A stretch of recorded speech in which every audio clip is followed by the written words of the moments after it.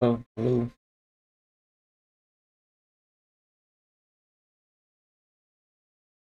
Oh, hello.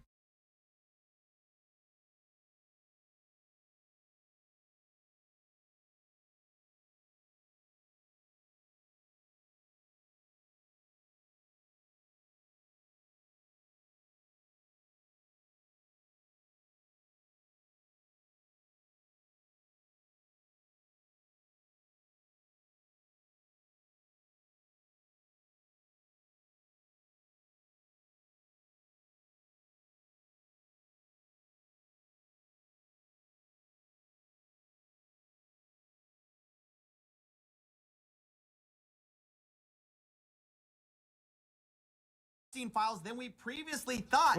Our president is far more implicated in the Epstein files than we previously thought. This is according to a Wall Street Journal article. The Justice Department told Trump in May that his name is among many in the Epstein files. A lot of people are going to tell you, oh, that's old news. We knew he was in the flight logs. We knew he was in these phone records. Knew that. But that's not what we're talking about. Those were already public. Jeffrey's Black Book, that was already out there. This is a new review of documents that we're talking about. We're going to go through all of it. And we're going to start with Trump actually being asked directly if he was told by his attorney general whether he was mentioned in the Epstein files. And he says, no.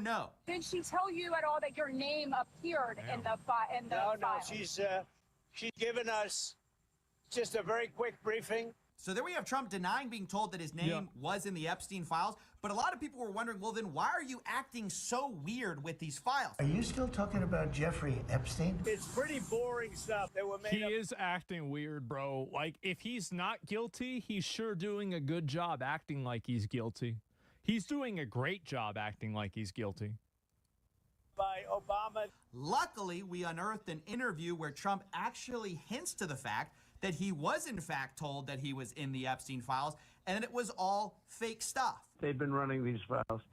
And so much of the things that we found were fake with me. Now, that file review is going to be separate from what we talked about with the flight logs, the Black Book, things like that. According to the Wall Street Journal, when the Justice Department officials reviewed what Attorney General Pam Bondi called a truckload of documents. Coffee's extremely biased against Trump. Take whatever he says with a grain of salt.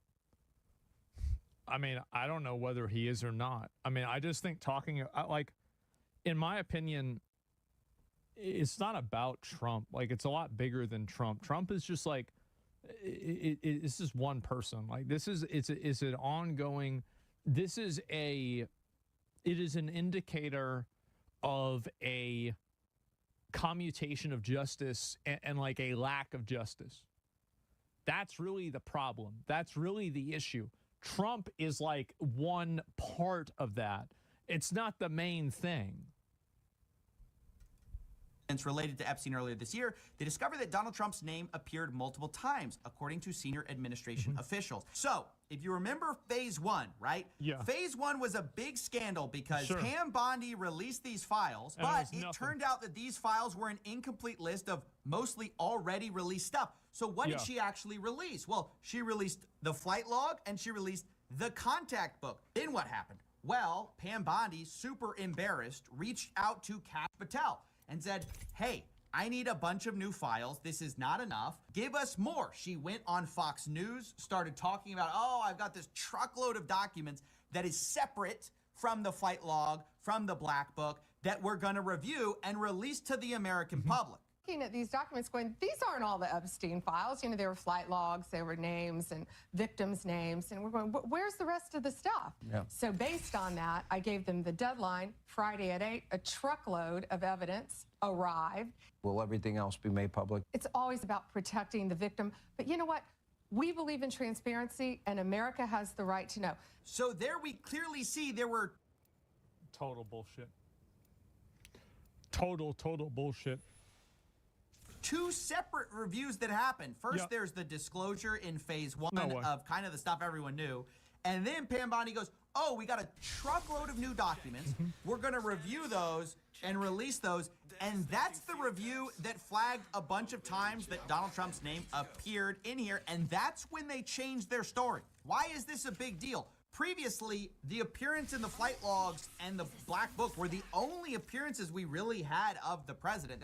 There were a lot of people that were in the flight logs that probably weren't implicated in any bad behavior. Like, I don't even understand why this is even being discussed.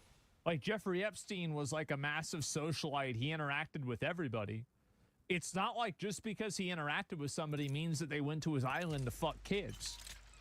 It's like it's such a red herring. I don't even understand why it's being discussed. How is it that you have 10,000 hours of footage, but you're not able to identify anybody in that footage? Nothing else related to Trump there. It's also notable because Senator Dick Durbin said that the FBI was explicitly instructed to flag Trump's name if it came up in the files. Attorney General's pressure on FBI to quickly review and produce more Epstein documents as promised. These officials were told to, quote, flag any records in which President Trump was mentioned. Right. They had a new review where thousands of FBI agents combed through these things, flagging the president's name anywhere it appeared in this truckload of new documents. It's like you know for a fucking fact. And here's what's so weird to me about this is that, like, Epstein died in 2019. That means that Trump had over a year to, like, get rid of any of this stuff. So by the time that Biden took office in 2021, anything that was super incriminating could have been already removed. He died? Well, I mean, I think he died. Yeah, I'm pretty sure he did. Whether he killed himself or somebody killed him, I'm pretty sure he's dead, right? I mean, do people think he's alive now? And that is what we're talking about here. These are new revelations, new pieces of evidence about our president's possible involvement with Jeffrey Epstein. Of course, what are these files? That's what we all want to know, right? Unfortunately, it's being heavily covered up and heavily blocked. Obviously, one answer is the Wall Street Journal's prior reporting on this letter that Trump supposedly, allegedly wrote to Epstein, which talks about a secret that they both share. It's worth noting that the president said he was going to and then did sue the Wall Street Journal over this. He's seeking $10 billion about this, but I don't know. I didn't really cover that. It's hard to say. I mean, if he's automatically coming out guns blazing suing them, like, I probably assume the letter's bullshit. But, I mean, I guess we're going to have to find out. the most interesting thing about the case is that the Wall Street Journal, its original claim was that this birthday book letter was all in the DOJ's possession earlier. Yeah, somebody says Trump's name appeared has no meaning beyond optics. We don't know squat. It's just red meat for the rabble. I think you're totally right. I think that they're intentionally leaving it to be opaque and abstract on purpose in order to bait people into coming to the conclusion that his name appearing in the Epstein files implies guilt. I think that's very clearly what they're doing. Like, mainstream media, clever, it's not really. It's just, it's basic, like, surface level manipulation. But I think it works with most people.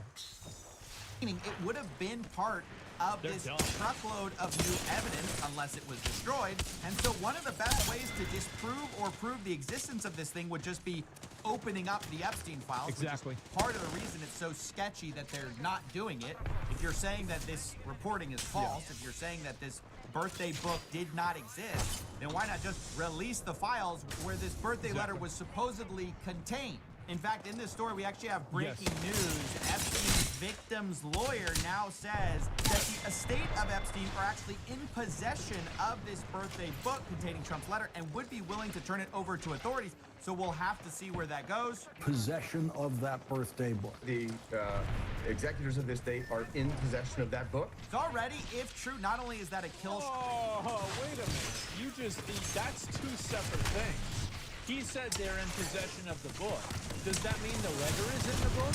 This is the kind of language, see, this is the kind of shit that people get away with because nobody knows English anymore. Every single time they use these words, and these people are not stupid, but they think that you're stupid, and that's why they talk like this. Shot to this lawsuit, it also proves that there's new mentions of our president in the Epstein files, which are now being covered up. Another big part of this cover-up story has been our government literally shutting down early to avoid a vote. Shut it down. On the release of the Epstein files. This is because there were a bunch of representatives ready to vote actually in a bipartisan way on the release of the Epstein files. And a lot of Republicans... Which, by the way, one of the guys, Ro Khanna, I think that's his name, who was like trying to tack on the Epstein release onto some bullshit crypto bill. I criticized that pretty heavily, but then afterwards he came up with his own separate legislation that was supported by also, I think, Thomas Massey as well, and to have it released as an independent line item, and I totally support that. I think that I don't like the tacking on bullshit to a bill in order to try to score political points in order to like, oh, well, there's this massive defense bill spending, but there's also cancer kid research, so if you decline it, then you hate kids with cancer. Like, that's obviously manipulation, and it shouldn't work that way. But at the same time, I do think all of the information should be released. In my opinion, I think release everything. Release everything. And the only reason why I think that they shouldn't is if they have genuine 100% certainty that it was altered or something was inaccurate and made to be inaccurate. Splintered off from the party line of not releasing it, backing the president. Speaker Mike... Again, like, Biden withheld it for 4 years. Trump withheld it for 1 year whenever he was the president the first time. Like, this isn't like... This is a partisan issue because Trump made it a partisan issue by running on it and talking about it a lot, and then putting people in his cabinet that were adamant about releasing it, like Kash Patel. And also even J.D. Vance said to release it, his vice president, on Theo Von's podcast. So, like, it's not a partisan issue, but Trump has made it a partisan issue. Johnson, because he was fearing this, announced he was cutting short the week's legislative business and sitting the House home early for the summer to avoid having to hold votes on releasing the file. I can't think of something more sick than stonewalling the release of files related to a trafficker to try to protect the people implicated in it. I can't think of something more disgusting, except for the hypocrisy that it also represents, because previously, the same guy went on Benny Johnson's show, a conservative commentator, and said he was totally open to releasing the files and would vote on it. Subpoenaing the Epstein documents from the DOJ, whether you would support... We saw this. I'm for transparency. We're intellectually consistent in this. Look, Reagan used to tell us we should trust the American people. I believe in that principle. I know President Trump does as well. I don't. We should put everything out there and let the people decide it. Right. We should trust the American people until it's time to release it and actually vote on it, and then you shut everything down early to avoid it. Now later, Mike Johnson came out and said he doesn't want to be lectured on transparency by the Democrats who didn't release the files when they were in power. And you see a similar line coming from the White House. Which is true. About this. Democrats have now seized on this as if they ever wanted transparency when it comes to Jeffrey Epstein, which is an suggestion for any Democrat to make. Now to this I just have to say, yeah, they're scoring political points now, saying release the files, just like you guys scored political points when you were the party that wasn't in power. We need to release the Epstein list. That is an important thing. But the people who actually care about this issue, we just want the files out. So you know a way... this is what's so weird about it, is that, like, I don't care about whether it's Democrats or Republicans that are implicated at all. I just want the files released, and I want the people that are in the files to be investigated. And I agree with whoever the fuck that guy, I think it was Tim Burchett, one of the congressmen here, he said we should hang him. I like that. That sounds like a really good idea. An easy way you can prevent having the other side score political points by saying, hey, release the files. You can actually do it. Instead, we have a bunch of performative stuff like this from AG Pam Bondi and the president, where right after the reporting on the birthday letter about Trump and Epstein's supposed secret, all of a sudden, like a snap, Pam Bondi comes out and goes, oh, we gotta... Here's why, by the way, here's one of the reasons why I think it's kind of bullshit about the birthday letter, is that it wasn't a fucking secret. It wasn't a secret at all. It was fucking obvious that Jeffrey Epstein was getting it on with young girls. Trump just said it. So how the fuck is this a secret that they're whispering about whenever he's saying it in interviews? We got to unseal the grand jury transcripts, despite knowing that there's almost zero chance of that happening. And of course, today we find out that it was denied because they had literally no grounds to do it. It's like not something courts do for a public interest. In fact, the irony of that whole stunt to pretend to be transparent was that the Epstein survivors, which supposedly these people care about so much, were not told, they were not informed that this grand jury information was going to be unsealed. So ironically, despite saying that they want to protect the survivors of Epstein, what they really want to protect are the third parties implicated in all of this, which is why they won't release. They want to protect their own interests. The Epstein files they could release right now, 100%. which is all in their possession, these thousands of documents that they have. In fact, the attempts to distract from the real issue of the Epstein files not being released, the cover-up that's clearly happening, it's actually been breathtaking. In fact, it compelled Trump to release 230,000 pages of documents on MLK's assassination.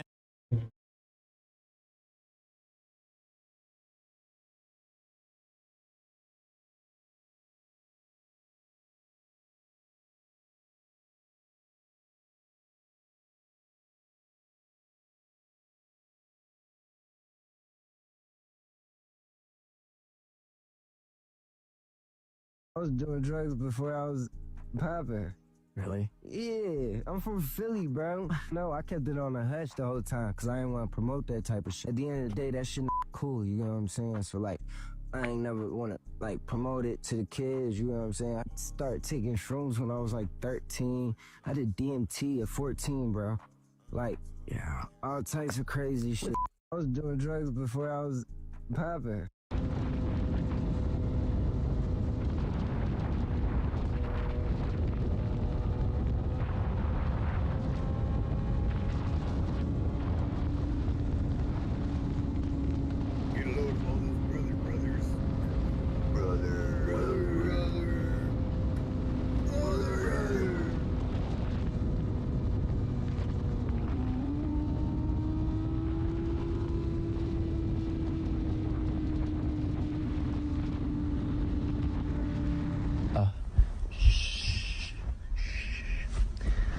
We've been trying to contact you regarding your car's extended warranty.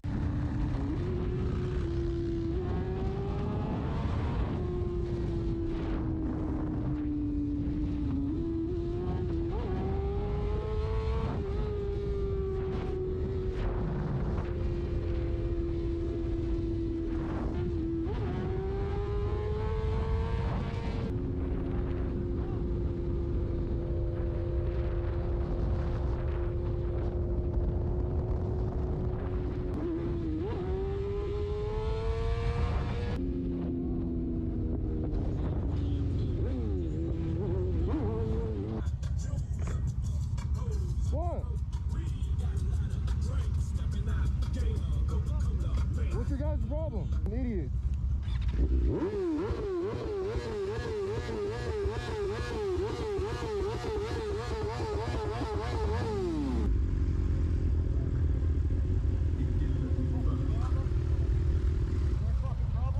You have a fucking problem.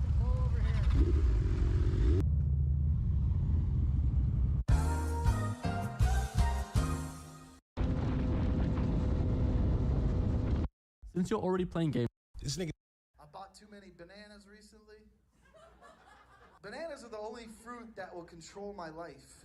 Like today, I walked in my kitchen, I felt like I had a bunch of bananas just staring at me. Like, hey man, you only got a couple days left to eat us. I was like, now I gotta plan my week around eating bananas. I freed the spice. Hello, can I have a can of lemonade, please? Over there in the fridge, help yourself. And a cup of tea, please. Tea bags over there, cups there, water there, milk there. And a slice of cake? Eggs in the fridge, flour and sugar in the cupboard. And a ham sandwich, please. Pig out back, bolt gun behind door. I want to see the manager. Office there, door there. Are you the manager? Badge there, title there. Counter there, rudeness there. P45 there, exit there. Too late, envelope here, resignation there. Hello, can I have a can of lemonade, please? Over there. As you learn to walk barefoot in the jungle, you got to eat a lot of these in your feet. Really? Yeah, they're in my body, so. How long? Well, they stay for 6 months, then your body starts to like break it down, and then you just absorb it. But while they're in there, every step you take, they remind you that you were stupid enough to walk barefoot in the Amazon.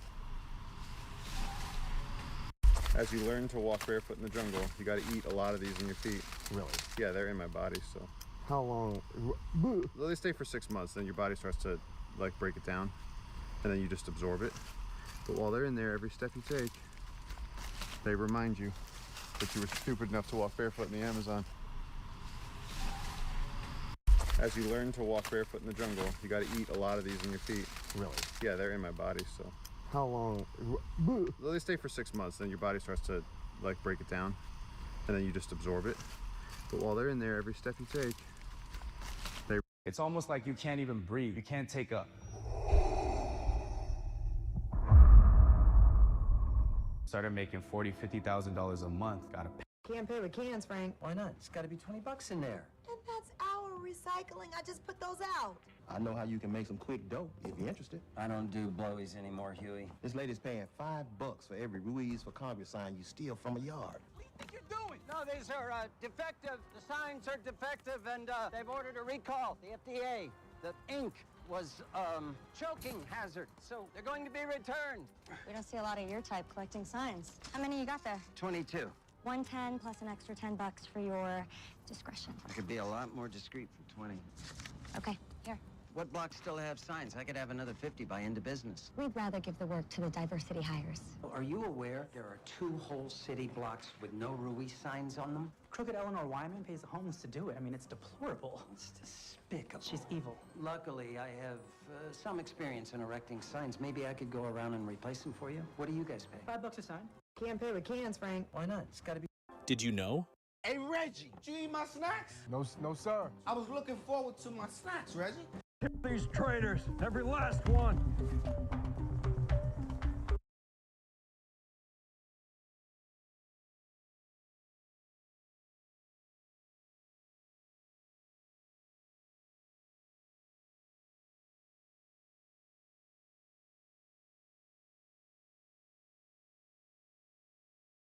T is an app that is officially at one point the #1 app on the App Store. This has been a massive scandal. A lot of people have been talking about this. My mom always said never go looking for trouble. That's exactly what the new T app is. If you ever ghosted a girl, had a situationship, or talked to any other female while single, you're a walking red flag and will be put on blast. Now imagine if there was an app called A Cold Beer where men anonymously shared personal info and warnings about women. It wouldn't last 24 hours and every user on it would be deemed a sexual deviant and a pervert. This is yet another example how we live in a genocentric societal order. I agree with him. I think that this is toxic female behavior and it should be called out as such. If women get to have an app like this, then men get to have an app like this too, right? Where they can post like, okay, like what is this girl down for? What's she not down for? Does she have STDs? Is she like super political? Does she cry about her boyfriend? Is she going to ask you to pay for her stuff after you go on a second date? Like all of these things that are important. Yeah, body count tracker, exactly. Yeah, it's like, I mean, every car has mileage on it, right? But the moment that you apply it to a person, somehow this is the wrong thing. And by the way, I don't have any problem saying anything like this because they're doing the exact same thing to men. They are. Look at this. Anonymous advice. Should I date Ethan? My friend saw him out with another girl and then poll, don't date him. Now, I know this might be a massive shock, but the app was hacked. The T app has been hacked and all user information was leaked. There was all fat, ugly, middle-aged women. So it's a bunch of fat, ugly, middle-aged women that hate men because obviously they're not 23 anymore, and so nobody's willing to put up with their bullshit. They make this app, and they say a bunch of other stuff. No, really. Like, you can look – I'm not going to say where it is, but you can look up. Like, they posted everybody's driver's licenses, fucking everything, right? Massive fucking leak. Also, a bad thing. Oh, ratio of women built like Blastoise requested, please. 5'4", 170 pounds is the American female average. Would love to see if some fall in that demographic. Hey, I don't know about Blastoise. I'm sure you've got a few Laprases and maybe a few Snorlaxes also. The average woman using this app is sub-mid. What a shocker. You can't write parody. You can't write what is it? Satire better than this. And the reason, by the way, women do this, people need to understand this. The reason why they do that is because they want to go out and push this toxic mindset to everybody else that they have, because they have some residual lingering resentment and hate towards men because they were probably treated badly, broken up with for a younger girl, or for some reason or another sidelined for someone who was a better option. And honestly, W to the guys, because if you've got some angry bitch that's sitting there on an app complaining, oh no, you shouldn't date him, you shouldn't do that, do you really want to marry that? Fuck no, you don't want to marry that. You've got enough problems in your life before you want to sign into something else. Yeah, T? Yeah, I guess so. We have a song for this? We've got a lot of songs for this, let's be honest. Anyway, we'll watch this and just see what's going on with the T app. The T app was designed to expose men, but it's exposing y'all women. It's showing just how dirty and nasty the men that y'all have been dealing with are. Y'all get online with these high standards that you don't have in real life, which is what I always say. The year was 2005, and the World Wide Web was just developing. And a new website came out called don'tdateemgirl.com. Yep. You guys back in the early 2000s, you remember this. And the way I found out about this site was that a popular pastor in Sacramento was exposed on the site for basically clapping his member cheeks. I just don't understand how it is socially acceptable that girls can go and do this, but guys that share information about girls and their sexuality is somehow seen as a bad thing. I don't get it. I think this is a double standard, and it's not a double standard that makes sense either. All the text messages, all of everything, pictures, not videos though, were put on the site. And the site was built for women to come on and do exactly just that. They can anonymously submit relationship stories about cheating partners, and basically expose men. And look at what it says, bro. Watch out for this guy because he is a big-time game player and a sociopath, and the description of a sociopath is as follows. And it's just some random guy. Sorry, Jason, but your life is ruined now. You should have called her back. And this was founded by a lady by the name of Tasha Joseph, and for a while this site was one of the hottest in America. But the problem with the site was not just its fanfare with women, it was the accuracy about the reviews. Now in this instance, if you post it onto the site and you expose the man, a man could actually join the site and defend himself, but that wasn't good enough. Well, obviously. 2006, attorneys started filing lawsuits against the website owner for spreading false allegations against their clients.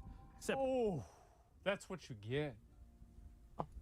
September 2006, the Miami News Times elaborated on a fabricated profile created to demonstrate that the website was dangerous. By 2007, ABC News referred to don'tdateemgirl.com as a revenge site, and on the same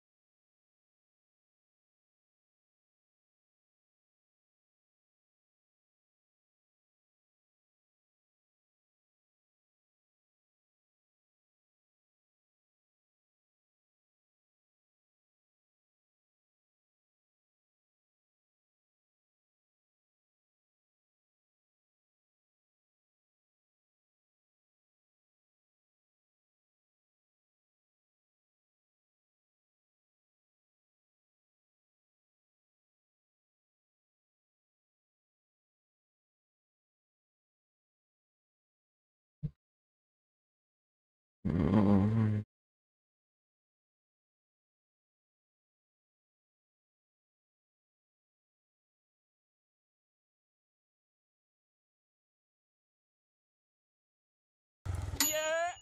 should never get a Honda Grom. And here's why. Gas mileage is terrible. Like, come here. 114.6? That's cheeks, bro. They're expensive. Like, this costs you back the camera up, under $5 grand. I mean, they're dangerous. I mean, look at this thing. It's basically a fucking rocket. You should never have any downtime because so many bitches are after you that I can't even sleep at night. Did I mention that it's a Honda, so it's reliable? Yeah! You should never get a Honda Grom. And here's why. Gas mileage is terrible. Like, come here. 114.6? That's cheeks, bro. They're expensive. Like, this costs you back the camera up, under $5 grand. I mean, they're dangerous. I mean, look at this thing. It's basically a fucking rocket. You should never have any downtime because so many bitches are after you that I can't even sleep at night. Did I mention that it's a Honda, so it's reliable? Yeah! You should never get a Honda Grom. And here's why. Gas mileage is terrible. Like, come here. 114.6? That's cheeks, bro. They're expensive. Like, this costs you back the camera up, under $5 grand. I mean, they're dangerous. I mean, look at this thing. It's basically a fucking rocket. You should never have any downtime because so many bitches are after you that I can't even sleep at night. Did I mention that it's a Honda, so it's reliable? Yeah! You should never get a Honda Grom. And here's why. Gas mileage is terrible. Like, come here. 114.6? That's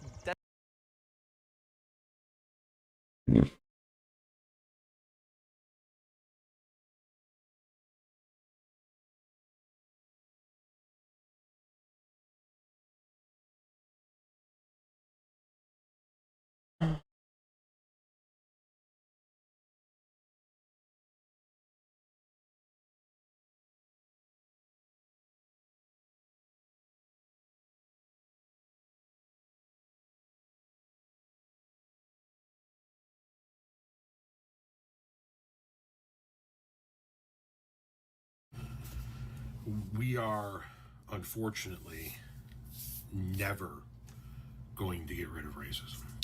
It's not going anywhere, ever. And that's just fucking gross. As gross as this. So I'm driving down the freeway yesterday and I come up on this truck. It caught my eye because of all the flags, right? And it wasn't until I got a little closer I realized what was hanging on the back.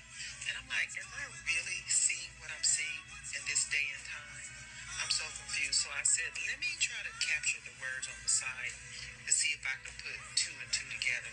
I'm still just as confused. What's going on?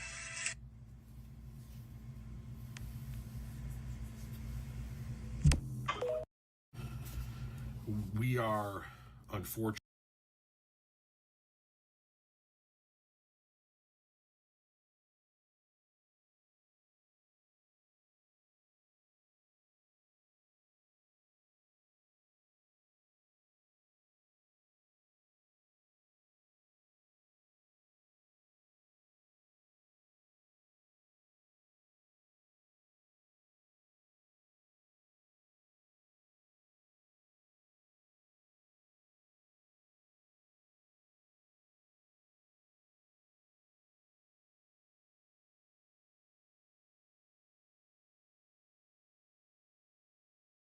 Same old phone?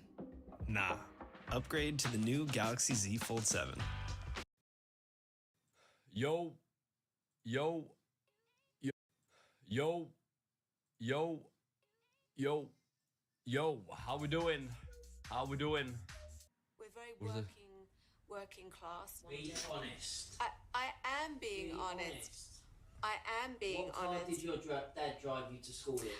So my dad did. No, one answer. My dad. What car was it? All right, it's not a simple answer What because car did you get your dad to drive it you to school in? depends. No. Okay, What in the car? 80s, What? my dad had a Rolls Royce. Thank you. Gig ass Chad, dude. Hey, why is she fucking lying on TV? Huh? No working class Andy is driving fucking Rolls Royce in school in the 80s. Hello? All right, when you're ready, jump. We're gonna start, oh yeah? Okay, there.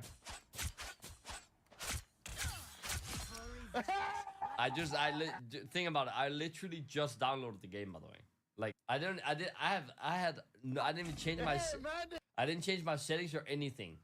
Like, literally, it was normal. I didn't even change my sensitivity.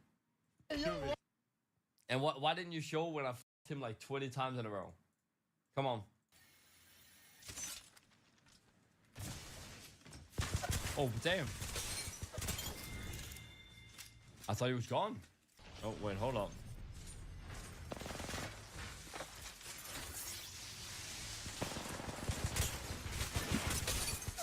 Oh, dude. Oh, nice. Nice, guys. The page go crazy, man. Hey, that one guy.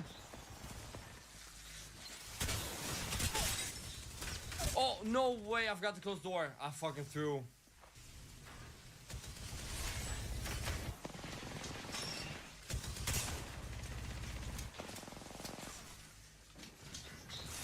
Betting? All dead, all dead, all dead. New team. Dude.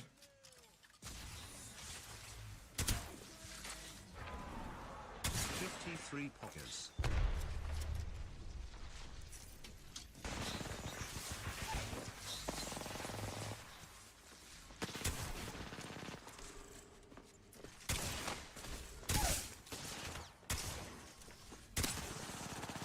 Oh, dude! Oh, no way we won that. Dude, you guys are so good. Well played. We just fought fucking 30 teams there and we still won. Tell you. Oh my fucking god, I suck. I fucking suck so much. It's crazy, man. How come nobody plays the bow? Do people just not like the weapon? I don't even understand. I'd rather use a sentinel. Do a somersault. He's so low, it's insane.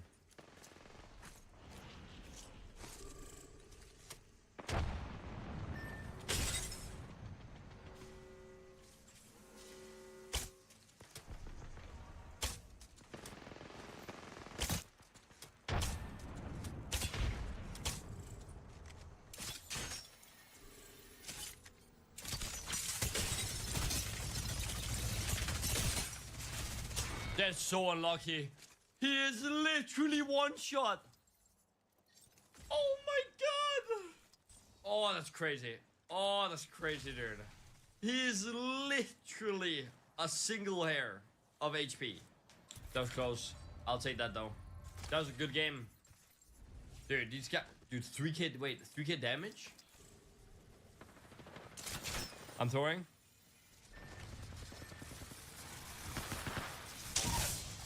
Not throwing.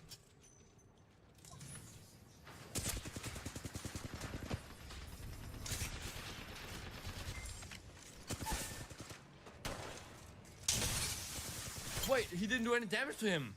I thought he was like one shot dead. No, I think so. 80, 80, 80. Oh, he's one dead over there. Okay. Pushing. That guy's also weak. Yeah, nice, you get it. 100. 100. I'm got him. Probably about to get EP too. Dude, one. Dead. Wait, actually be on him. Coming. Turning around, Hackers. I'm here. I'm here. Okay. 100. 100 on top of you. 113 actually to be exact. Oh, that's a shit name. Top of him. He's holding top. Yeah, for the bad right now. Betting? Hey, they got for two. I need bad. Yep. I'm grappling. I'm climbing. Second floor. Back one. Oh, rabbit on me, cracked. Yeah. Oh, I killed one. Ash here. Ash here. Nice. Come on, Rabbit's cracked here. No! That kills me. Oh my god. Oh, that was so close. All I'm saying is, if I went triple ult at land, we would have won. Don't worry, I'll carry you guys. Yeah. 6-9, 6-9. Oh man. I mean, we would have maybe won one fight. I don't know if we won with Lon Lennon. 52. Hey, man, maybe you never know. That one fight might have been butterfly effect, you know? And then it keeps going. Yeah, maybe. Look at this guy, look. You can take the blame, it's okay. Oh, man, it's Rosa. Crazy you're making fun of Hackers too. Ow! Hackers also losing a little bit of hair.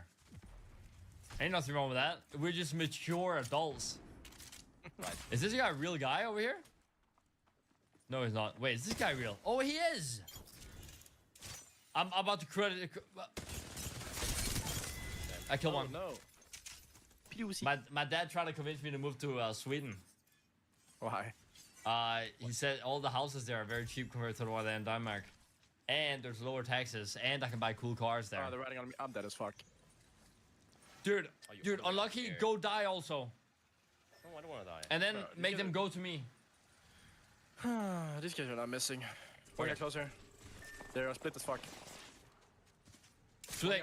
I'm taking a wide angle, wide, okay? Yeah. Maggie botting and pushing. Yeah, that's fine.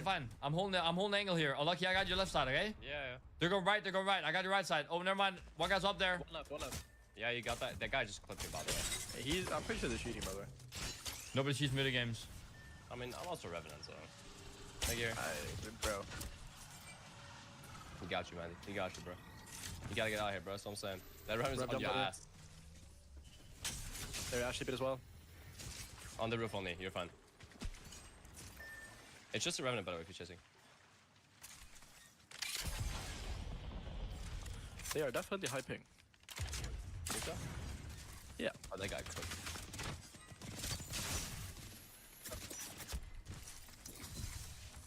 Why? He's gonna fly on you in a second.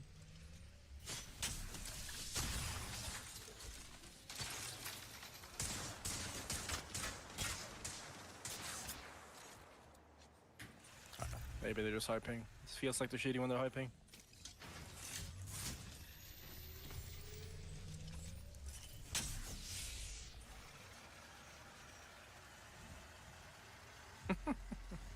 Now you go up, you grab my banner. Easy. No. Never mind. You can craft to your left side. You die, unlucky. Can you riz me?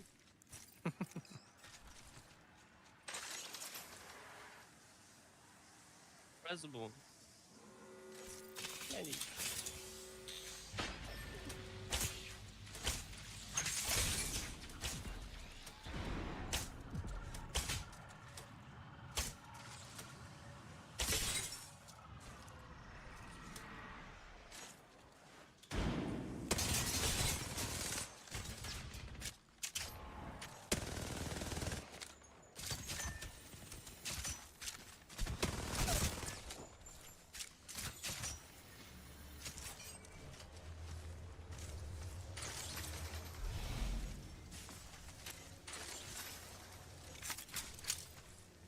Nice.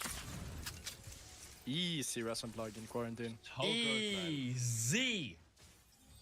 I'll zip us to the big pyramid, eh? Oh, fuck me, dude. There's someone there.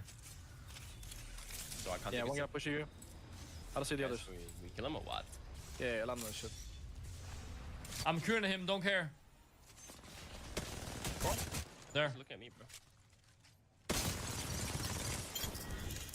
Dude, that guy's so fucking mad. Oh, look at this. Dead. Oh.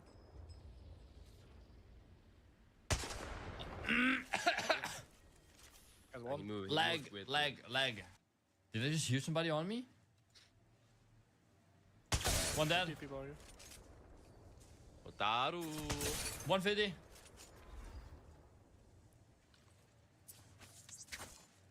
Oh, dude, no way. Wow, that's insane. Why would he ever run towards me when I just 150 him? We agree that we're fine here, right? They should fight? Yeah, we just hold. Oh. One guy's left side over here. Dead.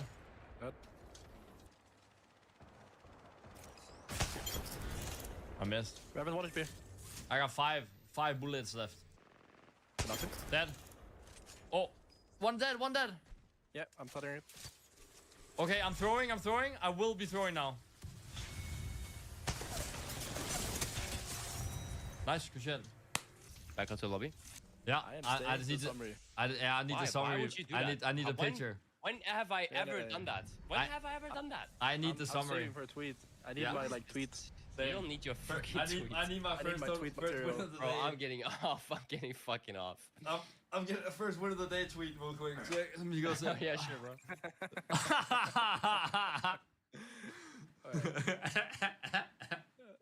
Oh, yeah, true. I had to hit my 30,000 RP tweet. I literally just hit 30k. That's close up. He's outside running. Got him. This guy's a golden massive butter if you want. Oh, look. Shoot the people on the boomba. Here, okay? Shoot the first guy. 150. I lied. Lies. 24. He got TP'd out, by the way. Where the fuck did he TP? 150 here. Okay. 150 again. The guy right here. Yeah, they're in team, by the way. Yeah, I'm coming. Heal fit. Yeah, I'm queuing in. Then I'm hitting a 360 here. Then I'm doing the jump here. Oh my god. I need it. What the hell? What just happened? I just got flashbanged. Where? I don't even need to heal. Not even there. There. Can you open her?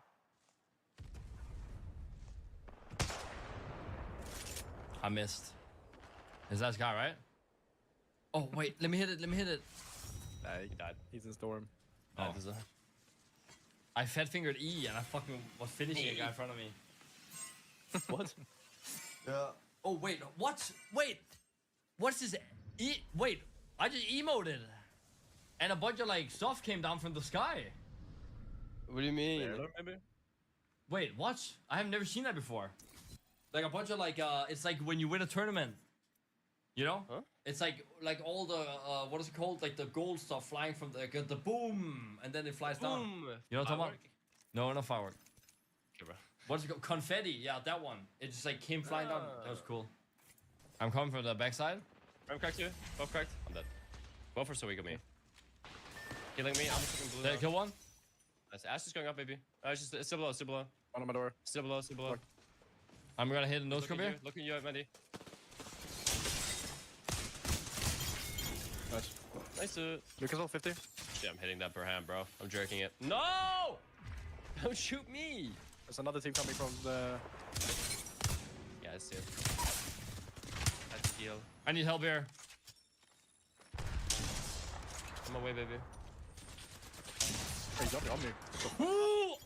He hit that shot and I was not behind cover. Nice shot, man. Woo! On my way, baby. Hey, jumping on me. Woo! He hit that shot and I was not behind cover. Nice shot, man. Can I make this? Double one dead. Dead. Time on me. Nice, well played. I don't know Jersey Mike's. I was in LA. I got it there. Fuck, it's good. And we were sponsored. Dude, you know what's crazy? When I was in TSM, we were sponsored by Jersey Mike's, right? And they were like, yeah, so you want like, do you want like one of those cards where you can get like free Jersey Mike's every day? I could get like one of those cards where I can get because of blood on or what? free Jersey Mike's every single day, dude. And I was like, I live in Denmark. And they're like, oh. At info. Dude, gonna be unlucky, at man. 1v2. If you guys ever get Jersey Mike's, you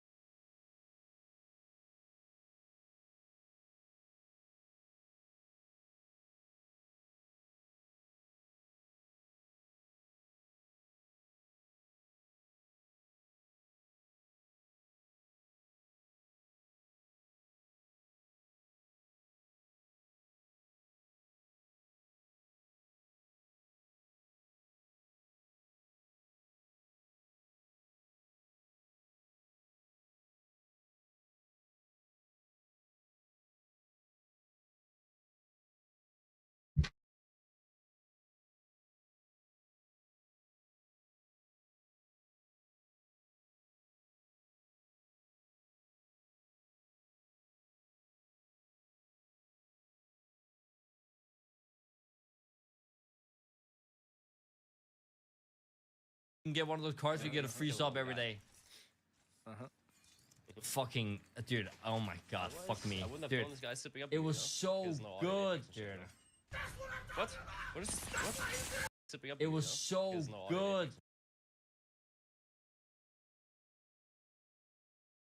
Dude. What? What is what? Oh, okay. Did not come with me. Did not listen. One shot, one shot, one shot. Just don't listen, that motherfucker. Shut the fuck up! He's pushing me. Kill one. Left with one shot. Bro, I one shot. Oh my Dude. god. I tapped, I think, somewhere. Oh my god. Corner. I'm batting with all you. Hey, yeah.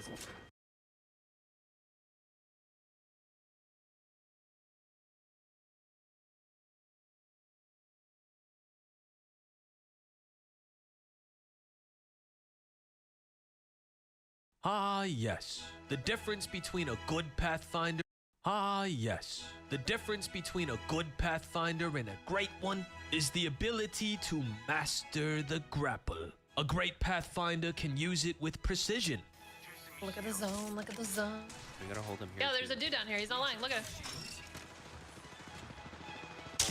A great Pathfinder can think on his feet. And a great Pathfinder has full control of his grapple. Stacking. Oh, yeah. There you go. There you go. But there's one grapple that is rarer than them all, and that's none other than the Scorpion Grapple. I got it. Pull through castle. Shoot him. Funny to drink. Holy shit. Get over here. I'm pulling him in. Get him. Oh, my God. No, come here. You don't get a gun. So in this video, we got a couple ranked matches where we hit the grapple and pop our pixelated grip the entire game. But enough yapping, let's get to grappling. Not just great games, we also have great vibes, so grab a drink, grab a snack, and let's get to it. To all the new people here, welcome, thank you, and consider subscribing. Enjoy. I'm kidding. God, I was informed I have like the most handsomest Pathfinder on my team. I try to deny it, but it's just apparently there was like a scientific study, so Just accept it at this point. I love your TikToks, bro. Thank you, dude. Always a pleasure watching you. No, I appreciate that. Thank you. Can any mods give him a shout out? Oh wait, he's here. Oh, he's on us. Hey, yo, sir. Perfect. Get over here. I got it.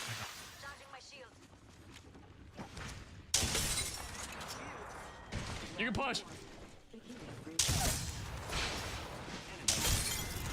Good job. They're all dead. We're good.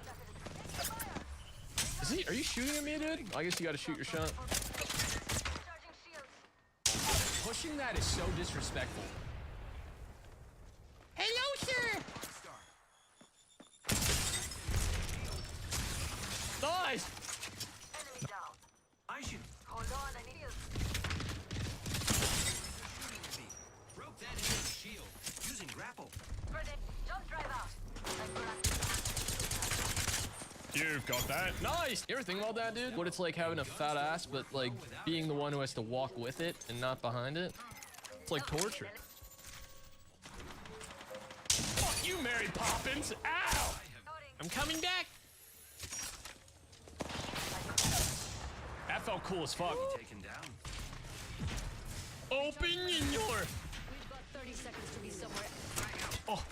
Reloading.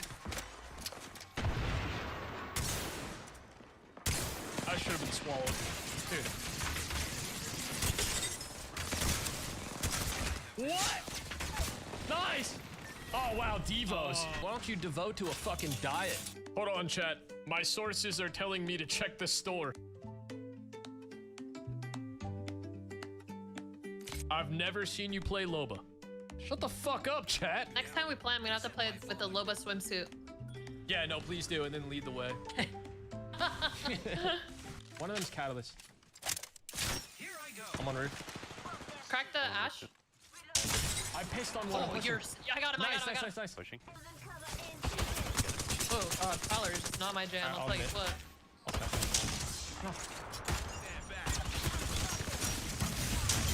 There we go. Oh my god, we pissed on him. Good shit. I'm gonna craft 1 battery and then I'm down to push them. You see that wall bounce? Gotta like that. No, but I felt the aura. It made me turn. Going inside. Bro, hit controller off for a second. Lifeline resing. All right, I'm pushing. I'm burning them. Double Omega Crackington. Oh yeah, you're better. What was she doing? She's On the roof. She's Mary Poppins to her death. I'm coming.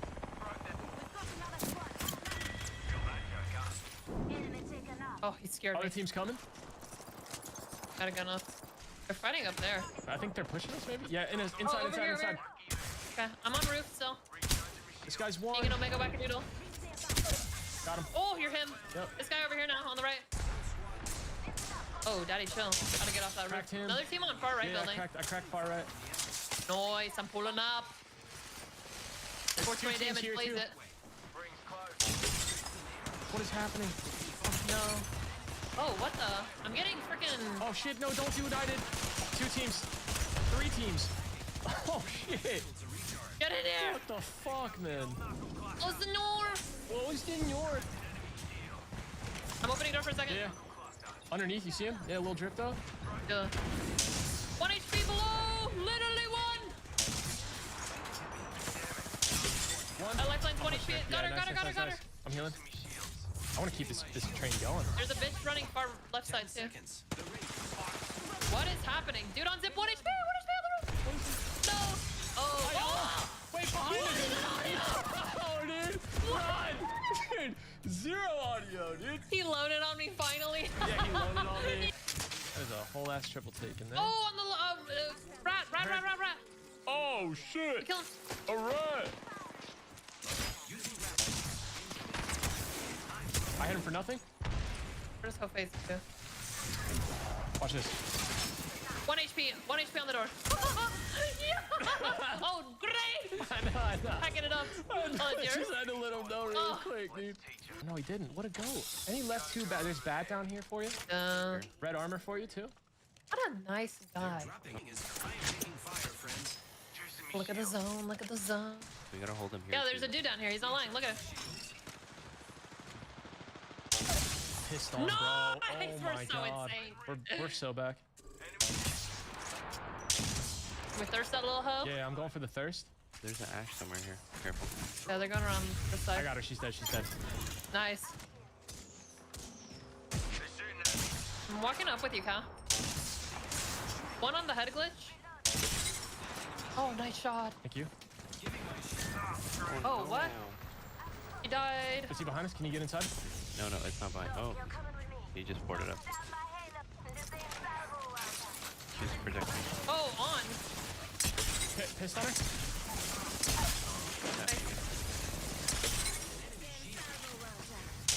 Pissed on? Oh, you're literal Dude, I'm Thanos. fucking locked.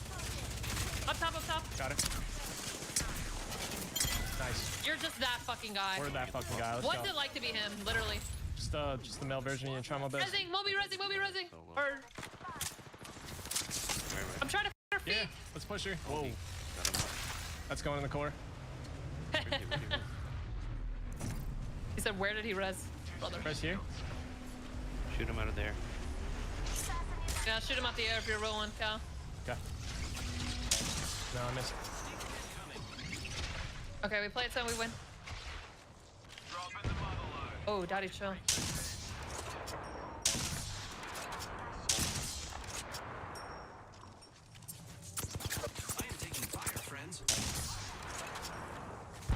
I'm looking for an Angie. Yep. Oh, they're backing up? Yep, they're going. Good. Almost cracked one. On the height, I can't see that. Careful. Cracked him on height. Scared. Down him. Nice! Vamos. All you. Yep, I'll be there in a sec. Popping it back. On their own ones. 133 on Ash. Got her. Pistol! Oh, yeah! Now this next match, not only does it have a scorpion grapple, but it's also a double sniper game. Shout out my kittens. Lynn did it for you. Get away from the tunnel, Buzzy!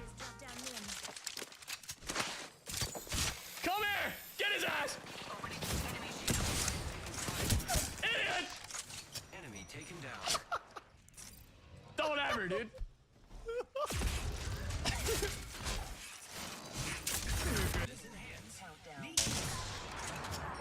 I've got this. My gun didn't shoot. I'll just look at the door if they push me.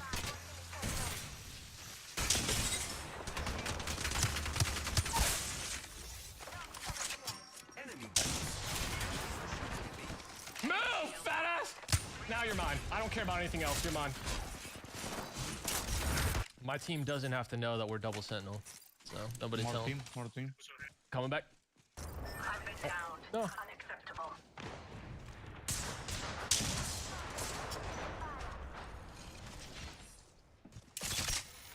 You don't hit these.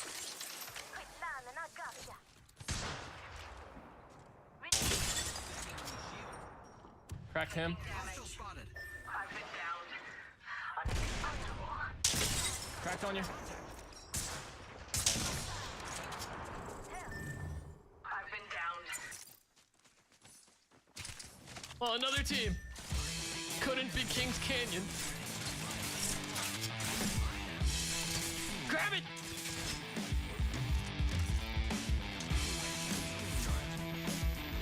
Oh, well, that's not Katniss.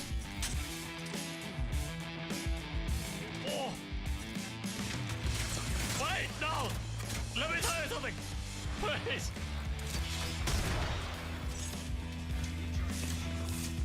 Well, it's not my first time pulling out. Alright, we can get out.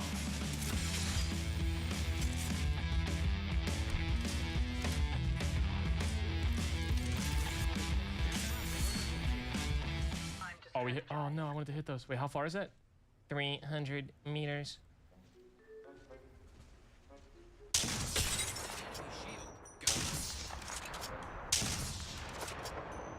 Oh, dude, wait, where are they shooting you from, Carl? I'm gonna come help. I'm coming. I'm coming, Carl. I'd never leave you. Where is he? Where is he? Where is he, Carl? Let me at him. Is that him? The ring's close. Shit. Fuck, dude. Let's get out of here. Shit. I can't do it. I can't shoot, dude. Wow, this guy sucks. Wait, maybe we should fight him. They suck. All right, let's go. Let's go. It's like a slippery slope though when you start laughing at your own jokes. Or like, am I delusional? You know what I mean? Or am I just like, am I just so fucking funny even I can't stand it? Caution, double sentinel versus Devo. What could go wrong, chat? What could go wrong? Shields are depleted. Recharging.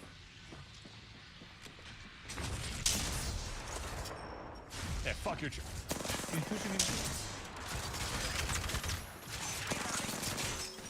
Spider-Man, Spider-Man.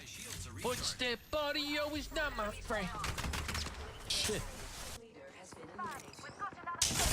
Down one here. Enemy taken down. Our squad mate was weak. Now it's only us. A new kill leader. We have our target. Finding him. Enemy Caught like a rat in a trap. I secured the banner. They get a second chance. Oh, another squad. 2 teams, man. Yeah, I think it's 3 teams now. One moment. Gotta use We can, I can res him back here. One push. We got this. Thank you, man. Rings nearby. Let's put you in a bind. Shields run faster. I'm taking an angle, bro. Shield cracked. He's flying spear, man. They will be bound. 45 seconds. Rings just up ahead. Barrage one. Idiot! Oh my god, pissed on. Oh my god. That guy's 1 too. Nah, you ain't getting away with this, pussy.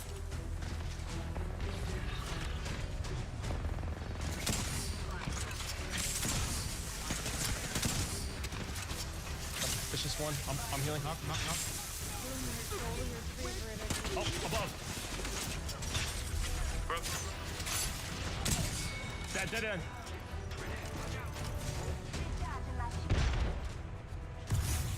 One up top.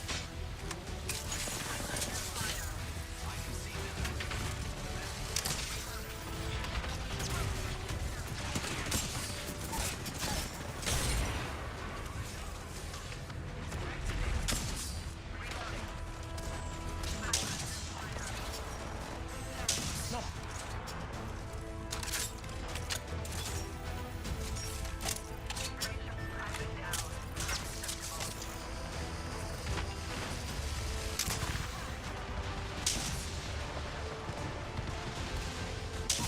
I got you. Wait. Oh my. No, GG's, boys. Thank you for watching, and until next time, my friends. Peace.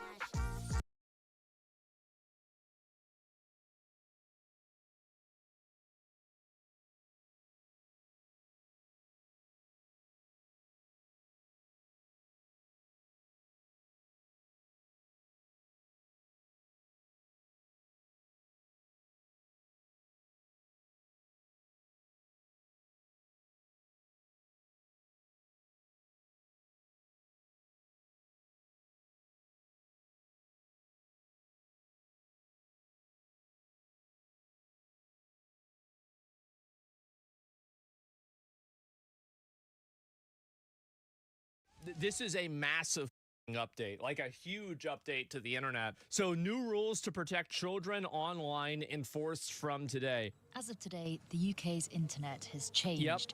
There are strict new rules in place designed to put children's safety online at the heart of our scrolling. Codes are now being enforced, and they'll change how adults can go online too. For some services, this will mean putting in place highly effective age checks so that children can't access the service because fundamentally the service is not safe for children. So a pornography site, for example. For other services... This is definitely going to stop 12-year-old boys from looking at boobs on the internet. Oh, yeah, for sure.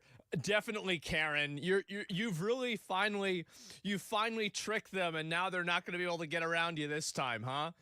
Oh, yeah. This will mean other changes, such as making sure that their algorithms don't promote harmful content to children. The most obvious change for adults overnight was this new strict Inquiry age with verification. persona. These new age checks should stop under 18s from accessing pornography sites and should stop them seeing pornography on their social media feeds. I mean, I don't know. I feel like you've obviously... Oh, what, she's wearing a mask? Oh, God. Into the over 18 lobby. Okay, let's see. Yoti is one of the age verification systems many companies are now using to stop young people accessing inappropriate content. Sure. It uses AI to estimate users' ages and is precise enough that it can't even be tricked using massive... It can't be tricked? What are you talking about? They tricked it with Death Stranding 2. I talked about this yesterday. What do you mean it can't be tricked? So anyway, just so you guys can see this, Death Stranding 2 UK. So just in case anybody missed this yesterday, people were using the photo mode for Death Stranding 2 in order to get everybody to, in order to get through this verification. So literally, I mean, I don't know what she was thinking. She should have just been playing a video game. Or selfies. I'm very surprised. If you look under a certain The age... women don't play video games, so she wouldn't have known about this, but as a guy, obviously we know that this is what happened yesterday. 25, going into a shop for alcohol or into a website, maybe it's 21, then you have to do, you know, an age check. So it's very much the same with computer age estimation. The idea behind these new age checks and algorithm changes is to stop teenagers stumbling across harmful content. I think that they also have to discuss the elephant in the room, which is the fact that the reason why these kids are being negatively affected by this harmful content primarily is because they have shitty parents. But it's a lot easier for the parents to blame the government and to blame Google for the reason why they can't raise their kid right. But yeah, parents want to blame the companies because it's easy. It's like they want to blame McDonald's for their kids being fat? Why don't you blame yourself for taking your kids to McDonald's? At a youth club in Warrington, teenagers told us Like, that was... if I had a kid, I'd let him go on the internet as early as he wanted. Like, if he wants to be 7 years old going on the internet, go ahead. Go ahead, find out. You want to be 11 years old watching ISIS executions? Go ahead. You're going to find out. That's the real world. And no, I'm literally not even memeing. I'm not even joking. You sure? Yeah, of course. Of course, because that's the real world. Like, I think as a parent, like, your job is to, like, prepare your kid for the real world. You can't go and bubble wrap his whole life. But the difference is that I have confidence that I would be able to be like, yes, son, so, like, that's what happens if you fuck around. They'd be like, oh, damn, that's crazy. I said, yes, so you don't want to go over there because they're crazy. And he'd be like, oh, okay, right? And so that's it. Backwards ass take? No, absolutely not. But, like, I understand that, like, the way that I look at it isn't really the norm. Like, I was on the internet all the time. It was fine for me. But, you know, I would also supervise what my kid was doing. It's not like I would just go ahead and be like, well, you know, just do whatever you want, Billy. No, I'd say, okay, well, there's this thing, that thing, and the other thing, and make sure to avoid this, right? And so it's not like that's it. Makes sense? Yeah, of course. If you're going in, it's not easy to raise kids. An online yeah, probably space not. And you're expecting kind of simplicity and everything to be nice and tame. You're kind of going in quite naive because, you know, it's a very, very malicious place in the grand scheme of it. So I do think there should be more restrictions in that, and the report and block system needs to be better. Personally, I think it's a good idea to have more restrictions because, especially for like children younger than us, there's some things that are so accessible. The government has described these rules as the biggest step forward in children's safety online since the creation of the internet. Oh, jeez. The families who like, every single person in this entire video is a Karen. Already lost children because of online harm. The regulations don't go far enough. Ellen's son, Jules, died when he was 40 after he was thought to have watched harmful content online. So he killed himself because he saw an internet... So, wait a minute. So you think your kid killed himself because he saw a video on the internet? Incredibly smart. Is that it? Funny, but had a very quick wit. He should be 18 on Sunday. And so why did he kill himself? That's particularly hard. People always think, well, that's not going to happen to me. It's not going to happen to my child.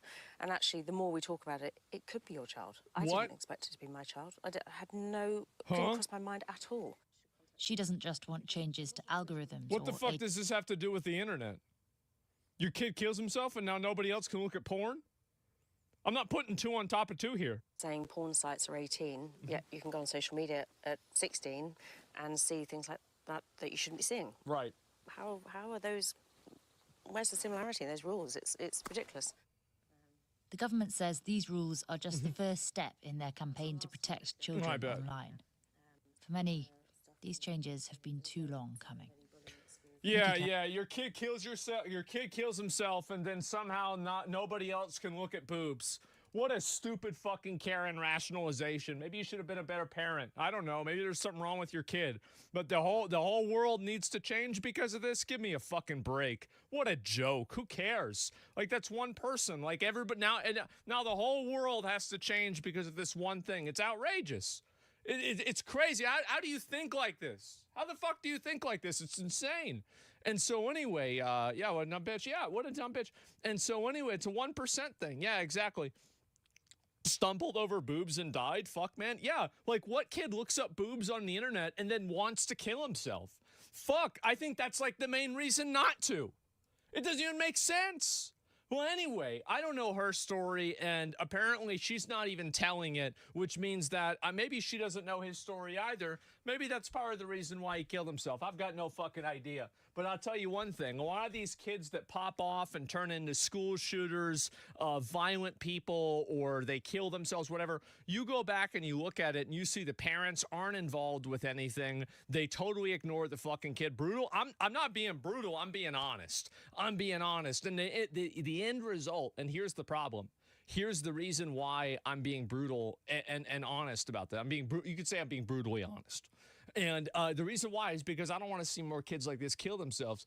And the way that you avoid that is you prevent people from making an excuse of saying, oh, well, it's okay that like I didn't do X, Y, and Z thing because it's actually Google's fault that Billy jumped off a bridge. No. No. Nope, nope, nope, nope, nope. Absolutely not.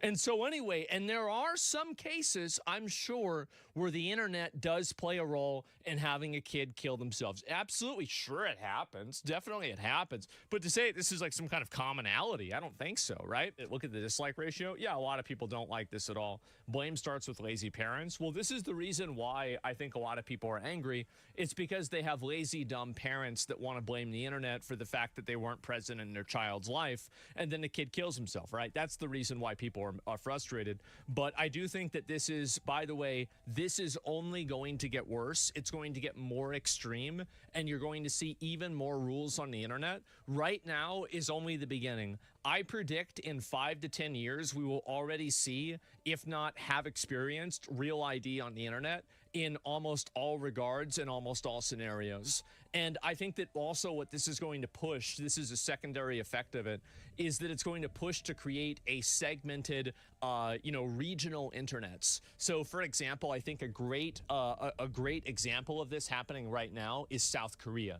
So South Korea has a lot. South Korea probably has some of the most, not oppressive isn't the right word, comprehensive rules for being on social media, playing online video games, etc. Like you have to upload everything in order, like you have to have a social security number to play League of Legends, basically. Like that's North Korea?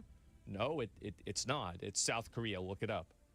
Look it up. I know what I'm talking about here. And so anyway, and so yes, and anyway, South Korean ID is based everywhere. Yes, exactly. And like China, well, I'm not sure about China. I can't confirm that. I don't know that. And also, I think North Korea. I heard from people on the internet that North Korea also is pretty restrictive with what they let you do too. But I was talking about South Korea. And so anyway, what I think is going to happen is that South Korean, a lot of their different social media websites and people and things like this, they are separated from the rest of the world, right? Like they have different streaming websites, they have different, fucking, what do you call it? And this isn't everybody, right? But it's just like a general trend. Different streaming websites, they have different video websites, they have different social media websites. And so like they're basically in their own world. And I think that's what's going to happen to the internet as a whole, is that the internet is going to stop being the World Wide Web, and it's going to become regional webs that have interconnected elements between them. And the reason why is because as the internet has stopped being this just apparatus that exists separate from the real world, it is now something that everybody in the real world works in, right? Everybody is using the internet. Like all of your probably parents and grandparents are using the internet nowadays. And so you can't, like back in 2006, the internet was an alternate reality. In 2025, the internet is reality. The internet is where people spend usually, and I'm not even kidding, and we all know this is true, people spend more time on the internet than they do in real life. They worry about the centralization of information, but it's inevitable. I think that here's really where the worry is, and here's the main reason why people are concerned. So the reason why people are concerned is very simply because this can also be used as a reason to censor political opinions, to basically silence dissent, to, implement harder speech laws and speech regulations that then make it to where people are less likely to speak out against current issues. So don't go and act like I don't understand where these problems are coming from. I definitely understand where the problems are coming from. All I'm saying is that I think this is inevitable. That's the actual issue. Yes, it is an actual issue. 100% it is. Yeah, there we go. Due to local laws, we are temporarily restricting access to this content until X estimates your age. UK government are now exploiting the Online Safety Act to censor footage of protests. And so that's really where the problem is. I mean, I think that we all can kind of agree that it would be better if there weren't 15-year-old girls on Instagram, and this is really just a problem waiting to happen. But the problem is that most, my mom used to always tell me the road to hell is paved with good intentions. And I feel like that's very clearly what the problem with this is. And today's problem is they're censoring things that don't need censoring. Of course they are, because they're being they're being overzealous in order to avoid a lawsuit because they don't know where the line is, because that line hasn't been drawn by previous legal precedent. So they're going overboard and they're censoring extra things because they're worried about getting sued or getting in trouble in the long term. That's the reason why. So yeah.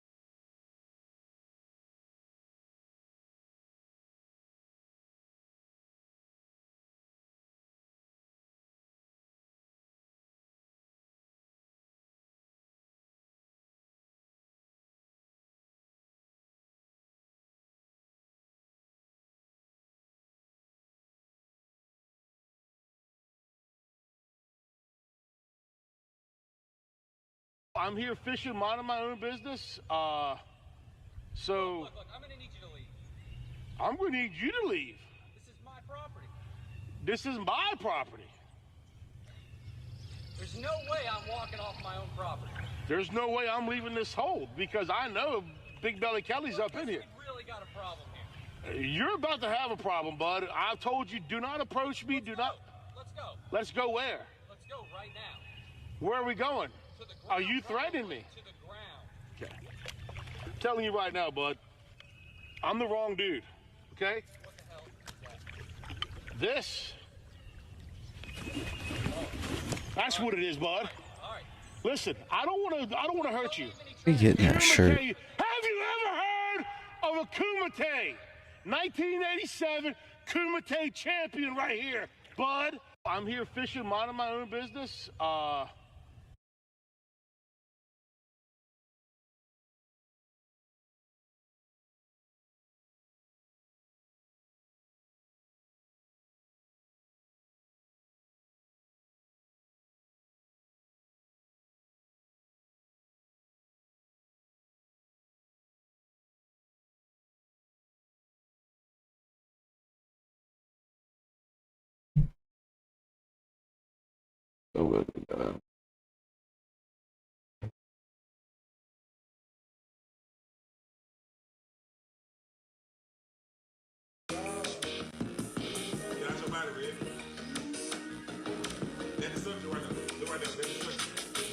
Told them they stay in their place and if they play with me, yeah, hello, look, turn me up, can't turn me down, you hear the sound, we coming through, we might, hello, turn me up, can't turn me down, we might just burn down the whole town, we ride around, we got them pounds up in the bank, yeah, I smoke the weed, I smoke the grass, we might pull up on your block and put some niggas on their back, hello, yeah, turn me up, can't turn me down, yeah, I smoke weed straight out the pound, you know they can't, hello. Fine.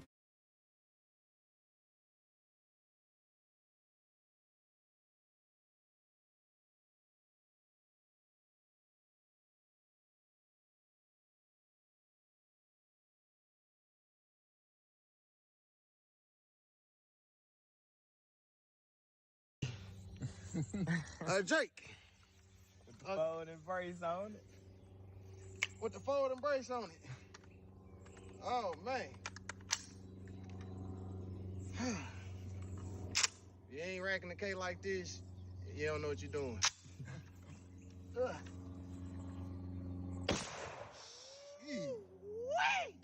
Oh.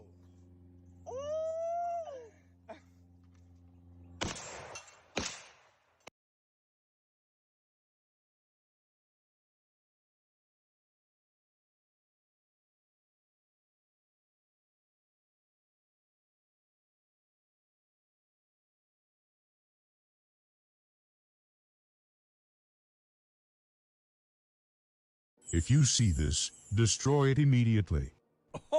Money.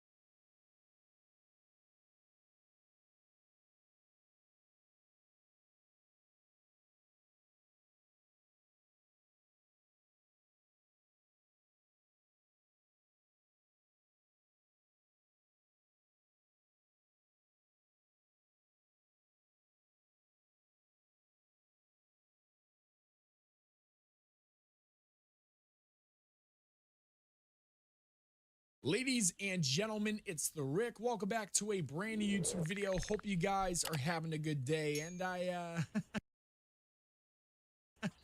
actually can't believe I have to make this video. It's just very concerning the lengths some people will go to try to take down somebody's channel, try to ruin somebody's reputation, just try to get rid of someone in general within the Call of Duty community. And I felt like it was a good idea for me to make a video addressing this before somebody went out there and started to claim that this person was me, when in reality, it was not. So make sure you guys smack that like button. You guys know every time you click that like button, every time you guys comment, the more this video is put out in the algorithm, so more and more people can see this. I would greatly appreciate that. And just let's get into the weirdness that is the Call of Duty community. So let's start off with a little bit of a timeline, give you guys some background information of what's going on and see why this is very serious and why I have to address this. We started the day off bright and early yesterday playing Call of Duty Black Ops 6 multiplayer. We did that with viewers live on stream. We played for about 2 or 3 hours. It was a good time, great experience. If you guys have never been to a live stream, I'm telling you, you're missing out. Come by, say what's up, even join the party, play with me. What is it?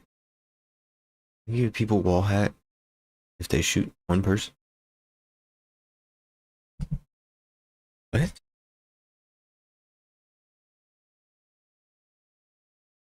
Address this. We started the day off bright and early yesterday playing. He shot this guy. Everybody else gets punished. What?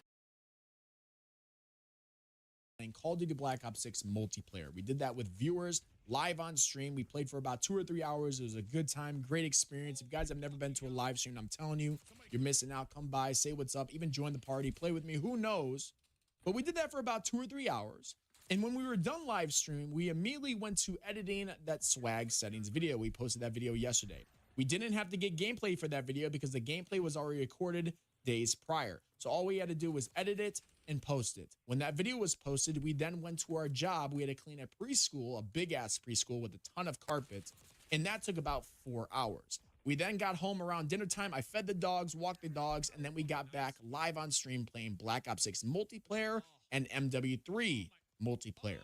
The reason I'm bringing this up is to let you guys know I played less than zero Warzone yesterday, okay? And I'm bringing this up because somebody with my exact name and clan tag, basically just trying to look like me, is full-on rage hacking within Warzone. I'm talking about aimbotting, wall hacking, just the straight up bitch shit that these people do because they're trying to ruin my reputation and everything I built on this channel. I feel like their main purpose is to try to get somebody to clip it, post a video about it, just try to make it seem like it's me actually doing this, when in reality, we all know it's not. Now, how do I know this is happening? I wish I had a clip for you guys. I really do. But the people that brought this to my attention, unfortunately, did not have any recording software. And we all know there's no theater mode within Warzone. But my boy Backyard Danny went in my comment section yesterday saying, I got killed by a cheater named the Rick, but I don't think it was you. He says, I know it wasn't you. They were a new account, and I believe at the time of me playing, you had just uploaded or streaming. That's the only reason I know it wasn't you. Now, this was the first comment I saw. I saw this as I was at my job yesterday. I was like, all right, that's a little weird. You know, maybe somebody's just trolling, whatever. It's not that big of a deal. But then I got this guy, Migo Reaper, coming to my Twitch chat saying, bro, was coming here to see if you were playing Rebirth. Just got hacked on by a guy with your name. I asked him then, did he have a clip? Did he have a clip of this so I can see it, so I can watch it on stream? Again, this is last night, okay? The first one was from the morning. The second one was from last night. He says, no, I don't have a clip, man, but his clan tag was even the same. Let's be real. What is the purpose of this? It's a weird coincidence that this all even just started. I'm not saying this is the reason, but I just want to bring it up. It's a weird coincidence that all of this weird shit's going on after I make a video talking about somebody and something. It's just very odd, but we all know what's going on. This person is literally trying to take down my channel. He's trying to ruin my name. It's simple.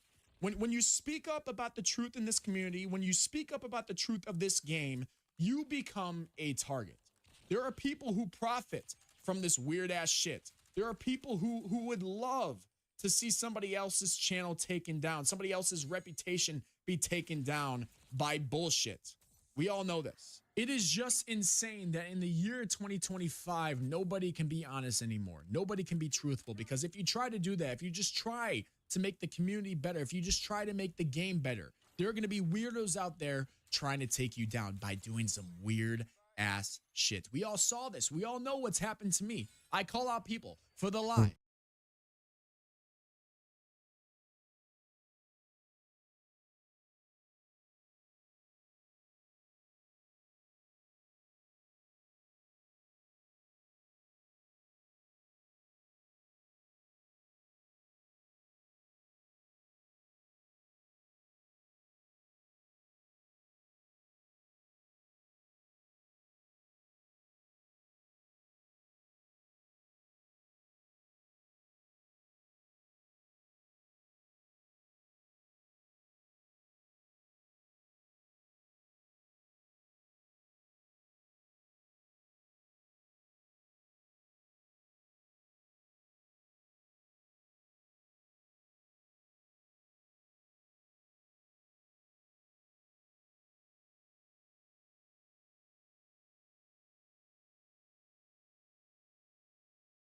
I was arrested in Georgia for some dumb shit. Wrong place, wrong time. Yeah. I literally got charged with 2 charges of breaking and entering, 2 charges of criminal trespassing, 2 felonies for like Xanax and wax. They realized that they had fucked up. The local police did. So then the judge gave me a plea deal where like everything would get dropped except for 1 misdemeanor. It was criminal trespassing. Do you wish you had that jail time? Not at all. I mean, like just for like credibility. Yeah, just for like cell clout, you know? No. I got the charges, man, and I beat him. That's cell clout right there. That's a win. I was arrested in Georgia for some dumb shit.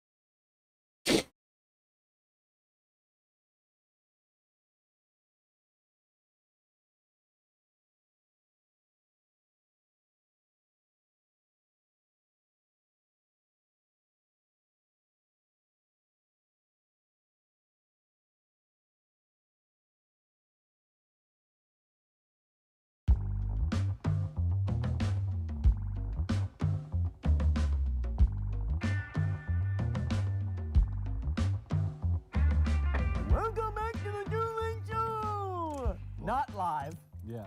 and actually fun that I can do with my friend. It's still a show, though. It's still a show, though. And I have to be honest. I have to say, people are going to be like, where did it go? And all that stuff. Legally can't talk about it. Yeah, that's true. I wish you were joking. I know. I wish we were. I wish a lot of what we're about to talk about was a joke. Yeah. But unfortunately, tragedy has stricken not just the local, not just the micro, but also the macro. It's hitting from every angle. Macro tragedies across the board on many different levels. Very sad. I'm in the denying reality phase of my life at the moment. Have you depersonalized recently? I've been trying to, a bit. You have? I mean, I haven't actually, but... Do you ever meditate? You told me about meditation, and I never gave it an honest stab at trying it. Why not? Because I'm a fool. My baby probably started crying, and then I put it to bed, and then I talked to someone, and then went to sleep, and then scrolled to X, and then went to sleep instead of meditating. That's fair. I anguished instead. Did you delete X from your phone? I have to search it. I can't just click the app. I have to search it. I do that, yeah. Yeah. I have that for my weather app, and I check it like 5 or 6 times a day. You're a weather guy? I'm a big weather guy. I had no idea. Big meteorology guy. So let's talk about the weather. I mean, what's going on lately with the weather? You can't say that either. Oh. How do you feel about cloud seeding? That's better. That's better. I don't like when people play God. Yeah. I don't like when people play God. I've seen it recur. It's a theme recurring in movies. For example, Jurassic World. Mm-hmm. When you play God, and Colonel Sanders is like, "Oh, the dinosaurs, they're awesome." And then that one guy, the guy, the fly, says, "Life always finds a way." Whatever. Yeah. You know his name? No. I don't. He's a really he's played the Fly in the Michael Crichton movie, The Fly. I'm just imagining Jeff Goldblum. Jeff Goldblum. I'm just imagining a little Star Wars character with the snout. You know what I mean? With the okay, yeah. snout. Yeah. The anti-Semitic character. Yeah. Yeah. Yikes. George Lucas got in trouble for that. Did he really? Yes. He also got in trouble for Jar Jar Binks being a Jamaican guy. Really? Yeah. I like Jar Jar Binks. I love Jar Jar Binks. Have you seen the theory that Jar Jar Binks is the most powerful Sith Lord? Yes, I have. I subscribe to that. I can believe that for sure. We have news. We do have news. We have news. There's been a lot of news, and we've been racking our brains for good news, and it's hard to come by. It's hard to come by. There's so many tragedies and so many horrible things that have happened recently that it's just like... It's unbelievable. It really is. And I don't laugh because I think it's funny. I laugh because I am severely wronged in the mind. And every time something bad happens or we talk about something horrible, I start laughing. I mean, when I fully ruptured my ACL and felt my knee exploded, I laughed for like 3 minutes straight. When my mom told me my grandfather died, I laughed. So, pardon us. Yeah, pardon me. It's not actually funny. It's just it's not funny at all. It's like I'm laughing because it's like, I can't believe this is reality. Dude, I know. I do this, I'll argue with people, or if I'm in a terrible argument with somebody, some kind of horrible, bad argument with them, I'll laugh during it. And they're like, why the f are you laughing? Yeah. And I'm like, because it's funny. Yeah. Well, but it's not, though. It feels funny. Something about it feels funny, but I know that it's not funny, and I know that it's not... suitable to laugh. Yeah, it's not. Yeah. It's definitely against the rules, for sure. There's no other thing. I'm sorry. I just pardon the laughs. Yeah. I mean, we are in a terrible, terrible time right now. Yeah. Seriously. Things are crazy. So that's why we decided to bring the Too Late Show back, to bring a little bit of light into some people's lives. I'd love to have a drop of mirth, a drop of joy, if we can bring it to you. Drop of mirth, a drop of joy. Holy heck. I've been sleeping in a bassinet in the corner of his room. And it's really been... Yeah. It's really been sad. Rocking you to sleep. Yeah, dude. Yeah. Yeah. I had a night terror last night. Really? Yeah. Woke up at 4 or 5 in the morning. The night before that, I threw up all night. Yeah, yeah. And then yesterday, I had a night terror. You just go, "Ah!" You wake up, scream? I was at the funeral of both my mother and my father, and their caskets were both in the same room, and none of my other siblings were there, and it's because they had died.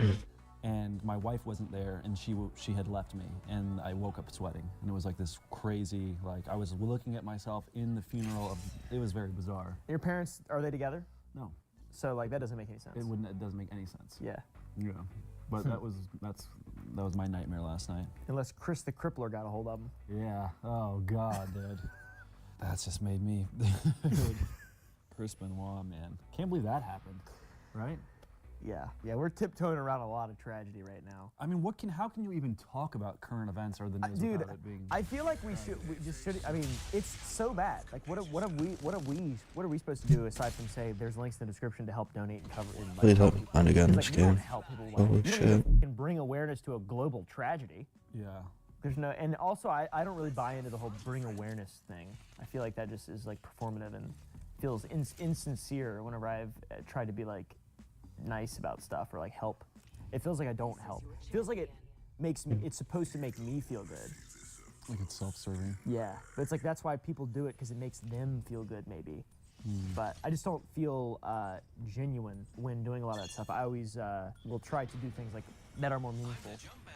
Yeah, I guess if we were on the ground getting like actual perspectives of this stuff, but us just talking about it, It's bullshit. Yeah, It's just bullshit. I still want to do it though. Yeah, go on the ground. No, like talk about this stuff. Oh yeah, of course. Yeah, of course. We have to. It's our jobs. You know, but we'll donate money though. Oh, for sure. Yeah, you do actually. You're Donut and I never ever talk about any of it. You are the least fiscally responsible human I've ever met in my whole life. Yeah, I can say I've been financially irresponsible on the behalf of others many times. And it's exclusively on the behalf of others. Yeah, Tom said that I've been paying into my karma for too long. He's wondering when it's gonna come back. But I'd say so. Yeah. I mean, it's not even. Find a gun now. Stuff, so. For karma? Yeah, he was supposed to do it. Right. So you can get to heaven. Yeah, I guess. But it doesn't say in the Bible like you're just supposed to like give and give with the intent to not receive. Well, I believe your works don't actually contribute in any way to, like, that doesn't do anything. Yeah. Giving doesn't do anything. It should just be to better other man, for the betterment of mankind or whatever. I don't know though. We probably sound like a couple of idiots talking about this stuff. I mean, who knows that? Everyone who acts like they know stuff doesn't know anything. We don't even. We're in the same boat as freaking any of these fools. Yeah, but we do have links in the description for stuff for different charities and foundations that can help all recent tragedies and also support other creators that are actually boots on the ground. Some of our friends have been doing some good work in San Antonio. Texas. Yeah, exactly. Shout out to Brandon Herrera, our operator, Eli. Oh, there's also Gonzo, Street Gonzo. He's not my friend, but I've seen him do it. He's been helping a lot. Yeah. That stuff. Yeah, a bunch of those dudes out in San Antonio. And those floods are horrible. Yeah. I don't know all the details, but I mean I heard that one of the floods like hit a camp or something and like washed Children's away camp. a bunch of children. Yeah, it's unbelievable. The it's like a 100-year scale. The flood scale is a 1 in 100 year type thing, which is just so unbelievable, and it killed a bunch of people. Yeah, but it's great that Brandon and Donut and all those guys are doing their best to give back and help as much as they can. Yeah, so you can send like pallets of food. I believe Bunker Branding is also doing a bunch of help, or helping a bunch. Yeah. I mean, that same thing happened last year with North Carolina. The floods in North Carolina. That was one of the most devastating natural disasters America's had in a long time. And Isaiah Wendigan did a really good video where he covered it and donated all the money to charities to help. So. Yeah, he has his little charity operation. Shout out to all the people that help. That's really, shout out to all the people helping. Yeah, not us though. No, we're just. Yeah, we suck. I am in the dumps though. I'll be honest. I am in the dumps. I am feeling it. Why? Well, it's explain it all. A live in your family thing. I Don't think explain it. I probably shouldn't get into this. No, I don't think you should at all. Yeah. But I'd say on both sides of my family and my wife's family, there's like things that would be undeniably described as tragedies that are happening simultaneously. And then beyond that, my dog Kirby, who I love dearly, who you've met and is very sweet, is having seizures now, which is very expensive and has been a big stress. And then at the same time he's having seizures, my Maine Coon cat Boba is urinating and defecating blood. And I just got into the Pokemon Center Elite Trainer Box queue, so I'm going to go ahead take care of that real quick. and take care of this real quick, which is a crazy thing to say right after I said what I just said. But yeah, I thought my dog and my cat were gonna die, and they're not dying, but they just now are gonna be messed up for a long time. So that's really, really cool. Can you just get one of each, or how many can I get? Only one, okay. Sorry to do this. I'm sorry. I couldn't imagine how little you care about what I'm doing right now. No, I do care. I think it's a sacred thing that you're doing with your bro. So it's important. All right. That's cool. Yeah. just try to find a shred of joy in this world of Hell yeah. devastation, dude. Little Pokemon Center action. Yeah. Mm-hmm. I mean, I don't know if that's any of this is going to be in, but for people that don't know, Pokemon Center does Elite Trainer box drops for every expansion they do, and it's really hard to get up. You have to get in the queue like within an hour of them dropping. And me and my brother have been really talking about Pokemon cards. So you can buy these for $60, and scalpers will buy them all up and then sell them for like $400 a year later, or even 3 months later you can sell it for $200. But we're actually collectors, so we want to buy them and just collect.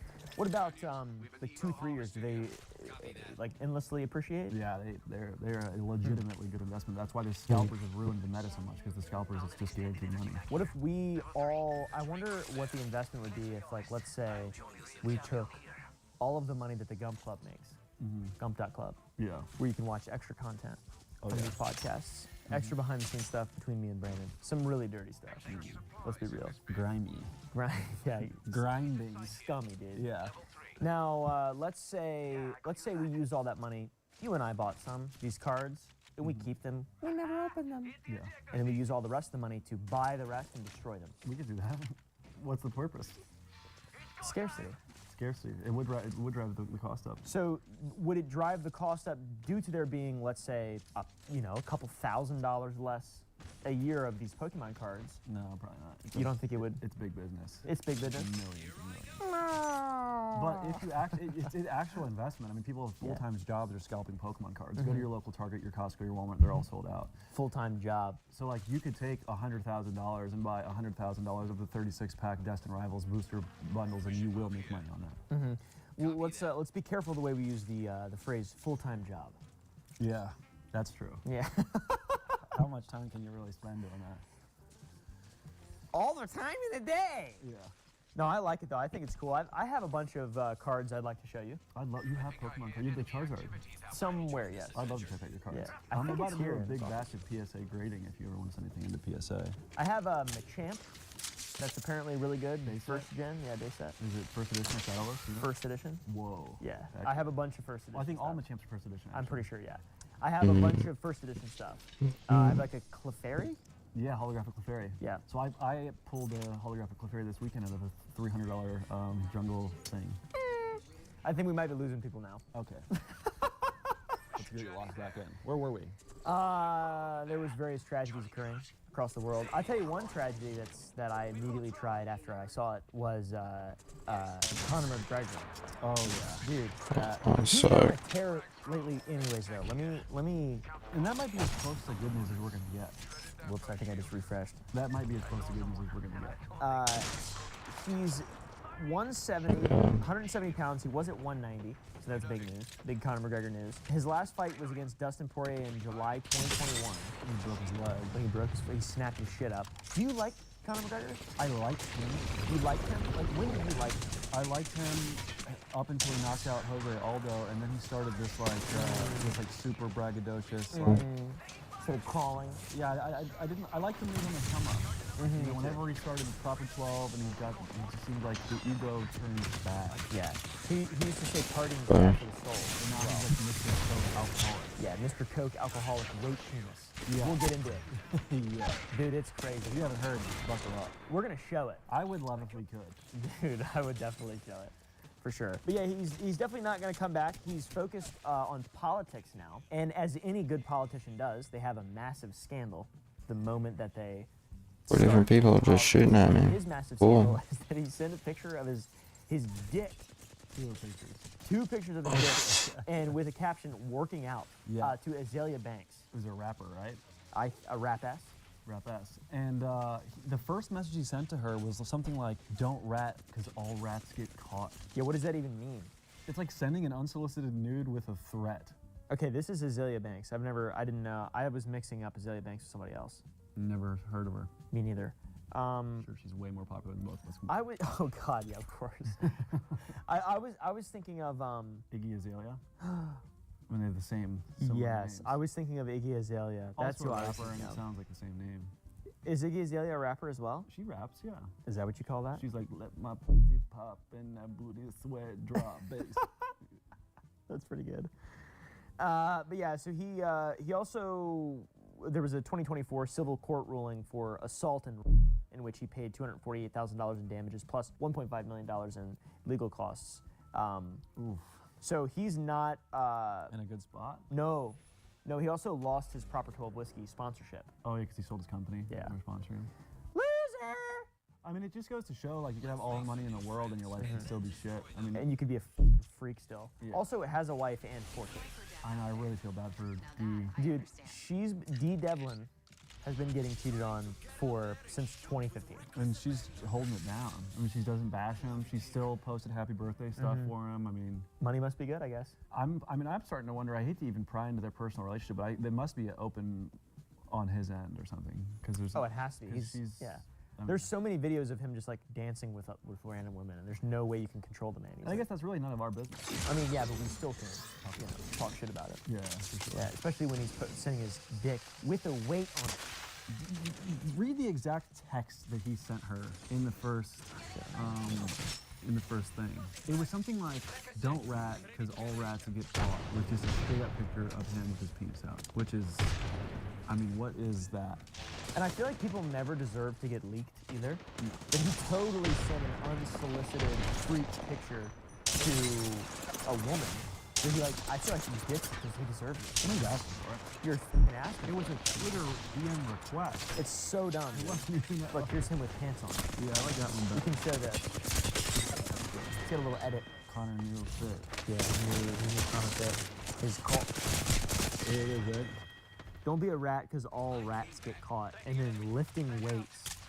And it's his gank, his crooked gank. What's the psychology behind that? It's also so white. Have you seen it? When you look at the gank? Yeah, how close did you look at it? I zoomed in on the tip of it, unfortunately. It was pretty Irish looking. So the first thing I saw was Kale Sumlin say that he's been staring at Connor. Just gonna miss all his shots up close. For sure. So they had to go find it. That's. And yeah. Wow.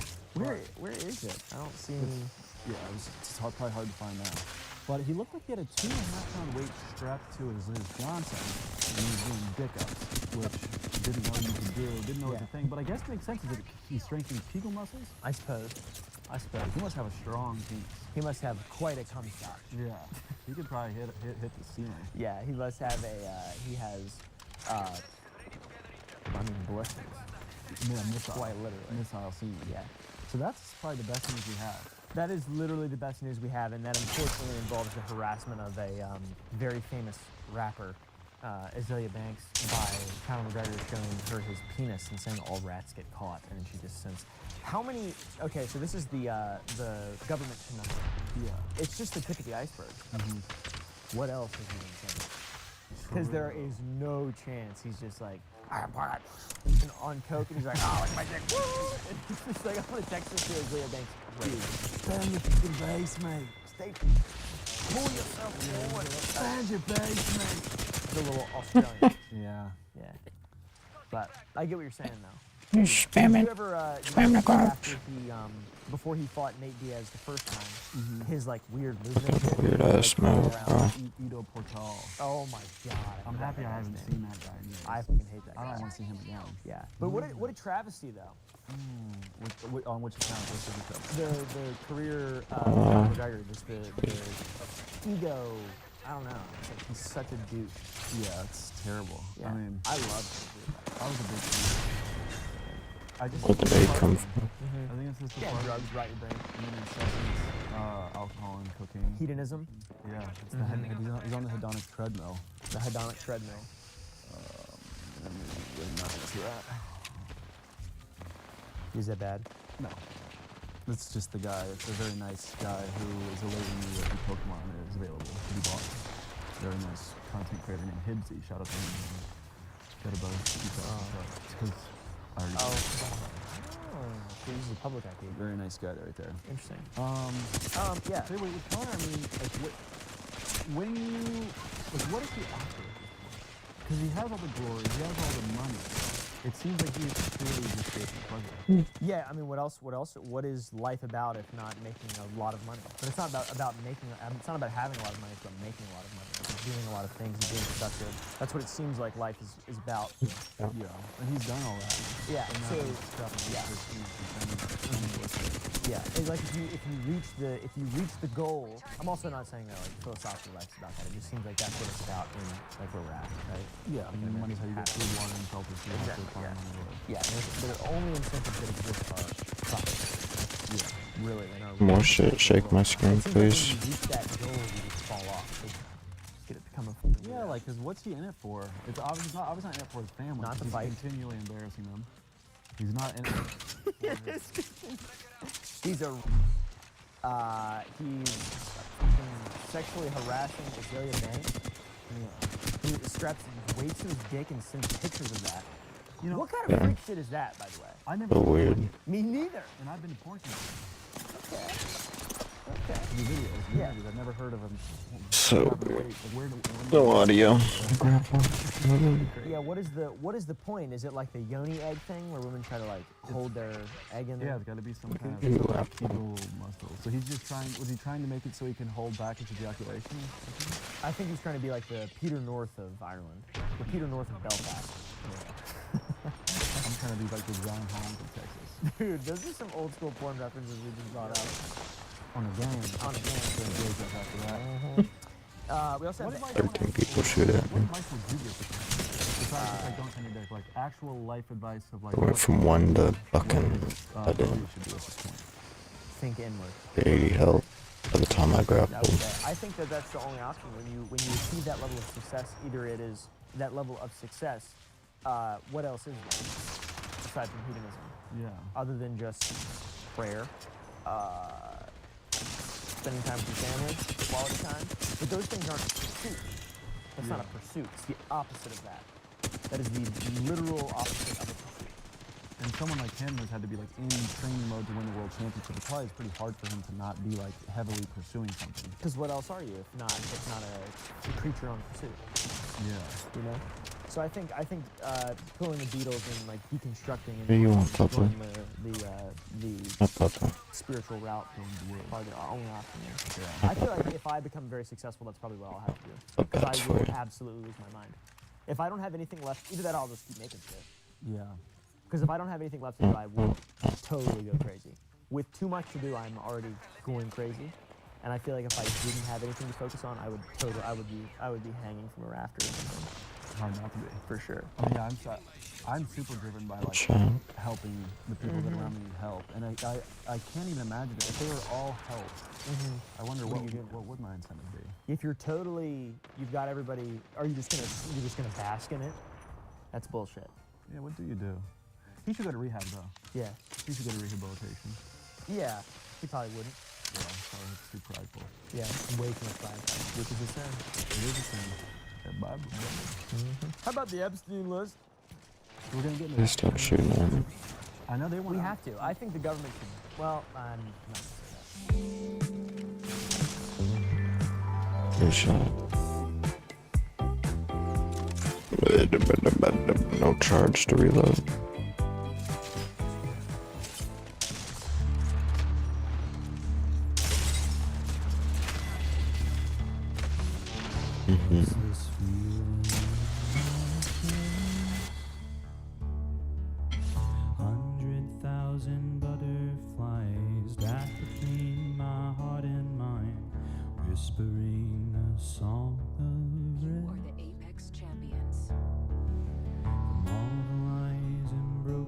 I've carried, now I lay them down with you.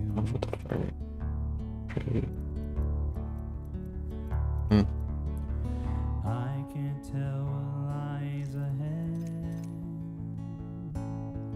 Gonna lay back down with you in bed.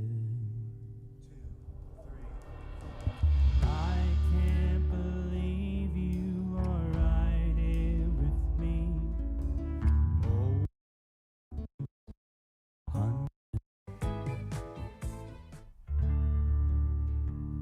This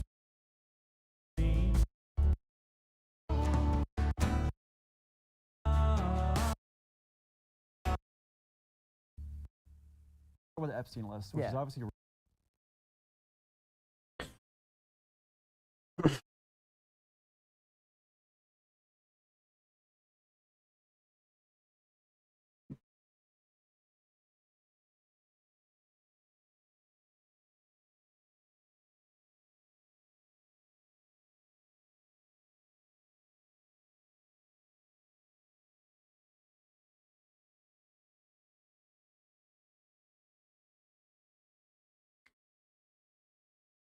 Damn, it's already 8 o'clock. What the fuck?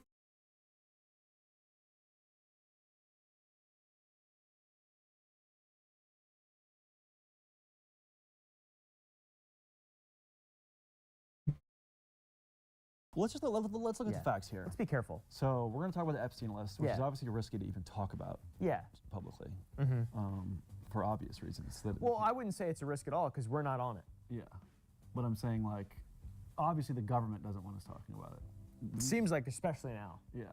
Maybe they saw the list and saw a name on it or something. But it's so bizarre. We have this two-party system where it's like Trump is running for office and he's running on the fact that the Democrats don't want the Epstein list released, and get him in power and he'll release it. And then now he's in power, and then now it's the Republicans stopping the release of the Epstein list, and the Democrats are saying it's the Republicans. So it just seems like this back and forth game that's just screwing the civilians over. We don't want our government to be fighting monsters. We don't want our government fighting over the morals of whether or not there are monsters who have infiltrated our government. I just can't even believe this is reality. It is reality. It's insane. It's completely 100%. That is the real case. It's mind-boggling to me as well. I don't understand the whole campaigning thing, and so many pundits as well on the right side of the aisle for such a long time have been like the protectors of children and all this stuff. Like, we protect children. You know, look what the Democrats are doing to the kids. Yeah, exactly. They're like trying to hide this stuff. It's like, and it's like they could expose it. Yeah, and they're not. Are you sure? Like, are you sure that anything you say is actually real or true or anything, or are you just not you? Yeah. Yeah. The right. Yeah. Yeah, and the left, both of them. So. I'm so disappointed. I mean, I'm not even. I don't believe in either side, to be honest. I zero. Certainly I'm don't. totally black-pilled. Yeah, totally black-pilled. The government is a pile of undigested shit. It's horrible. And like, not to just zone in on Charlie Kirk, but like Charlie Kirk is such a disgrace to me, because he is like Mr. Don't Trust the Government, all these things, and now it's like, I'm gonna trust the government and I'm gonna blindly follow Trump on this one. For what reason, other than his pockets are lined? He's got contacts in the government who he trusts. That's what his claim is. Oh, dude, how about they released the flight list a couple months ago, and they had that big photo op outside the White House? Yeah. I mean, it's like a movie. Yeah, it's like a movie. Have you read 1984? Yeah, George Orwell. Yeah. It's like, obviously everybody always says like, this is like 1984. Yeah. That is 100% like that. That like your government standing for something. That's what it seems like. That's what they base their whole marketing ploy is based on that.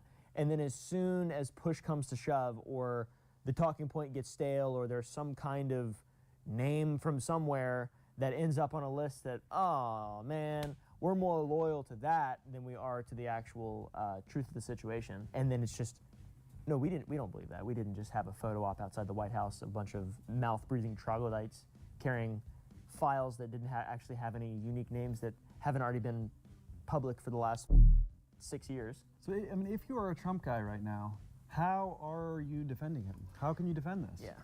I mean, I seriously don't know. How can you defend this? Because what his logic, what is the logic not that our entire government will collapse if this is released? Isn't that what they're saying? I don't know if that's actually the reality of what they're saying. I've seen headlines that say that. So in that case, then we are able to assume that our government is ran by predatory, pedophilic monsters, and we want to keep them in power. I don't. Yeah, I say we should, well, I don't think we can even say that, but what we can do is we can, to be honest, Brandon, I think we should bleep that, what you just said. Okay. But what we should do, though, is we should list all of the public phone numbers of Congress for every state in the description of this video, and we should play a game with our audience. And they should just call them and say, hey, this isn't, we don't believe in this. And everybody should just keep calling them and leaving them messages. In time to release the... Because that's how change is made, through phone calls. Yeah. There you go. But I wish there was something that could be done. There's not, though. There's not. I mean, there's if you look at history, there's some things. How do we do Boston Tea Party Part 2? I don't know. It's harder now because they have drones and Palantir and cloud seeding. And they'll dose you at night. Yeah, they will exactly make you see fucking Lanolusians. Yeah. Injured cold will show up. Yeah. How about that? Next time you see me, my pupils are huge, and I'm talking about different planets. Yeah. The Petersons? And then everyone's like, well, we know he did drugs before. He probably just did more drugs. But really, they gave me 100 hits of acid, and I'm like, the Petersons on Planet Lois, huh? John Lennon! John Lennon, I gotta get him. Mm-hmm. Yeah. You have to resurrect him, though, and make him write Imagine Part 2. Yeah. Imagine they're all... Imagine there's no list. Yeah, imagine there's no list. How does Charlie Kirk sleep at night, dude? How does he sleep at night? So yeah, we have the full details. On July 7th, the Department of Justice and FBI released a joint memo definitively stating that no Jeffrey Epstein client list exists and no further charges are expected. That's what they're saying, it doesn't exist now? Definitively. I didn't even know they were saying it didn't exist. Yeah. So now it doesn't exist. It never existed. Dude, isn't that crazy? And then so why did he die then? Why did he die? It doesn't exist? It doesn't even exist. They said they saw it. They said they were gonna. All right, dude. This is why I've been denying things outright. This is why this is back.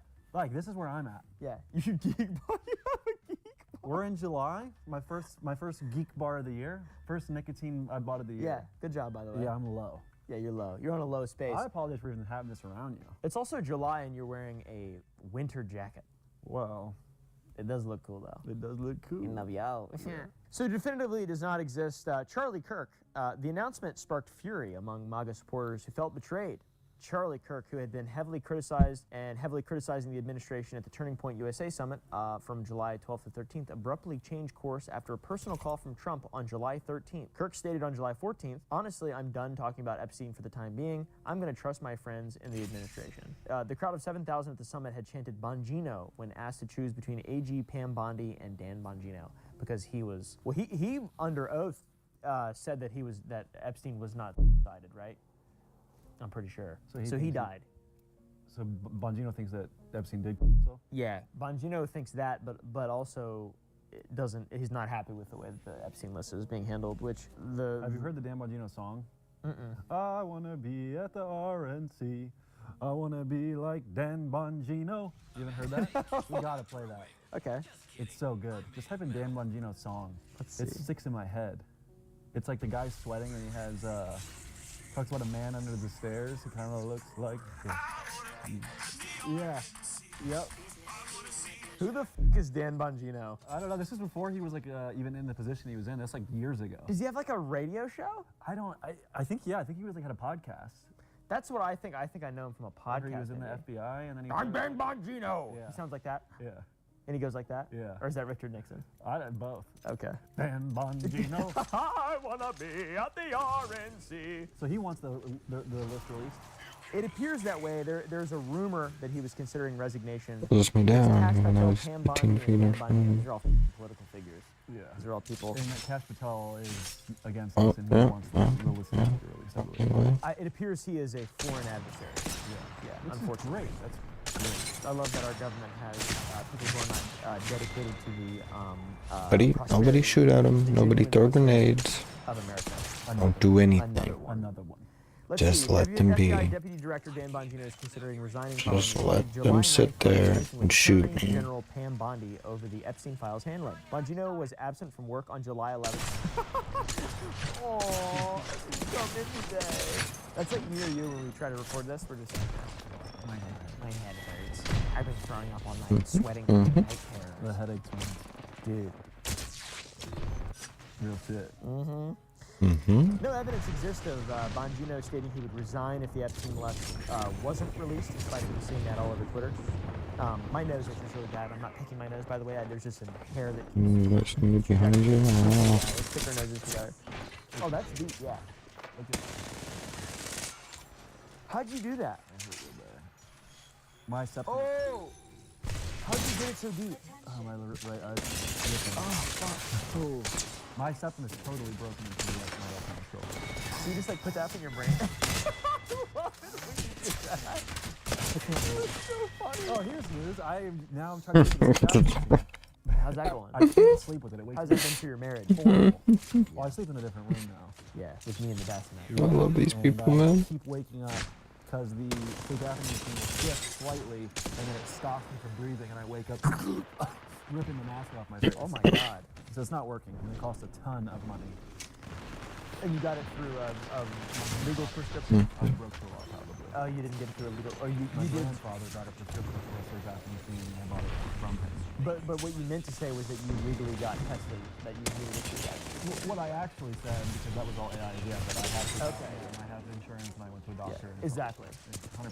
Exactly. No evidence exists. FBI Director Kash Patel, who previously called for transparency about who the people are, that's a quote, by the way, that was in December 2023, also signed off on the memo stating no client list exists. On July 12th, Patel denied resignation rumors, posting that serving Trump is an honor. Yeah, what an honor. He deserves it, though. Yeah, he does deserve that epic road that he gave, but we can't put that in there because we'll get in trouble. We gotta be nice, right? But it's crazy because the people who rule us, they can do anything, they do it all, but we have to Yeah. everything we do. 15 of them. It feels like the only solution is to My team just fucking died, dude. which sucks. Yeah, Pretty cool. We have to foster cool. apathy Yeah. towards Pretty our dope. world, which I feel like is bad. Our rulers. Pretty dope, man. Yeah, our overlords. Because we are being ruled. Are they ruling, or is it more of is it more of a ruler in the sense of history, or is it more of an overlord in the sense of almost like a religious type thing? Because there's nothing we can do. Like a ruler at any point in history before, would just be like, let's throw a revolution. Yeah. And then you'd burn everybody and hang everybody and draw and quarter them and spread their body across the land, and then it'd be fine. But now it's like you can't even say that online. You know? Yeah, because everything we're taking from you. Yeah, everything would be taken from us and we'd go to jail. It would be political prisoners. And I've been genuinely wondering, how can we revolt against the mortgage companies? Seriously. That's what we need to do. I'm not fighting now. Not even hypothetically, because I feel like we can say that. Literally. How do we form a non-violent, of course, fully legal? I don't understand how the people die. I don't get it. Absolutely. I don't fucking get it. Like, Consistently. Yeah, and it's really fucking trying, dude. everyone that is living paycheck to paycheck, their life would be better if they had to pay $500 less towards their mortgage. Absolutely. And then sorry. I just don't know who to target. Who do we go towards? Who's making these decisions? You're dealing with absolutely nobody right now. They don't have a problem with anybody right now. Because every race, I'm having a problem with taking any of you out. And holy, get everyone together to protest Negan is the only other one. Dude's like barely there. Because like the fight back against that, the devil's advocate would be like, who pays for houses? How do you get? Because nobody's gonna be able to buy houses for cash. There's definitely an argument that if you do remove the mortgage, all the mortgage lending, And we're down bureaucracy there. that happens That's there, pretty that cool. Houses would just be cheaper in general, but they wouldn't be that much cheaper. So what do you think would be the best thing? Would it be like how Ford Credit offers their own financing for vehicles that you buy through them? Like, what do you think? What's the other opposite? What's the other alternative? Well, I'm an idiot, I don't know anything, but I just know that with my mortgage rate, I'll be paying 3x my loan that I'm getting. Yeah. And that seems like painfully disgusting. So much of your money goes towards the interest and not the principal. Yeah. I just feel like the banks can still make their money, just less of it. And just lower the interest rate. We don't have to get rid of them altogether, but like, let's have a It's because controller? Yeah. Yeah, because controller. Just wait till they lower and then we'll refinance. But there's no How? Sway. How? Not lowering it. Sway. What is your interest rate? 7-point-something%. That's really high. It's very high. 7.3% or something. 72%. Yeah. It sucks. That is bad. Yeah. The White House is 4.1 because I bought it. I just pushed that. It would be dumb for me to even sell that place, to be honest, because of how good the money, how easy the money is, or how safe the interest rate is. Like I have a 1,000 square foot house, 1,060 square foot house, and it costs over $3,000 a month mortgage. That's the house in Maryland. Yeah. Good job. You ratted up there. I get killed because you walked the fence. Yeah, So it's like I can't imagine how are people surviving? I don't know. I should take this call from my wife. Okay, yeah. I love You how just don't ping anything ever. you're expecting something horrible to happen. That's like me homeschooling my mom told me. I would get really sick feeling. It was always bad. Because it was always just like, why the f did you do your work, you lump? Yeah, and she was in Texas and I was in Virginia with my dad. Yeah. She was like, oh, so mad. Give me your check. My dad. That. Why did he spin around on my screen? Go to the bank. Dude, that's like an actual real impression of my mom too. I haven't interacted with her. Now she's fine. She's great now. But my God. She was used to it. Oh, but she was a little, let's just say, mean. Yeah. Mean as... Raising a family's hard. That's how I feel now. It's a lot of stress. Yeah, it seems like it was a lot. And I mean, I would say that I didn't help, but I did. I helped a lot. I cleaned. All I was a bit of a smart ass, but I didn't do drugs and didn't party and didn't have any friends and didn't leave the house and just helped my father work. I don't know if you... Them both make more money. No, you don't hear shit. And Heard me shoot, but that was about it. You're a great child. So exactly. Good job. I feel like maybe she should have been a little easier on me. But on that same note, imagine how much stress they'd probably have if their mortgage rate was a little bit lower. Dude. Seriously. Yeah, I mean, Bruh. actually, yes. Yeah, my parents bought a house like right before the stock market crash in 2008. And that ruined them for years. They still don't, no, they have insurance because of me now. But Oh, yeah, just put my gun up, please. Yeah, I didn't want to throw that grenade anyway. yeah, the incentive to disqualify people from coverage. Mm-hmm. Yeah. How do we revolt?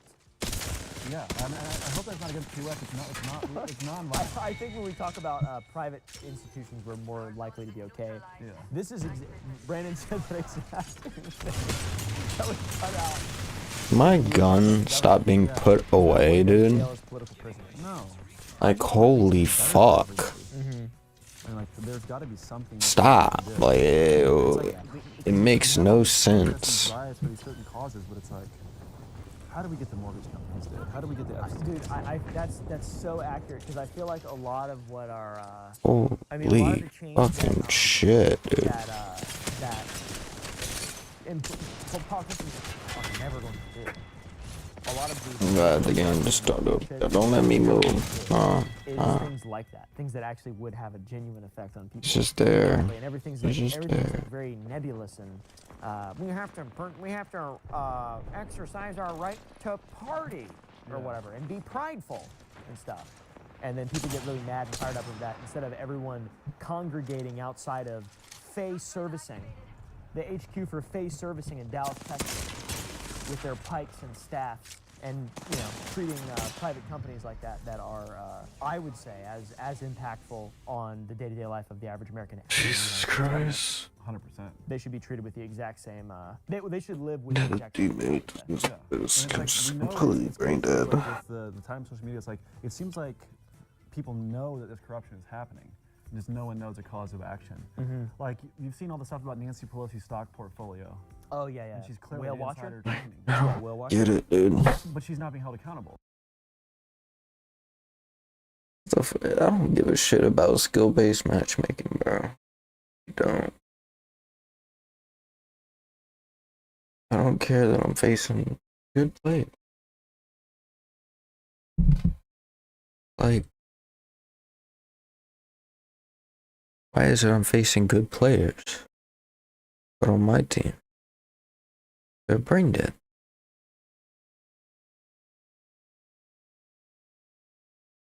That's the part of skill-based matchmaking that it doesn't make sense to me. They are brain dead. Yet, they have full stacks. Good player. But it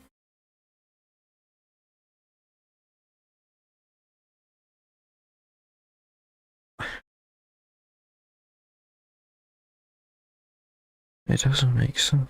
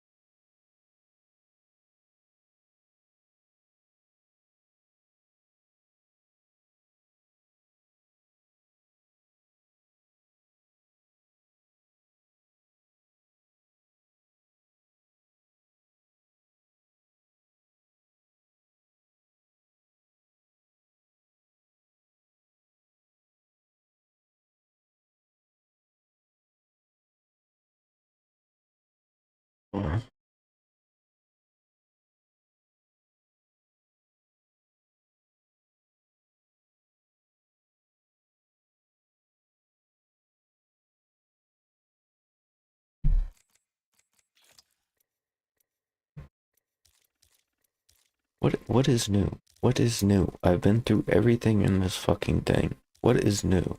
Just get rid of the fucking red dot. I hate it. What?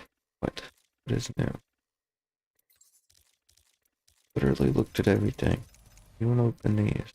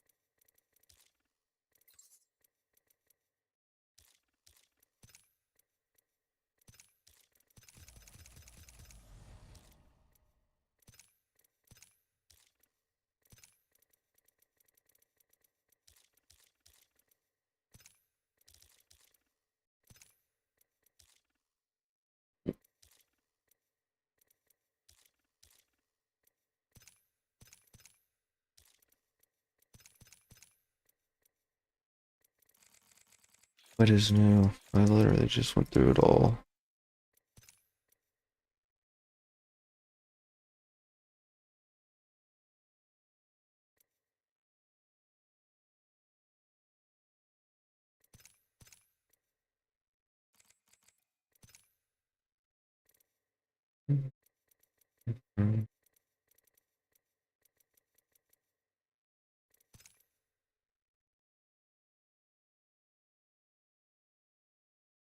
How can we hold her accountable? What can we do? She's Speaker of the House. What can we do? Why would we hold her accountable? She's Speaker of the House. She's royalty. She represents you and I. She represents us. She has our best interest in mind. Because we voted for her. Yeah, I remember voting for that. Just like when I remember voting for getting rid of bump stocks. I remember that. I remember voting for almost all firearms legislation that's restricting the Second Amendment has been passed under Republican incumbency. I remember that, voting for all that. That's what I want. That's what I want too. That's what I want. Yeah, I want water to be wet. Yeah. Thank goodness. Yeah. And I probably shouldn't say this, but I'll say we'll see what it sounds like. But I like when our government allows a lot of people to come into the country, right? And we taxpayers pay for that. And then they turn around and say, now we're going to have the taxpayers pay to remove them from the country. And it hurts their lives and it hurts the taxpayer lives and everyone loses. But the government, who's probably getting some kind of back-end check. Oh, yeah. I love that. Yeah. We vote for that, and that's great. That's exciting. So now we've hurt the immigrants, we've hurt the American people, and the government wins. Great. Wow. The only winner is the government. Wow, I voted for that. Well, I didn't vote, but great. Great. Dude, this is an off-the-rails, borderline schizophrenic podcast already. Dude, I am. Look at you getting fired up. I've been getting so riled up. You need to start training firearms with us. You need to. Well, I shouldn't bring that up right after we're talking about revolting. We should start doing is lifting weights again, and I should probably post on my YouTube channel. Exactly. We should get healthy. We should get healthy, and we should start living our lives full of discipline and productivity and helping our people. And helping. Well, no. No. No. Yeah. Of course. Yeah. Of course. No. I was just making it seem like that we were secretly, creating. I just got back into the queue here, bud. Get you a big pack. The book I've been reading, I'll tell you right now, I have been reading Feeling is the Secret by Neville Goddard. Is that one of Charles Carroll's book recommendations? That is, yes. And it's really good because I'm definitely a rampant mind everywhere kind of a guy, and I don't control my thoughts often, and bad stuff will happen, and I'll get into these thought cycles where I'm just like self-hexing and just like making things worse. And that book is all about how it's just like a law of attraction-esque book. Okay. Like control your thoughts and Like worrying about something happening is just as powerful as like wishing that it would happen. Or experiencing it. Yeah. And it's just like really important that we don't like self-hex and you watch your thoughts. But it's so hard because if you're not concentrating on it, it's just you revert back to your baseline, which for me is like sadness, stewing. Fear, stew. Yeah. I love stew. Misery. So. I feel like that's mine too. I'm not a very naturally excited or happy person. I feel very melancholic normally. I feel very just like my parents are gonna die one day. You do like the meditation helps, right? Yeah, it does help a lot. Yeah. Have you ever had a panic attack? I want to say yeah, but I don't necessarily know. Like the can't breathe. I've like freaked out before. I've been to the psych ward. Well, I mean, yeah. Yeah, I mean, some people can't breathe, but like if you just control your breathing, you won't have the hyperventilating thing. If you but just like the insane like rush of thoughts where you just can't, no matter what, you have no control over the direction of your thoughts, or like you start to and then it's just like, you know? Yeah, I don't think I have those too much. Well, yeah, I wouldn't expect, but it's like a adrenaline dump. Yeah. You know, and then you start to, a lot of people are agoraphobic, which is the fear of fear, basically, or the fear of open spaces, the fear of lack of control. They'll feel a sensation, and then their fear of that sensation and what it leads to causes a panic attack. So it isn't like, there's a bear attacking me. It's like, oh no, I feel like how I did when I had a panic attack. Now I'm going to have another panic attack. Yeah. And it prevents people from living a normal life. And I feel like that type of thing and mortgage rates are probably more important than the Epstein list, to be honest. But And NASA. And NASA, yeah. But it is crazy how important your thoughts are and how so many of us are just literally self-hexing day to day, not controlling our thoughts. Self-hexing, is that like a term from the book you're reading? I think it's just me and I think it might be Charles talk. Charles talk? Self-hexing? Yeah. Self-curse? You're cursing yourself and you don't even realize it. It's hard to control your thoughts. Very, yeah. I would say extremely. I often wake up in a terrible mood, and just for no reason. I know. I don't even, dude. Sometimes the first thing that I don't even want to say it. First thing that I do is just give some toot off. Yeah. Sometimes I wake up and the first thing I think is that I like wish I was dead, which just makes me feel so ashamed because I have a daughter and I like really love my family so much. So I don't even know if I should be saying that publicly, but dude, that's it's a real thing that I like battle. Yeah, my mom used to tell me that when I was a baby, that she, which I probably shouldn't tell this to the public either, but that she would be driving me in her van and I wouldn't shut up, so she would just imagine crashing the van. Yeah. Just so I would shut the up, which is, I feel like that's crazy. That sounds like trauma. I feel like that's super human-y. Yeah. That's such a human thing. Guess what? She didn't. It's real. And she's awesome and I love her. Yeah, that's real. And I feel like that's just real shit. If you pretend that type of stuff doesn't cross into your head, then you're just either A, lying, or you got it way better off than I do. You're very lucky, yeah. Yeah. I think all of the most horrible things possible anytime somebody says anything. Yeah. Or like someone will like be affirming something to me, and in my head, every time they say it, I'll just be like, no. Like something good about yourself? Or something about like them, like something sacred, like when people will confide in you or something like that. Yeah. And then they just say like, I need this, and I'm like, you don't deserve that. Yeah. In my head. Yeah. I don't feel that way. It's just knee jerk. Instant knee jerk, or like they'll say like, I love you, and I'm like, I don't. Yeah. Yeah. I used to think that one a lot. Yeah. Yeah. It's pretty epic, but it's just their brain. It's not real. Yeah. The mind is crazy. Mm-hmm. The feeling, how you feel is so important. How you feel about stuff. Because something bad could happen to you, and you could feel, if you don't feel bad about it, it's not as bad. Exactly. Like, that's difficult. Yeah. A lot of that ties back into religion. You know what I mean? Yeah, and putting a 2.5-pound weight on the tip of your penis. You gotta do that. And you have to do cocaine. You must do cocaine. Talk about feel. Yeah. That's how you feel hard, dude. And I'm gonna be reading Faith is Your Fortune as well. Faith is Your Fortune. Faith is Your Fortune. You should read Buddha's Brain. Buddha's Brain? Who's that by? I forget, but I've listened to it. I've never read it. I've listened to it probably 50 times. It's really good? Yeah, I used to, when I had a normal job, I worked at this place called Echo Star for like a year or 6 months or some shit like that. And every day on my way to work, I would listen to The Long and Winding Road by the Beatles, I think. Going down this long and winding road, I would listen to it every single day, to and from work. Buddha's Brain. Buddha's Brain. And it might be Malcolm Gladwell, who's like a very famous writer, but he's a Christian, right? Or I'm thinking Max. You might be thinking of C.S. Lewis. Something Maxwell, actually, is what I'm thinking of. Never mind. You're thinking of Bobby Dark Chocolate. Yeah. Bobby Dark Cock. And after I would listen to The Long and Winding Road, I would listen to that book because it would keep me calm and I could just drive. It would soothe you. It would soothe me. Self-soothing. Yeah. Else I'd be having a panic I attack. do this. I do that as well. I actually do that. It does feel good. Yeah. Whenever I work out, I have to do that. We're rocking. I have to like, or I feel my heart beat and then I start to have a panic. I mean, this is like, I mean, pretty much I'm Andrew Tate is like the moral of this podcast. It's like, I'm Andrew Tate. Yeah, we suck. You're Tristan Tate, and like, I'm Tristan. we're alphas. You're Muslim, I'm Christian. But we're alphas. Yeah, That's and the big thing. I'm taller. And it's all about being alpha. I have more hair and I'm taller. Yeah.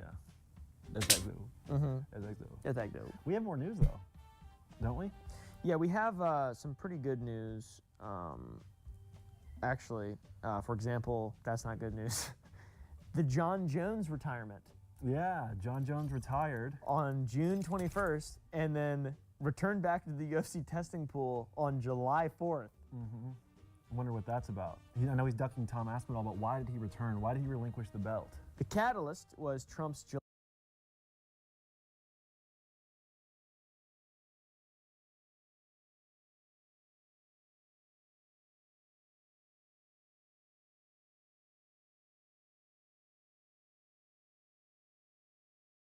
The FBI Deputy Director Dan Boingo says, "I'll never be the same after learning what I learned." So he made this post earlier, I guess today. "During my tenure here as Deputy Director of the FBI, I have repeatedly relayed to you that things are happening that might not be immediately visible, but they are happening. The Director and I," that's Kash Patel, "are committed to stamping out public corruption and the political weaponization of both law enforcement and intelligence operations. It is a priority for us. But what I learned in the course of our properly predicated and necessary investigations into these aforementioned matters has shocked me down to my core. We cannot run a republic like this. I'll never be the same after learning what I've learned."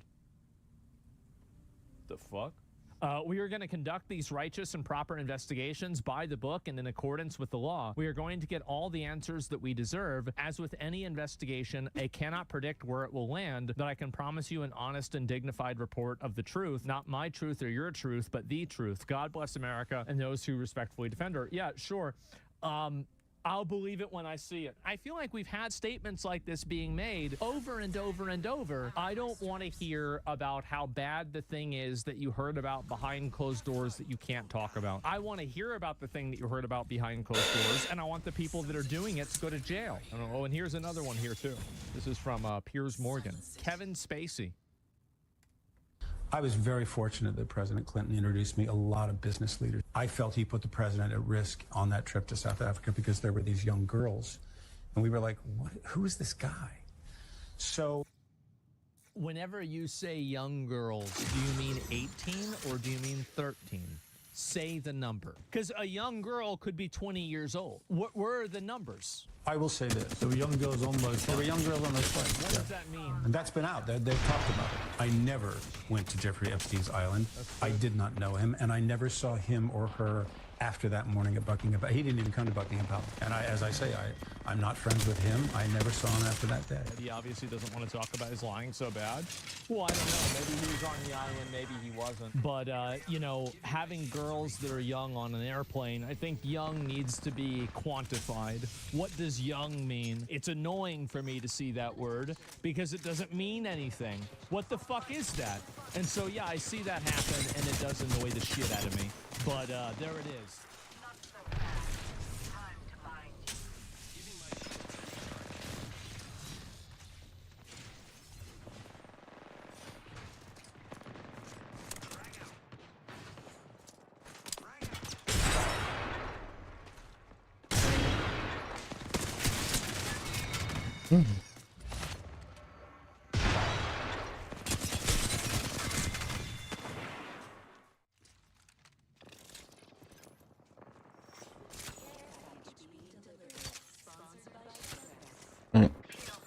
Jesus Christ, it turned blue like 3 times with this.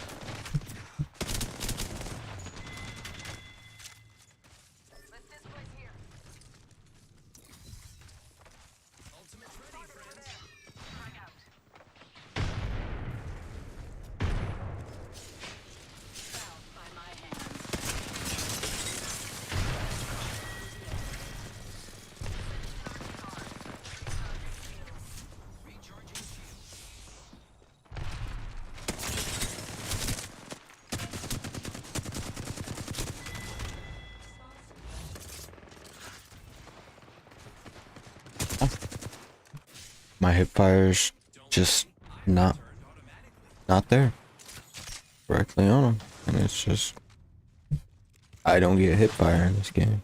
That's pretty cool.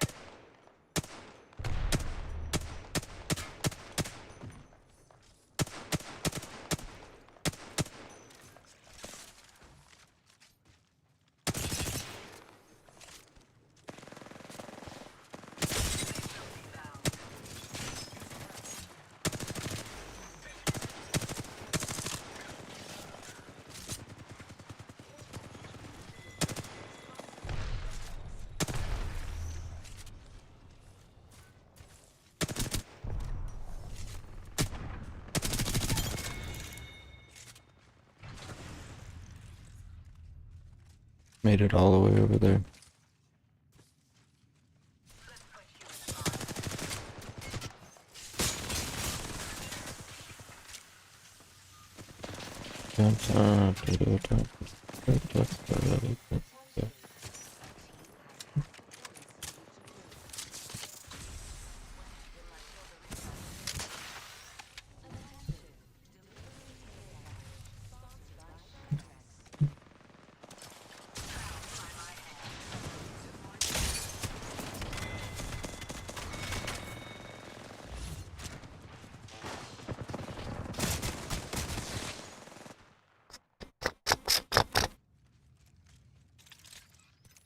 If I can make the 9 first fire. Yeah, if we. Okay.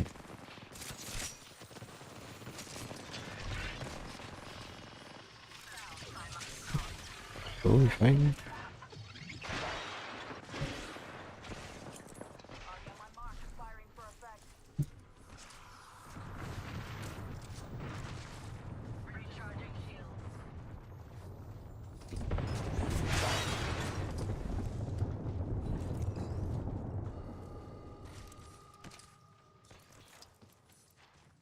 So literally on the two of them.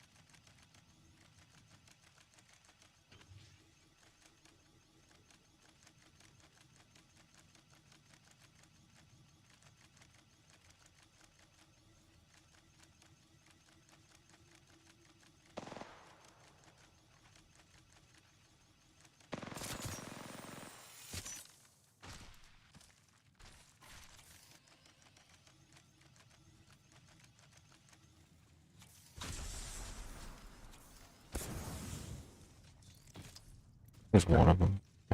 Fucking mirage.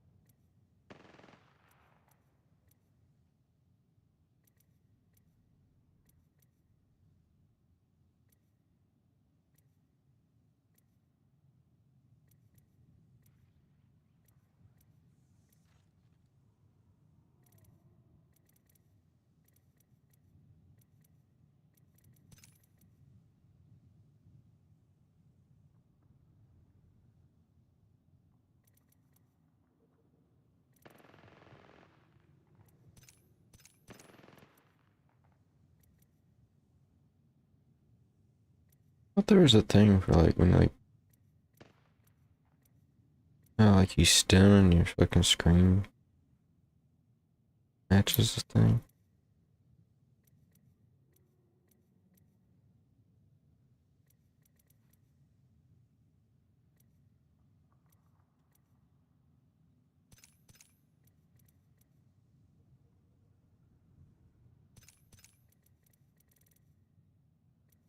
Um,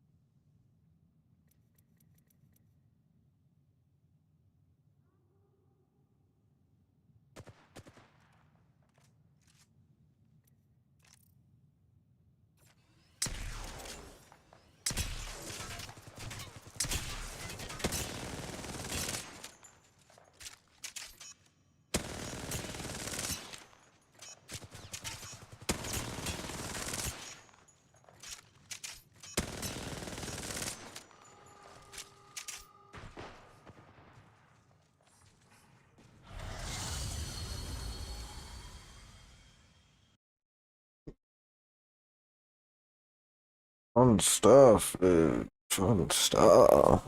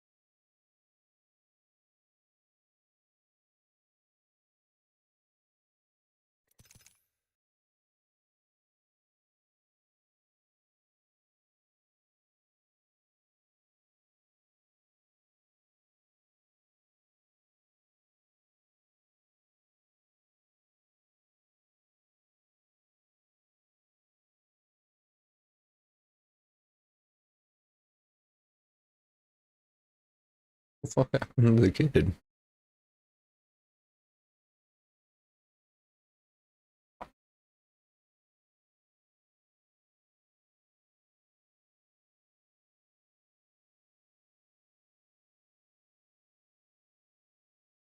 Are you having trouble trying to keep up with...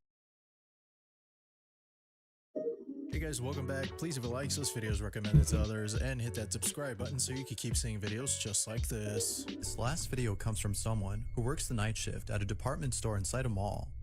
For some reason, almost every night, strange noises are heard inside the store. Although the person who works there isn't sure what exactly is going on, a video of theirs has left viewers wondering if the store might be dealing with something paranormal. It's close to midnight, the employee is all alone, and the following is caught on camera. This is what was captured. What's going on, guys? Making a video. It's been a couple days since I made the last one. I'm feeling good. That was... Yo! Hello? What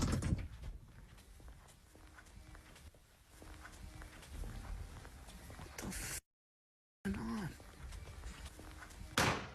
Jesus Christ, it was behind me. Ooh. Out of nowhere, a small silhouette of what appears to be a child stands right behind the employee. Now, because the video ends abruptly, it's hard to be sure if what was caught is actual paranormal evidence. Whether paranormal or not, there's no doubting that the sudden appearance of the small figure is creepy alone. As always, what are your thoughts on this? Paranormal or not? I know what that is. That's an opportunity to find a new job. No 2 weeks notice. I'm gone. Oh my God, what is that? Oh my God, what is that?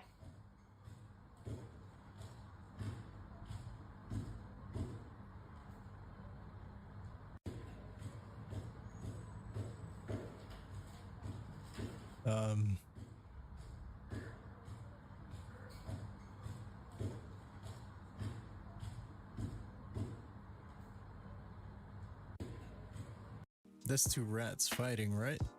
Right? Whatever it is, it's now the proud owner of a new house. Yeah.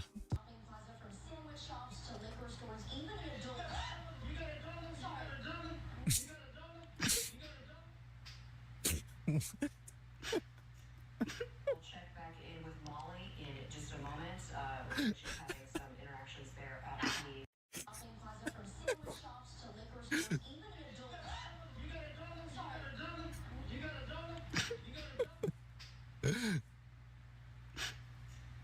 We'll check back in with Molly. Well, you got a dog? That cameraman had one job. He had one job, bro. I hope she did have that dollar. Oh, that's the big one. In August of 2013, a group of bow hunters were hunting in a remote area in Oregon, and they began to record after seemingly being followed by a large pack of wolves. And in this 7-minute video, you can hear the howling getting closer and closer, and some of it even sounds like laughter. Here's that video. Take a look.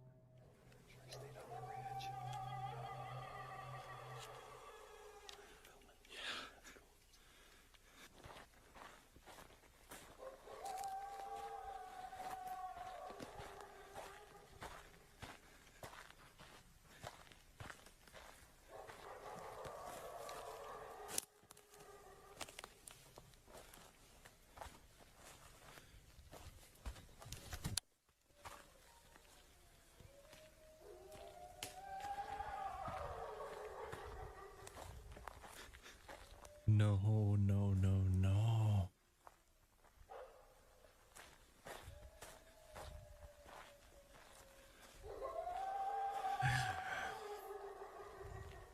Wow, he's got to be close.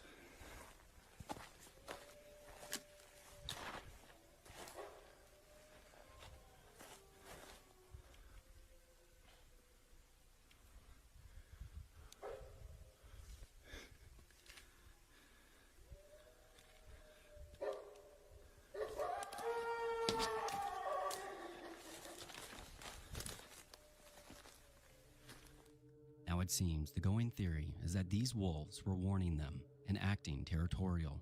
This is because, in most cases, they would just mind their business. But in this case, they were actively circling them, most likely due to them having young cubs somewhere nearby. And fortunately for them, they got away unscathed.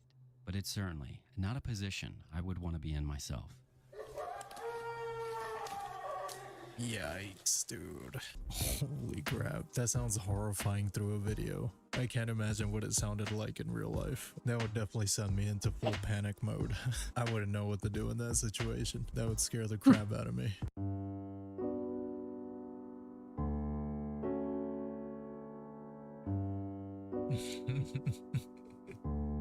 So welcome. You're in prison for a couple months. Enjoy. Thanks for paying for your prison cell. Bruh, that looks like a jail cell. They might have accidentally just become part of the crew. A cruise to Alcatraz. Yeah, I can't imagine spending your whole vacation cruise in a room that looks like that. Holy crap. Hey, get it? Show your right. Hey, get it? Show your right. Yo! Oh my god! I thought I was looking at a lady in a wheelchair. Is she gonna come back alive? Oh my god. Oh. And maybe she's getting her bucket list done. That's crazy, dude.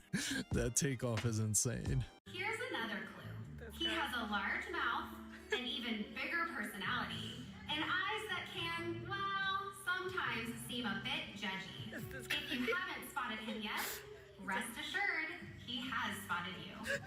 Jeez, that side eye though. Oh my god. It's like he just became self-aware that he's a fish. He acquired social anxiety. It's a lightning strike. Lightning hit the fence. Runs along the fence here, and guess what? It goes into the house. Now we're gonna check out. Jeez, bro. And here we are inside the other part of the wall. And as you can see what the Wow. lightning did, came through the block wall, blew out the shower wall, damaging this entire shower. I mean, look at the shrapnel. Shrapnel went across. Oh my god. This is pretty crazy. Luckily, the homeowner, she had just gotten home from work. She was gonna take a shower, but for some reason, she always takes a shower when she gets home from work. But this day, she decided not to. You're not safe anywhere, not even in your shower. That's actually when you're most vulnerable. You'll be naked and afraid. Marketing stunts that went horribly wrong. Part 11. Since tone deaf marketing stunts know no bounds, I can't cover all of them, so let's just do a lightning round of noteworthy gaffes. The car company Fiat tried to non-consensually strengthen their bond with women in Spain by mailing out 50,000 anonymous love letters. They were cryptic and creepy. Please just pause to read this for a second. The recipients I will do just that. Yesterday we saw each other again. We met on the street and I noticed how long you glanced interestedly in my direction. I only need to be with you for a couple of minutes. What? And even if it doesn't work out, I promise you won't forget our little experience together. Yo, stalker vibes. were understandably terrified since it seemed like they were written by a stalker. A second letter from their secret admirer arrived days later, inviting them to their local Fiat dealership. Now everyone was pissed, Fiat was sued, and a third letter was mailed out, which this time was an apology. Snapple tried breaking the world record for largest popsicle by constructing a 25-foot, 35,000-pound popsicle in Union Square. This idea should have waited until winter. The attempt was unsuccessful because the popsicle melted immediately, flooded the streets with sticky strawberry kiwi goop, and forced the fire department to shut down several roads. The South Australian government wanted to reel media executives into town by mailing out 55 live goldfish in bowls labeled "Be the big fish in a small pond and come and test the water." But the fish containers were sent out with poor water conditions, so when the executives opened the packages, they were just bowls of dead fish. Who is greenlighting these ideas, man? These ideas had to run through a number of people before they were approved, and not one person thought maybe this isn't a good idea. I don't know. That's that nepotism for you. A bunch of idiots running a bunch of companies.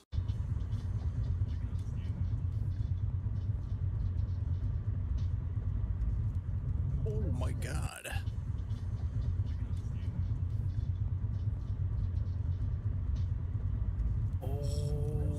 Wow, I hope those propane tanks are empty. You know, that actually makes me mad when I see somebody with their tailgate down and they have a bunch of crap sitting in the back of their truck and it's not tied down and somehow it's not falling off. I hate seeing that. Some problems fix themselves. Yeah, the problem with that is he might take somebody else with him.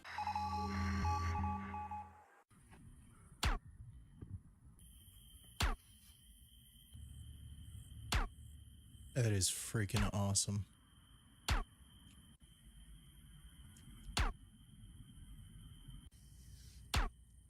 Oh my god, that's legit. How much? How much? That is legit. Take my credit card information right now. This dude about to be a trillionaire. I'm not even kidding. I want one. There's no link to buy it. Maybe I'll see it in 6 months again.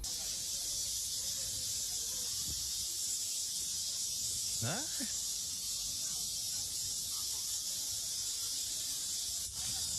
Cicada rain? Wait, it's cicadas peeing? Nah. Ain't no way a bug's peeing that much. Nah, I refuse to believe this is real. A cicada shower? No way.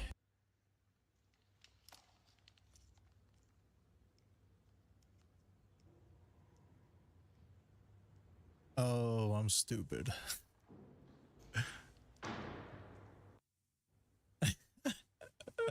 I didn't realize what it was at first. Well, good luck to you. What's up, people on the internet? All right, y'all check this out. Okay, so everybody kept asking, test all the foods, so that's exactly what I'm doing.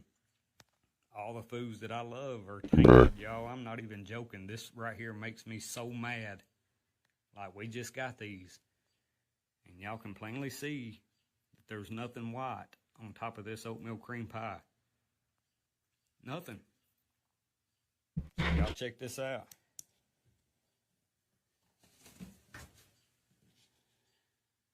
Look at that. What in the hell is going on?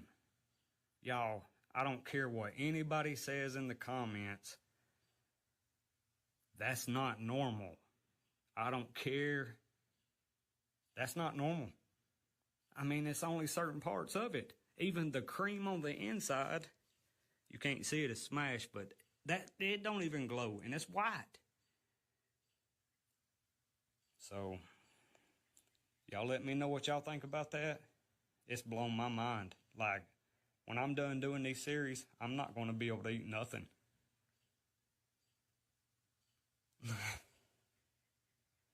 That's absolutely insane, y'all. Like, this makes me so mad. This is approved by the FDA.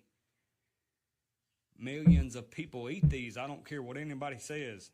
They shouldn't. Everybody in the South eats oatmeal cream pies pretty much.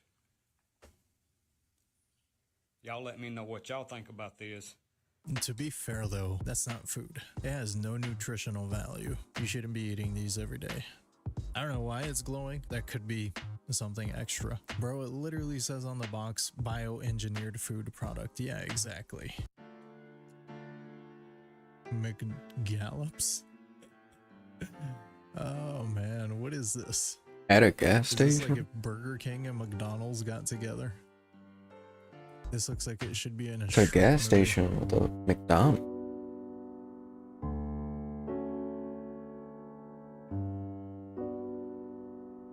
Nice.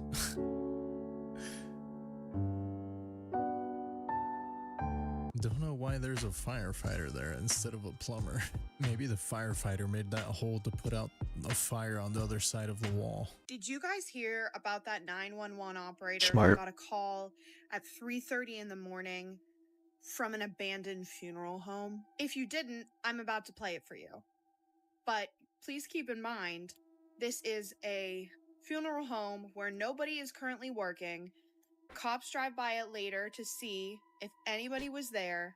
It's abandoned, the lights are out, nobody's working. And you can just very faintly hear someone talking.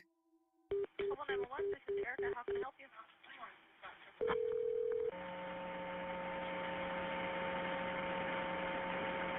Hello?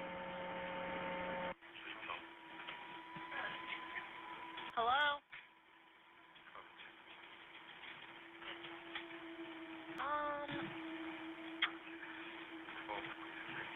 Hello?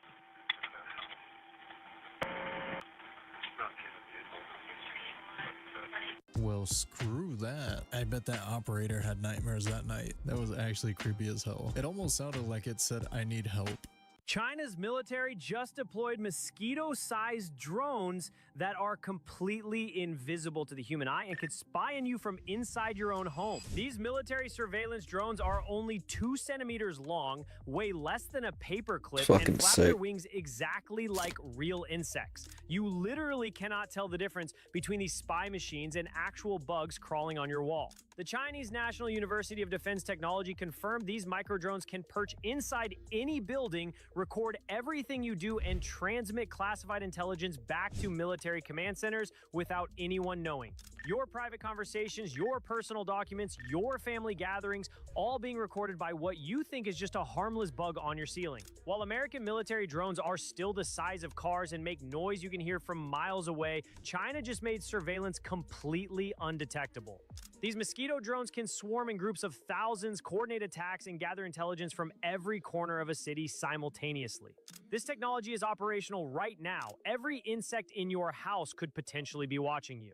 The age of true privacy just ended, and most people have no idea it's already happening. Now everybody's gonna be a paranoid schizophrenic. The mosquitoes are watching me. That's almost a nanobot. We're almost there, dude. That's so scary.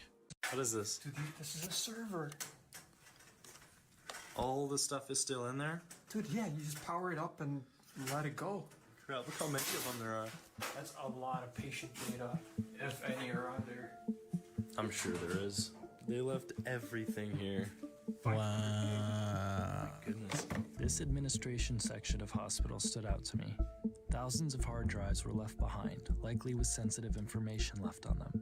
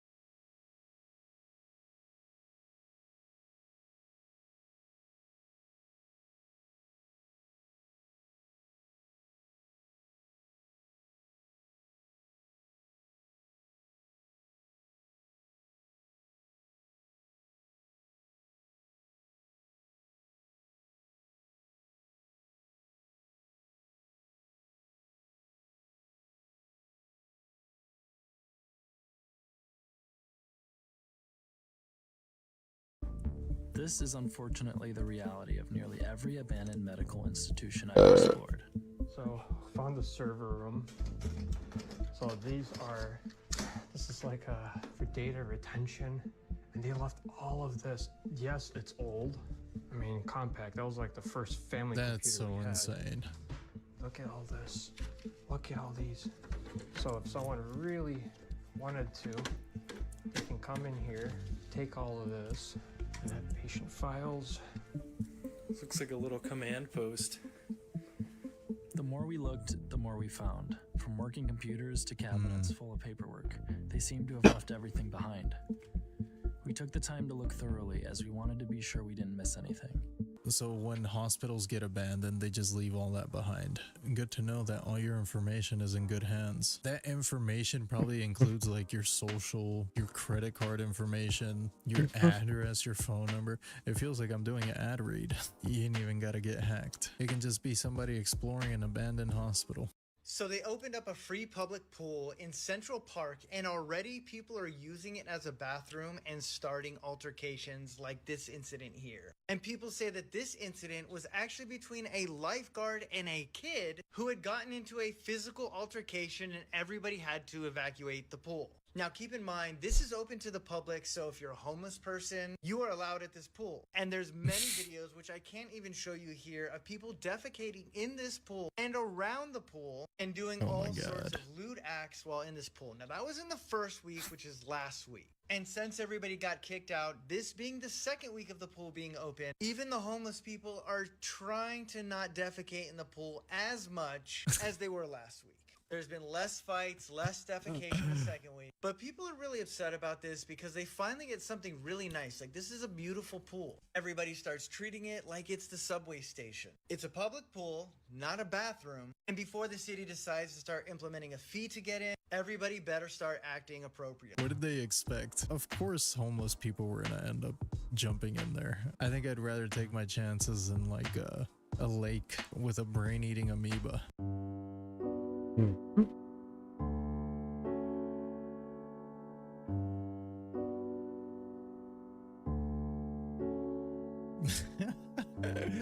Yo, stop. If that don't motivate him, nothing will. He better hope it don't disappear underwater. Well guys, that's all I have today. Thanks for hanging out with me again. Let me know what you think in the comments below. If you made it all the way to the end of this video, you're awesome and I appreciate you. And with that, I'll see you.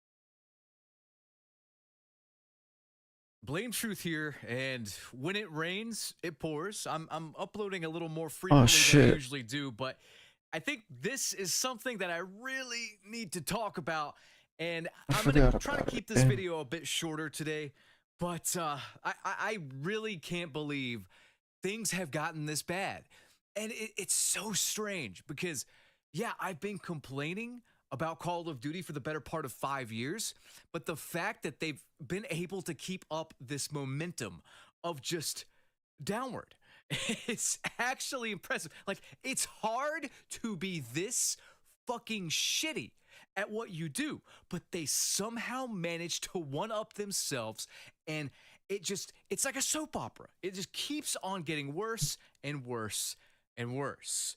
But before I get into the meat and potatoes, you guys have been asking for t-shirts and merch and stuff. I hear you, and that's why I've decided to release the Mendez Katarina special as a t-shirt. Or a hoodie, if that's more your speed. Maybe you're in the fucking North Pole, I don't know. Get a hoodie then. But I'm going to do a limited release for this, just 2-week period. We'll see how it goes. If you guys buy it a lot, I will come out with more merch. But yeah, you can find all of this in a convenient little clickable kind of thumbnail right below the video. You can't miss it. It's with CrowdMade. Check it out. Without further ado, let's get right on into the meat and potatoes because, viewer, I got a lot I want to get off my chest.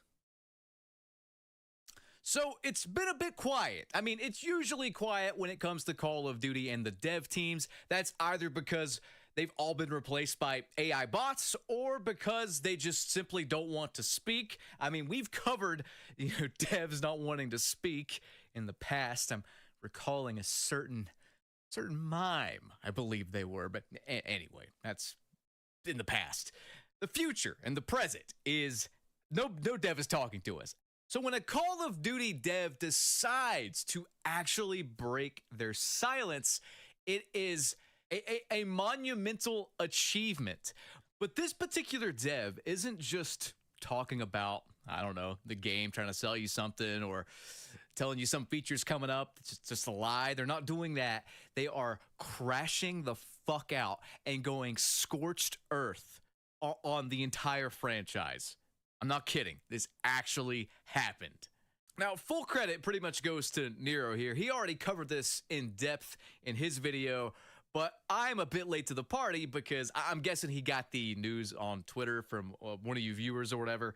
But I don't have a Twitter anymore, so I'm just a little bit late to the party. However, we're going to get to it now, and this is absolutely crazy. And after this, I'm going to take you guys back. I'm going to take you guys back about 3.5 years ago with something I found that is, it's insanity. And when I did cover this, I called it bullshit then, and my God, was I so right. But without further ado, let's cover this dev having an absolute crash out on his coworkers, Treyarch, Black Ops 6, and Call of Duty as a whole.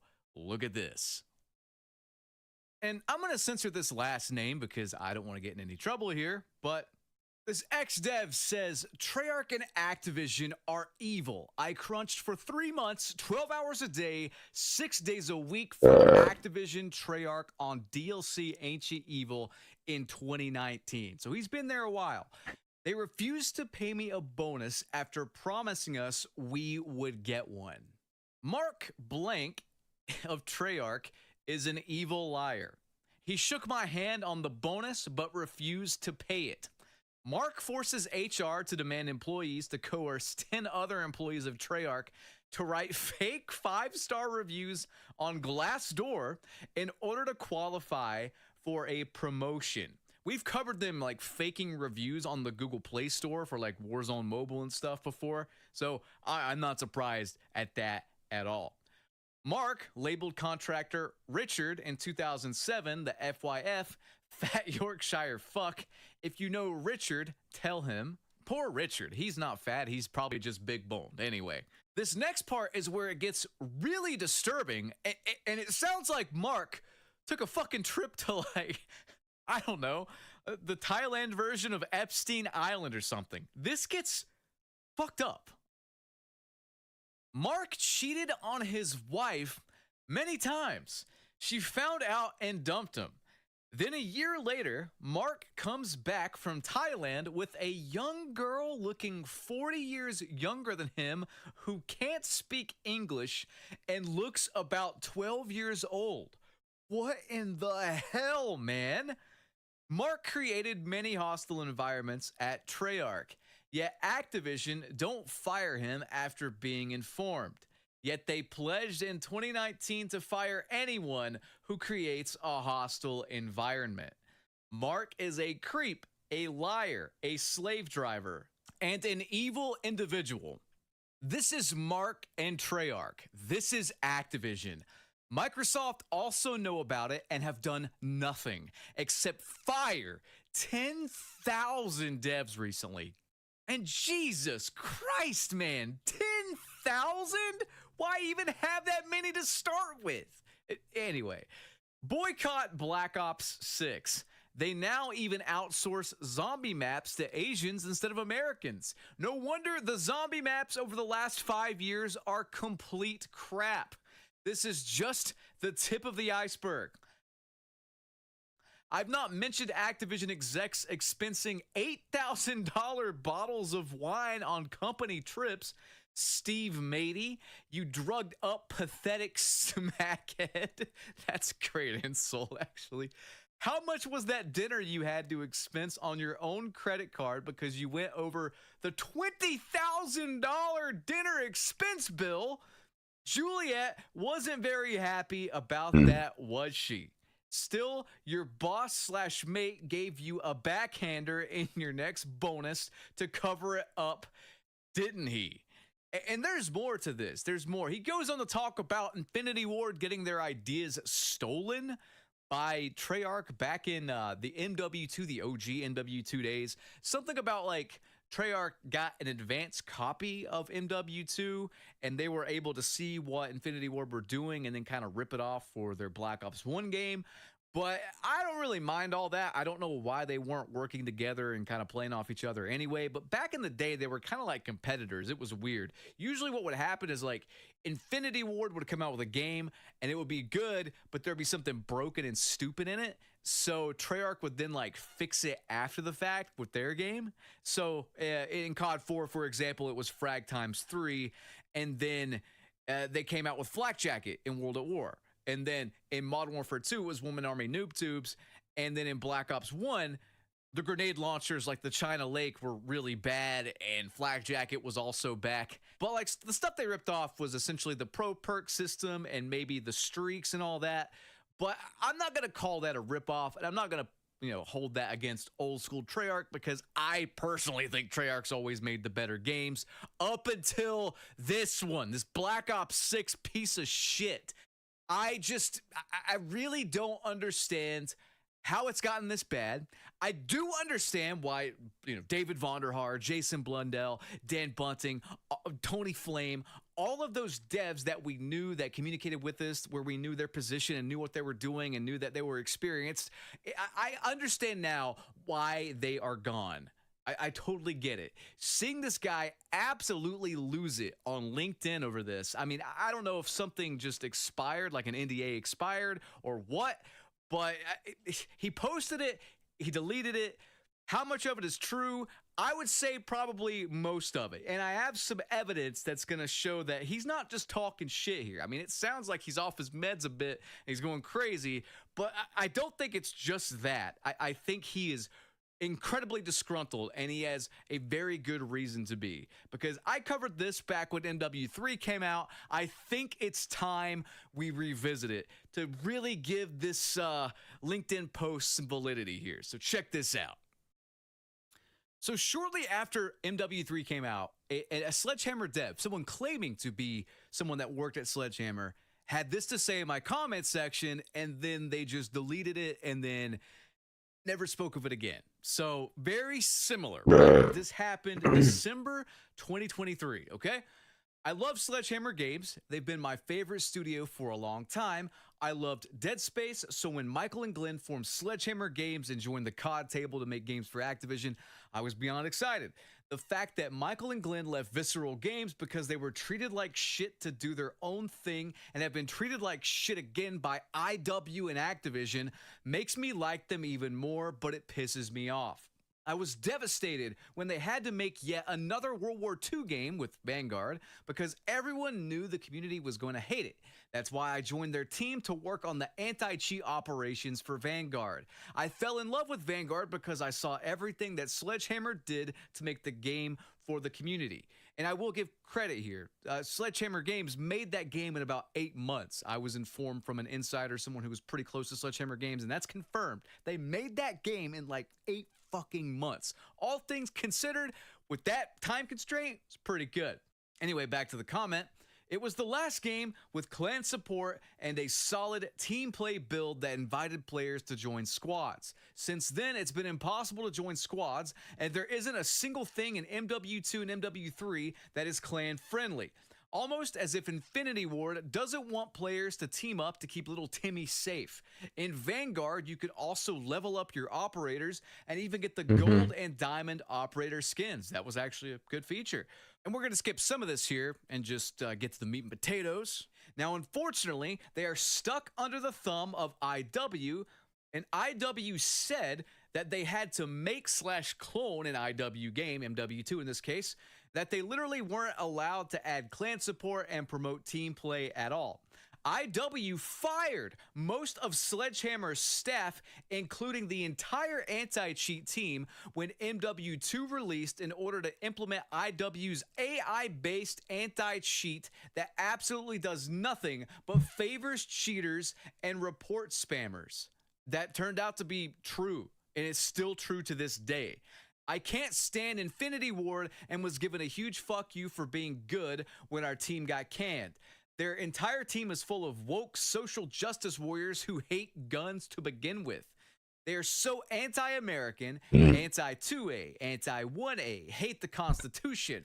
Most of the employees hate COD, period, and everything that it stands for, and they jump in line, bending at the knee with anything to do with the woke agenda coming from the ultra-far-left cult. To bring political agenda of any kind into the workspace, especially into a video game and the development studios, is absolutely disgusting. IW was thick with it, and I would have been just as upset if they pushed a far-right narrative. Completely, 100% agree.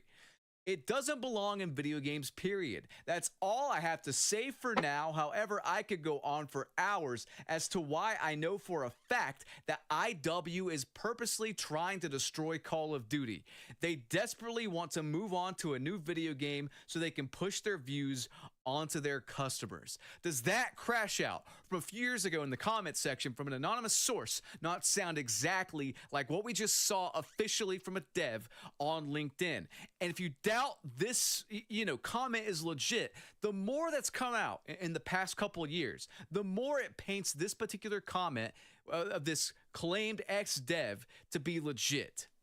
Because there's another kind of link to this that shows that this comment, when I got it, pretty much true. I don't doubt it at all anymore, especially after seeing the Treyarch guy freaking out on LinkedIn. But check this out. I covered this about a year ago now, around Black Ops 6's launch, but the devs, I mean, it should be no surprise. They're in California, but just look at what these devs said in a Slack chat. It must be working on blank, making me more violent, but I have never been more tempted to buy a gun. Arm the left. After all, an armed minority is harder to oppress. If you can afford it, get life insurance.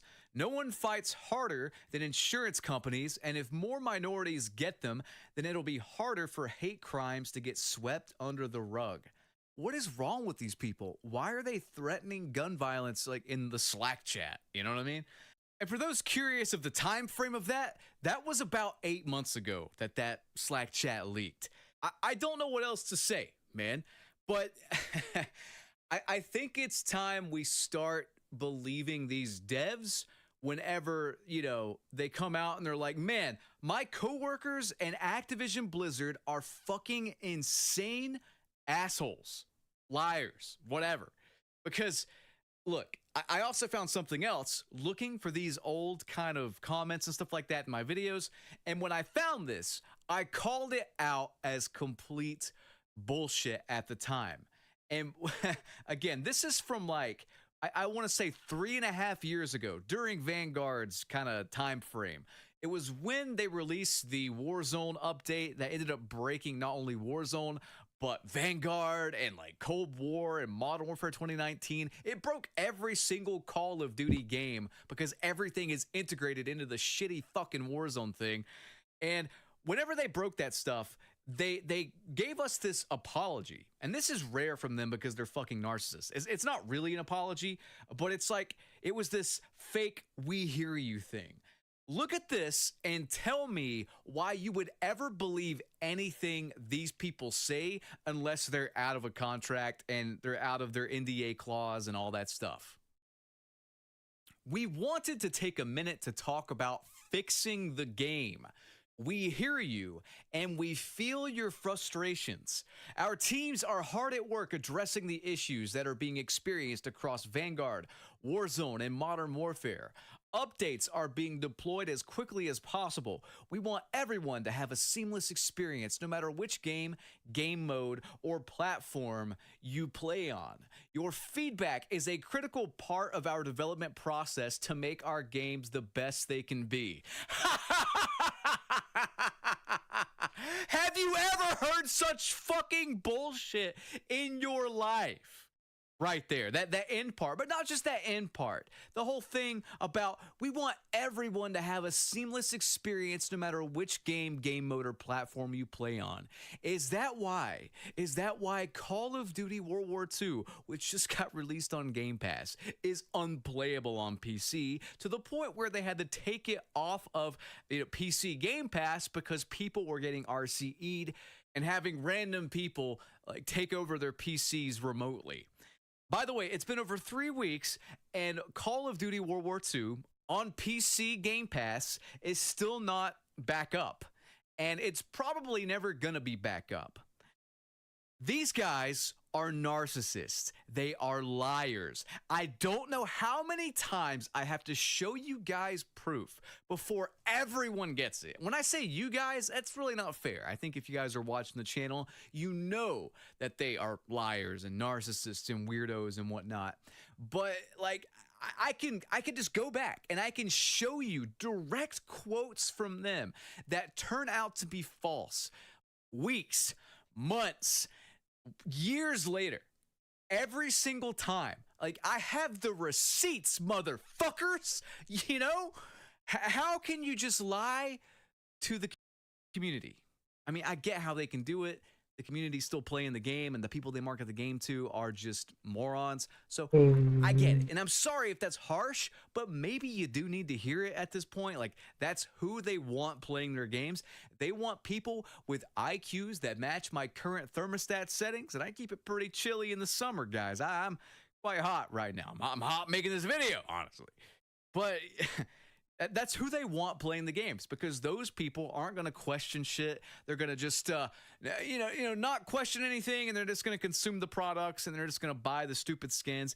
Most people that probably bought American Dad and Beavis and Butthead, I guarantee you they A, either don't know what the fuck it is, or B, are 12 years old and think that cartoons of any sort are fun in video games. You know, that's what it is. Either way, though, guys, I'm going to end this video here. I hope you enjoyed. Again, $1 Million Extreme is one of the most influential.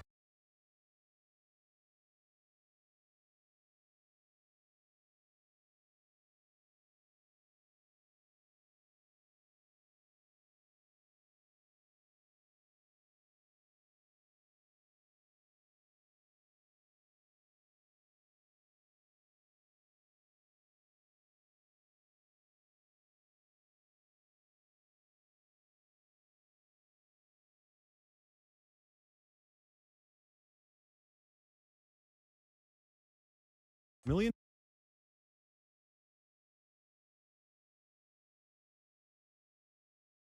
Million Extreme is one of the most influential comedy groups in internet history, originally consisting of Sam Hyde, Nick Rochefort, and Charles Carroll. The comedy troupe has videos under the name MDE as far back as 2006. From low-effort vertical videos to a highly produced television show airing on Adult Swim, and even their own 24/7 live stream show called Fish Tank, $1 Million Extreme has a long and tumultuous story that has never before been encapsulated into one documentary. They've had YouTube channels, Twitters, Instagram, subreddits, and even a television show all canceled, yet still have remained relevant for nearly 20 years. In this video, we go deep into the story of MDE, talking to Sam, Nick, Charles, Eric Hayden, Jet Neptune, and even the mystery person who funded Extreme Peace. So buckle up as we travel out to Rhode Island and ultimately conclude at the Season 2 premiere in Austin, Texas, to get an inside look at America's most canceled comedians.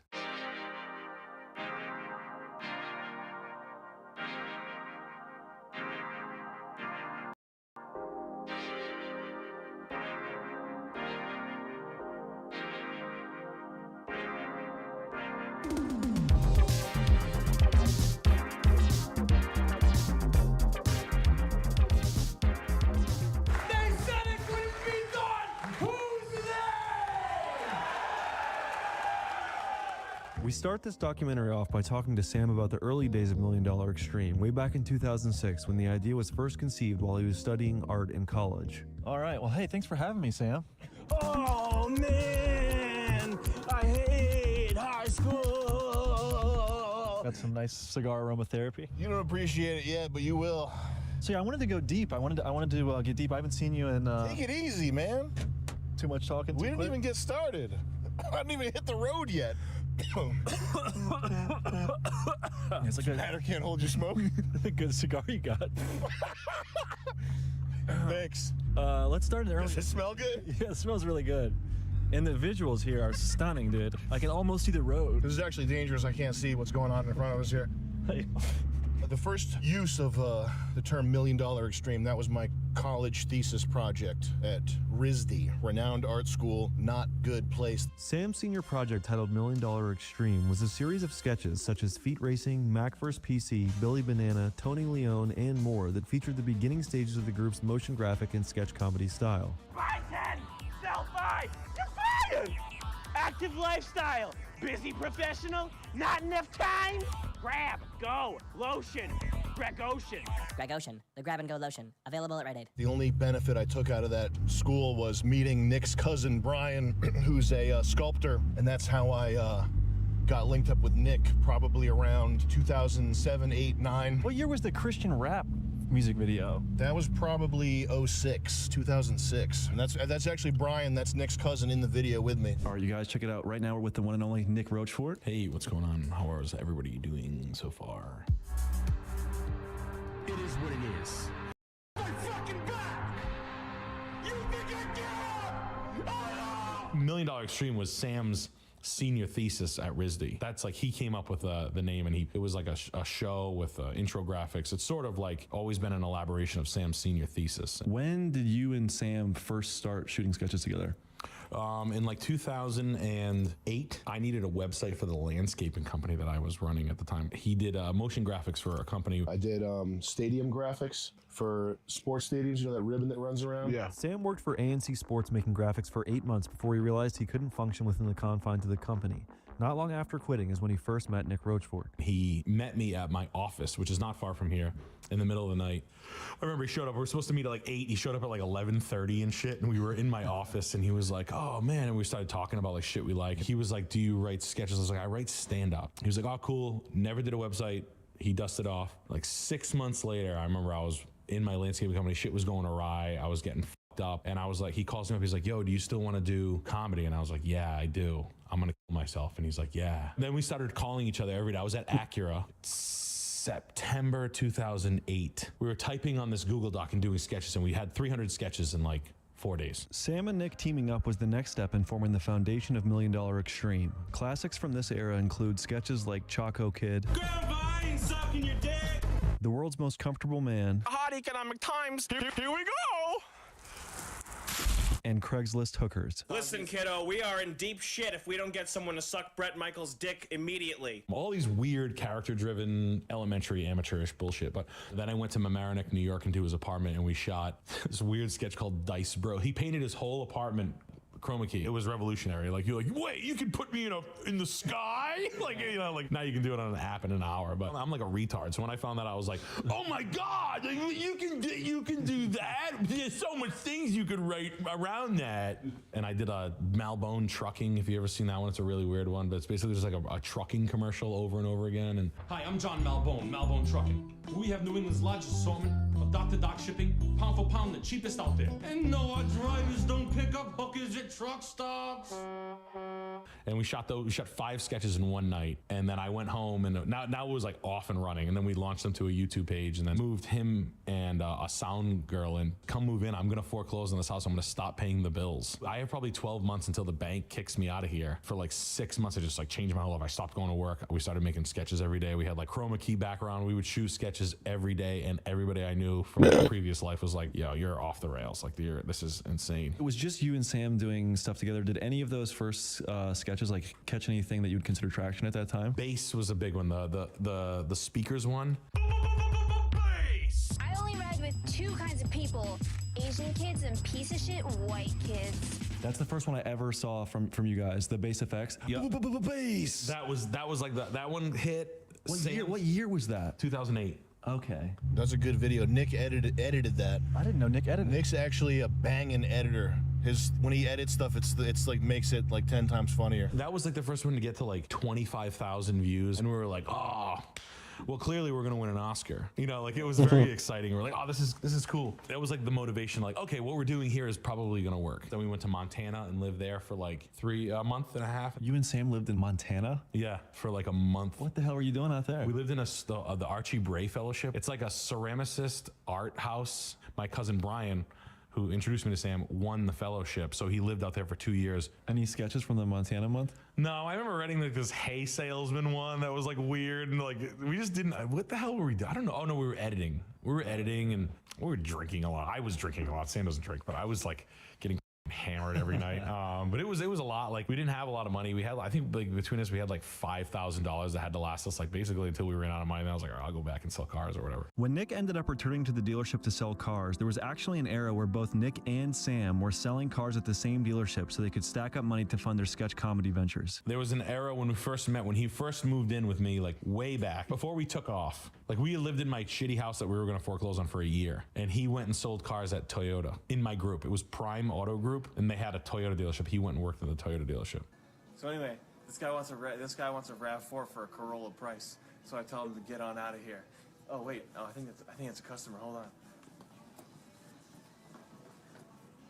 How was Sam as a car dealer? He was good. He was like more, I think everybody should sell cars once in their life to like knock down your anxieties about like, it's like public speaking courses and stuff like that, or acting classes. Cars sales are a really good one to be like, go ahead, go be a 30 days in a row and make no money and sit at a desk where you're like, never mind. And Sam did what? You know, he didn't like it, but because he was selling Toyotas in West Roxbury, the Toyota store that we actually owned was a pit. And then we went to LA and did the Upright Citizens Brigade intensive, the improv theater school for like a month. I don't think we shot anything. We just did that. And then we went to Texas. Sam and Nick had no money, so they decided to resort to sleeping on strangers' couches while traveling. I found this old profile Nick had made on couchsurfing.com that's really interesting. The trip to Texas was one of their first and probably last time staying with strangers. I lived there for a week. I couldn't last. We were living in like a closet in a squatter's house with some punks in Dallas. It was bad. It was like real bad. And I was like, all right, I tapped out. And I remember like sleeping on a couch, and it was all like 20-year-old dudes, like 22. And it was like 100 degrees. It was the end of August. And I was like, yo, it's so hot. But all those kids were like they were all drug dealers. And then we went to this drug dealer that was like living next door. He's like, yeah, come on in. Come on. And he lived in the unit next door with his like trap ass girlfriend. And they were like, but as soon as you pulled a camera out in the fucking plaza, everybody was like, hey, what y'all doing? Hey. And it was like, oh, it was kind of fun actually. And that's when we shot like the DJ Chaos video was shot there as well. After the foreclosed house era where Sam was living there, he went back to live with his mom, and that's when like the vertical phone era was. Yep. After their first cross-country trip, Sam returned home to live with his mother and began filming what is now known as the Sam Hyde Mirrorverse era, which despite its low quality is still being watched by many fans to this day and features classics like Bowl Cut called Ty here. Just got the Ultimo bowl cut. How swag is that? Sugar Gets Me Kooky. I go through my day pretty normal, like I'm a normal guy, I'm a swell guy. But then I get a little sugar in me and I start to go cuckoo. Just a little My favorite. boy. Yeah, boy. Yeah, boy. Yeah. And oftentimes included segments where Sam would argue with his mother, who was off-screen and frustrated with his antics. There's a new pledge going around, and it's a pledge that I've taken. I've signed to it and sworn to it. It's the pledge to be heterosexual. Heterosexual pledge. Stop. Get out. I swear to honor my heterosexuality and always bang women. I will never get lost in a creamy colon of a man. It was around this time Sam claimed he was looking for new jobs at an ad agency. For the past day, I've been emailing advertising agencies trying to get work or something. And I stumbled upon this hilarious video of Sam mocking the website of an agency that he found online. And this is a company called Digitas. The challenge is, how long do you think you can last before you start physically vomiting? One thing that inspires me is memories of being young and naive, drinking cheap Lambrusco wine in the Gianicolo Hill overlooking Rome at sunset. Love that memory. Favorite memory? Drinking cheap Lambrusco wine in the Gamadoja hills of Italy. That was a great memory. And then in October, I was hitting up like celebrities, like, hey, this is the shit we do. Hey, like just being a like cold calling celebrities on Facebook. Be like, yo, this is the shit I do. This is the shit I do. This is the shit I do. Will Sasso was like, yo, this is dope. I sent him bass. I called Sam, like, Sam, I got Will Sasso. He's like, sick. Click. He was back from Texas. We drove in the middle of the night to LA. From New England? Yep, it was a 51-hour drive straight. And that's when Charles came. Yeah. Charles just had met Sam. I was like, Sam, you got to meet this kid Charles. You guys both know a lot about like computers and video games and shit. You guys are gonna be like, you're gonna see eye to eye. And I went to kindergarten with Charles, and then we met up with Will Sasso in Burbank, and we were like, hey, we're gonna shoot this. This is what we planned. He was like, cool, let's shoot this. We went to his house, and we shot with like the shittiest camera ever, and like a $10 fucking tripod. And he was like, this is what you guys shoot on, and I was like, yeah. We have no, Hey guys, let's check out some of these cool new toys I got. This right here is the EPC Voyager 3650. Now I got mine running Keldo Life 2002 edition. Don't look for it, it's not available yet. I just got the beta from the guy I work with. We shot that sketch that we did with Will Sasso. Then we were like, oh, well, another win. And Will was always awesome to us after that. I mean, that was really below him to be doing that. So you guys get the collaboration with Will Sasso, and then not long after, Charles comes into the fold. Do you remember the first sketch that you three did together? I feel like it might have been Dr. Manslave. That and Smokane. I feel like Manslave might have been the first one, which was a redux of a video that Charles had made on his own before he linked up with us. Chuck and Eric Hayden are the two funniest kids from my childhood. You know, you have those friends who are like, oh, I'm doing YouTube, I should bring these two funny friends. When I found them again, they had a thing called Black Country Enjoy.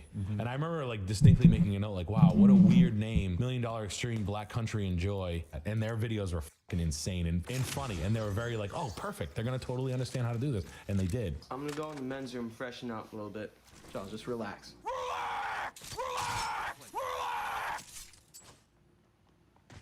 All right, ladies and gentlemen, check it out right now. I'm with the one and only Charles Carroll and Eric Hayden. Hey, how you doing? Thanks for having me. 10 years, 40 years, 200 years. How about I'm doing none of you? Shit. I feel like $1 million. This is a pleasure, brings the man. Yes. Steady Joseph Mike, it's the fastest way I'm gonna get through this job. There's not much going on around here. Why don't you take my car? And we're going to talk about the original kind of sketch comedy. Was it a duo that you guys had? Yeah, Black Country probably was 08, if I remember correctly. What was some of the sketches you guys did on there? Because that's some lore that I'm not even familiar with. There was The Curse. Boy, I need your car. Tough shit, man.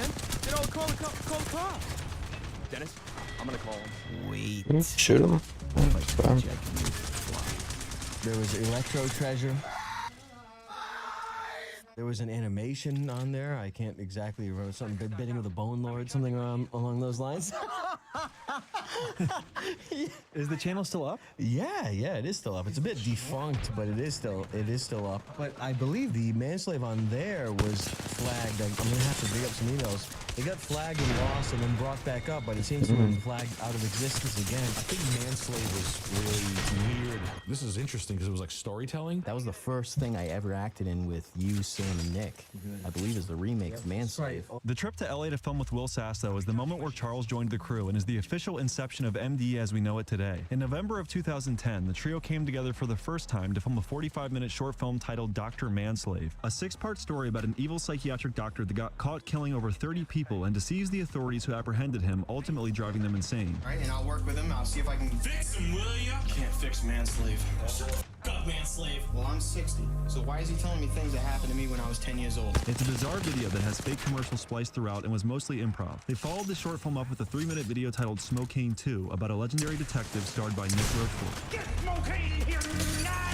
You, Nick, and Charles, you kind of formed a thing, $1 Million Frame. From the get-go, was it relatively well received, or was it a bit of like grinding to get some attention at first? I don't think we've ever had anything that resembles viral success. Every view that we've gotten over the years, we've had to really fight for. We never had anything blow up, I don't think.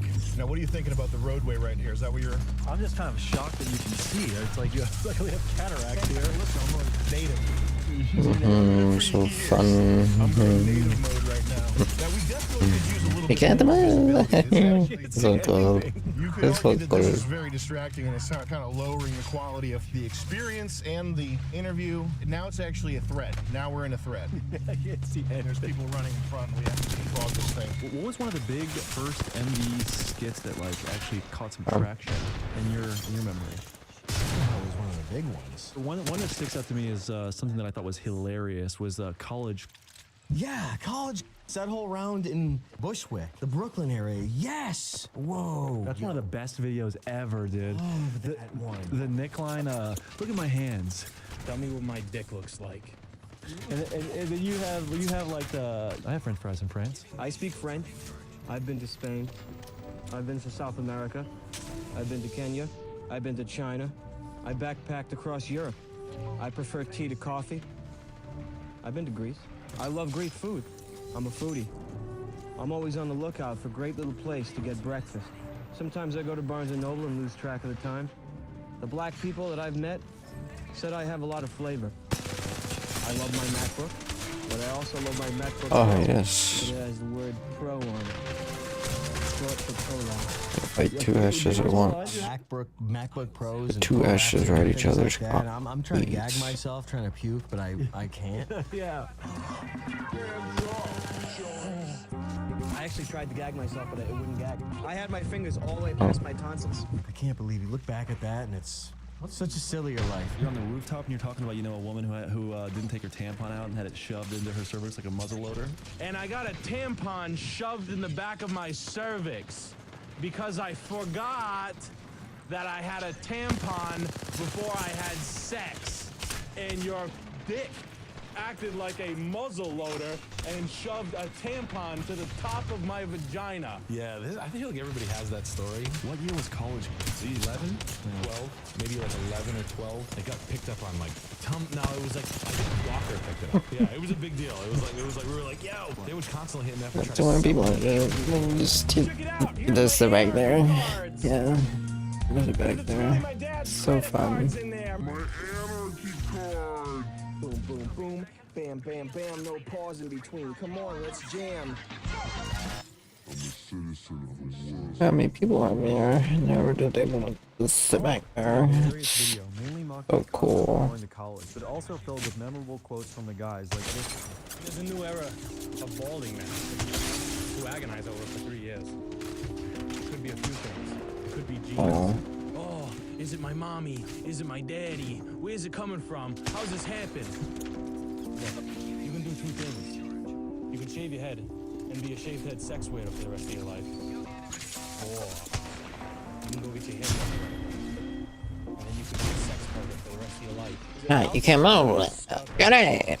I don't know what So cool. Valtrex is for. That caught traction. That was a big project. That was the point where Adult Swim started talking to us. Like someone from Adult Swim office reached out to us and they're like, give us a packet. And then we sort of like formulate how to get a show. Sam and I picked up like, okay, you have to like package it. They're not gonna like, take like a sketch, or they're not gonna take like you have to Cool, just bro. it on a premise. Good job, bro. It's a show, but what is Shit, it? bro. And it's like it's a sketch show, like Kids in the Hall. They were like, not enough. And I'm like, why isn't that enough? Like I don't understand. It's 3 guys. Oh man, it was taken, bro. Shit actors on the street and other stuff sort of like that with animations and I heard a single shot which from is it. what it is now and it's what it always has been. But saying that in 2011 was like saying you wanted like Mexican tire food, and they were like, what's tire food now? It was just, it made no sense then. It was like saying like speaking in Chinese. That was when like, all right, we'll do. I think that was when we started to do like long. Oh, they're just all up there, bro. Whole fucking team just sitting on top of the Around this roof. time, making money on YouTube was nearly impossible. Good job, so even back then, guys. $1 Million Good Stream job. was always promoting their own website, MDE.TV, to try and build up an audience there. They were struggling to convert viewers with several Facebook posts from the group reading, how many people actually go to MDE.TV? I'm constantly thinking about our web presence and the right way to approach this whole shit. Anybody got any input? Maybe none of it matters and we should just make videos and let the rest of this shit sort itself out. Do we even need a website? As well as, we get like 2,000 views from YouTube subscriber model and 83 from the actual website. I guess we are YouTube slaves for life. The difficulty in monetizing content online nearly 15 years ago is what made having a show on Adult Swim such a seemingly life-changing opportunity. So MDE began working on a pilot show called Tissue Box that was parodying public access television, and this marked their first official attempt at pitching a show to Adult Swim.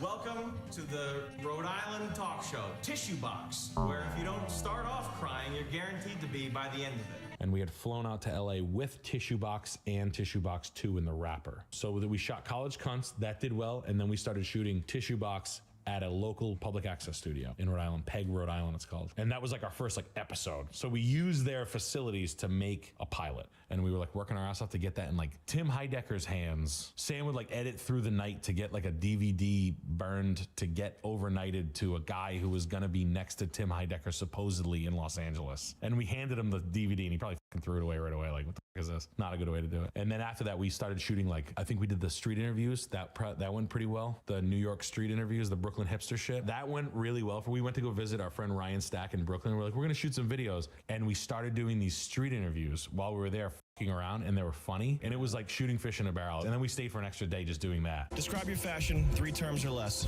3 terms or less. Yeah. Indie, geek chic, and geek chic, fun. Number of sexual partners, less than 10 or way more than that? Way more. I'll lie with that. No comment.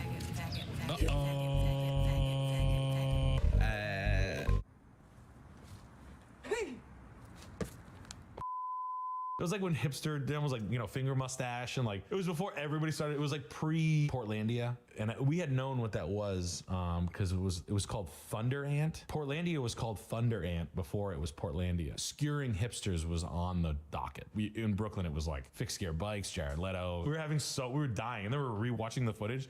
And we were like, this is going to be really funny. So I think it was like our first 100,000 hit video. I found this Facebook post from when these hipster interviews were gaining traction online, giving a glimpse into MDE's headspace at this time. I need you boys and girls to know, you old-timey MDE fans, that we didn't think we were dropping a mind bomb by making fun of hipsters, and in the grand scheme of things, that video is a throwaway. Heat rocks are coming, CEOs will die, and video history will be made. Hold on to your butts. They followed this up with some of my personal favorite videos like MDE Whips. How much of this is about getting girls?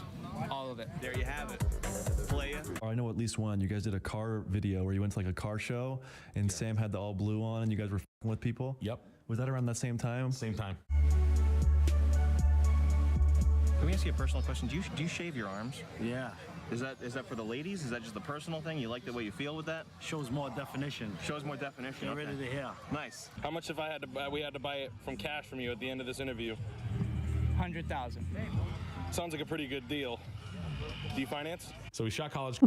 We shot Tissue Box. A guy from Adult Swim, Scott Little, calls us up and he's like, yo, we f with you guys. We want to meet with you. We were like, again, click. Drove right to LA again, another 50 hours. Drove right there. Get there on a Monday morning. We left on a Saturday in Sammy Subaru. Drove there. My wife books us hotel rooms on her credit points because she's like a buyer, so she's traveling. So we book a hotel room for like 3 days. We get to the Adult Swim office on Monday morning. No one's corresponding back to us. At the time, I had happened to be playing Words with Friends with the president of Adult Swim, Keith Crawford. We get there. No one's hitting me back. Now we're like, yo, we're in California, we're driving. I got rooms booked on my wife's car. I'm pissed off. And now I'm back to like retard. And I'm like, I'll blow the building up. And I hit up Keith Crawford. I'm like, yo, we're here. We drove here 50 hours. Where the fuck is Scott Little? And he's like, he got fired this weekend. Oh no. And I was like, you're fucking kidding me. He brought some rapper in. I forget who it was. Some rapper showed up to the Adult Swim office and he was like drinking and smoking in the Burbank office. And he got fired like that night. So now we're there with no rep. We're just the 3 kids in the lobby of Adult Swim and we're talking to the president of the network through Words with Friends chat.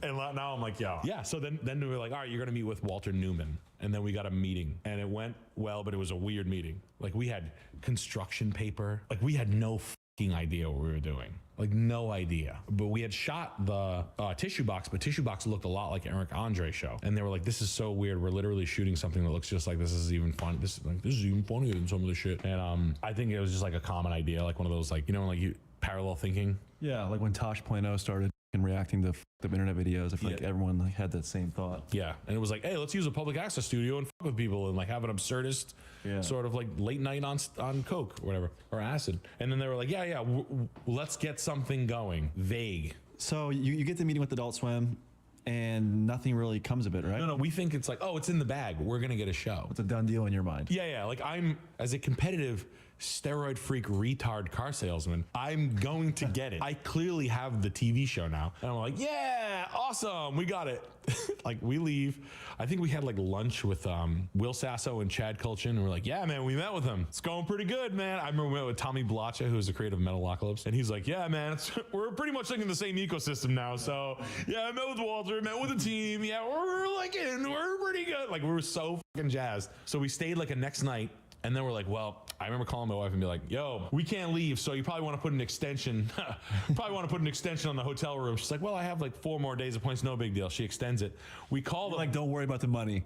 It's honestly coming in soon, so we should have a check like, I don't know, this week. That's how I think TV shows work. And I remember calling them like on the following Friday, like that we went on a Monday. I'm calling them on a Friday, and they're like, "What are you guys still doing here?"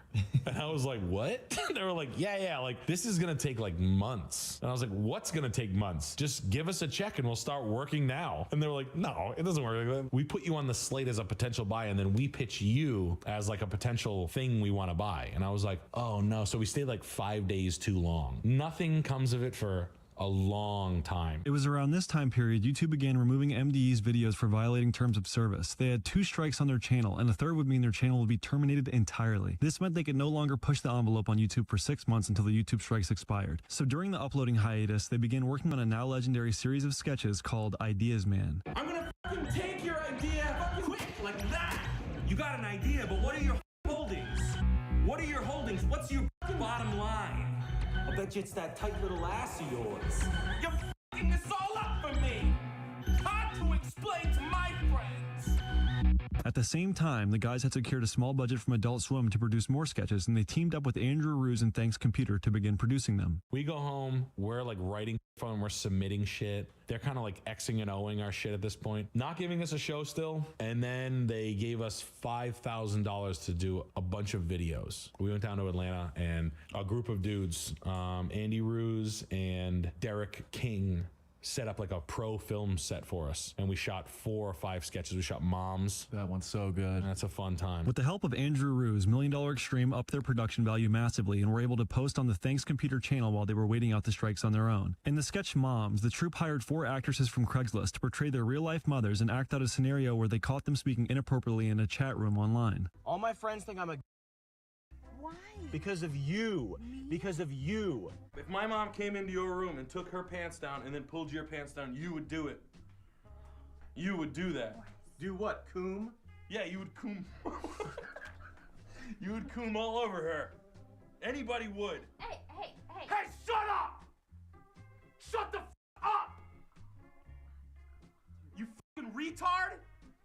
You fucking stupid retard! During this time, they also filmed sketches like Murder Charles. They know I'm diamond plated now. They know I'm you're murderer, boss. Charles. Doesn't matter how many people I murder, I still got the old tent poles swinging around, you know? Yeah. People don't f with me. Yeah. People don't f with me. Yeah. People don't f The prodigal Stunna. You crank yourself off. That's fine, Charles. It's that brother of yours that has me worried. I got a lot to say. What are you doing here? Yeah, try a little bit of that on, huh? Coming back here like this, huh? Yeah, it's like this, Playboy. I'm here with my pops. He thinks I cleaned up. I said, damn, Pops, you know, it's hard out here in the streets. I gave up all that rapping business. But I didn't. You know how it is, gutter fam for life, homie. And the Johnny sketches. Try not to nick the paintwork on the Johnny's ride. Yeah, because the Johnny likes it rough. The Johnny likes it rough. Yeah, that kind of shit. So that was our first time we were like, oh, this is like a real, this isn't like no more of this shit. After filming with the budget for the first time, the group was really starting to gain traction. Not long after, the idea for one of their most memorable works began to float around called 2070 Paradigm Shift. Here's a clip of Sam and Nick spitballing ideas about what life would be like in 2070. Give me a few more 2070 predictions. I have to pay to be outside. 2070? Kiss the grocery store goodbye. Cookware is gonna be like gold. Get rid of the kitchen. Your room's for sitting and sleeping, that's it. What do you need a fucking kitchen for? You ain't cooking food, it's too fucking expensive. Slurpy slop. Ultimately, the idea would come to fruition with Sam tricking Drexel University into giving him a 15-minute time slot to do a TEDx talk about the future. How hard was it to get into the TED Talk? Was it difficult? Did you have to come up with a fake background, or was it easier than you guessed? It was mad easy. I just sent him an email. The organizer's name was Daira Pujara. Mr. Pujara, my name is Sam Hyde. I'm a videographer / photojournalist. Yeah, I said I was a photographer. I was a war photographer in Somalia. The other project I worked on was a piece in Mogadishu, the most dangerous city on earth. A courageous group of women is behind a statistical drop in the rates of bombings, murders, and kidnappings. Their secret? Cleaning up the streets, removing trash and scrap. This sounds very interesting. Can we Skype sometime this week to explore possibilities of a speaking engagement at TEDx? His work spans every continent and has been featured on television and in print, Discovery, Nat Geo, Vice, and others.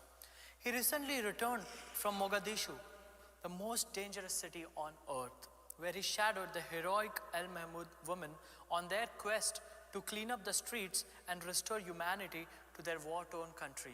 I present to you Sam Hyde, 2070 Paradigm Shift. Sam.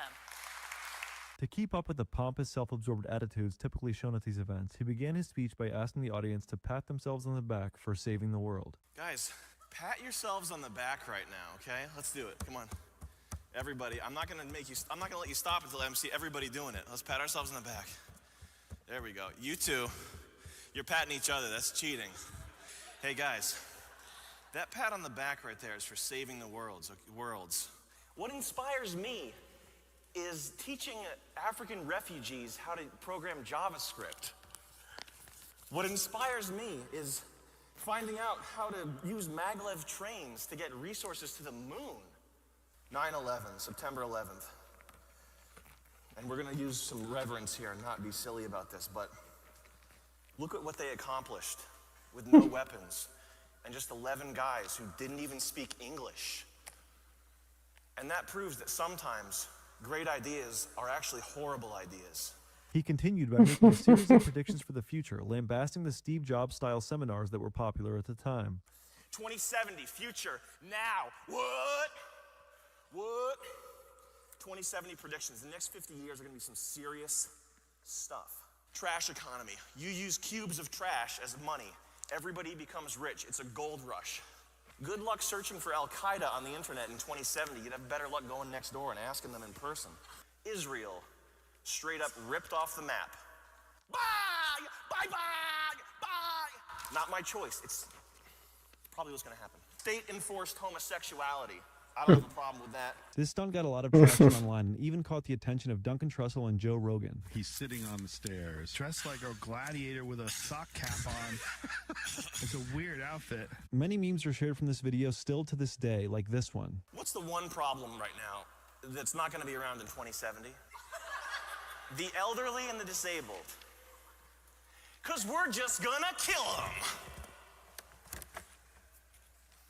We're just gonna kill them. 2070 Paradigm Shift. What a legendary video. That's a good video. How do you look back on that now? I mean, I don't think about it. I mean, I know that it was probably very important to me making a name for myself. I mean, that one in particular, I don't think it's like super funny or anything like that. I don't know. It was good. I look back on it fondly. I mean, it's good that it happened.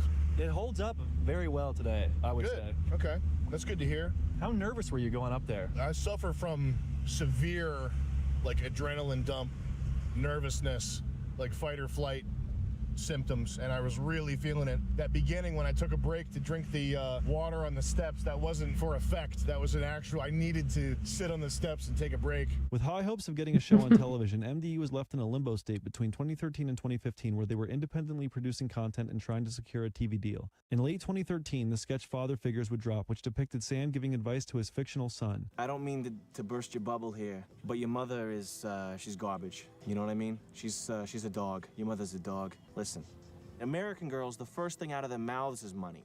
That's what they say. You say, hey, can I show you the time of day? Can I be a nice guy to you?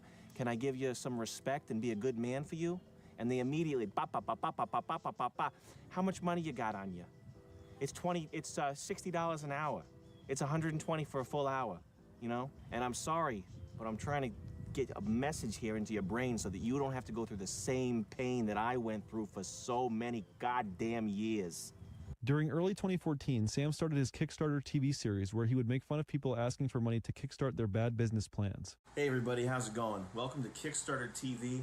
In just a minute, we're going to be getting into some great Kickstarter projects. I just saw your Kickstarter, and I wanted you to know that you suck dick. Coming at you from Taya St. Omer from New York, New York.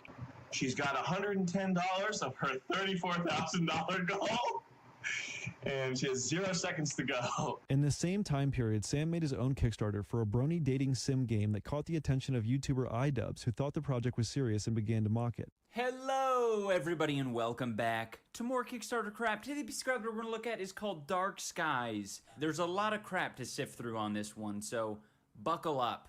Dark Skies, an epic brony dating sim. My name is Pumpkin Pie, and I'm the smartest pony in the whole school. By my calculations, you'll be falling in love with me. There's going to be a game, a playable dating sim. You're going to be able to f the horses, I promise, okay? What the fuck? You're going to blow your load right away. Trust me. When you fire this game up, your little fucking nuts are going to start quaking, buddy. Your little nuts are going to be quaking. You're going to shoot. You're going to shoot. And that's a promise. So this brony dating sim has a funding goal of $7,500, which isn't that unreasonable. I think that's probably okay. If this was a legitimate brony dating sim, there is droves of comments with people saying, oh, it's a fucking scam. The developers are super fucking shisty and awkward. Sam copyright claimed iDubbbz's video, getting it removed from YouTube and telling him if he wanted it reinstated, he would need to squat 200 below parallel. What was the email? The email was, I will release the copyright claim on your video if you can send me a video of yourself squatting 200 pounds below parallel. Why didn't you do that? This would plant the seed for the notorious Sam vs. iDubbbz beef that would come to a boil 8 years later. Aside from MDE sketches and Kickstarter TV, Sam began performing stand-up comedy at local open mics with the intention to offend the crowd rather than entertain them. Has anybody ever heard of AIDS Patient Zero? Anybody? You probably heard of this guy, okay?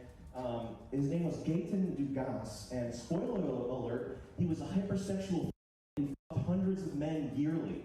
Okay, they don't mention that a lot on the news, the media. You'll seldom hear about what his sexual proclivities had to do with the original outbreak of AIDS. They say the cracker schools is more violent and shit. They say the cracker schools more violent.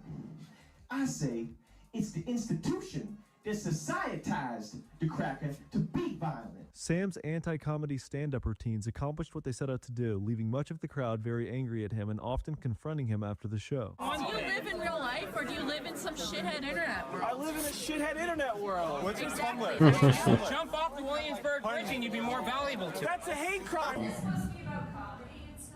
Well, I'm trying to get a message across here because I understand you guys have seen some funny stuff and maybe you're ready for some sort of thing that's, you know, a little bit more intellectual. I don't know, sorry. If you don't like it, you can leave. Go ahead. Well, I'm having a big laugh too, just looking at you, man. Have a nice night. You're done! You're done! You're done! You're done! You're f***ing done! Get the f*** out! You're f***ing done!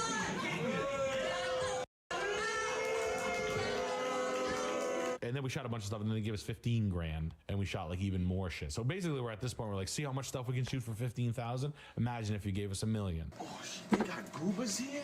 Hey, yo, I love goobers. Hey, I love these goobers. I love the goobers, man. It was like 6 months after that, they flew us to Atlanta, and then we got the pilot. After the second round of funding proved to be a success, Adult Swim officially picked up $1 Million Extreme Presents World Peace in May of 2015. Basically from 07 to 2015 is kind of the timeline there, from just starting to doing the Adult Swim show. How did you guys feel when the show got picked up and it was like, you're actually going to have a show on Adult Swim? Hearing the news, of course, I'm excited as hell because I'm excited for my friends, but I wouldn't say it's at all my show in any regard, but they were nice enough to invite me to it, which is great because it was a pilot at that point, right? So you get this pilot, and I immediately was pounding beers and cheersing with my wife, and they said like, oh, get your stuff ready, you're going to be acting in this pilot, and I said, oh, it's great. So I mean, that's the first step. You want to get the pilot, and then obviously you're hoping it's going to go through. We all knew it would go through. It just, you didn't know it would take 3 months to do this, 6 months to do this. So like, you had no idea. You just think like, oh man, I'm just gonna have to go back to selling ass or something like that. But things come through. Was there like a big joyous moment when it happened, or it was just like, now it's time to lock in and go harder? What did you feel? Well, I guess it was a relaxation of joy, definitely the vindication of work, but it was a lot. The tone of it was mostly like, okay, you're about to be taken seriously now. You have to sort of step into bigger shoes, and you gotta prepare for the future. And it was always a good aim, even from the beginning. What was that feeling when you actually, after years and years of work, got the green light to officially do an Adult Swim show? Crying like a fucking, calling my dad, telling him it's gonna be all right. I was pumped. I was so pumped. I was like NFL lineman after the Super Bowl. Yeah. Like jazzed as shit. I remember being like, oh, clearly I have 10 seasons. Like, you know, like, oh, cool, I have that. What else can I do? But it was really good. I was like, oh, we're going to get a pilot that can't take it away now. The guy said it. So, because they really leave you in the limbo. You know what I mean? Like, you never really know where you stand with any of these fucking executives. You guys were in limbo for years, it seemed like. It was like, yeah, it was probably like, kind of like a year and a half of like jerking off for like 10, 15 grand. Like, you know, 15 grand, 5,000 of your own money that you don't even really have. Yeah, because I remember it was probably like 8 or 9 years before we ever got $1. In the downtime between the show being filmed and it airing on Adult Swim, MDE dropped several classic videos, such as How to Make It as an Artist, where Sam puts on a seminar at Rutgers University mocking art school and the art world. In 2011, over half of college grads under age 25 were unemployed. What? That doesn't make sense. These are real images from Rutgers art students from 2012, 2013. You guys, I don't know if anyone in here is a painting or a fine arts major, but you're not good. Smash and break system 2! Smash and break system! We're gonna smash it! We're gonna smash it! We're gonna smash it! We're gonna smash it! Yale Lives Matter, where Charles and Sam head to one of America's most prestigious universities to bring a message of universal peace. White civilization, Western civilization was built on resources stolen from the black man. You feel me? Paper is an oppressive Western invention. My moral superiority right now is choice. Do you support Black Lives Matter? You didn't oppress anybody today? I can't believe how racist he was. He's gonna hit me with his baton. I'm kind of starting to get high on my own supply. This feels righteous. You know, because at the end of the day, I know I'm a better person than this guy because he's not protesting. I don't care. Shut up. Yesterday was a rehearsal. And the sketch Boston Ross. Look at you. You look nice. Oh, thanks. Where'd you get those clothes? You know I went to Ross. You went to Ross? I went to Ross, of course. I knew you looked good today. My chick won't give me any quality time. Quality time. My chick won't give me any quality time. I need my QT. My quality time. My chick won't give me any QT unless I'm looking nice. And that means Ross. Tell you what, next time you're getting some little quality time, little QT quality time with your chick, pull out a Citizen watch. And then just feel how wet pussy gets. Yeah, I remember. She was a tight little piece. She was a prude though. She wouldn't do anything except one day I rolled up wearing a Citizen watch. Full Ross. And I think you know what happened next. Fucking took the anus, bro. In November of 2015, MDE releases the John Oliver political call-out video where the infamous school shooter picture is taken that has since been used to troll dozens of news organizations, claiming that every time a mass shooting occurs, it was at the hands of Sam Hyde. For the sake of argument, if you come at me in a public situation, if I had to defend myself outside your apartment, I'm watching you through your window, and I have to shoot through a crowd of people to defend myself. John Oliver. You know, they released the name of Sam Hyde, who caused this event. Op sociale media bijvoorbeeld van dit soort belachelijke dingen tegen. Twitteraars die suggereren. Just the other day, Kinzinger posted images on Twitter of a Ukrainian air ace called the Ghost of Kiev. It happened after the shootings in Parkland, San Bernardino, Las Vegas, Orlando. Showing just how little research mainstream media does and how quick they are to run a story, even if it's not true, just to get clicks. So how was the filming of season 1? Like, how was that experience? It was cool. It was, shit. People hated us. Like, they hated our guts. Like, the entire network did. They were like, they're like, are you guys really Nazis? And I was like, bro, are you fucking kidding me? Like, are you guys serious? Like, guys like you, like normal guys who would be in your, like you'd hang out with, like, dude, are you seriously a Nazi, bro? And I'm like, bro, give it to me straight. Yeah, come on, man. I'm cool. Yeah. But And I'm like, is this fucking real right now? When we were working at Adult Swim, we didn't have final say over the edit or the sound design or the graphics, etc. It still came out very good, obviously, but it wasn't like a fully, tightly packaged. It wasn't something we poured our hearts and soul into on the post-production side because we weren't really allowed to. And things were kind of like switched a bit last minute, yeah? Yeah, they switched stuff around. They took the graphics out, which was kind of a pain in the ass. I mean, they fucking suck, man. Adult Swim sucks. Because during the pilot, we were like letting like fly and shit. It was really when, like, if you remember 2016, like pre-Trump era, yeah, everybody was, it was really like the first time where it was like, if you say you might as well be put in the electric chair. Yeah. And I don't even want to know the other words you're saying, but I know you're saying them. Worse than being a murderer. It's worse than being a murderer. Literally. That word is like a silver arrow. Yeah. Oh God, what they had to deal with is so ridiculous. You know, and it was like that. It was literally like that. Yeah, and you guys just weren't bending the knee, so they hated that. Yeah, there was like, guys, shut up. And then like the girl saying that was like trying to suck all our dicks. Like the girl that was doing the most bitching was literally trying to fuck all of us. She's wearing bodysuits with no bra or underwear to set. And then as soon as we started saying like, she was like, they can't say that. Was she the woman that tried to break into the? Yes. That was her. Yes. Some unhinged tried to break into the production room and like delete a bunch of shit, right? Yeah, I remember that. There was some controversy where there was some locks. It looked like there was some burglar tools being taken to some locks, and we were all beaten off at the time thinking about who could possibly be doing that. There was some physical marks on the door, and there was also signs of men ejaculating, knowing that who had tried to do it, and they were all getting off thinking about them trying to do it. In all honesty, what was she mad about? God, I mean, I really don't know. Maybe someone didn't like what we said in it. I mean, it's not normal for me to be like this. Who did this show right here? I'm gonna fucking get him. Like, that's not normal for me to do, so it's hard for me to understand. On June 14th, 2016, a Vulture article came out before World Peace calling out Adult Swim president Mike Lazo for having 0 female creators among the network's 47 shows. Coming out 2 months prior to the premiere of World Peace, it helped create a climate of scrutiny that loomed over the show. And then, Charles, what happened at the, we'll call it not a rap party, but... The upfronts? Yes. Yeah, in New York. You're right. And wasn't there some heat there too? I remember there with Andrew, and we got someone in our face asking about MDE and that shit. They were trying to get a rise out of us, and I was there to sort of handle the situation because I knew exactly how to handle it. And I guess they were just asking me why I do such extreme things. And she's like this, do you hate women? I'm like this, no. I was like this, I find them sexually attractive.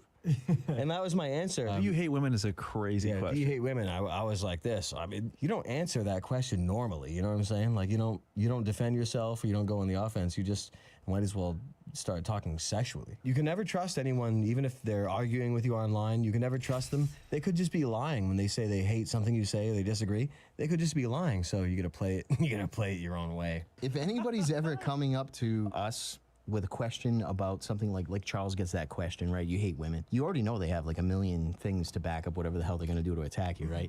And I'd be completely underprepared because I truthfully think that it is just a comedy show. Yeah. So I have I have no way of defending myself other than saying, what the f***? It's just funny. Anyone who says they're offended by something you say or offended by comedy is lying. And I swear to that. Despite employees at Adult Swim attempting to cancel the show before it started, World Peace aired on Adult Swim on August 5th, 2016 to over 1 million live viewers. Vice Principal Dono. Principal Dono. So what you're saying is bullies function as a sort of social watchdog. Exactly. Well, we found that bullies tend to sniff out the troubled or stupid student. I'm tired of playing with things. I'm not playing with you anymore. And make sure their sociopathic and bad behavior gets nipped in the bud right away before it can become a problem. Stop, you post people! Ah! What I tell you, stay out of my hallway! You know you can't be a fly nigga if you raise your hand. The season premiere was to over 1 million people. I think the last episode was also to over 1 million people, right? Yeah, I think it went like, it's supposed to, like, you want it to do that. Like, it's very common that it does that, but if it does like a nice Nike swoop, that's like you're getting another season, that like ratings, if you ever want to like chart ratings for a show, that's usually what they want. And in that time frame, you must have felt pretty good, right? Yeah, it felt a bit of an invincible position, I guess you could call it. Yeah. Yeah, it was pretty nice for a little bit of a time. You got to fantasize about having a stable a stable road to display your specialty. World Peace was the highest rated show on cable in its time slot, and even had as many viewers as the Eric Andre show. And then after that, the ratings were good. Once they started getting like blowback inside, that's when kind of shit started to go off the rails. Because initially Mike Lazo was saying he wanted 10 seasons of it and he loved it so much and all this, right? We were waiting for renewal. So I'm sitting in Massachusetts, the show's launched. We're basically waiting for our 20 episode deal. It wasn't a lot of money. It was like 73,000 or 90,000 for like 6 episodes plus pilot. It took us 5 months to live in Atlanta. They gave you $4,000 total to live down there for 5 months. I get why Adult Swim is progressive, because they pay a bunch of fucking fat comic book kids like their first $90,000 a year job to not like jerk off and pop zits in their own mouth. And actually, Hulk Hogan actually didn't tour with the Macho Man. I don't know if you know that, but Alf was actually created on the back end of Batman Returns. Sweet. Like that's yeah, cool. How hard do you beat it? Hard, hey! And it's just like, that's kind of like the culture of the place. Soon after World Peace was released, a certain journalist by the name of Joe Bernstein began writing a hit piece article, attempting to get the show canceled despite its fantastic ratings. Someone by the name of Joe Bernstein is writing a BuzzFeed article in attempt to get you guys canned, right? Yeah. You remember hearing about that, or which memory? Yeah, that was like when it was like, hey, we're getting some negative feedback. And I was like, who cares? And it was like, I'm going to call him. Because he wants to do an interview with Sam. Do you consider yourself a member of Adult Right? Of Adult Night? Then they started to come, that Adult Swim started to come back like, don't say anything. And I'm like, why? And this is like after the meeting where they said they were going to do 20 episodes with us, or 100 episodes or whatever. So we're still riding high. I'm like, listen, let's not fuck anything up. Let's chill. Let's just listen to them. But then they started being like, you guys are just fucking it up for yourselves. And I'm like, you guys kind of hate us, huh? Like, yeah. Like there's one of the emails you can see like where I kind of like come loose and I'm like, you gave us no fucking money for marketing. Now we're fucking for standing up for ourselves and saying like, it's not like that. Everybody should be scared. Like, no sacred cows in comedy. Everybody gets slaughtered. It's the rule. And like, they were like, nah, just like, it's not a good time right now. And like, kind of like threatening, like that. You know, when people are like, I wouldn't do that if I were you. As soon as they started to talk like that, like the emails went like that, and then they started to do like that. But there's a part where they start getting like threatening and like shit that no normal man would put up with. Clearly, different people. A girl tried to break into the fucking office and throw water on a fucking like. You're gonna shoot me. Like, multiple quote attacks. I'm not shooting the other people. Insanity. You've done nothing to like protect us. You did no marketing whatsoever. You did 2 commercials Let's for not us. shoot the other clips. people. They were launching other shows at the Let's time. work together as a fucking five-man group. Interviews and bringing them out and doing like the red carpet rollout, and we're getting fucking dogged out. While the Joe Bernstein hit piece article was racking in tens of views, one of Adult Swim's ex-employees, Brett Gelman, claimed he departed the network because of World Peace, claiming they were neo-Nazis and cited the show as an instrument. Like between 2 teams, they were able to raise that revenue twice. Called $1 Million Extreme. And then I just was like, I mean, it was all right. Don't fight each other. Just fight. Yeah, it's totally a neo-Nazi sketch, and they have a neo-Nazi following. They had amassed this following, and I was just like, I don't want to be part of a business that gives employment opportunities and a voice to people who are amassing a hate following online. You know, regardless of what their show is. If Brett Gelman gets a show. Yeah, that was real good. It did well for them. Fucking cocksucker, dude. Yeah, he's really cool. His girlfriend, his wife who fucks her brother. Didn't you meet your wife at a fucking sex cult in LA? Call me a lie. Sue me for lying. Don't you go to fucking sex clubs with your wife, you fucking loser? Tim Heidecker from the Tim and Eric Show publicly supported Joe Bernstein and Brett Gelman's boycott of World Peace, and even asked his own audience to call Adult Swim's advertisers to ensure that the show got canceled. If you're listening and you hate this thing and you think it's evil, or you think that it's spreading messages of hate, misogyny, anti-Semitism, you know, you should speak out. You should go and let the advertisers know. Trying to ruin your life. Him, Tim Heidecker, and fucking Bernstein all trying to fuck you over. And a guy named Vic Berger. Yeah, Vic Berger, he's cool. Vic Berger gets paid a lot. He still hangs around with Tim. Tim's the hot shot. He gets paid a lot of money. He's been with his boy for 10 years. Vic, what did you claim last year in your taxes? Did Tim pay you a lot of money to do office hours? I bet you he doesn't. I want to know how much money Tim Heidecker pays Vic Berger. And I'm sure you don't want to talk about these people, but like how much people like Joe Bernstein and Brent Gelman and Tim Heidecker were going out of their way to like just be shitheads. at that time. 'Cause I had kind of forgot a bit, you know, because those are people that are easy to forget about. Sure. They were definitely on the attack. It's all good. Yeah. Yeah. No hard feelings. No, you just have to, stuff like that, that's life. You have to win. You can't do anything else. World Peace is on the air. It's a smash hit. Season 1 concludes. And then a young man by the name of Joe Bernstein decides he's going to write a hit piece article, right? He did a journalism that was something that it was bad? BuzzFeed. Yeah.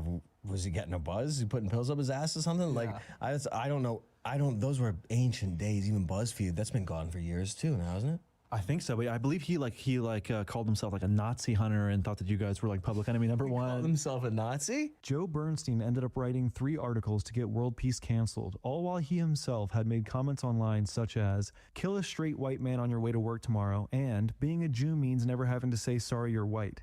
All of this, in his own words, stemmed from him following in the footsteps of his Nazi hunting father. I remember him saying something like, you don't think I have power? I remember him saying that. I think the Bernstein guy, like, you don't think I have power? Meaning, like, I'll make a call. Well, I remember, Sam talked to Tim Heidecker, and Tim was saying, like, oh, I don't know what you're talking about. I didn't do anything to get your show kicked off the air. Didn't you campaign against our show? Didn't you talk to people to tell them you didn't like the show? Nope. I've been very honest and forthright about my experience with the show and with your audience, and you know, that's really all I have to say about it. I liked Tim and Eric, you know, the whole like space, all that stuff, funny, but like my respect for him just went down to hell after the cancellation. So you do believe he wanted us off the air? I wouldn't even give him a second of saying that he didn't. He's a liar if he says he didn't. How the hell did he have so much pull where he's the gatekeeper and the keymaster of 11-minute shows? And they make claims that you hid swastikas in the show. The Young Turks, consisting of Hassan Piker's uncle and his bitchy co-host, also parroted the sentiment that swastikas were hidden in world peace. They found hidden swastikas in the show. And they literally had to tell them, can you guys like not have hidden swastikas on the show? Like, just take them down. Saying that we hid coded racial messages and swastikas in the show is, first of all, retarded. Why would we do that? That makes zero fucking sense. It's our first TV show. We're nervous as shit. We don't want to get kicked off. I got a good idea. Let's put a swastika in there. I don't remember anything of that. I don't believe so, no. I wanted to hide QR code stuff in a way that could be undetected in a final edit in some way, in a QR code that would be dynamic and impossible to destroy, but I think they would have found it, or I just didn't care enough to try. And if you still aren't convinced these people are lying, listen to how Anna Kasparian talks about the wine party sketch that was featured in World Peace. They like to do these like ridiculous pranks where if they found a woman unattractive, they would purposely trip her into a glass table. I'm getting more wine. No, help yourself. $36 a bottle. Please enjoy it.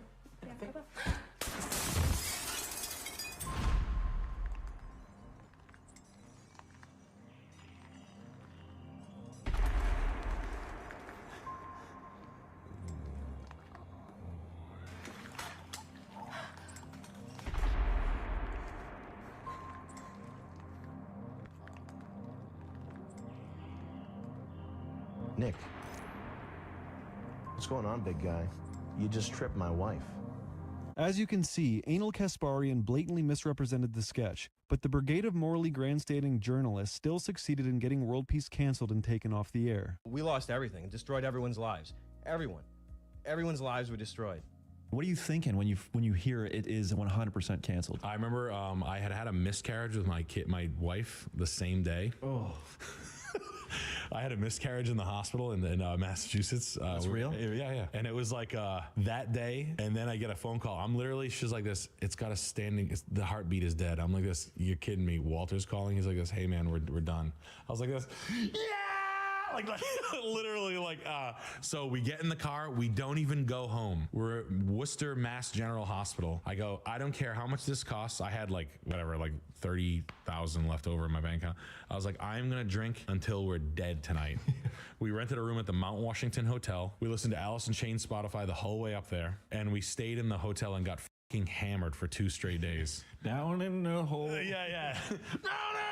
So we just turned ourselves into Lane Staley's corpse. Sometimes life just makes you suck a devil's dick for 5 hours while it pisses in your mouth. Yeah. And that was one of those days. I mean, it teaches you a lot about life and resilience and stuff like that. Because I've had a few bad days recently, but that was as bad as that was the worst. That was bad. The show is canceled. Your Twitter is deleted. What was happening in those years, 2017, 2018? Started doing a solo vlog podcast just because I didn't have any idea what else to do. No money, no team, no nothing. So I had to just kind of start over, basically. Hide Wars, yeah. But bare minimum, like what can you do with a camera? Just rant autistically. Hide Wars, Volume 1. Sam went on to start a solo web series behind his paywall called Hide Wars, where he would rant at the camera about various topics, many of which included advice to his younger viewers on how to cope with life, be a better person, and navigate existence within the current state of the world. Get good at whatever it is. Welding, plumbing, car sales, doesn't matter. Develop some type of skill. It also produced hilarious moments like this. Ah, geez, dude. 350? Ah, dude. I just hit my car. I'm on these pills, bro. I can't do 350. He would go on to share his thoughts about the show's cancellation in episodes like Blacklisted Desperado, I'm bitter. I don't like that our show was canceled. as well as create other series behind his paywall, such as Happy World Daddy and Ecstasy of Car. The show gets canceled, and then it was a dark time. Yeah, it was Benny, it was Tim. Who knows? It was me. How much did that take the wind out of your sails? Well, for a feeble, weak individual, I guess it kind of shuts you down pretty much. But I guess if you're not, then you soldier on. Yeah, but for me, it would just, dude, I would be. Whew. That's me. That was me. I was like this. Because when we spoke to Sam, he was like, I just got back to he started the Hide War series. He said he just got back to slugging away, and I'd like to say I'd do that, but I don't know that I would. Me personally.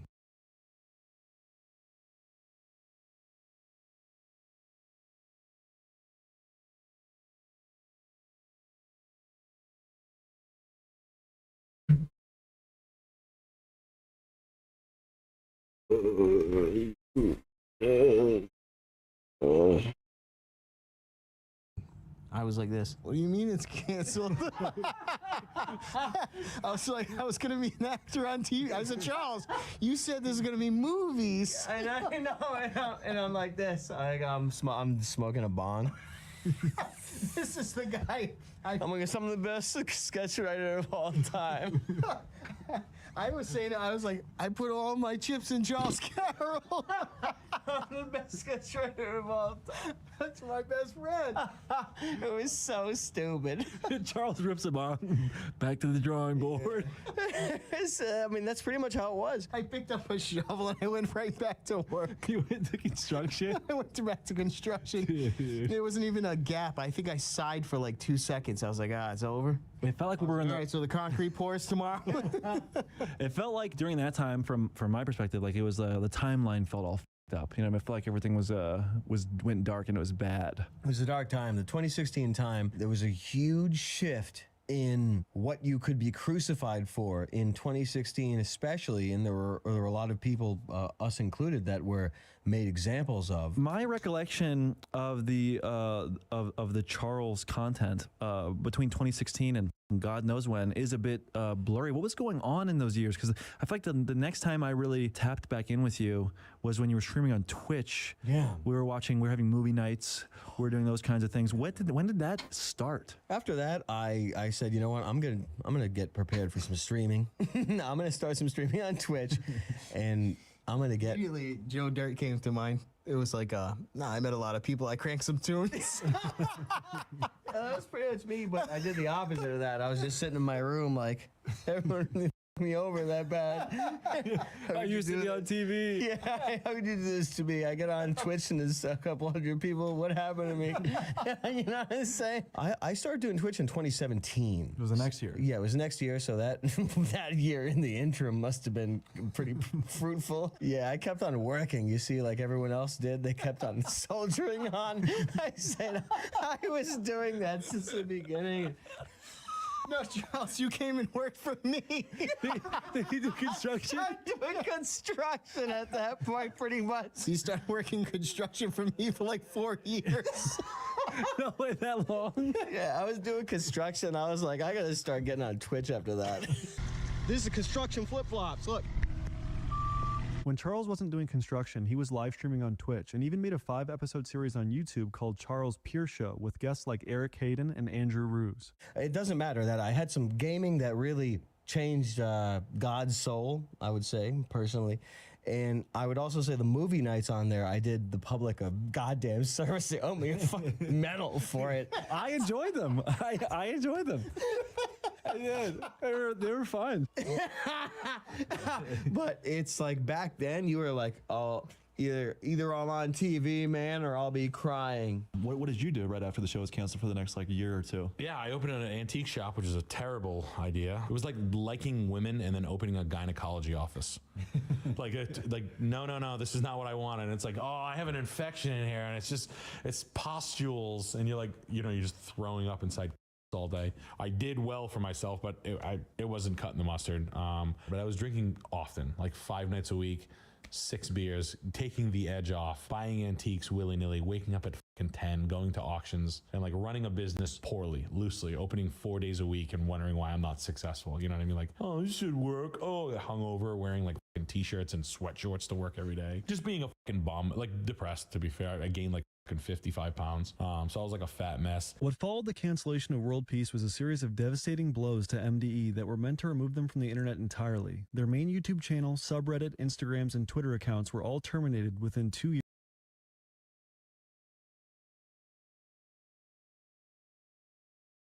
Subscribers you had? I want to say 250. That's a lot back then. I mean, it was hot. It felt like a lot. I don't know if it was 250, but it was a lot. And did that like brutally take the wind out of your guys' sails when that first happened? No.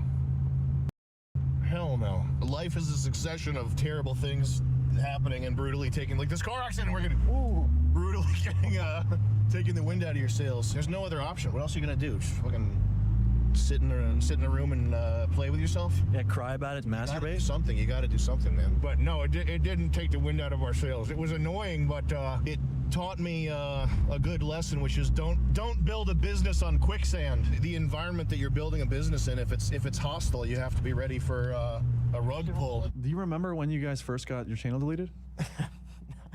I don't, man. I really don't. Like the original YouTube with all the videos on it. No, I actually don't remember. I don't even remember that it got deleted. I'm trying to do that. That was news to him. I'm like, they deleted us? Yeah, of course I remember that. Well, yeah. It's just hard. It's hard to put all the pieces back together. Yeah, I hear you. They kept nuking you. Yeah, there was a few nukes, and even 2014, it's like 1917 sometimes. Yeah, 5 lifetimes ago. Yeah, it's freaking like Inception. We were still fucking fighting, because people were like, oh, Sam should have never said anything to Joe Bernstein. That's what, and it really wasn't. It really actually wasn't. You know what I mean? Like, we didn't have a chance. We didn't have a fighter's chance. It was. I didn't blame Sam as much. Chuck was pretty bent out of shape about it. They were fucking mad at each other, and the crew disbanded. Yeah, and like none of us talked. Like we really didn't. Truth be told, we really didn't hang out much. $1 Million Extreme entered a dark era between 2017 and 2020 where the group wasn't putting out content together and everyone had gone their own ways. This changed in late 2020 when Sam and Nick began a podcast called PGL, short for Perfect Guy Life, hosted on MDE.TV, and this marked the first glimmer of life in years for $1 Million Extreme. And then PGL started becoming a thing, and then time ticks on, and then PGL starts going for then I start selling cars and going every Tuesday or every couple of weeks. I'll go do a PGL every couple of weeks, so that was fun. Joey, Chris Lynch started coming around. All these dudes, I don't know any of these guys. The next big milestone in MDE history began in 2021 when iDubbbz came out to shoot a documentary about Sam Hyde, where Sam created an elaborate hoax to fool iDubbbz into thinking he lived a deranged life with a drug-addicted girlfriend. Sam waited 9 months for iDubbbz to post his version of the documentary, and after spending $15,000 on the doc himself, he decided to stop waiting around and release his own version of the video titled The Truth About iDubbbz. Have you tried to get her any help? No, seeing as she's a girl I paid $500 to shave her head and pretend to be my girlfriend, no, I haven't tried to get her any help. Should you want me to try? Wait, okay. I don't know her that well. It's probably not my business to get her off drugs. Also, I think I told her to put her hand in your pocket and pretend to be on drugs. Shut up. After facing some backlash, Ian finally released his version of the documentary titled Getting Away With It, which ultimately led to Sam having a big career resurgence. I think the iDubbbz doc was like the piercing into the sort of normie YouTube world, I want to say. iDubbbz was working on hosting a boxing event titled Creator Clash, which featured Harley Morenstein. Harley came out to Rhode Island to train with Sam, and to show support, Sam bought over $10,000 of front row tickets to attend his fight. The day before Creator Clash took place, iDubbbz informed Jet Neptune outside the venue that Sam was officially banned from the event. Sam Hyde has been banned from attendance. iDubbbz pulled us outside and informed us of the tragic news and told us not to pull any stunts. Not long after Creator Clash 1 was over, I reached out to Keemstar to see if I could get a fight on KSI's upcoming Misfits promotion. He responded by telling me if I could get Sam Hyde to train me, he would sign me to the organization. So I got on a call with Sam, and a few days later moved in with Jet Neptune in Rhode Island to begin training full-time. It's been a week almost. Really appreciate what you're doing for me, man. We trained around here. Yeah, we did it. Right over there. Yeah. You took me to a park over there. Yeah. Remember when we played Body Shots? Yeah. And I tried to hang with the big dog? You had a very strong hook. Remember that day I got blasted, though? That I started puking? In the park? Yeah. Yeah. That was crazy. That was funny. That was fun. Yeah. I love the song. You put some like city pop song over that, didn't you? I think so. That was like a beautiful memory. Try to keep your feet underneath you and your center of gravity. Try to keep it the same. Just pay attention to how much energy you're spending. Darth Jocko. Darth Jocko's sticking his neck out, and he's the reason I'm even signed, so thank you so much, genuinely. This led to me accompanying Sam to his fight versus I Am Thompson in London on the first ever Misfits boxing card, where he stayed in his Candyman character the entire time. Sweet sugary adversaries are perfect for the munching. With a hankering for confectionaries, their fists are hungry for punching. In the marshmallow ring, the ropes look like Twizzlers. Body shots to my jelly belly merely give me a snicker. Yeah. I was also ringside for his victory and now iconic post-fight speech calling out Hassan Piker. You got anyone you want to call out in the heavyweight division? Oh, you know it, lad. You know that Hassan Piker. I'm coming to kill you. Hassan! He's gonna eat Hassan like a peppermint candy. Hassan, you're a punk. Accept the fight. Don't be a coward. Sam and I then went to Austin, Texas for my fight against Ice Poseidon, and he had a very memorable moment in the post-fight interview where he said this. Suck a dick with AIDS on the tip. Okay, well, we're not going to do that. We're not going to do that. After my fight, I headed back home to Maryland to refocus on growing my channel, and Sam began his streamer arc with Jet Neptune. My boxing training camp had just finished, and it was kind of like Sam didn't want to box again. Dick It was with like, what's the AIDS on next the era? I think Sam learned a bunch of shit from Crazy. dudes when he did his boxing event. Yeah. That was like, yo, you guys should do streaming. And he came back and he was like, yo, we have to stream. And we did a video on the house thing where I basically scared this house. This one house right around here that was $1 million. They're in like peak house shit. And I was like, I could do that over and over again. Like I could do that. I do that when I drink. Nick begins his Scuffed Realtor live streams where he shares home buying advice and his audience donates addresses for him to review the quality of the home. It wasn't long after this that pre-production for what would later be known as Fish Tank began.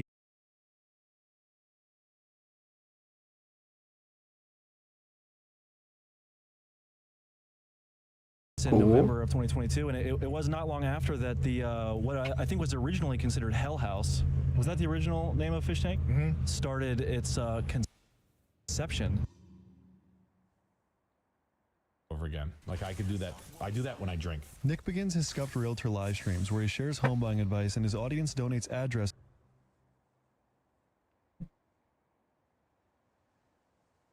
Started its conception. Over again. Like I could do that. I do that when I drink. Nick begins his Scuffed Realtor live streams where he shares home buying advice and his audience donates address.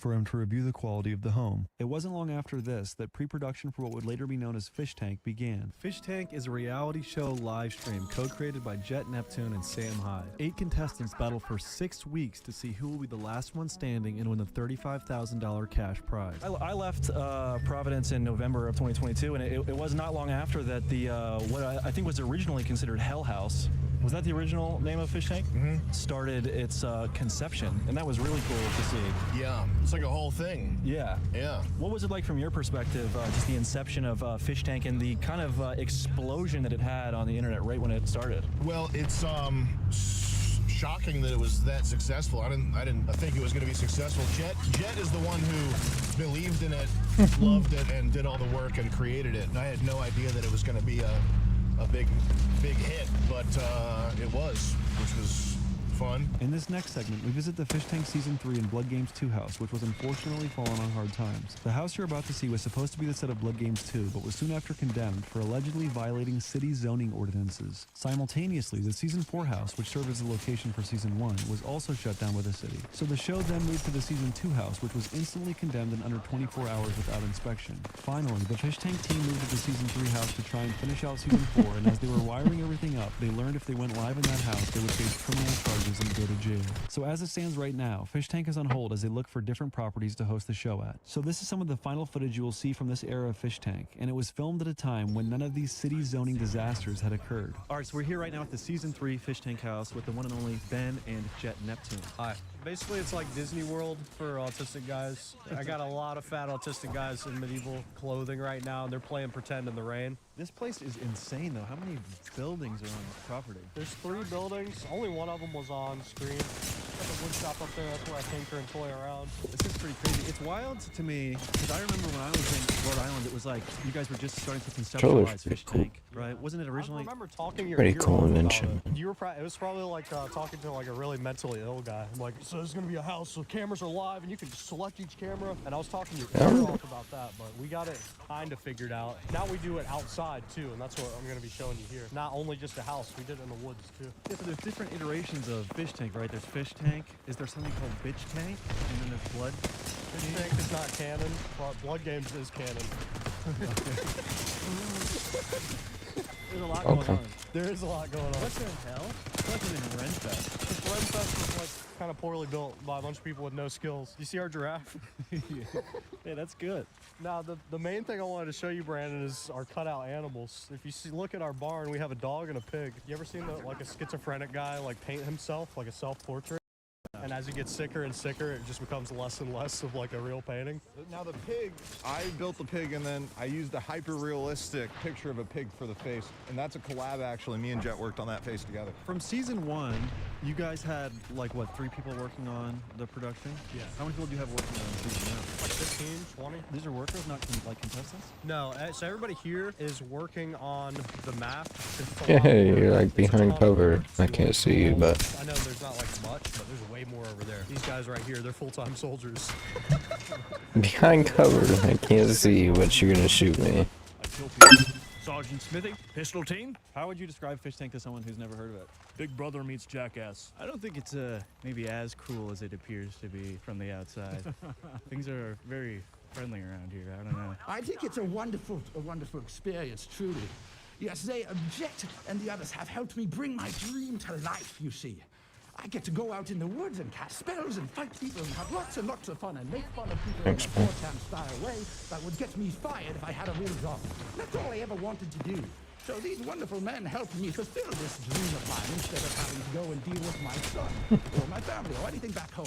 I'm in heaven here. It's wonderful. And they really are good people. This is all like theater inspired. I think like after Season 1, me and Ben realized that it's more like a play. Fish Tank is kind of like theater. In this video, we're kind of doing like a deep dive on MDE.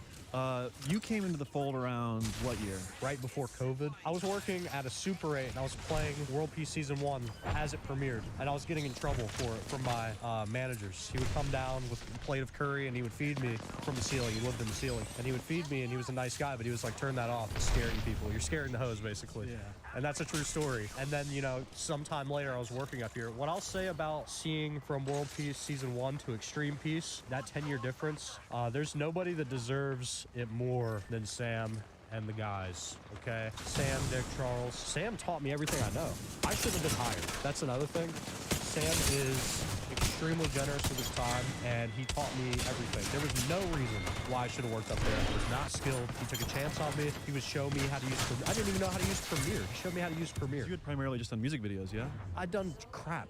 Yeah. Crap. I'm sure you get people. I was one of the 100 guys who were like, yo, Brandon, let me edit for you, bro. Here's my...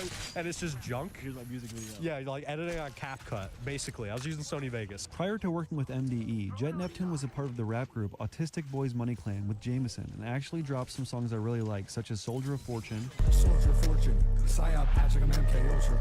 Well-known shoulder, better get the FE, I trap out my folder. And Mudbog. Trench foot, got me swamp stepping, got a China light, and that's a heavy weapon. They don't want to hear it, but I'm interfering, and they know I'm close, cause the stack's setting, I'm a ghost. I owe Sam a lot. He deserves is his this? success. He's bigger than he's ever been, and that's not like a coincidence, and it's not dumb luck. It's like iterations Like, and did I- iterations of hard work. is that- like is that an being empty very shield picky too? about what gets to screen. I think that's why he is where he is today. While Fish Tank Season 1, Scuffed Realtor, and Sam and Jet streams are all running, a mystery man contacts Nick on Cameo with the idea to self-fund a second season of World Peace. In October, a dove landed on my truck. I was really f***ed up one day. I was really depressed one day. I was like, God, this is bad. I have a kid. I spent too much money on this barn. I have no money left. I saved a nice pile of money, then I blew it on this place. I knew I'd be okay with it, but it was like, I'm broke. I have no money. Like, I'm on credit cards again. It sucks. Oncoming traffic's not looking so bad, you know? Yeah, like, maybe, you know, I could crush my head into the deal. And then I have this video of a fucking weird dove landing on the hood of my truck. That was when it was like I started believing in God again. It was crazy. It was nuts. I was like, it was one of those Me weird either, things. Shaq 2 weeks later, the must kid be. calls me up. He's like, yo, God. I was on Cameo. I did Cameo. And then one of the cameos was this dude who was like, yo, I'm rich. I want to make World Peace 2. And I was like, yeah, sure, whatever. Here's my phone number. Call me. I'm like, yeah, maybe. I don't know. He's like, yeah, I'm going to come up to Boston with my dad. I'm like, yeah, sure. Come up to Boston with your dad. Then like a day later, he's like, all right, I'm in Boston. Where are you? And I'm like, oh shit. And I'm like, yo, Sam, we gotta go meet this kid. And it's pretty serious. We talked to him, you know, sussed him out, see if he was real. And it was a real dude. And I was like, look, man, this stuff's like, we had $3 million to shoot World Peace 1. I want to do a new show. And I was like, all right. He's like, it's important. I think it's the most important show in the world. The guy who helped fund it has a bit of an interesting story, yeah? I mean, yeah, he does, but I think, I don't know how much of it he wants to be public. Did you talk to him? No, we haven't talked. Maybe they should do like a Zoom interview. Yeah, we could link you up with him. All right, you guys, right now I'm with Robert, who's the executive producer of Extreme Peace, and he is actually the man behind funding the show that we've been waiting 9 long years for. How you doing, Robert? I'm doing pretty well, Brandon. How you doing? So yeah, I was really interested in the story about how this all came to be. Like, what's your story, and how did it end up that you were the funding, you know, the second season of World Peace? October 1st, 2020, right in the middle of COVID, I went home to have some lunch, which I never do. Never go home to have lunch with the wife and kids. Decided on the way back, going back to work, let me ride my motorcycle. The sun's out. Literally like 2 blocks away from my house, 18-wheeler, 1-lane country road, going 25 miles per hour, just makes a fucking stupid U-turn, wasn't looking, and ran me over. I should be dead. I lucked out. I don't know how I woke up. After being run over, I remember like the ambulance coming to me and the paramedics talking to me, and the guy who ran me over, I think apparently talked to me. Spent 11 months, 9 days in hospital recovering. Full year. Yeah, man, it was crazy, you know? A lot of tragedy, a lot of trauma, but we're stronger and we're built up. Life is honestly better now.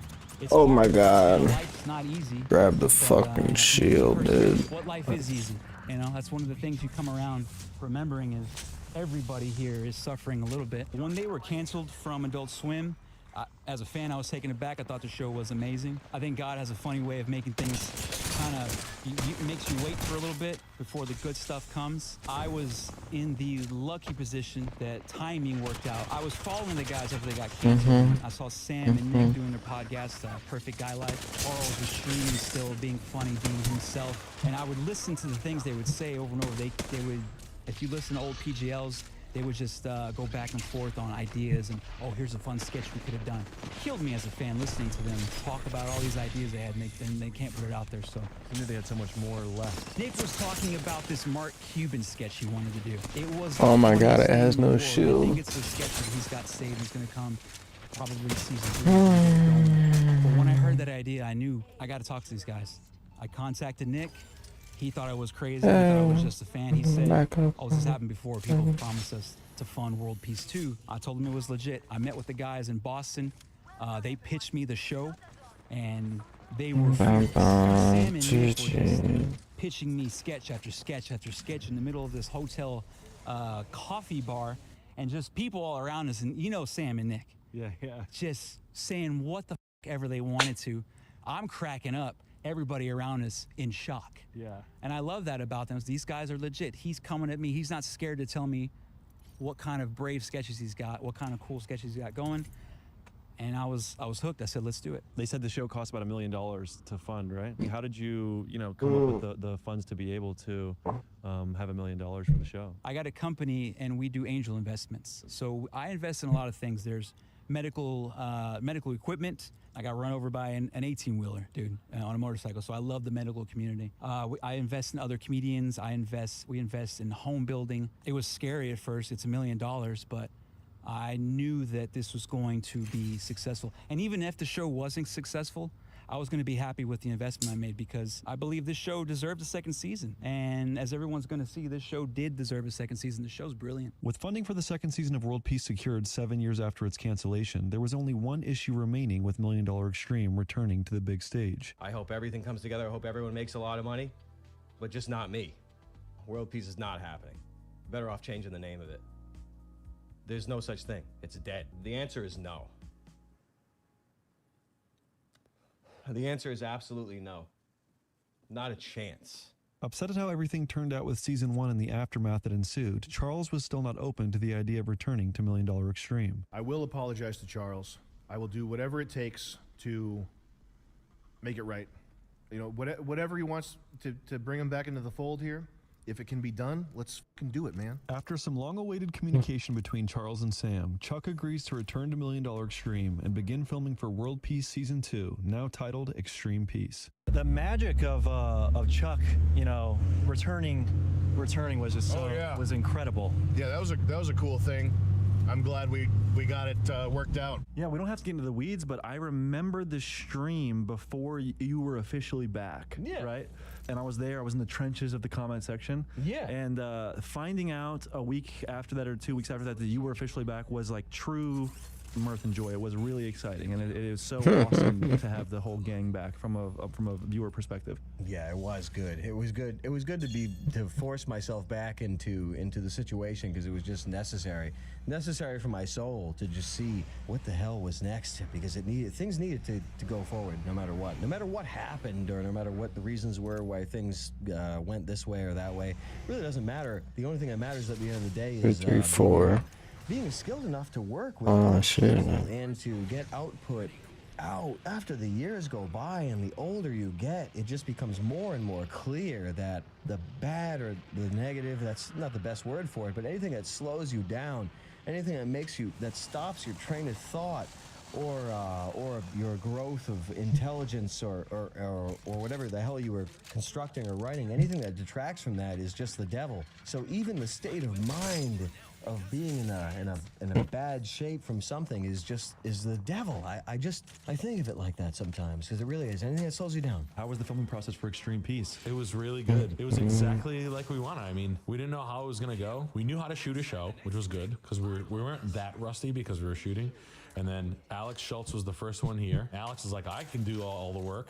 And I was like, you sure do? This is a lot. And I was finding studios and how do we build sets, and rented a tunnel, and we shot the majority of the season inside these like gigantic tunnels that we rented for, you know, as short of money as we could. How long did we officially shoot for? 5 months? Yeah. Still streaming the whole time, still podcasting the whole time, shooting this the whole time. Where are you? It was a lot, but it was, I mean, I had a good time. For the most part, we had more problems on the set of World Peace 1, which was a pro-union set. Actually, they shoot non-union and they say they're union, actually.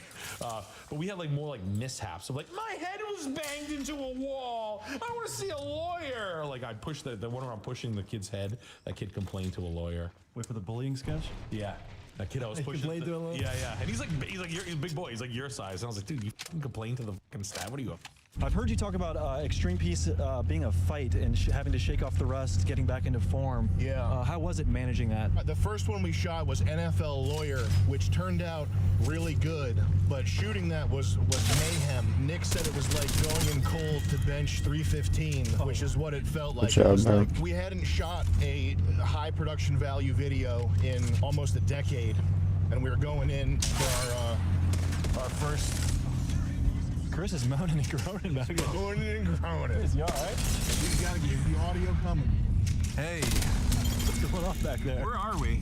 We're in East Providence. Fuck. Your back hurt? No, it was a fight. It was a fucking like street fight mentally to endure that and get it organized and get it together and make it work and make it funny. That sketch in particular might be one of the highest hardness levels of things that we've done, in my opinion. Was there a point in time in the filming process where you thought to yourself, okay, we have something here? Yeah, the second Apa sketch that we filmed. Yes. Yeah, second sketch was we got the hitch back. From there on out, it was hard work, but it wasn't like a mentally brutal thing. Why is there just 2 lifelines there? Rusty, just in many different ways. So I found it a challenge, even though I'd had many yacht-worthy years of streaming. Improv, sketch comedy, and all that is a completely different animal that you even forget that you've even done. If enough years go by, you're like this, oh man, the stuff I did, I'm the best, you know? And then 5 years go by, you're like this, yeah, I'm still the best, bro. It doesn't matter how many years go by, then when it's time again, you're like this, wait, what?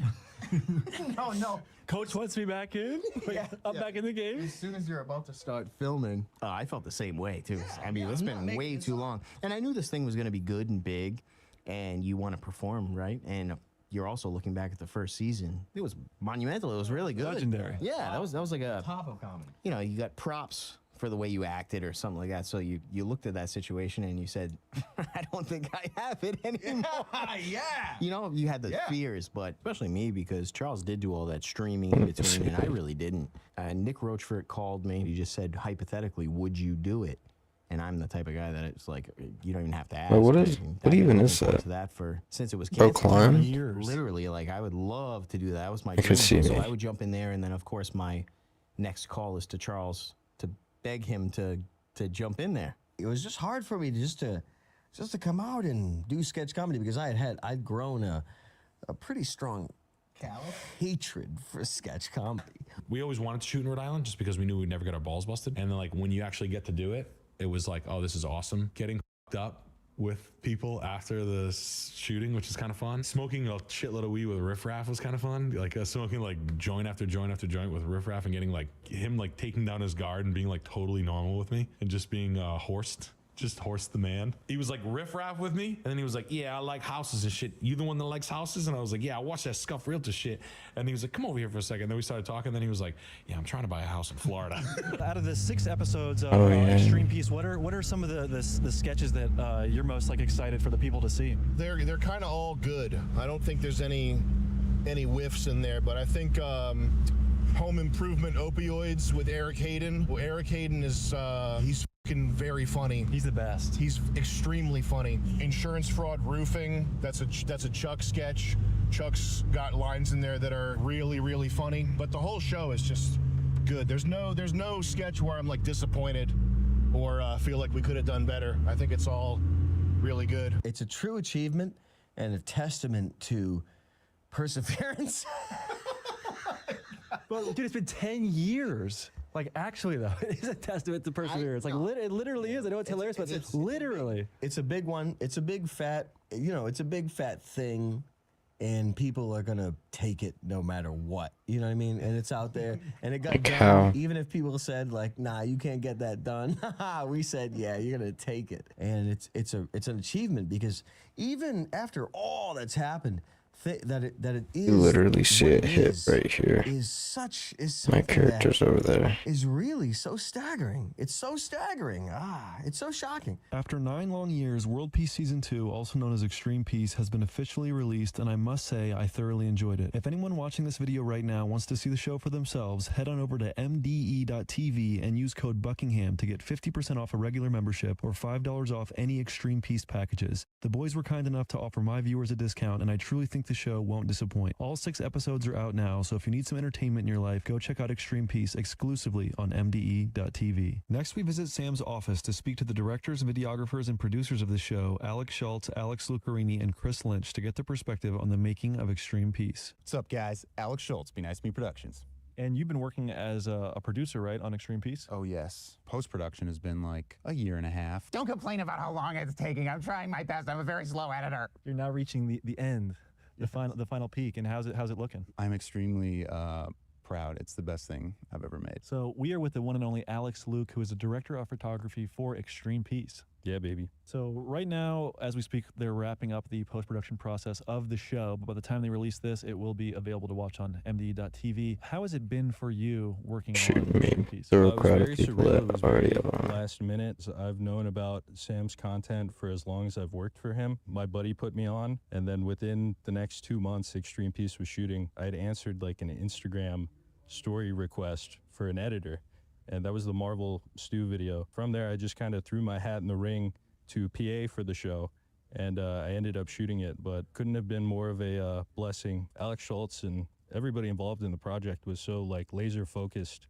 that we all had the same goals, and we just wanted to make something special. And I think when you do something like that, it doesn't even feel like work. It feels like it takes on its own entity. All right, check it out, you guys. I'm with the one and only Chris Lynch. What up? What up? What are some of your favorite sketches from the show? The NFL lawyer sketch for sure. That's probably my top one. I love Daddy Dom. That's just a classic. A lot of these sketches were ideas from years ago, and then they kind of just came to fruition. What role have you taken on the show? Audio syncing, helped edit a couple sketches, and just kind of cleaning things up. You were like a fan when World Peace Season 1 came out, right? Yeah. So how has it been like for you going from a fan to a literal producer on Season 2? It's got to be pretty cool, yeah? It was crazy. Yeah, it was like weird. It was weird making it sometimes. Like, oh, you know, like we'd be in the middle of something and I just realized like living a dream. Like this is crazy.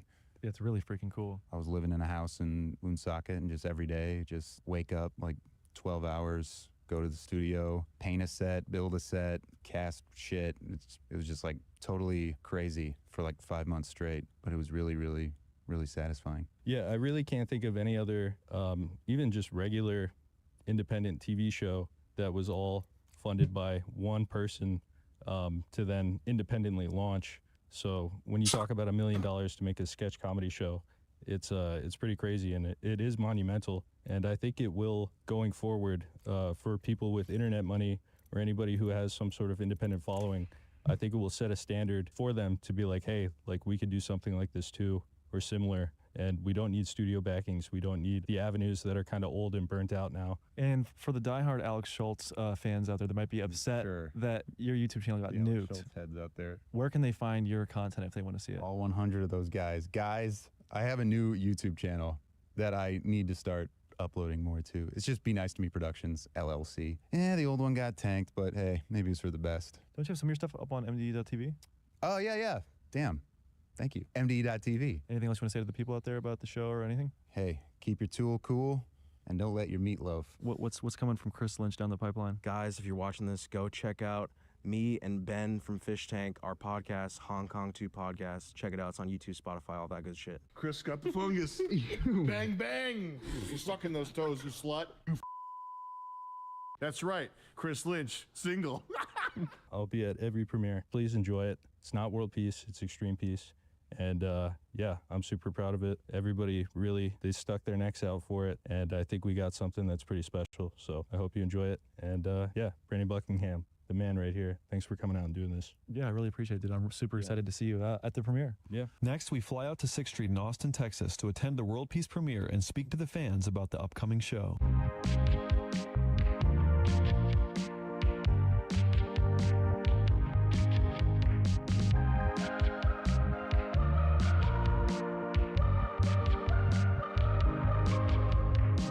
Yo, this is the television premiere event of the year, okay? Right now, we're standing with a lot of hardcore fans. If you're not here right now, you're missing out. Mike Lazo, you owe me. George Lowe. C. Martin Croker from Aqua Teen Hunger Force, you owe us $35,000. Pay up for George Lowe from Space Ghost. Pay those funeral costs. Thanks.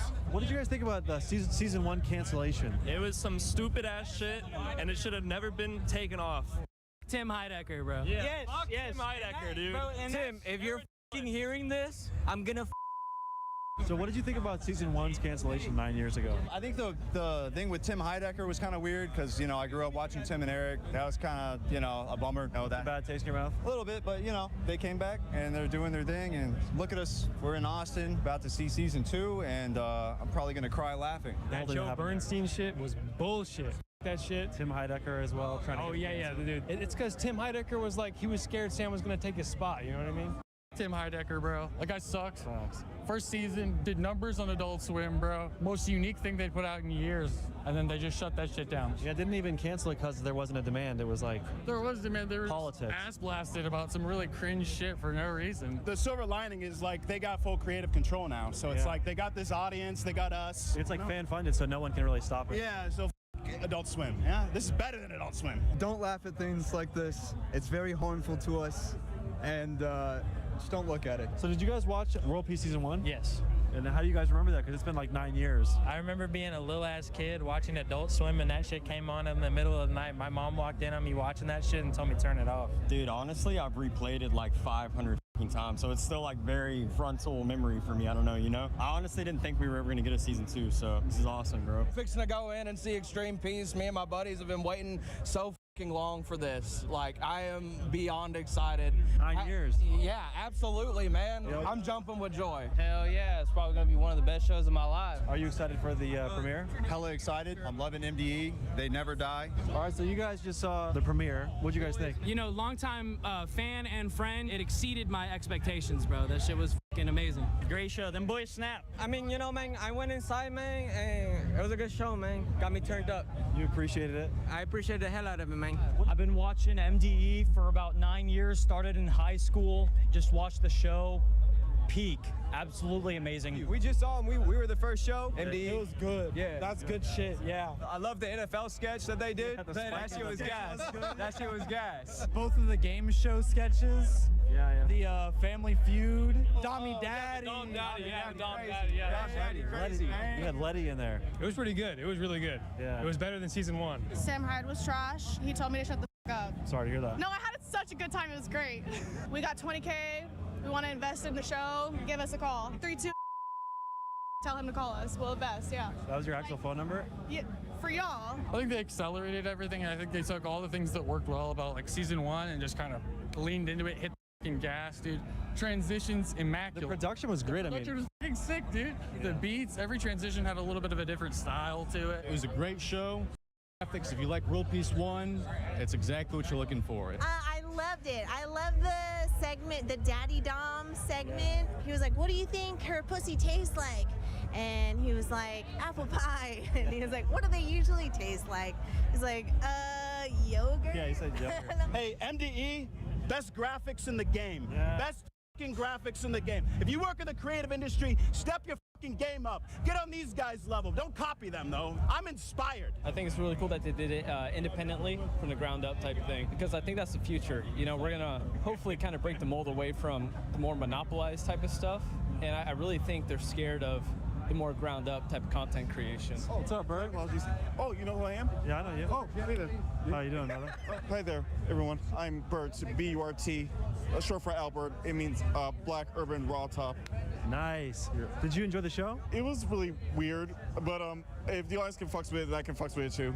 Hey, we outside, nigga, 6th Street. We just watched the premiere of Extreme Peace. What did you guys think of it? Oh, it was really good. It was awesome, bro. Really inspiring. It made me want to go jump off the porch and actually do something with my life. Turn your fantasies into core memories. Live life your own way. Stop living for the media, man.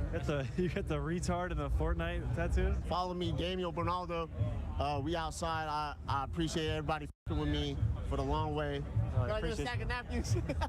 I just want to say thank you, Sam Hyde, for everything that you've done for the community, man. I really appreciate you, and I hope that this beautiful creation keeps going on for many more years to come. Next, we enter the Comedy Club to see $1 Million Extreme walk on stage and do their introduction for the premiere of Extreme Peace.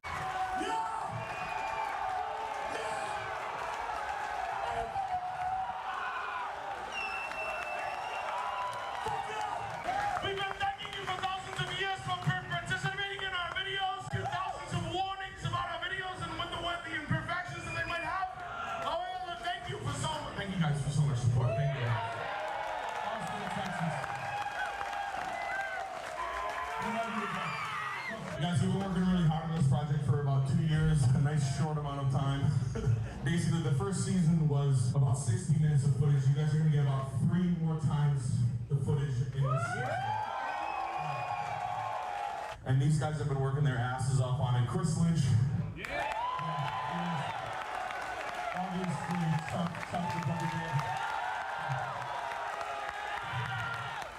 Alex Zuccarini shot everything that was there.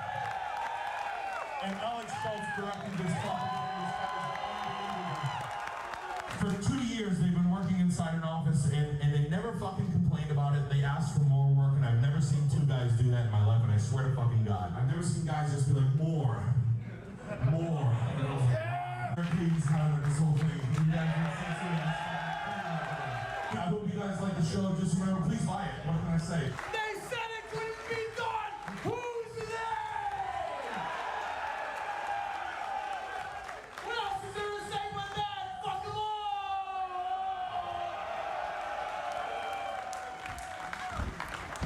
You guys, I don't like when people combine politics with comedy. And, listen, I think all this woke stuff. Liberal crap. Alright?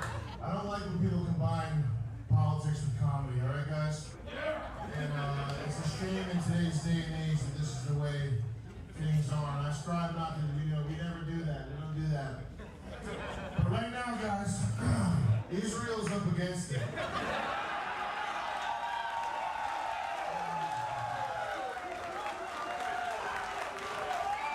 They've never needed our support more than they do now. Imagine you're in a schism.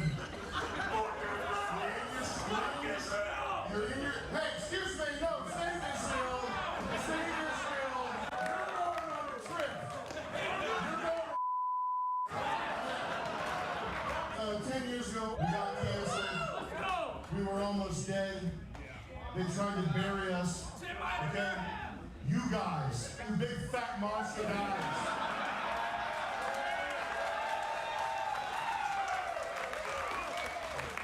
This big fat guy with cherub-like small hands. And many others like him dug us out of our graves. We're here because of you. This is your show. We hope you like it, man. We love you guys. Thank you very much.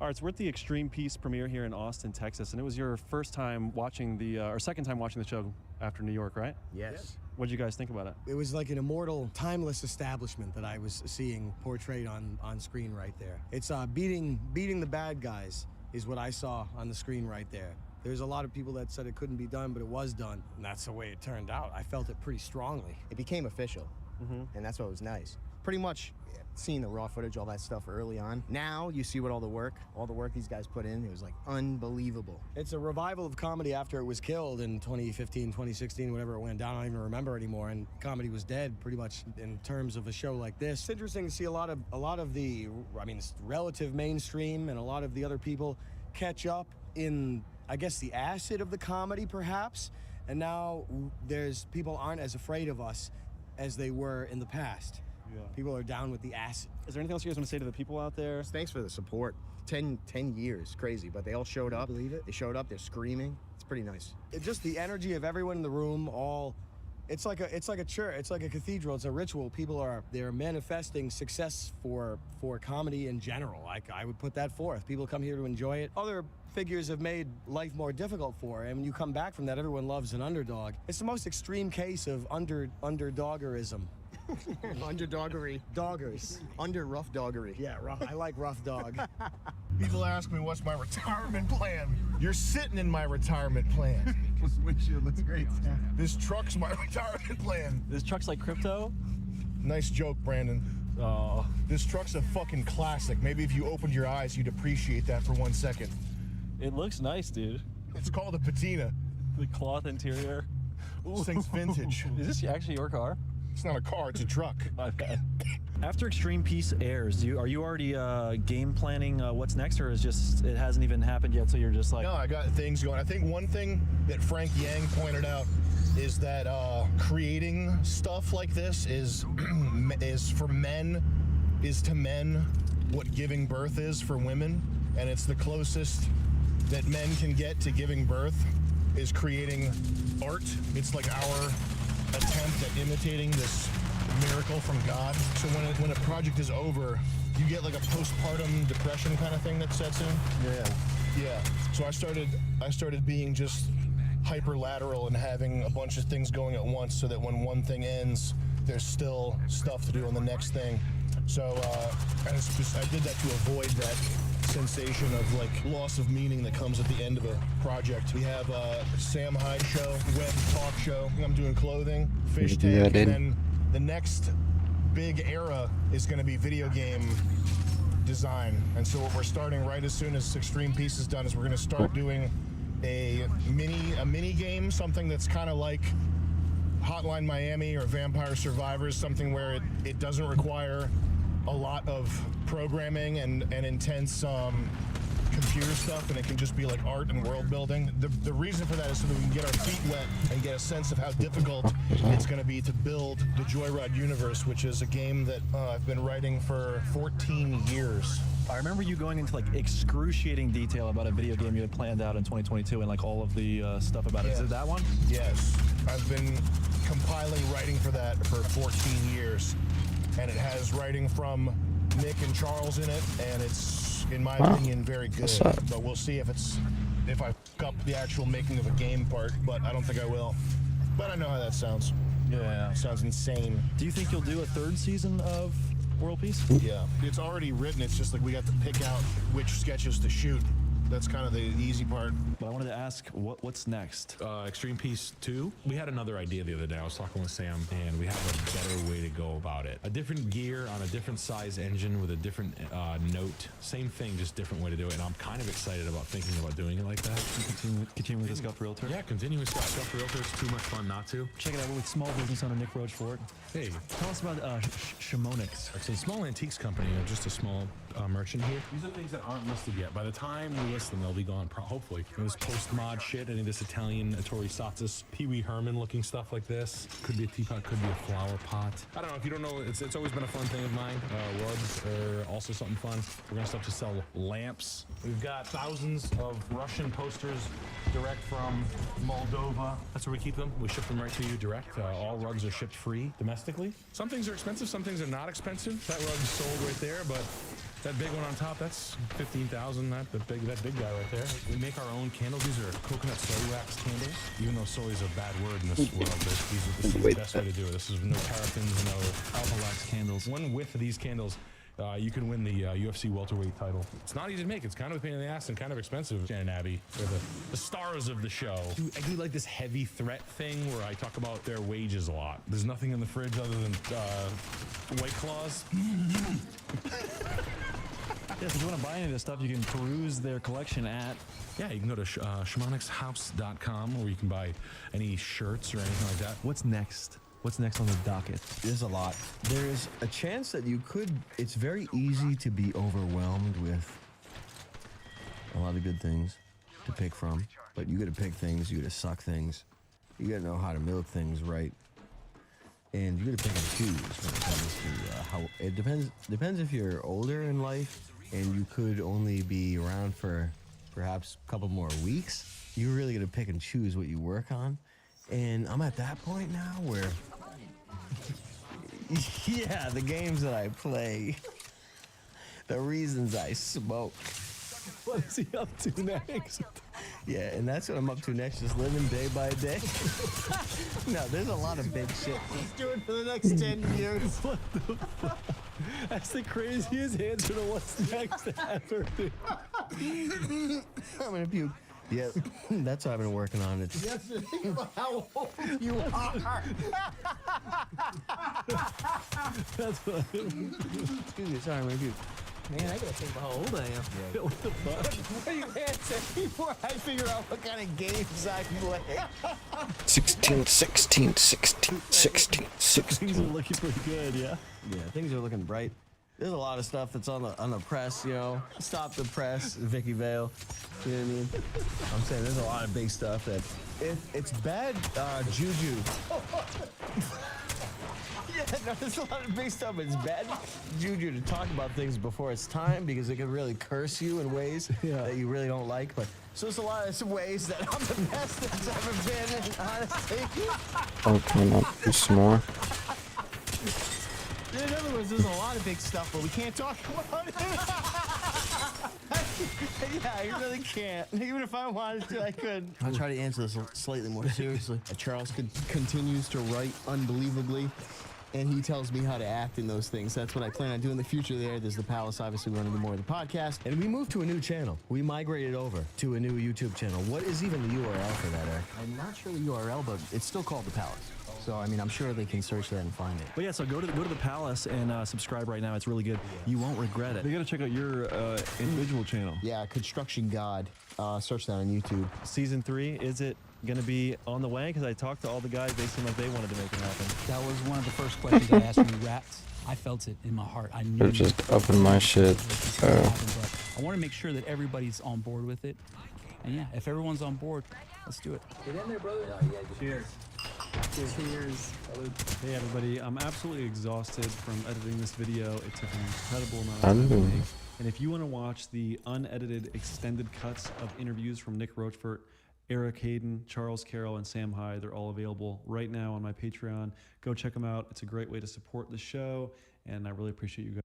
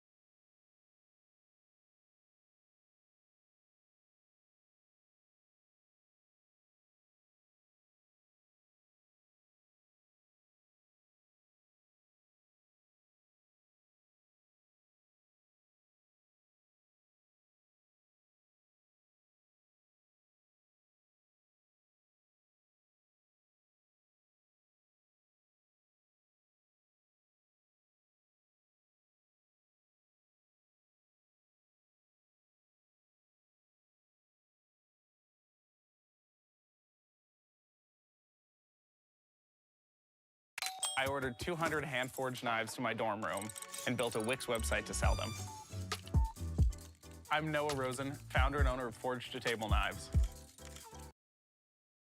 Look behind you, look at that thing. What? That's cool, actually. Oh, what the? What is that?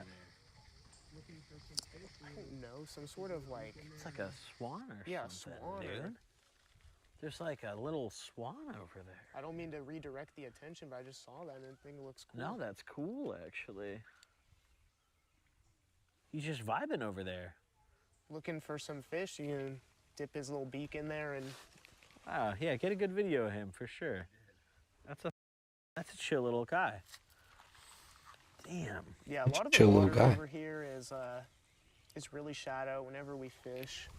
Yeah, I mean, we came out here not just to chill, but we brought some fishing rods Yeah, out with yeah, us well, today. definitely. You said you've never fished before. I mean, okay, I have deep sea fished on a boat one time when I was like 12, but like it's not the same thing. Like Yeah, the it's rods are not. literally held in place, Onto and the all I thing. did was just reel up. I know what you mean. You I know? did that too in Florida, and dude, we all got sick. I remember I actually enjoyed it, but a lot of people were throwing up.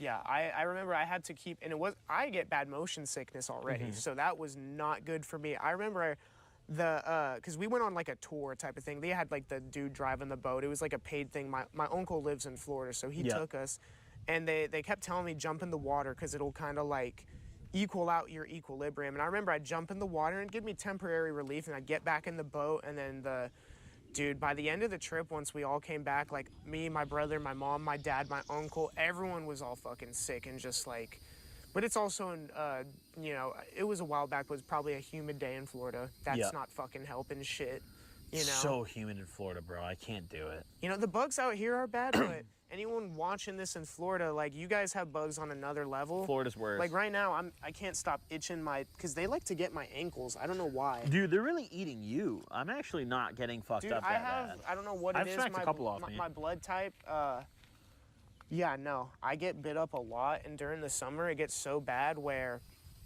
dude, sometimes I'll wake up in the middle of the night from my leg itching so bad. Really? I'm not joking. I'll be like, I can't go to sleep because I can't stop itching, and I gotta go put this, like, antihistamine anti-itch cream on my fucking legs, like, to kind of stop the itching because, dude, the bugs love my blood. Damn. I don't know what it is, man. I got that. My blood's not very appetizing. Like, they don't really fuck with me, you know? I'm just not what they're looking for, I guess. But I don't know about you. I kind of want to get fishing. Blood. No, I'm just kidding. I guess so. You want to get to fishing? Sure, dude. Yeah. Let's fucking run it, dude. You're the expert here, so I mean, what do we bring? Let's do a little. All right. Should we just go over or wait for the camera to adjust? Or? I mean, I assume we need a minute for you to grab everything. Here, how about this? You just stay there. I'll bring everything over here. Okay. That works. And then like over here, it's a little bit shallow. Well, we're gonna have to move to go fish, anyways, right? Yeah, but I mean, just give us a run through. Yeah, I'll give you a run through. I'll bring everything over. Okay. Yeah. So what'd you bring for fishing today? Yeah, we brought the loot out. What do we got? So, I brought 3 pools in case we all want to fish, but I just figured I'll bring 2 over here. Let me unhook this. You need to hold something? I can hold one of the rods. Here, let me just Here, just put it over here.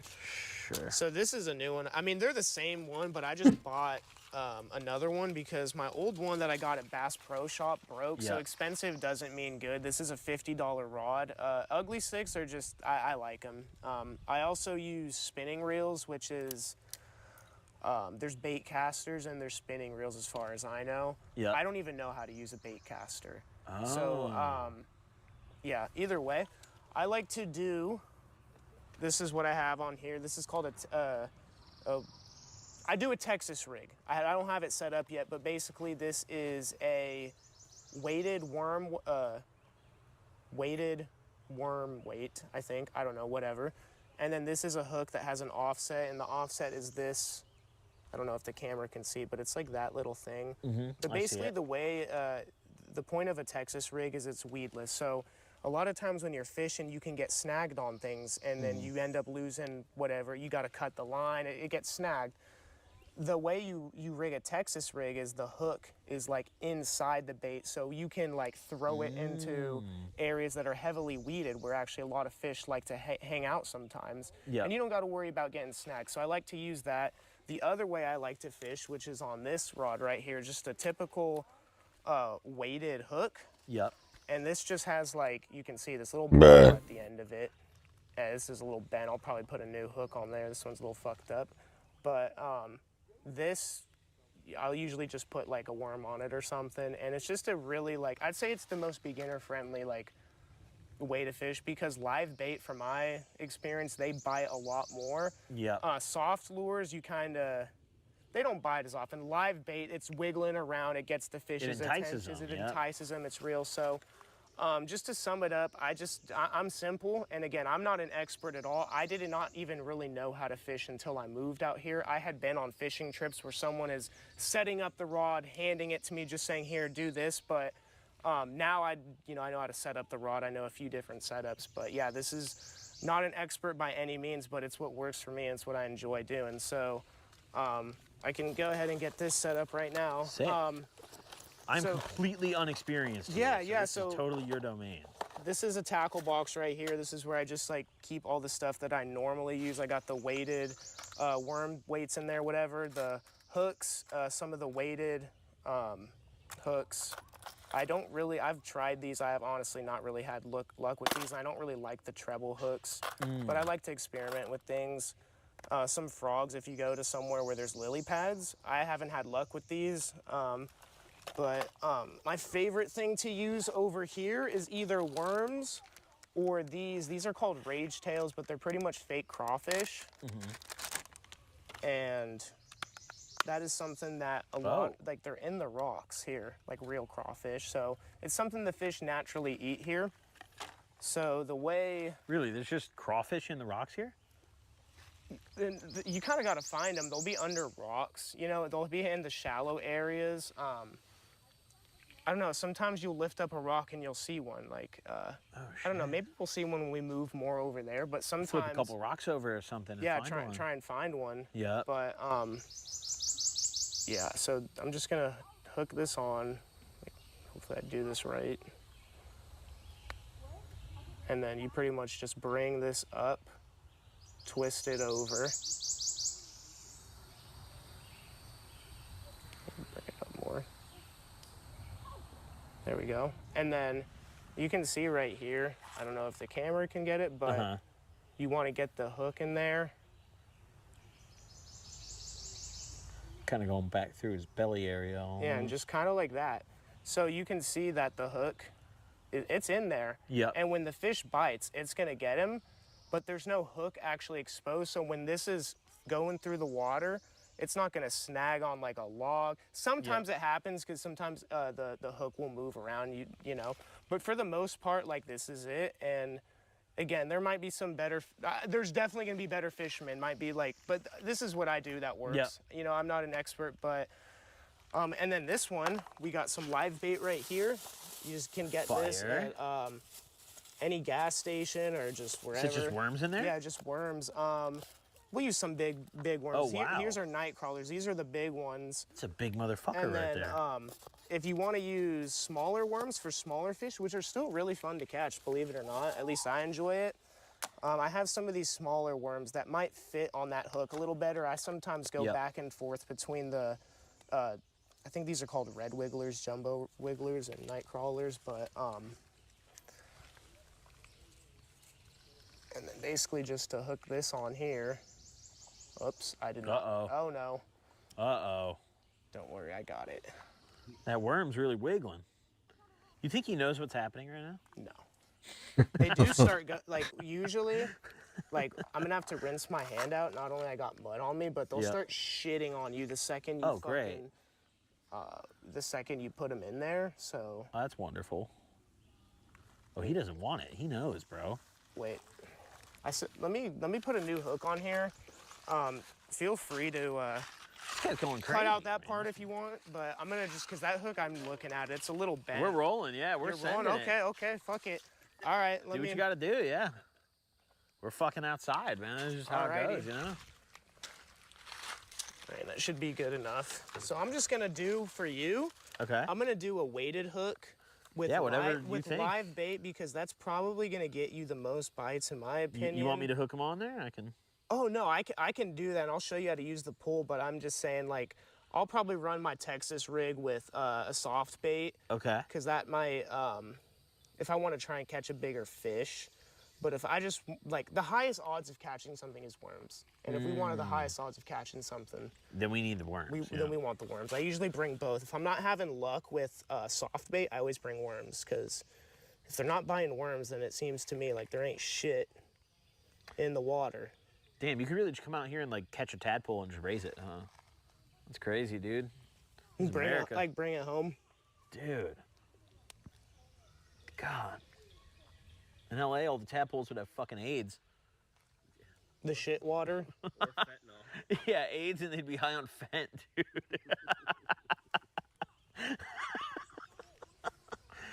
God damn.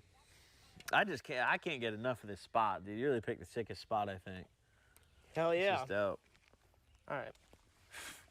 Got that on there. So where did that worm go? Here he is. He's right there. He's trying to hide. Get the fuck. Yeah, he's tucking under the rock, dude. I told you he's on the move.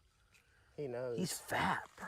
He's got that thick little end. There's a lot of shit You can tell in there. this hook is in a lot better shape as the other one. But sorry, man. Yeah, pretty much. Yeah, it's the worst way you can. I mean, I don't know if they feel pain, but you pretty much want to do it. Surely he has to. Like through the body, almost all the way. Like. Well, that's brutal. Yeah, I know. So it's like literally the hook is going like parallel. Oh my God. Yeah. I've never felt sympathy for a worm until fucking right now, dude. Wait, do vegans, like, do they not approve of, I know. Probably not.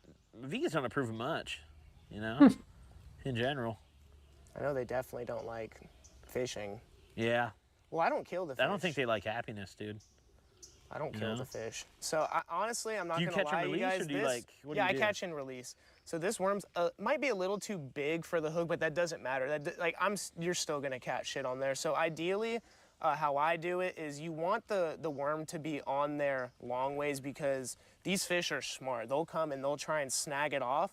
So you want it to be you want it to be on the hook with just a little bit of wiggle room, so it you can see at the end there's that tail end, and that's gonna attract the fish. Yep. Now, it's pretty shallow over here, so. Yeah, we might need to move, huh? I mean, there's a lot of little fish going over here, but nothing that's gonna bite on the hook. We should scope out a better spot then, maybe. Yeah, I would say we can go over there. We'll just leave the cannabis over here. Should we go down here, maybe? I don't think it gets deeper over there, as far as I know. I'm 100% sure it gets deeper over there, and that's where I always catch fish. Okay. So it's time to go find a little spot to fish, I guess. We got to go scout this water out, eh? So it's pretty shallow over here. The spot that I normally fish, there's quite a bit of people over there. So I'm gonna see if there's something over here. Yeah. And if there is something, it's probably gonna be there's fish called pumpkin seed. They're really small. They're really cool looking, kind of bluish orange. Okay. And then lots of crappies. But if there's anything, it's gonna be over here where it gets a little bit deeper. Yeah, it seems to get deeper over here for surely. For surely. This is sick, dude. And if we do fish here, it'll be cool because you can watch the fish grab the bait and Yeah. Wow, this is fucking awesome, dude. Yeah, it definitely seems like it gets a little deeper I think over we here. could maybe try and catch some small fish in this little area. I don't see anything right now, but I mean, we can take your fishing rod and we can see if we catch something over here. Yeah, wherever you think the spot is, dude. I mean. Yeah, for sure. I'm thinking again, when you get more down there, as far as I know, I've gone pretty far. It stays pretty shallow. So, yeah, I mean, this would be there's probably a lot of people over there, so I think this is probably our best bet. Yeah, more people have shown up as well. So yeah, that's like a gang of people. Yeah, that's the only thing I was worried about, but at least I knew when we came here, we could still come over to this spot. That's just mainly the swimming fishing spot where it's deeper. There's a spot where people can jump off the rocks and get in, so that's what I've noticed people do diving over in there. and stuff. Yeah. Yeah. Well, and this is also a small town, so when people see that fucking camera, they'll probably be like, Yeah, people are going to be very intrigued as to what we're doing. They're going to be nosy as well. This ain't LA, dude. We can go be out on the street in LA. And no one will pay a mind to you. No, no one gives a fuck. Yeah, dude. no, I try to blend in out here for sure. So. Yeah, it's like the kind of way in this part of the country. You just gotta blend in, you know. Yeah. You can't disturb anybody. I don't like attention on myself anyways. I don't want anyone to be looking at me like, I mean, I don't mind getting recognized, but I don't want to be like, oh, there's that guy. Like, you ever had someone like come press you for smoking during a video? No, because usually when I do smoke, it has to be like, I'm very mindful of my environment, you know, like we are smoking over here, but we're around this corner of Bend. Yeah, we tucked in. Like, yeah, no one can see us. So I'm like usually, you know, that one, when I mentioned some guy, I don't remember if it was on camera or not. I think it was off camera. I said I got recognized at this creek. Yeah. But I was smoking in front of them because they were all, sometimes I can just get a read on someone. Are you gonna trip or not? And they all were like, mid-20s, kind of around my age, and they all seem like these kids are not gonna give a fuck if I fucking smoke. If you have families and they're with their children, I'm not gonna fucking light up next to them. No way. Dude, should we look for crawfish before we fucking? There'll be more in the shallow. Maybe over here. We'll see. Let's see. Let's flip a rock or two, dude. And when you flip them over, you kind of got to be careful because you'll whip up a bunch of dirt. Oh, there's one right there. Really? I just got one. Oh. I let go of it. Oh, do you see it? Oh my God, yeah, he's right there. Wait, should I grab him? Yeah, they're gonna go backwards, and what you wanna do is pin it down. I got him. Nice. So that's really good live bait. It's a little baby. You got a crawfish. Look at that, No, dude. so they actually are over here, it looks like. Here he is. Hey, buddy. Should I just put it back down? Yeah, unless you wanna use it to catch fish. But we already have your... I don't know, what's up, bro? Nah, he seems chill, dude. I don't want to kill this guy today. Sometimes you can catch these really big ones. He just tried to pinch I put me. one on my All right, nipple, dude, and it was really stupid. There he is. He's right there. Wow. Bye, buddy. You should pick him up too. Get to know him. Get to know him. Like, there's another one. Anyway. Yeah, there probably is, huh? I'm gonna flip this big rock right here. You just kind of like flip over the rock slowly, and that's where they hang out. Let's see. Okay. It's like a gamble. You never Nah, nothing under this one. Damn, I can't believe first rock we just hit a crawfish. It feels like I pulled the knife on Counter-Strike. Yeah, just grabbed his ass. And there's so many little, dude, there's thousands. Let's see. Dude, I would be out here all day, just like picking up crawfish and shit and putting them back. It's fun. I don't know, just something about catching them. Let's see. So do you normally look for like the big rocks or like any rock? Yeah, like anything that you can like pick, like that's a good size one right there. This one? I was looking at this rock? Like that one maybe. Ooh, okay.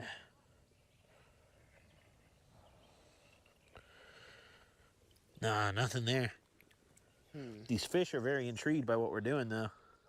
Dude, they're everywhere. Yeah, I know. What are these? I think I could be wrong, but I think just minnows. I think that's that might be the term. There's not too many big rocks. I think we really got lucky with that. Yeah, that was insane. That was lucky for sure. That was crazy. Dude, I've never held a crawfish. I don't know if you can see over there. Look at that school of fish right there. Oh, yeah. Do you see how, they're damn near coming out of the water. You can see them shining. Now, these are the ones that are really good for bait because they're about this long, so they're bigger. Should we try to, like, catch some bait? Like, should we, like... there's no way. They're way too fast. You need a net for that. I have a friend who can, like, cast out a net and just pull. I don't know how to do that shit.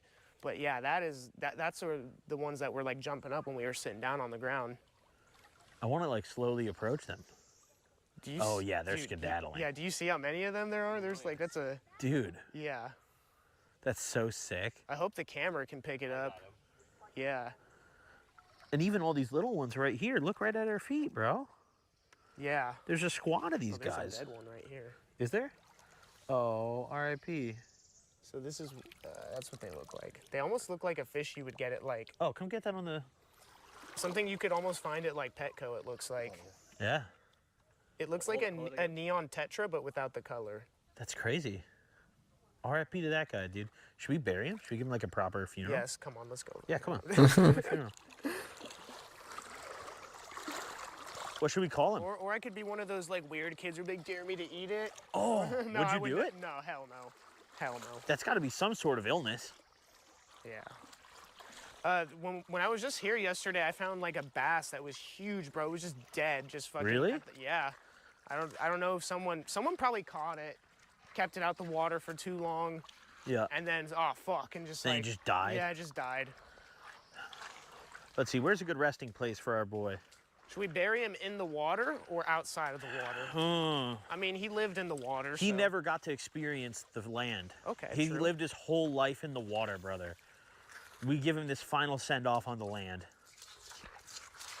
Yes, yes. Dig him a proper grave. I mean, it's water's forming in here, so. That's okay. It's still a part of the land.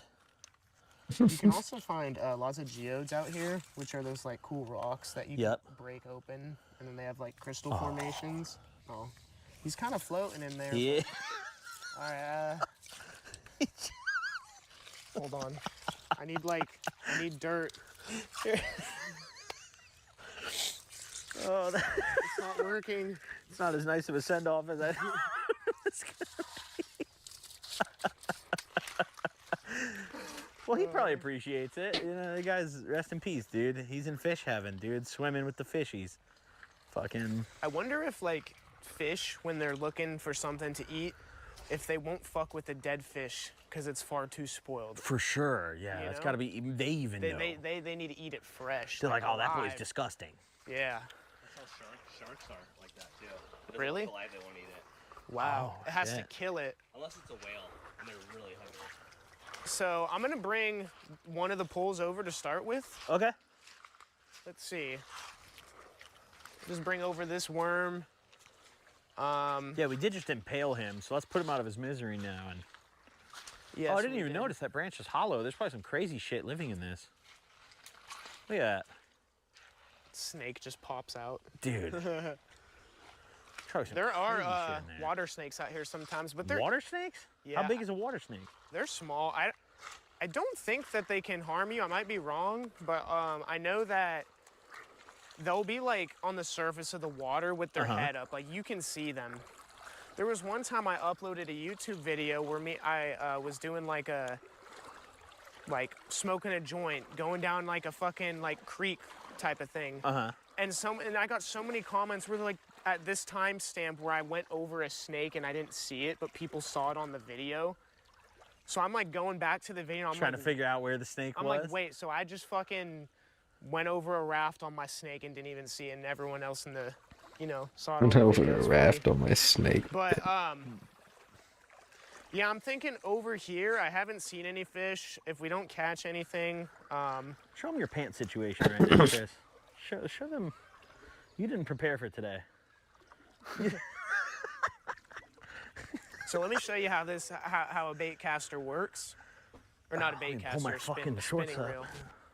Okay, yeah. How do you cast this? So, I imagine like you just whip it, like kind of. So this right here, this little lever, when you flip this over, this is gonna allow the bait to drop. As long as you hold that down, it's gonna be loose. So you flip it back over, and that's gonna give it tension to like reel it in.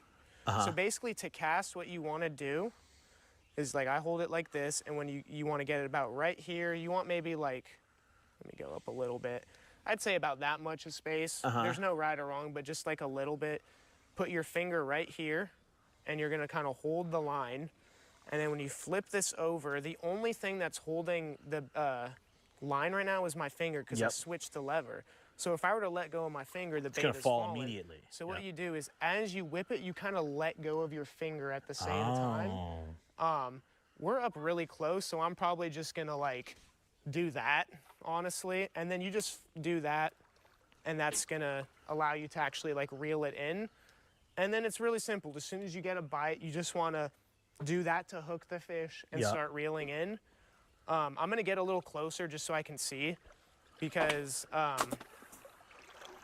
I don't know if there's any fish here, and if we're in this shallow of a spot, I'd like to see if the fish are gonna bite.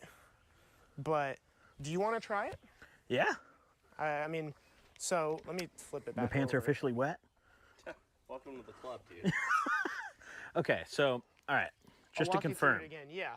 So I want to have like, how do you flick it? Do you flick it from the side or like? You can do it honestly anyways. What I would first do is reel it so this is like up. See how like So like this? Till this comes to like right there. Okay, so it's almost centered under Yeah, exactly. the rod. Yeah. Okay. And then you put your finger to hold the line. To hold the line, so I'll flip this over. Okay. And now that's holding the line. So basically, you can kind of just like whip it over, and you don't want to do it too hard. So do you want me to kind of push it like you did, where I just like? Yeah, you kind of just like push it, and like you'll get a feel of it. You may not get it the first Do I need to like time. flick it back down real quick, or how do I like? Once it hits the water, you flip the lever back over. So just okay, I flip it back. Okay. Once it hits the water, so you'll flick it, and as you flick it, you'll let go on that hand, and then. So here's how I'm planning this. Just correct me if this is a stupid plan.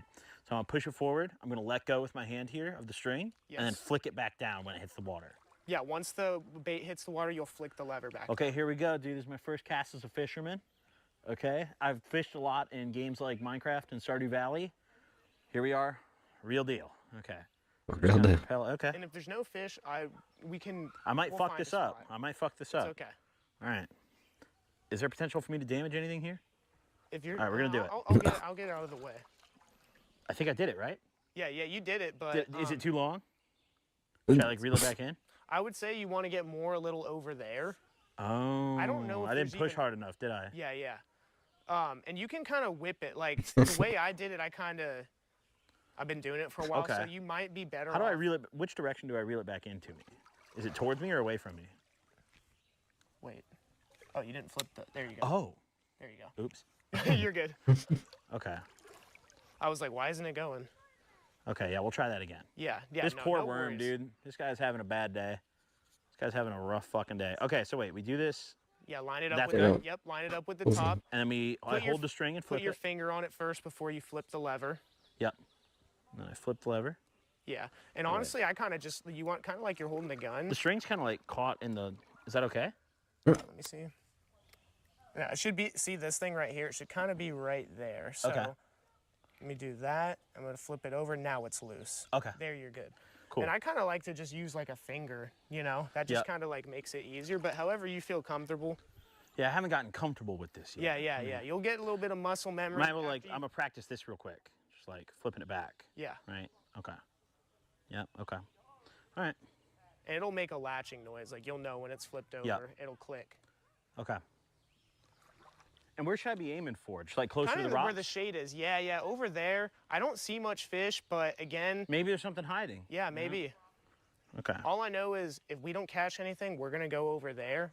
We can go further, kind of the bridge, if you remember where we came. I do. There, Yep. we can fish there too. Oh, do you think we should move and maybe get a better spot? Try again. Oh, yeah, I'll try a do cast few and we'll figure that practice out. casts and then we'll go over Oh, shit, there. I just dropped it. No, you're good. Now flip the lever over. Okay. And now reel it back in. Reel it back in. Yep. And that's that way? Perfect. Yep. And Okay. then Yeah, I'm just going to do it again. I'm getting used to this now. Yeah, nice. There Okay. you go. So, and that's upright. So Yep. that's, I hold it with my finger. Oh. And then I flip it back. There you go. Thanks. Correct? Close to the rock. Yep. Okay. I just got to be ready to flip it quick. Yep. All right. Uh-oh. I don't think I flipped it fast enough. What you can do almost is kind of like if you've seen it, like people kind of like you can kind of like whip it, you know? Yep. I just don't So, like, want you flick to it almost with yeah, my yeah, wrist? Yep. exactly.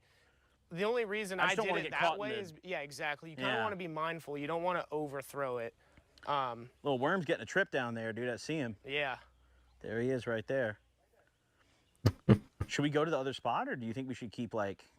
If you want to really go catch a fish right now, then yeah, we can go to the other spot. But if you want to just Do you think there's not going to be a fish here? You want me to try? Yeah, try it, I'll try see. it. If Try there, it. I'll see. You're the expert. Find out if there's fish If here. there's, I don't know. Honestly, I don't. You feel out the vibe. Yeah. if And then there- I'll come in as the amateur. Sounds good. So. Yep. I've got eyes peeled for you. Oh yeah, I'm getting the bite. Oh. Something went for it for sure. I didn't see what it was, but I felt it. Really? So, yeah, 100%. That fast? Yep, that fast. That's why I use No worms way. out here. Yep. Oh my God, we've got action, motherfuckers. We've got action. We're catching dinner tonight. I'm out of money, dude. Fuck the steaks. Something. Fuck the steaks. Yeah. Okay, it's. I might end up having to go back and get more bait, but that's perfectly fine. That means they're biting. Because sometimes. We've got action. Whoops. Oh, Jesus Christ. Big rock.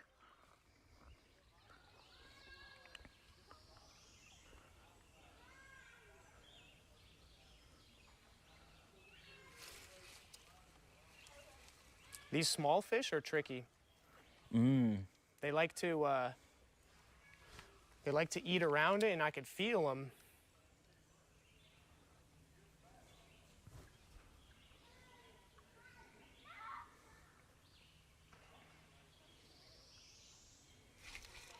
Damn it. I don't even see what's hitting it, but I'm feeling it. Like something is running up and snagging. I'm gonna come a little closer, see if I can see what that is. Maybe we could spot a fish or something? Yeah, I bet it's a pumpkin seed because those motherfuckers are so quick. Those are common around here? Yeah. I don't think I've ever heard of that fish.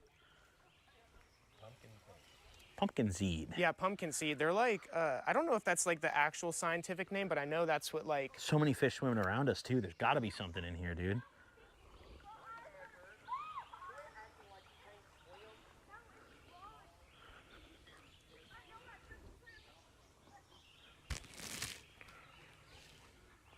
Oh, I can see them. They are pumpkin seeds, 100%.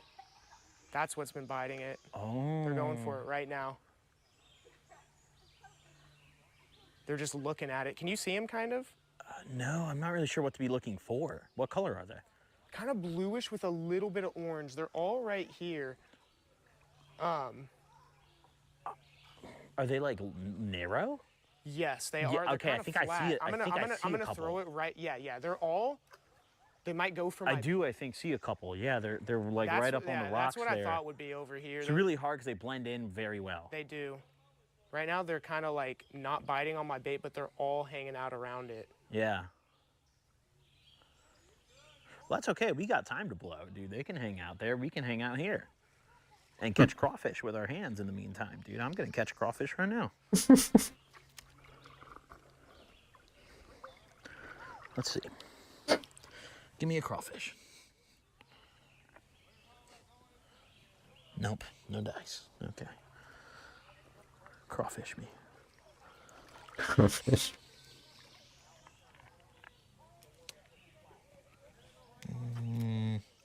No dice. Crawfish me.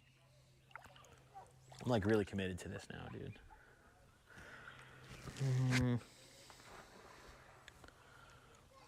Are they still like over there? Yeah. They don't seem easily startled, are they? No, that whole thing of don't scare the fish is bullshit, bro. I'll literally catch. Really? Yeah. Well, I mean, if you jump, I'm like trying to sneak up on them and shit. Yeah, if you do that, that'll scare them. But like where I'm standing and how I could be talking this loud, whatever. They're just totally cool. Yeah. That's crazy. Yeah, I mean, like I said, I'll sometimes watch them grab. They're showing a fucking whole bait. different vibe than us, man. We can't even comprehend the vibe those guys are on.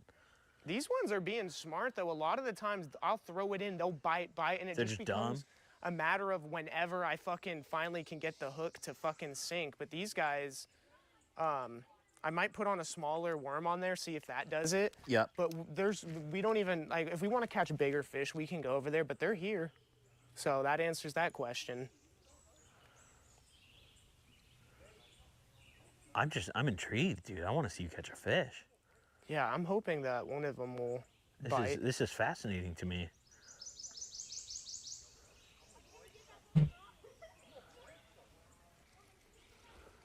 Come on, you bastards. Bite the bait. I'm still going for crawfish back here. I'm gonna let you know if I find anything. Okay. Those actually work really good as bait too. Maybe a little too big for these guys, but... All right, well, I'll be on bait duty then. I'll try to catch these little tiny fish with my hands. Surely, I mean, there's so many of them. I have to be able to just grab one. Oh, yeah, look, I'm gonna go for one. Hold on. Come here, buddy. Damn it. Okay. Oh, shit. I'm gonna go grab the other bait, the other smaller worm. Okay. Because I think I can get him with a smaller worm. I'm gonna stay back. I don't want to scare them away here. Yeah, I'll be right back. I'm gonna keep looking for crawfish, though. Yeah, those are really There's a big good. rock right here. I think we might have something. I'm on crawfish duty. Let's go ahead. We're gonna go for a slow flip. We don't want to scare the crawfish away. We want to encourage them to join us. No crawfish. There's nothing there. Okay, we're looking for big, wide, flat rocks. I'm liking this one. I'm liking this reddish rock right here.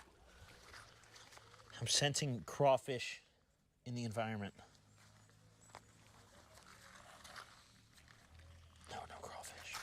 Okay.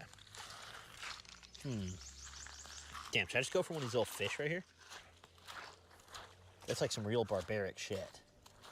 Damn it. Let's see, crawfish. Dude, we really got lucky that first time, huh? That's crazy. Camera magic.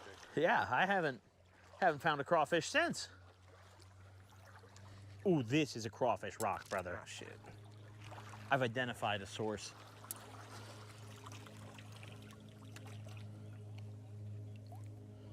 Maybe not. Huh. They're scheming out here, dude. So how much smaller are the worms you're putting on now? Take a look. They're not as big. Little. Let me see that little guy. Look at that. Oh, he's really scrunching up in my hands. These ones, they wiggle a whole lot, too. Yeah. Here, we'll wash the dirt off you, man. This hook I have, I'm not gonna lie, it's a little big for these fish, but it'll still work. Okay. Here you go. I gave him a nice bath for you. Nice. Alrighty. Wow, this is exciting. I can't wait to catch a fish. This is hype. My arms are dying. I'm gonna cuddle. Okay. Crawfish entrepreneurs are back out. All right, I got a smaller bit. I brought the. Oh, I see a crack under this rock. They're for sure living under this one. Damn, I can't even see. So much dust just kicked up. They'll pinch you. I wish they would, dude. Try me. Okay. The last one tried to. The one that we had earlier tried to. Dude, no crawfish. Maybe I shouldn't have an eye for him. I gotta link up with more crawfish first. Oh, there's so many fish in this hole. There's no way I can grab them with my hand right now. Hold on. Damn it. No, they're so fast, dude. You see that? Did the camera catch that, dude? Holy fuck. They're so quick.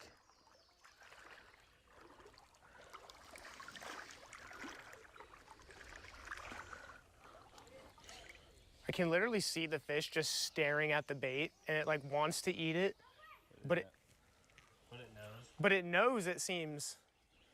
Evolution. Wow. That's what we were talking about earlier right there, man. It's like staring right at it when I mean, let's see. I'm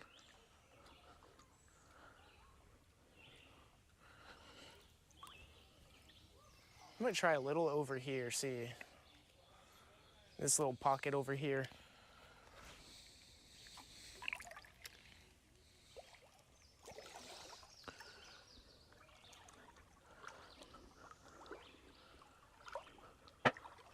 I'm slowly making my way back. I don't want to scare the pumpkin fish.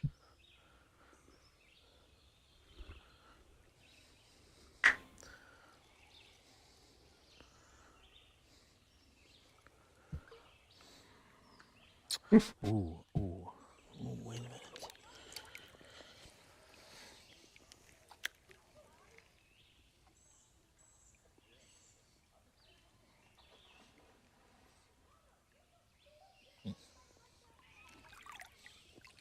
Still Damn, trying fish are too fast, dude. Still No trying. wonder they use hooks. Damn. Looked like you had something. Yeah, something was biting it for sure. So you just feel them tug on it, or like how does Yep, it? you'll feel it, and then you just kind of reel in and you kind of. Oh, how are these guys? What? These fish right here. Oh, yeah, that's a pumpkin fish right there. Oh, wow. Yeah, watch.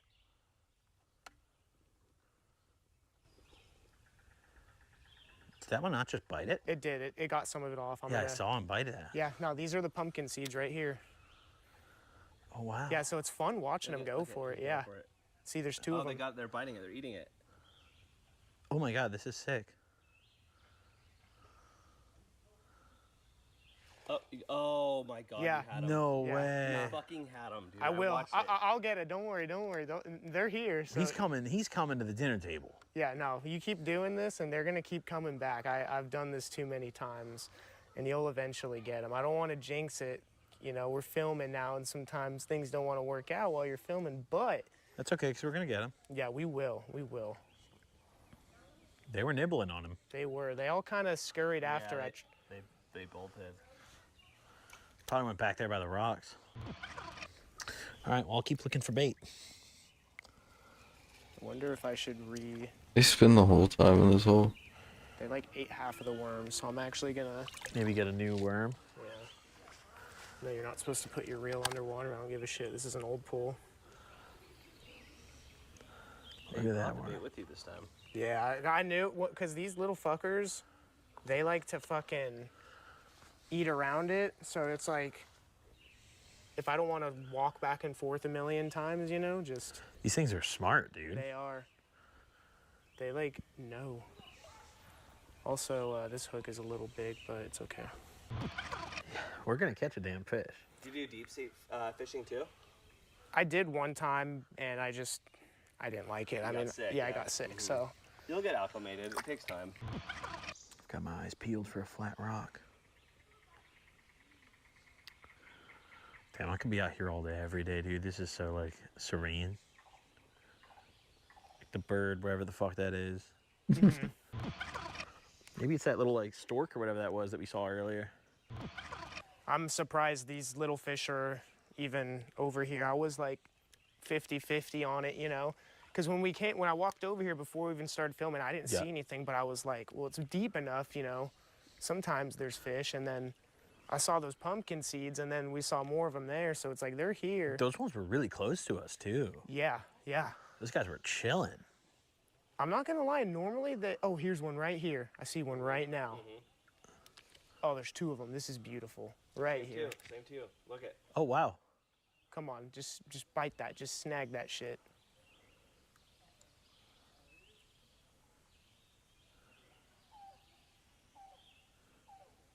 They're thinking. They're thinking. And you gotta know when to hook it, because you don't want to spook them. Yep. That other one said, fuck that. Dude, they're just not fucking with it right now. Oh my God, this is crazy, dude. My heart's pumping.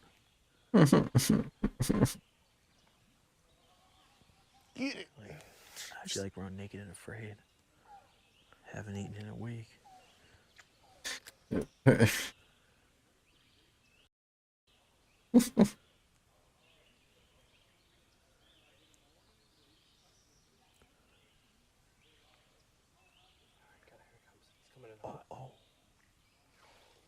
my God. He dragged him for a sec too. All right. Oh man. Real quick, I'm putting on another one. They're all right here. We can picked go the claim. perfect time to do everything. And I really want to Sunscreen get. seems to be working good. I'm not ready yet. These guys. Tomorrow. You get sunburned really easily. Bro, so easy. I'm too white for this shit, man. I mean, look at how pale I am, dude. I don't. Vitamin D. Yeah, but like I don't absorb. Like I don't tan, dude. No matter how much I'm outside. Ever since I was a kid, I just burn. I don't tan. Where'd those fuckers go? Oh, here's one. Oh, two. Oh yeah, there they are. Alright, I'm gonna quietly go crawfishing. I can't disturb the sunfish. Sunfish?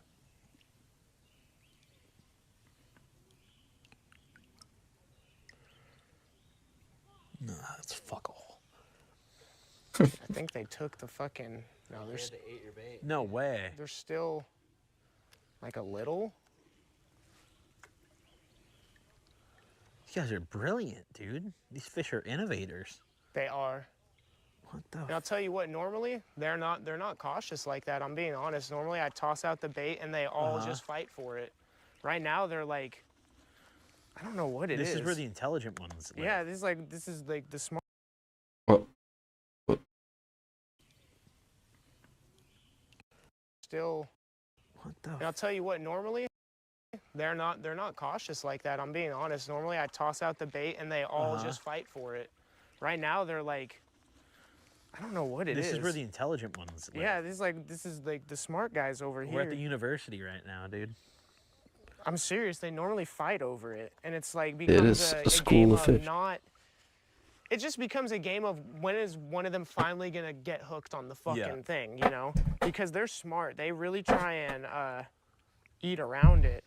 So that's why I try and maneuver it on the hook in a way to where it's like they kind of have to bite onto it. Like this is actually a way better. The one I just put on was a super like scrawny, wimpy ass.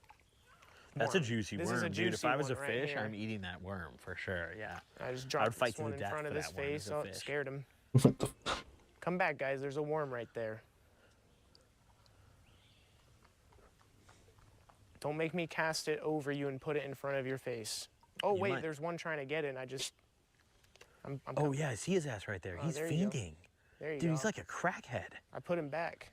Oh my God, we found a crack addict and we have crack. Oh, they're coming back. They're all coming. Look at this shit. This is like 6 feet in front of me, too. This is crazy. Yeah, this is really close to us. Oh, there he is. He's about to go for it. Is he like nibbling it? No. I don't know what he's doing. He's just mugging it. You're a fucking pussy. You know that fish? Does insulting them work? No. Like, will they get pissed and, like, bite it? They actually... I want to see him crash out. I want to see him be like, I'm not a pussy. Oh, one of them's going for it. Yeah, there's a lot of them over here.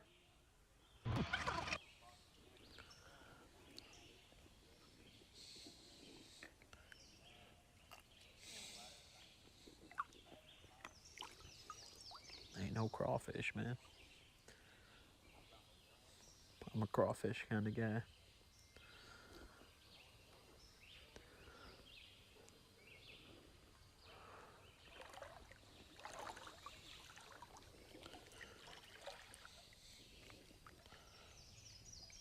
Dude, these guys don't give a fuck. Yeah, we came to like the genius area, dude. All these fish are just fucking brilliant. I'm so serious. They would always like, they would almost fight for it, you know? Even in the shallow water over there, when I would watch him do it. I would throw it, I would cast out, and it'd just be like, just constantly. Oh, damn it. Oh, I froze in my place for a second there. Here, fishy, fishy, fishy. Come on. Maybe cut around some of the like dead part. Yeah, sure. because I feel like this is adding up. I feel bad because... I mean, dude, this is how we planned it to begin with. It's fishing, you know? We're not gonna be constantly catching fucking fish, you know? It's just, man, I wish I'm getting more bites because I'm watching We them got like a 2-hour and 20-minute interview in the intro. I don't think anyone's gonna care if we cut around fishing. Yeah, yeah. Look at the worm. Oh my God. They're feasting on it. It's mangled. It's a mangled worm. They're going for it. I just can't hook them. I might even go put on a smaller hook. I think that's the issue. We can run a smaller hook on this, and then if we're going over there, there's big fish. We got 2 poles. I can run like my soft lure on there and try and catch big fish as well. A little bit of both. But worms are almost like a guarantee, I feel like, you know? Yeah. The fish bite it. It's a terrible example right now because this is apparently the smart fish that just will sit there and watch it. 100 IQ fish, Yeah. dude. Triple-digit IQ. Giga genius fish. Well, you know, we've been trying to catch some fish and crawfish for a little bit. We haven't seen much, so we're just going to go get high now. I'm going to flip a couple more rocks on the way back to shore, though. I'm still, you know, a crawfish enthusiast.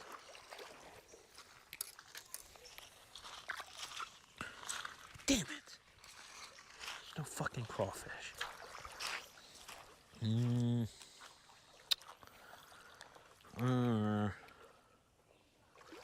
feel like you're gonna find one like first try. Let's see. I just flipped one over. Nothing.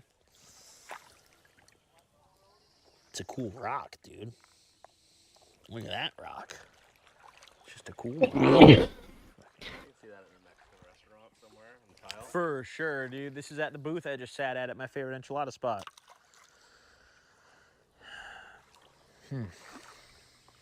Ooh, ooh, ooh. Oh, that's a crawfish mansion. Oh, brother. You see one? No, but like this rock. This is a crawfish mansion. Surely. A fish just came out from under it. Sometimes there's baby catfish. Yeah, a fish just came out from under it and swam away really fast. It looked bigger than those other tiny ones that are swimming around. Probably a baby catfish. Damn, that's sick. Are there catfish like in this water? Oh, I've caught, not at this creek. I have at a little, like a small one. Dude, do you know what I think it's called holing, but have you seen the videos where there's people that go underwater and they come out with a fucking catfish like in their arm? Dude, I could never do that shit. That shit is crazy. Yeah. They kind of take a lot of skill too. I know, you have to like go in the mud and like, I don't know how they do that shit. Yeah. Oh, crawfish. Crawfish. Damn, we really just lucked out on that first one. We did. There was this one, there's another creek I used to go to, and there was, dude, there was an area where there's so many crawfish, just big rocks everywhere, and almost everyone you would flip, you would see a crawfish. And I'd sometimes there's another dead fish right here, I think. Oh no. Another dead guy. There's another dead one. Oh. Tadpole. There it is. Damn, I'm really immersed in the nature right now, dude. This is hype. Oh wait, no, never mind. Pumpkin fish behind us just jump. Look at all these fish over here. Oh, shit.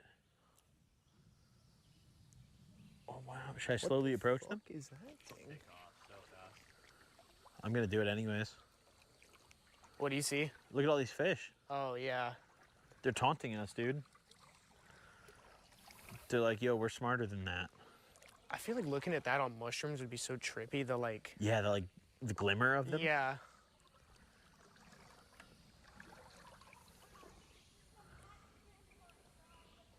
This is like Bass's favorite food. Are these sunfish here too? No. These are, I think, a school of minnows. They're all going all over there. Yep, there they went. Water is so shallow too. Whoops. Yeah, it's really nuts, dude. You could just like, everything blends in so well too. Like you have to like get used to it. Like when I first looked in the water here, I didn't see anything. And then like my eyes got like acclimated to it. Now I see all the fish. Baby crawfish. Oh. Super baby. We got a crawfish? Yeah, it's baby as fuck. Oh my God. Look at how tiny that one is. I don't even think it's capable of... Oh, he's crashing out.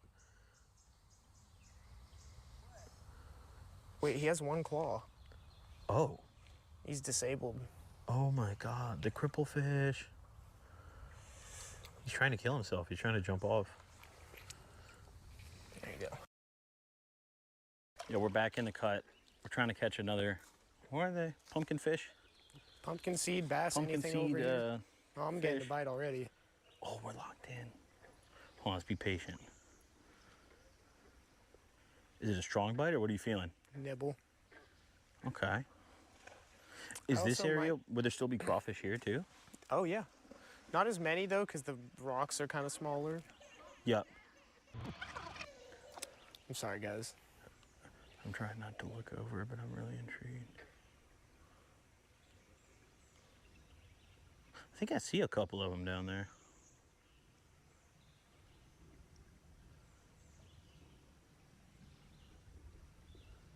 Is it the same ones as earlier too? Yeah, they'll hang out over here. I might put a fresh worm on there. Oh, I'm getting munched up by the bugs.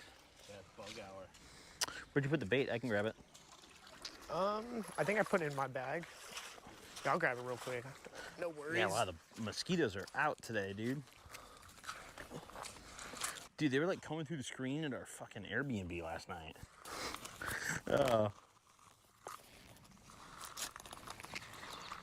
I mean, yeah. Have you ever gone like all the way over there to see how deep it is? Yeah. Sometimes I get hooked and I swim in because I don't want to like cut it off, and I'll go underwater and unhook whatever it is. Yeah, I mean, this water seems insanely clean. All right, a few more casts on this. I might try my soft Insanely bait, something like that. Cool. Would crawfish still be in the shallow part here, too? Yeah, yeah. I Maybe might not start as much flipping because around. there's not many spots for them to hide. Yeah. Because it's small rocks.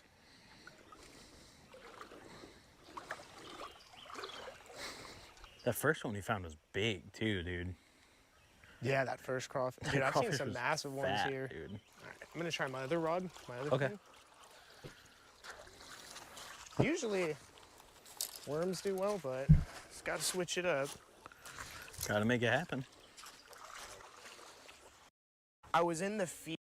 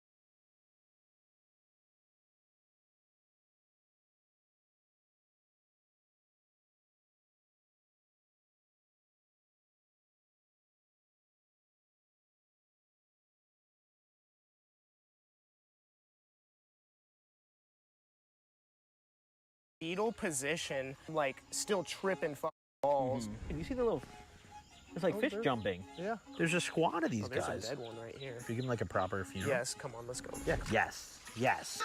All right. Give me a crawfish. Nope. No dice. Damn it. No, they're so fast. Damn it. Oh. You see it? Oh my God. Yeah, he's right there. Look at that. Yeah, dude. so they actually are over here, it looks like. Here he is. There are water snakes out here sometimes, but they're Water snakes? If you're, All right, we're gonna do it. I'll get it out of the way. I think I did it, right? Oh, he's crashing out. Wow. Oh, that's my actually God. money. Do you mind if I pee real quick? I think it's the alcohol. What a beautiful day. Ladies and gentlemen, boys and girls, everyone back home, not out here with us in the woods.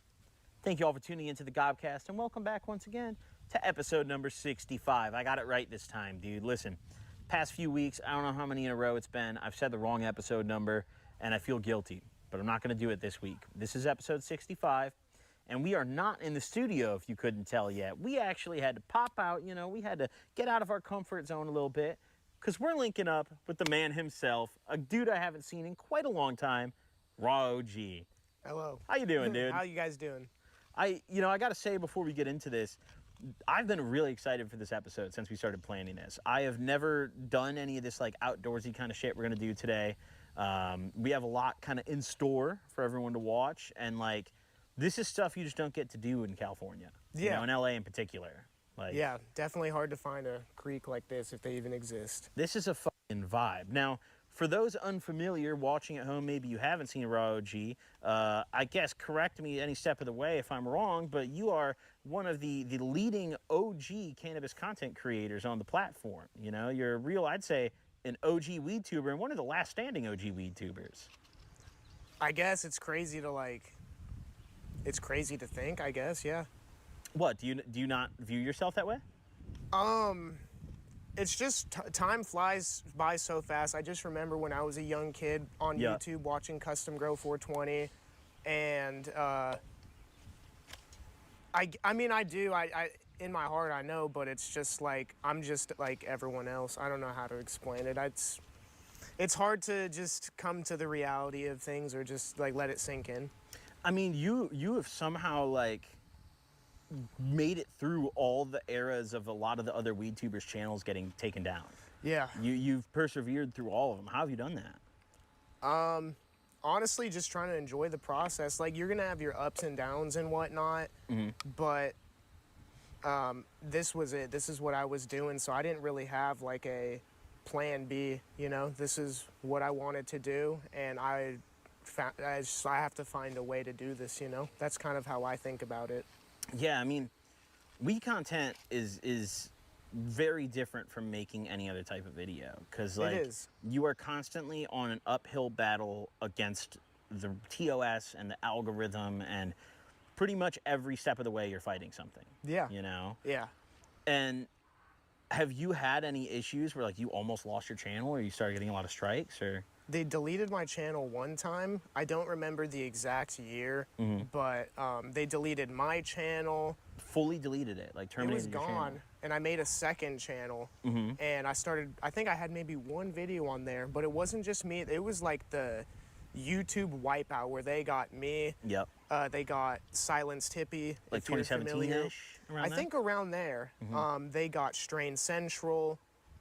I believe it was Custom Grow. I don't want to, but it was quite a bit. There was a lot of weed tubers who all got their channels deleted, and randomly, not all of them got them back as far as I'm aware. A lot of them didn't, dude. I know mine just randomly came back, no email. Really? No, it just Did you reach out to them and try to get it back, or?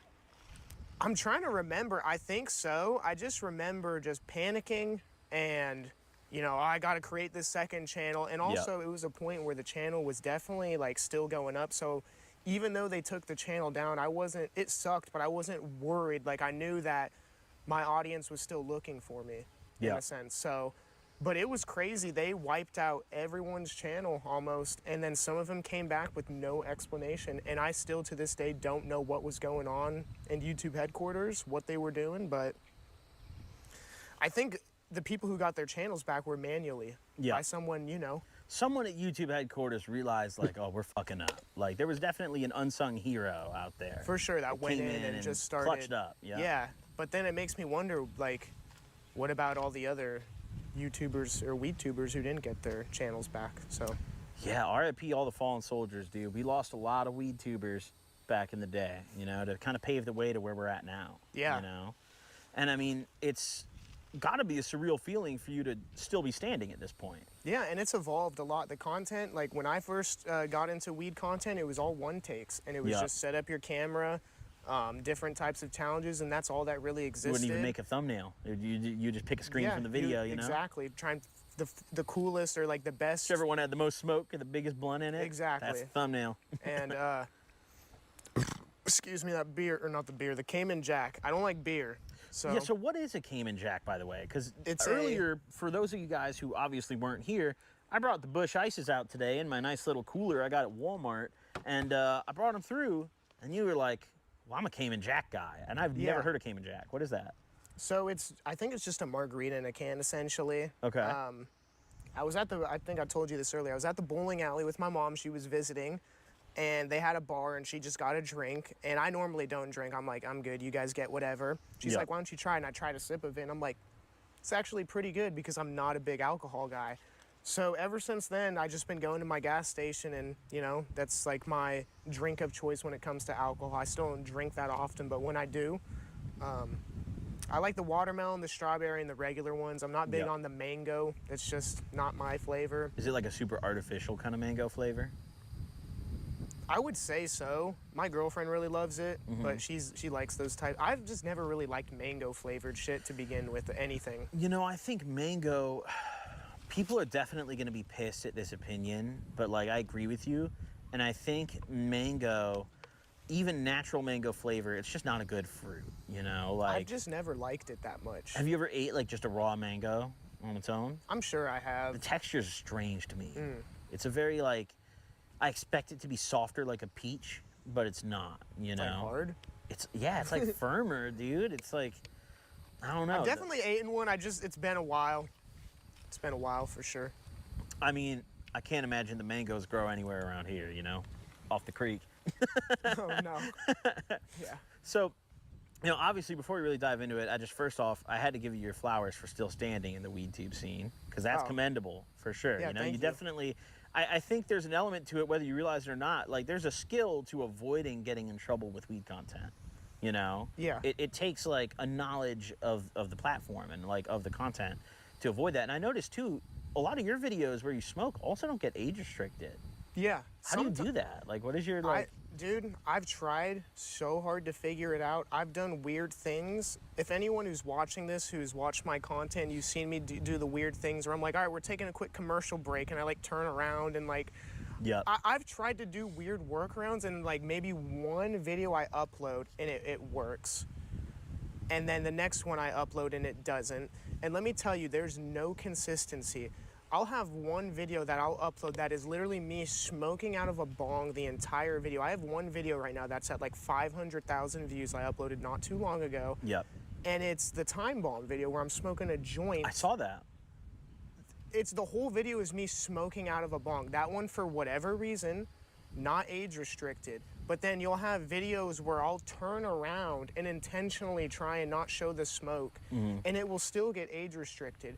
So to tell you, I have no idea. There's no consistency. Some videos just won't, and I'm happy when they don't. Yeah. Not in the sense that I'm trying to show them to children, but now the video is actually going to get out there. You know, it's actually going to get in the algorithm, because other than that, sometimes, excuse me, it doesn't even get into the subscription feed. Yeah, I mean, it seems that's what people comment, like, oh, I don't even see it your for sure videos. doesn't. Even when it's not age restricted, a lot of the time it still will get, you know, shadow banned or restricted in its own way. And what really sucks about that is kind of like you just said, the videos that actually make it through get 500,000 views, bro. They get a ton of views. Yeah. And people love it. And you can so clearly see that, like, people want more of that content. People are dying for it. Similarly to you, I had a video, I titled it 21 grams later, and we put 21 grams in a joint. And somehow it didn't get restricted, and it got slipped through. Once again, it got similar to you. It got like 600,000 views, something like that, a crazy amount. All the comments, Goblin, why don't you make more content like this? And it's like, because that video was 1 in a million. Yeah. You know, the other 999,000 of those videos that you and I make don't hit the algorithm like that. For sure. And it's stressful, isn't it? Yeah. I mean, there's sometimes I think a video is going to do really well, and the algorithm just. And maybe people aren't enjoying it as much. Maybe I'm just what I think people are going to enjoy. There's definitely a part of that. But then there's also some times where I know a video is a banger and the algorithm is just, you know, not pushing it out. And it just has to do, I think, with the age restriction. That's like the main thing. With the age restricted, it's just a lot harder for that video to get shown and recommended on the home page, even the subscription feed. Yep. It's just a lot harder.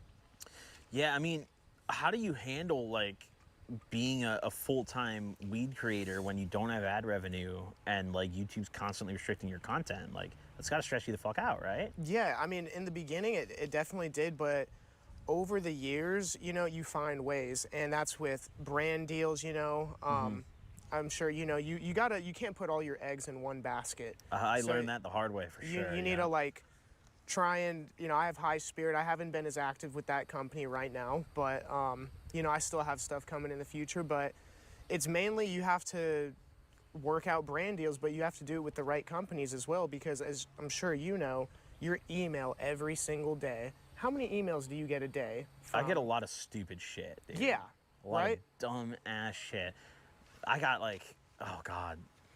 Have you been getting the AI horny chatbots?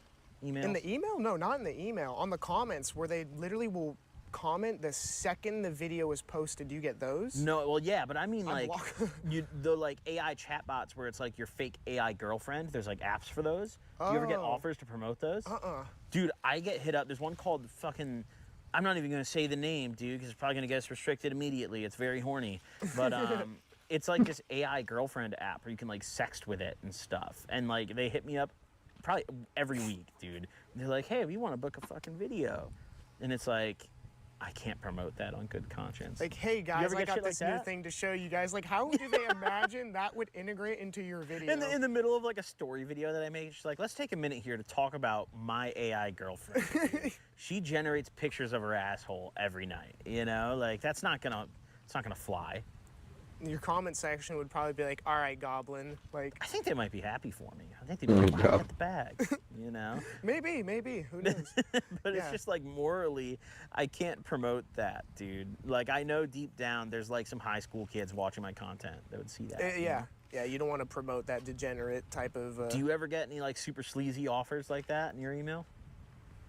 Maybe, and maybe my filter when I'm just looking at emails, I'm just skipping past it. But most of it, a lot of it, is just lots of different weed companies. And sometimes I'll open the email, check out the company. It's like, I can't...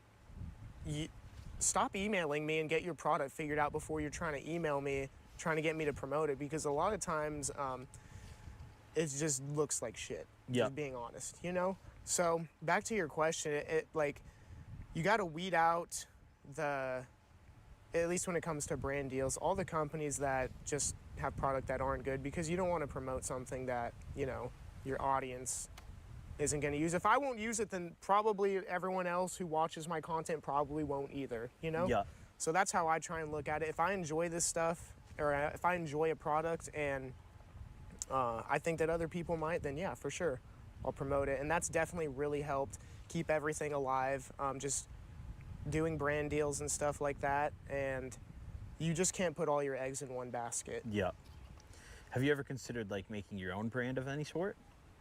In terms of like a product or something? As far as well, I have High Spirit, which is a clothing brand, but as far as like its own product, I've thought about it, but I just haven't, like, you know, it's a lot of, you know, I'm not saying I couldn't do it, but I've thought about things here and there. I've never thought of anything, just being honest. I haven't thought of anything revolutionary or something that I could add to the market that would actually be beneficial, but as far as, like, smoking products and stuff like that. I think at the end of the day, you don't have to revolutionize things to have a product. I think you just have to have a good value proposition, you know? Like, you don't have to change the game to sell, you know, glass or sell, you know, weed or, like, whatever kind of product you make. I think you just, like, you got to be doing your customers good, you know? Yeah, no, I agree. I guess I was just thinking along the lines of, like, creating a new type of product. But, would you want to make, like, a weed brand if you could, hypothetically? Like a weed brand that sells like weed products, or let's say like my brand, Only Gas. Would you want to like make a THCA brand? For sure, 100%. But for me, it's really hard to find. I've actually tried to do that a little bit without like spilling too much of the beans. But a lot of times, it's hard for me to find something that is unique and also really, you know, good. Not to say that there's not good stuff out there, but I'm really picky, you know, with what I want to promote. So. That's definitely a process there. Yeah, I mean, I think there's a lot of dog shit in the weed industry, dude. There's a lot of junk, bro. Do you remember, I mean, I'm sure you experienced it. It almost felt like there was like a gold rush of shitty weed companies that showed up like early COVID. Like from 2020 up to like pretty recently.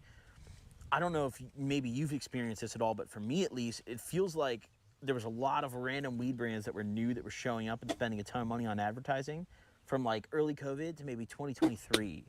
And now, at least I notice, it seems like a lot of these brands have died out. Like it seems like the brands that are spending money on marketing now are just more of the like consistent brands. Have you noticed that? Honestly, no. Really? But I'm not as plugged in as you are. You're in LA, I think. But yeah, are you thinking? I'm like thinking like my THC? business email. Yeah, so mainly THCA brands and shit. Oh, like okay, you're right. You probably used to get hit up with like by a million Delta 8 brands and shit, right? Okay, you're right about that 100%. That's what I'm saying, 100%. dude. There was almost a gold rush of it. You remember that era? Yes. No, that was all my emails were, dude. It was Delta 8, HHC, this, and that, and. Dude, it was every single fucking day. And I still get emails, but it's not as much as that. So, no, I see what you're saying. Did you ever try all those altnoids like THCP and THCO and all that shit? I did. What do you think about them? Speak your truth right now. Air it out. Speak your truth, dude. All those companies are dead now, dude. No one buys that shit anymore. So, speak your truth, dude. I wasn't a fan of it, to be honest. I think the THCA is cool because it's if you know what it's the same. Weed, it's dude. weed. It's fucking weed. I've smoked it. And let me just say this to all the viewers who are watching this. You guys probably already know this. Just as there's bad, and I don't even have a THCA company, so I don't have any stake in this. Yeah. You know, I'm not, just as there's bad weed that you can get from a street dealer, from a dispensary, there's bad THCA weed and there's good, you know? So it's the same thing. So a lot of people have this misconception that THCA weed is bad, you know? But the reality is you're just smoking bad weed. It has nothing to do with it being THCA. 100%. Do you think I'm right about that? A million percent, yeah. And I think the other big thing is too, is there's a lot more dog shit on the THCA market That is the than other there thing is I on was the gonna legal say. market. So there's more trash than there is good. So of course, everyone's natural impression on THCA is bad. A lot of the gas stations out here, you see, they have it out Dude, here. the one we just went to on the way here, which was not like a huge gas station or anything, and like not by any means we're not at in all. a huge city by any means, as you could probably tell by the trees, and they had a million pre-rolls in that cabinet, dude. And they were, what really is the worst part about it is they were the worst kind of pre-rolls too. They were those like dog shit sprayed ones where they spray on the distillate and then they put the worst keef you've ever seen over it, and they call them the infused like rockets or whatever they call them. It's disgusting, man. Yeah. And like the average consumer doesn't know how to differentiate. It between looks that good. and the Oh, that stuff. looks keefy. And Yeah, because all of these products say the same thing on them. There's no regulation that says, oh, this has to say this and this has to say this. It's like, no, 2 pre-rolls say THCA, you know, fucking concentrate pre-roll on them, but one is covered in like dirt distillate that they like made from floor trimmings, and like the other one is like actual decent weed ground up, you know? Yeah. There's no way to discern between the two. And a lot of the times they use, I think, like the synthetic terpenes where you smell it and 100%. it smells almost like what you'd smell from a tobacco vape. That synthetic strawberry, or like, that doesn't smell like natural weed. You know, it has like this like, you know what I'm talking it's about. 100%. Yeah, I've smoked spray pack. I went to last summer. I went to New York. I stayed in Brooklyn for a week, and Man, what are they doing in New York with all the sprayed weed? Bro, they love it. It is mind blowing. I honestly, before I went to New York, I thought it was like just a social media thing. Like people are just posting this, and like maybe there's a fringe group of people that actually smoke spray. Bro, you go to New York, all the delivery services sell spray. Like the corner stores sell spray, dude. I booked an Airbnb in Brooklyn, and literally the fucking corner store, the deli on the corner, right under their menu for all the sandwiches, had bags of spray in the window. And like, I unfortunately, when I went to And New they're all York, the straight, you can just tell by the names, right? it's so yeah. If it's like Strawberry cinnamon push cheesecake pop, yeah, Oreos. strawberry cheesecake Oreos. It's funny you say the Oreos. One of the ones that I got last summer was campfire Oreos, and it was like a burnt. That's not a strain. It's not a fucking strain, bro. That's not. There's no genetics in that. Yeah. You know, they're taking like the shittiest, oldest weed because. You know, do you know how they make I spray watched pack? your video on the machine. That's how I learned about it from you, to be honest. Fuck yeah. You did that video where you showed the machine. I knew they were doing it, but I didn't know how. Yeah. How they're bringing it to the exact moisture, humidity. They're making the like the adds trichomes on it, or not Yep. adds, but makes it. I don't know what the fuck the machine is can- doing, but It's fucked up, dude. So not only are they like spraying terps on weed and not being required to disclose it, but the machine can take old moldy weed and yes, purify it. That was the one thing I remember. So if you have like an old ass pack that's like started to mold that you've had in like the back of your garage for a year, you can run it through this machine. It comes out as like a perfectly moist, mold-free, fluffy spray pack. And you know what the worst thing that really, when I posted that video, do you know what my comments said, a lot of them? A lot of my comments were like, well, Goblin, if it takes away the mold from the weed and makes it taste better, then how is it a bad thing?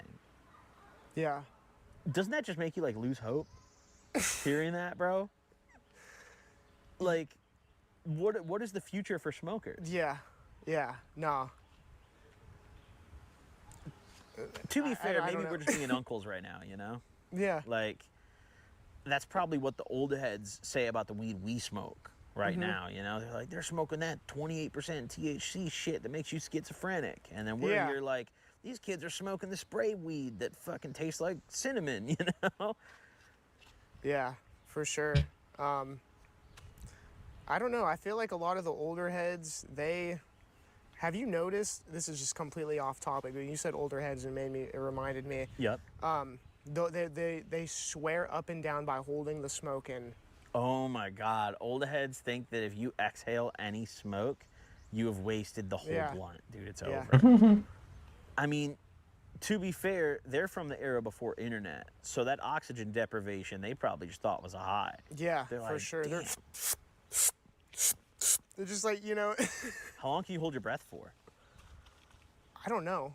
You want to try it right now? Let's compete. Let's see who can hold their breath longer. All right, so here, wait, let's establish rules before we do it. Okay, so we're gonna breathe in, and we're gonna plug our noses too. Okay.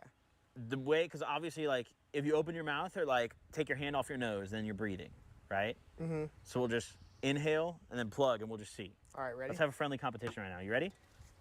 Or do you want to go on like go or what? How do you want to do this? I'll just. Should you say go? Give us a 3, 2, 1, go, Chris. All right. You guys both ready? You got your inhales in first? Yep. Okay. 3, 2, 1, go.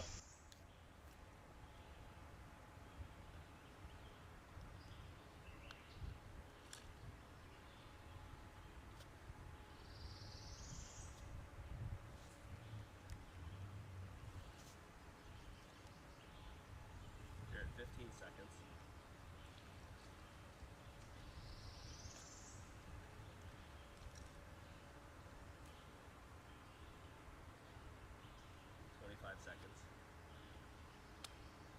It says 30 on the screen though.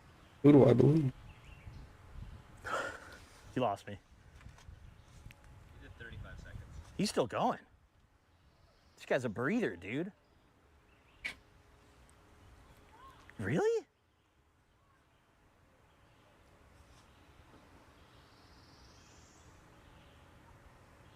This guy's got stamina. I could have kept going a little longer. You were almost at a minute. A little longer. Wow, you almost doubled me, I just dude. didn't want to. Good shit. What the fuck? I almost started laughing when I saw you do the thumbs up. Yeah, it was starting to get like middle ground. I was trying to update the people. I don't know. Fucking. You ever smoke cigarettes? No. That's never. probably why. Yeah, I've never. I think I've taken a drag off of one just to see what it was like, and cigarettes suck, dude. They're not fun. They're not like. I don't know, dude. Vaping was much more tempting for me than cigarettes were, for the most part. I saw you quit vaping. I did. How was that? Bro, honestly, one of the hardest things I've ever done. Like, legitimately. I've heard that nicotine addiction is, like, worse than cocaine. Or yeah, maybe, I quit. So, for me, it's kind of interesting because, like, did you ever, like, get super into hard drugs at all? I know no, we've talked about on Pine Park, you doing shrooms and stuff like that, but, like... No, I've never done cocaine or meth, heroin, any of that. The only drugs I've done is just weed, mushrooms, DMT. I've never done acid, honestly. I'm open to it, though. I just never... DMT fascinates me. Yeah, DMT's crazy. Yeah, I haven't touched it in a while because I had a crazy experience years ago. I don't need to go back. I'm good. What was your crazy experience? In like 2017, I like took the fattest dab where I broke through, and oh, you took like straight off the banger? You dabbed the DMT? Me and my some of the OG viewers, if you guys are watching this, you guys might know Sam, but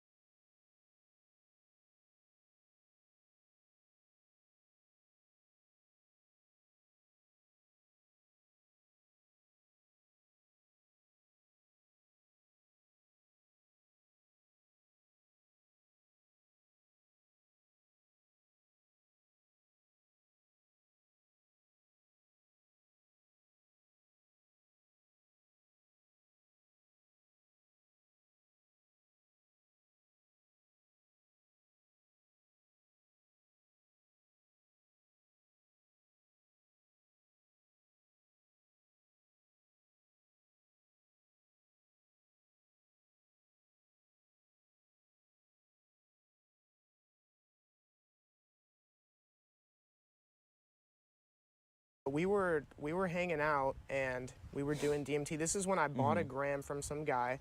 And a gram is a lot. You don't need a lot to get off on DMT. Yeah, I've never done DMT. So we were experimenting with, like, I'm talking the smallest little specks, using an e-nail because, you know, it's consistent temperature. DMT, it can't be too high. You're just going to burn it. So we're using the e-nail somewhere around the 400s. I can't remember. Really? You low temp DMT? Well, you're supposed to. That's Because interesting. I didn't know that. Anything above a certain temperature, I don't know. Some of you guys might know, but you got to low temp it. So we were all, like, for a little while, I'd say a few, like, not even a few, maybe a month or so, every time we hung out in sesh, we'd maybe try a little bit of DMT, do really small amounts because we know how strong it is. And then one of the times, you know, we kept adding a little bit more. This time, like, Sam would do it, he'd add a little bit more. I had this square parchment paper, and if you can imagine the jar of, it's like a hash jar, and I just dumped, like, a good amount of the yellow powder onto the parchment, and then folded it like a taco, and then just, like, dumped, like, it slid in almost? Yes, it slid off of the paper into the thing. Oh my capped God. it. And I remember as it's I'm hidden in it's milking up like a fat fucking dab. And I remember my homie Sam, he's looking at me, and I just go for it. And that's when I lean back, and I was gone. I completely, like, people will say, well, I don't know if you'll know when you break through.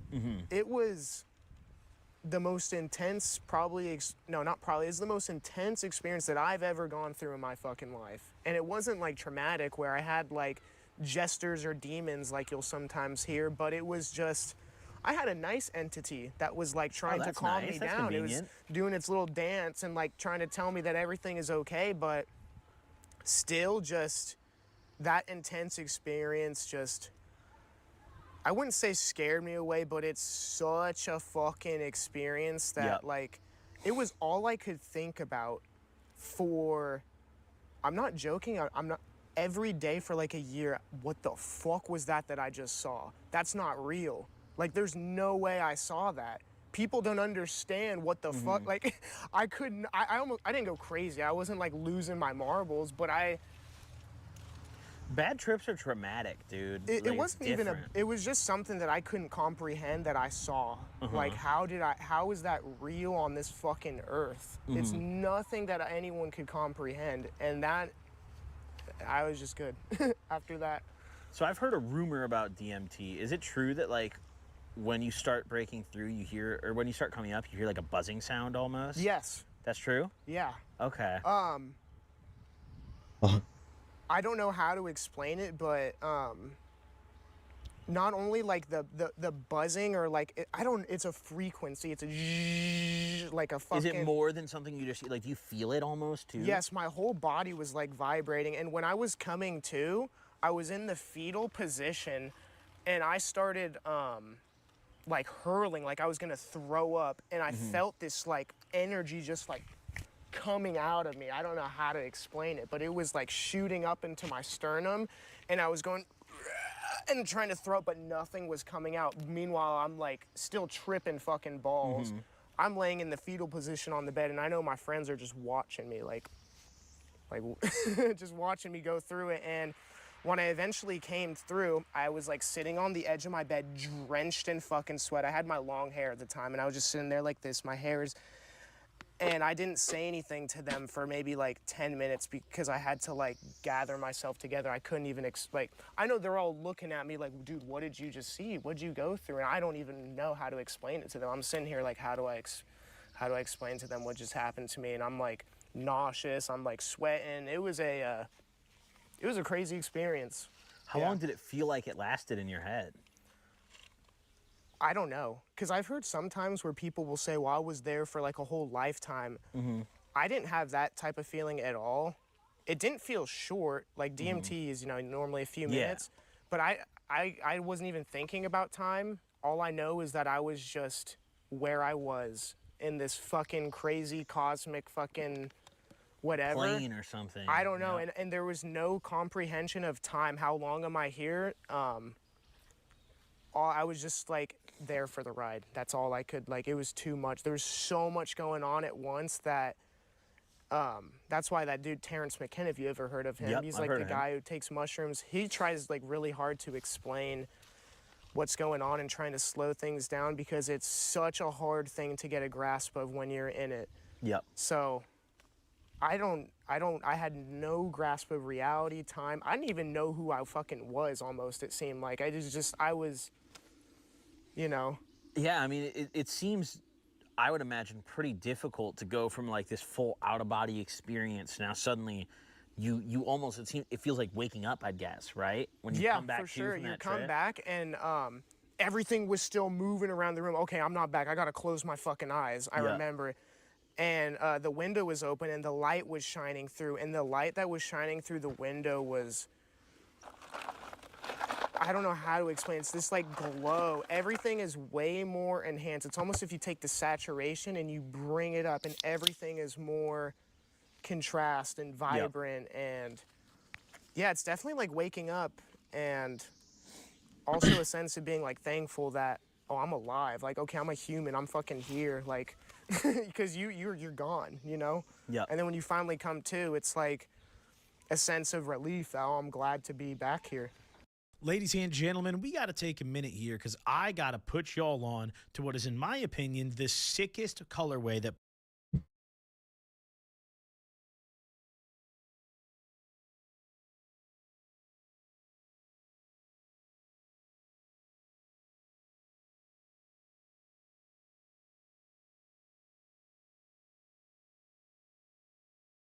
A sense of being like thankful that, oh, I'm alive. Like, okay, I'm a human. I'm fucking here. Like, because you're gone, you know? Yeah. And then when you finally come to, it's like a sense of relief that, oh, I'm glad to be back here. Ladies and gentlemen, we got to take a minute here because I got to put y'all. Go. Thanks for hooking me up. Take me back to the woods, please. Yeah, I mean, and this is from years ago. This is 2017.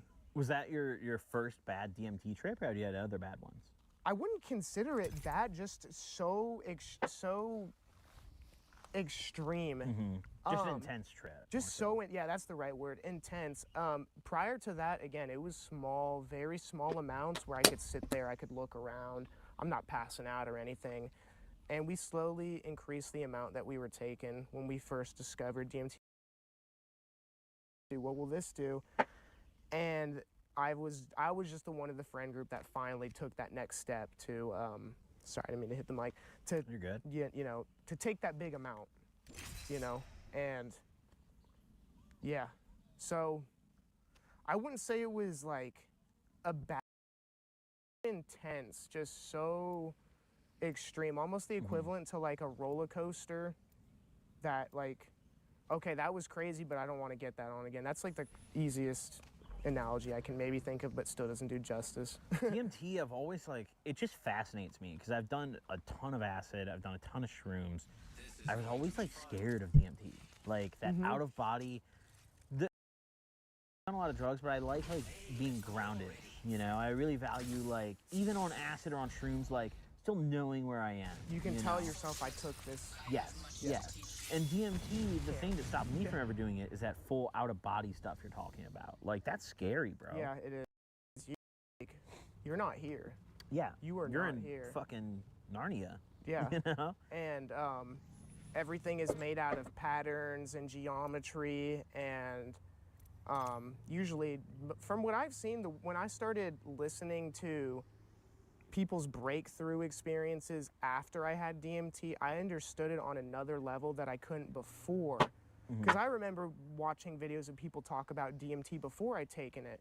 And I'm taking small dabs and I'm like, oh, I've never had anything like that. But it wasn't until I took that big ass amount of DMT that when I start listening to these other stories of people breaking through, I can understand what they're talking about. Yeah. Maybe their experience was different, they saw a different entity, but the feeling of not being and just kind of, just you're strapped for the ride, you're just there and whatever, I completely understand that. Yeah. Because how many times have you done it? Like in total? Oh. Over 30 times, probably. Damn, that's a lot. I took a lot of small, very small amounts and slowly worked my way up until where I finally just took that big that big amount. Yeah. But yeah. Would you say that's like your like favorite psych, or what's your like psych Mushrooms? list? Okay. Mushrooms, for sure. I haven't taken them in a while, but they're a nice thing to ground you at times when you need it, you know? Yeah. That's interesting that you say you haven't taken shrooms in a while, because the last time we saw each other years ago, Hello. you were like really into shrooms, dude. Yeah. When we had you on that show, you were like telling us all about your shrooms at that time. I remember Yeah, that. I was definitely taking a lot more shrooms back then, for sure. What happened? Lost interest or what? Not lost interest, but I don't know. It's just one of those things where when I feel my calling, when I need to take them, I do. And don't get me wrong, I enjoy them recreationally when I can. But I usually would use them for like a type of like mental health thing, or like something where I need to just like think about things, because I would just sit in my living room and take whatever I'm taking mushrooms and just sit there and let it all be a mental thing. I just kind of sit there and meditate, and then once I worked out through whatever I needed to in my head, whatever it is, then I would go and Irvin. enjoy the rest of the trip. But it always, and it's not to say that I always used it that way. I did use it recreationally, but a lot of the times, I'd say 90% of the times I'd use mushrooms is by myself in my room, just like trying to, just mental. That's the best way I That's can really put it. interesting, because I'm the opposite of that. You know, I definitely eat a lot of foods on my own, but it sounds like you were really trying to have like introspective type of trip. Yeah, right? yeah. I like to trip in the way where like I'm just stupid. You know, like I just want to like watch the stupid cartoons. Yeah, fry my brain. I can't move. I can't move. Introspective on my trip, it's like stupid. Yeah. I don't like doing that. Yeah. How do you like maintain a handle on that? Like, how do you like dig into your brain when you're tripping? I think it makes me a better person. Because like, sometimes like when I'm thinking, I'll be like, you've been rude to this person, or you've been doing this in a certain way. You need to like, it almost like keeps me in check sometimes, because it's just like one of those things where, I don't know how to explain it. It just can show you your life or what you're doing from a third, like you're watching yourself from a movie almost.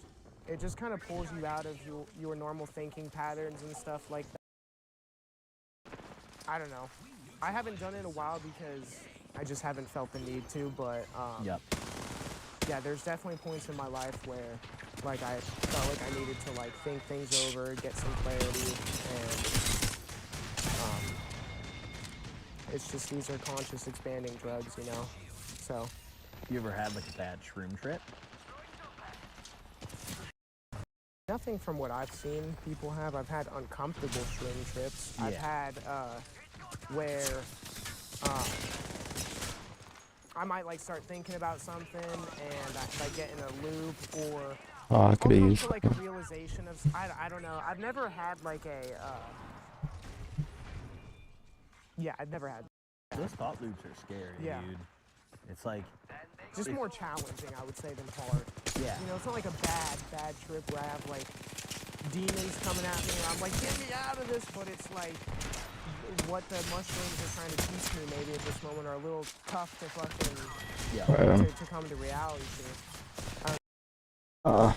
It's just really like That guy just didn't want to die. the way that you do psychedelics, because psychedelics is such a broad like spectrum. You know, like so many people can do this for different reasons. Like me, I just want to fry my brain. You know, I want to be stupid. You want to like gain something, you know? Yeah. That I think it's cool that people can do one drug and get those different outcomes. Yeah, There's not really I've any other. had fun experiences though, but a lot of times, no, I get what you're saying. How do you feel about acid? I would be willing to try it. The only thing that is like, You haven't tried it? No. God, really? Yeah, so I haven't done it. The main thing that I would say, shocked me actually, not pushed me away, but has deterred me, is that it's easier to take mushrooms than DMT. Well, more along this, I'll say mushrooms, because they're natural. You know, you can grow. Like, you know what a psilocybin mushroom looks like? Acid. You have like the fake acid, the 25I. Have you ever heard of that stuff? Bro, I overdosed on that when I was 17. Yeah, When I so was I've heard younger, I stories about fucking- that and that the shit's bitter awful. taste where real LSD's, and it's like, you have to test it, and I haven't gone through that whole process where let me get acid, let me make sure I can test it, because that's something I'm gonna fucking do regardless of who I get it from. I don't know, I don't want to fucking OD and die. You know? Dude, that's literally, it's funny you bring up 25i. They When have I a- was 17, that's what got me sent to rehab. I took a bunch of 25i tabs. I was taking fake tabs at 8. I don't Ban remember her in how many. I this. think it was only 2 or 3. Holy. But, like, I OD'd on them and I had a cardiac arrest. And I got picked up by an ambulance, taken to the hospital. I was 17 at the time, so it was, in my state, it was mandatory psych eval for a minor. So they sent me to a Jesus. psych ward at the hospital. I'm in there Jesus. with like schizo kids drawing pentagrams on the wall and shit, you know? And I'm sitting here like, yeah, I'm sitting here like, I just bro. took some bad fucking acid. Yeah, I'm like, damn, man, I just had a really bad 15 night. people just sit around and And fucking. they fucking recommended me to Damn get sent shit. off to this residential facility for 2 months up in Minnesota. Did we destroy that? All because None? I overdosed on 25i. And after that day, I didn't do acid again for years and years. And then... Do you remember a bitter taste? Because I've heard that. I remember tasting it, which was unusual. I don't remember the bitterness, but I tasted it. And I remember saying something to my friend Connor, who had given them to me. I was like, bro, like, Got you. this Don't doesn't worry. taste right or something. And he got them all. Yeah, just stop my heels. Oh, whatever. Like, that's where all of us got our drugs back then. We didn't have a plug. We were all stupid, bro. We were just like, buy some Bitcoin, web, you know? Fuck it. And I tasted it, and I just knew that wasn't right. I started tweaking, bro. I went back to my house. I remember I was tripping so hard, I called my mom and just started speaking gibberish. And she called 911. She was like, are you high on something? And I'm just like, bleh, bleh, bleh, bleh, bleh. And she's like, I'm calling the fucking ambulance. Like at my dad's house, like my parents are divorced. So she calls the ambulance over to my dad's house. Bro, my dad was sleeping in his room. He gets woken up with the ambulance at his door like, yo, your son's on drugs. And like, there I am in my bedroom on the drugs, you know? How'd your dad react to that? He was pissed, but like, my dad was pissed. Anything, you know? Yeah, 25i, it like, bro, it's really weird, dude, and it scared me away from doing acid for a long time. And I think like you having that as a fear is super valid for sure, because like... Yeah, that was just, I knew I could do it if I went and got a test kick, but it's so much extra steps than just I know what it is. Yeah. So that's like the main thing, and then also, I know acid comes from ergot, which is natural, but mushrooms are... I feel like it's more natural. I know I mentioned DMT. I know you have to extract that from the mimosa, but it's like, it's still, I don't know. I've never heard of stories where people in DMT. I know you have to extract that from the mimosa, but it's like, it's still... From a mimosa. I don't know. I've never heard of stories where people are smoking fake DMT and like, you know, yeah, I've never I always heard about the 25i and the fake acid. So that was one thing that I was always skeptical about taking. Yep. Even though I know if I really tried, I could go get some real acid, test it. But have you ever tried 4-ACO DMT? No. That's like the one, like the God molecule, they call it, right? So no? it's the one that it like Toad metabolizes into psilocybin. So it's like fake shrooms. It's when you go to the smoke shop and you see those like shroom bars at the smoke shop, they're 4-ACO DMT. But it's like really interesting because I tried some recently and dude, I can't lie, I came in as a hater. Like I came in and I was like, bro, these are like fake shrooms. I'm about to trash this shit. And I ate them and I fucking tripped, dude. And it was like like no different. Like you got it at like a legal store? Bro, I bought it on Amazon. I bought it on fucking Amazon. Got it delivered to my door with no ID and tripped. What the? That's crazy. Like, That's so... like, what does that make you feel when you hear that you can do that? Shrooms are still illegal. Isn't that so fucked up? So what are they... They put the 4-ACO DMT in these bars, right? It's like... So it's not even mushrooms. It's not psilocybin. It's not shrooms at all. It's just something else that... 4-ACO DMT, but when you... And I'm not, by the way, for everyone watching, I'm not a scientist, bro. Like, you should still go do your research. I'm also 4 bush ices deep. So like really do your fucking research at home, dude. I'm not a good authority right now. But it metabolizes into the same thing as psilocybin when you consume it. So it's like literally a fucking shroom trip. Still feel scared to. Me too, trust me, Yeah. me too. I still just take regular shrooms. Mhm. But like, they just sell it on fucking Amazon, bro. And not only that, Prime delivery. I got it delivered a day later. Oh, yeah. To my door with no verification. Dude, you see the little, it's like Oh, fish they're- jumping. Yeah.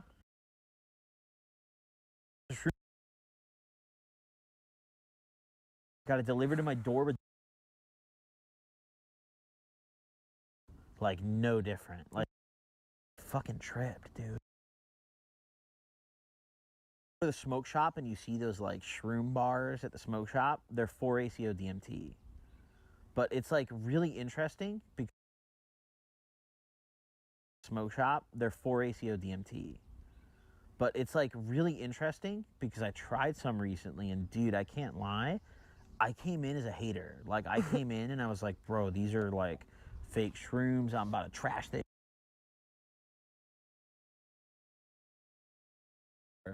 With no verification. Dude, you see the little, it's like Oh, fish they're- jumping. Yeah. What are those? Little minnows, little, yeah. Bro, that's cool as fuck. The camera gets that? That's so sick, actually. Guys, I'm just bewildered right now. Coming from suburban Chicago to LA, this is not the kind of environment I see myself in, dude. This is sick. How often do you, like, pop out and do outdoor shit like this? During the summer, a few times a week, at least once a week, I try to. God, this you is, I'm jealous of you, dude. I can't Yeah. lie. This really, like, it makes me, like, I don't know, it's kind of interesting because we do the same thing at a Mhm. base level. We both make weed-related content, but, like, you do it from a very different areas, and it's like, my POV, I'm fucking jealous of you right now. You're living the life out here, bro. Have you ever thought about, like, going to LA and doing that kind of stuff? Really, like, wait. no, like, going to LA and, like, doing the weed content. Oh, like, you, oh. instead of doing the content you do here, like, going to the weed events and, like, going to the big weed So- brands and... Yeah, dude, I had to come at a crossroads when I decided where I wanted to move. Trust Yeah. me, I thought about LA, obviously, what I do. It's where you live, Yola, Eric, almost everyone who's, you know, pretty prevalent in the weed industry is living. Mhm. There's so much to gain. There's constantly something going on. The connections, Mhm. trust me. But I just made a decision where, you know what? Every other person, and this is not in a disrespectful way at all. No, air it out, dude. I think everyone that moves to LA is stupid, myself No, included, I dude. don't think it's. I don't think they're stupid. What I was gonna say is that not everyone has to do the same thing. I could be the guy who's out in the woods doing the weed content, and people will. You know, trust me. There's the fun weed events, and I've gone to a lot of them, and I've done a lot of that content. But there's no guy out in the woods smoking weed and doing fishing content. That's right, There's no. So I thought, let me fill that gap. As much as I might be missing from a lot of these events, you know, from living in the country, not only I'll be able to add my own twist I wanted since I was a kid. I've always loved nature. I've always been an outdoors type of kid. And I'm still a nerd too. I love video games, but it's like a perfect mix of both. I love going out and fishing and doing some outdoor shit, coming back home, showering and hopping on my fucking PC and playing some games on Discord with the boys or whatever the fuck. Like, Me your setup earlier, dude. That's- You got a sick fucking setup at the crib, dude. And we're gonna check that out later too. Yeah. We'll go take a look. but open like, some Pokemon cards, hang out with the chickens, do dude. take some more. I pull up in your driveway earlier in my shitty fucking Mazda rental that accelerates like shit, and it's a hybrid, and I hate it. And there's chickens chilling in your driveway. Yeah. That's fucking nuts to me, dude. Yeah. And like, we go inside your kitchen, and you're showing us the eggs that your chickens lay that you Mhm. eat every week. Yeah. And it's like, I'm just that's sick as fuck, you know? How long have you had the And I was chickens? telling you, more eggs than we can eat. We have to start selling them or doing something with them to my girlfriend's family because Uh-huh. her family's out here and they're like, yo, it's too much eggs you guys are giving us. Like, they can't even keep up. Yeah, and we only have 4, but it's 1 a day. So with just me and my girlfriend, like, I ain't eating that many eggs. Yeah. You know? Eggs get old fast, too. They do. Yeah. There's only so many ways you can... What kind of eggs you like? Like, how do you prepare them? Yolk runny. So I do fucking what? I do it over hard. I like it well done. Is that crazy? That's the worst egg imaginable. Really? Oh, I like no that. Disrespect. I like that and scrambled. Okay, of course. Scrambled is there's something about the texture and the yolk being runny that I know a lot of people that's the best part, but I just like it tastes weird to me. Have you ever had like a burger with an egg yolk on it? I don't like egg in burgers. No, it's just not me. I don't like bacon either on burgers, but I like bacon separately. You're saying, dude, you might as well have just like dude, you might as well just made it dude. What the fuck did he just say? So no bacon on burgers, no egg at all if the yolk's runny. Only over, like, you're not saying you will cook a sunny side up egg until the yolk is hard. Well, I'll flip it over and then let the yolk fully. The yolk side till it's hard? Well, what I do is I kind of pop the yolk so it kind of like, because if you flip an egg while the yolk is there, yeah, I've never done that. It'll create like a barrier, and sometimes the yolk will still be inside the egg. If you flipped an egg, you know what I'm talking about. But what you like is sunny side up. What I do is I kind of pop it and then I flip it over. I've never seen this egg method in my life. I've never seen this. I'm fascinated by this. Have you ever like you don't even dip the toast in the egg yolk or nothing, dude? Bro, you're sleeping on it, dude. You're sleeping. Do you mind if I pee real quick? I gotta go pee take a piss, so dude. bad. I think it's the alcohol, even though I just drank one. Yeah, while we were taking a little break there, you said two of the most disturbing things I've ever heard, I think. You talked about your burger and hot dog preferences, which just completely like flashbanged me. That stunned me. So let's just take it easy on me, guys. Run that back real quick. It's a judgment-free zone, but I need to discuss this here and now. What in the hell did you just say you like your burgers like? No sauce. So when I go to In-N-Out, I'd say no spread. I don't mind like tomato, lettuce, onion, you know, light tomato. I hate when there's nothing more I hate when they give me like a bunch of fucking tomato on a burger. I like one slice. Yeah, is one all slice. you need, like bro. I don't need. I don't need a two-story building. I'm already like tomato is only good when it's with something. For sure. So my main thing is just no sauce. I don't like ketchup, mustard, mayonnaise. I will not put that on any burger. I don't like bacon on my burger, but I love bacon in of itself. It's just the meats are too contrast to me. Bacon is more sweet. I can kind of respect the bacon. And I'm not that big on the bacon. Kind of respect the bacon part. I don't know. It just doesn't. Oh. I've tried it. That's what the fuck. The main thing my girlfriend gets. She always gets an egg bacon cheeseburger. I get a regular cheeseburger with lettuce, onion, tomato, and that's it. No sauce. And then hot, which is bun and hot dog. Just no ketchup, no mustard, no relish. Just plain hot dog. That's how I've always been since I was a kid. Just a bun and a dog? A bun and a dog that has been cooked on a grill or maybe even in the microwave. What's your take on a chili dog? Huh? What's your take on a chili dog? Just the chili and the cheese. Okay, that's valid. That's valid. Yeah, but you'll still eat like a normal chili dog? Oh, yeah, chili cheese dog like from Sonic is good. Okay. Like a Coney? I've gotten a Coney. But no sauce on a burger is nuts, though, dude. There's mustard. You know, you're right. But I just don't like mustard. I don't like mayonnaise. I wish they had some other sauce that I liked. Spread, I don't like it because all that is the sauces that I don't like mixed into one fucking. Yeah. You know, so. That's fair. I understand that I am an anomaly. What kind of sauce do you like? Like, what's your sauce like? Ranch. And I know that's mayonnaise, so people will give. This guy's shitting. Yeah, when you make like homemade ranch, it's literally mayonnaise and like chives and like all these other herbs and stuff. And I didn't know that. I watched my friend make homemade shit on all three of us. one time, and I was like, crazy. Like this big jar of Miracle Whip, and I was looking at it like, that's fucking disgusting. Do you dip your pizza in ranch? Dude, what the you do all this fringe stuff food? Your favorite sauce is ranch and you don't dip the pizza in ranch? No, I don't like pizza and ranch. I think it's like, I also don't like chicken and waffles, but I like them alone. What? But I like them alone. What? I'm gonna make so many people piss. My God, yo, the dislike bar just multiplied, dude.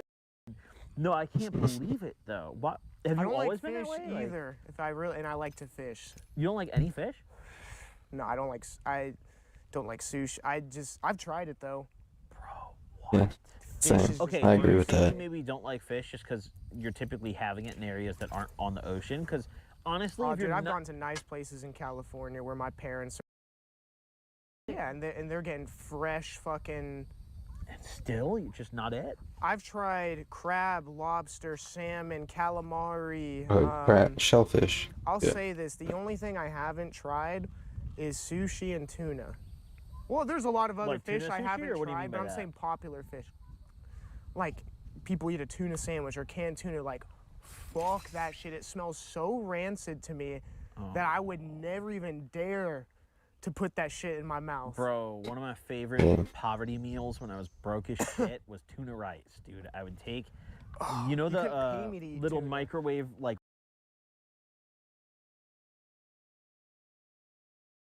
Those types of things or whatever? Yeah. It's like, they have like, like Uncle Ben is one of the brands, I think. A few others. Yeah. But it's these like cups of rice you can just microwave and just have like white rice. I would take those and I would take a can of tuna and I would just pour it onto the rice and then just salt and pepper it. And that was like my dinner. Yeah. I just like, dude, you're hating on all my favorite stuff. Sushi, if I don't like regular fish, there's no way I'm gonna like sushi. I'm not gonna like raw fish if I can't even eat it cooked. So I've never. I'm gonna throw a wrench in that. I'm actually gonna say raw fish and cooked fish are totally different vibes. I think if you don't like fish, fresh raw fish actually has less of a fishy flavor than when it's cooked. Really? I think so, yeah. Like if you get like really fresh, like Is fish, or like how would you explain the taste of like sushi? Is it its own taste? Like how would you describe it? Is there nothing you can relate it to? Or I think it depends on the type of roll you get, like the type of fish you get in the roll. So like my favorite type of rolls have either raw tuna or raw salmon. I'm a huge salmon guy. And raw salmon, when it's like very fresh and like same day type of fresh, it has like you don't get the fishy taste. It's very sweet. It's almost like a Here's my brain dead there. like savory and sweet. I don't even know how to describe it. It's unique, but I think it's just like raw. Like sushi is very sensitive. Like if you don't get it from a place that is literally putting it in the roll the same day the fish died, like it's Fish and probably cake not control. gonna be that great. You know, you're gonna start getting that fish flavor. So like ask someone like, I hate fishy flavor, bro. Me if too. it tastes like fish, I'm out. I fucking That's what has turned me love away sushi. from. Okay. Well, that sounds reasonable because I'm the same way. Anything that is fishy or smells fishy, it turns me off. I've been to Pike's Place, or I think that's what it's called up in Oregon, and they have this fish market. You know what I'm talking about? Oh yeah, it's in Seattle. And they have this fish market. You probably know exactly what I'm talking about. They're throwing fish everywhere. Oh, I can't. But I love fishing. I love catching fish. But when it comes to, I eat chicken and beef. That's it. Damn, you're a real American man. You know? Americans, Chicken, they like catfish. So I guess a lot of people out I've never eaten in the catfish. South and the East Coast like catfish. Have you ever tried gator? Fuck no. Really? Never. I would never try that. Why? What's wrong with gator? It'd be swampy Gator, and disgusting. I don't like. Dude, no, it's not, bro. Wait, it's so not. wait, you've tried gator? Yeah. Oh, okay. I thought you were just like throwing. No, I've had it before. Is it good? Do you like it? Or? It's honestly, generic answer, it's like chicken. Like a lot like chicken. Like I tried It doesn't taste swampy at all, or like. No, bro. So I've had like gator bites, like fried gator. It's almost like chicken nuggets, but it's gator instead of chicken. Damn. And you just like dip it in sauce, bro. They fry it. It's super fucking good. It doesn't like on its own. It doesn't really have like a flavor to it. It's I'm dog like shit. kind of flavorless. Just like meat. Yeah, it's literally just fucking protein. It's just meat, you know. Is it like a luxurious thing, or because you don't hear people eating alligator? No, Is it like? I had it in Florida, and in Florida, It's probably more common. bro, there's gators everywhere in Florida. I went down, I think I was in the Keys with my girl at the time when I tried it. And the Keys is just south of the Everglades. It's like the swampiest part of Florida.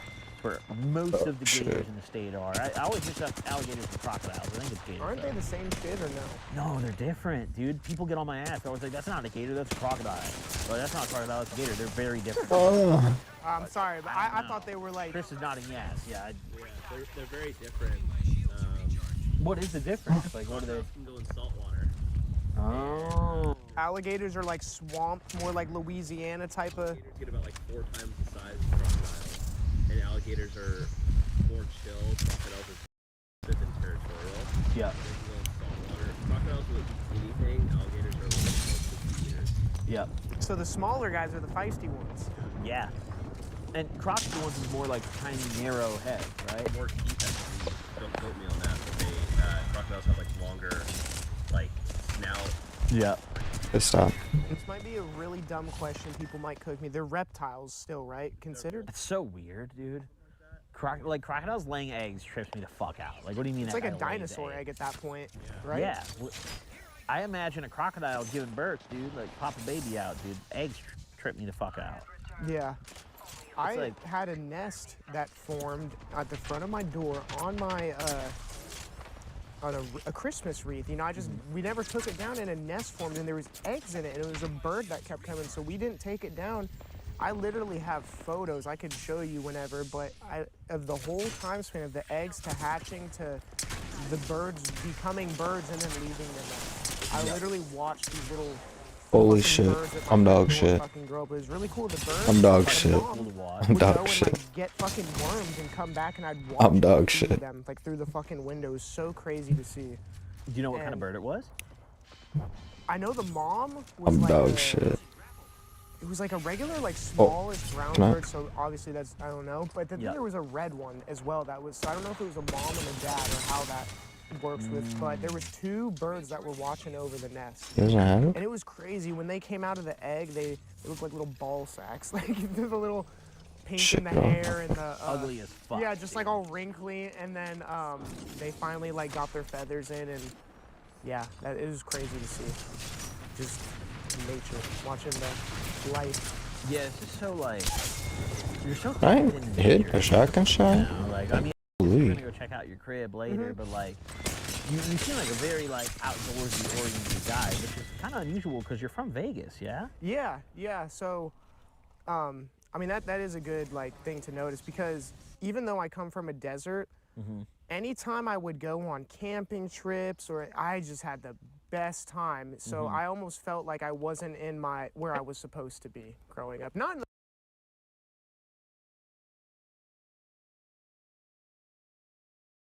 Shit.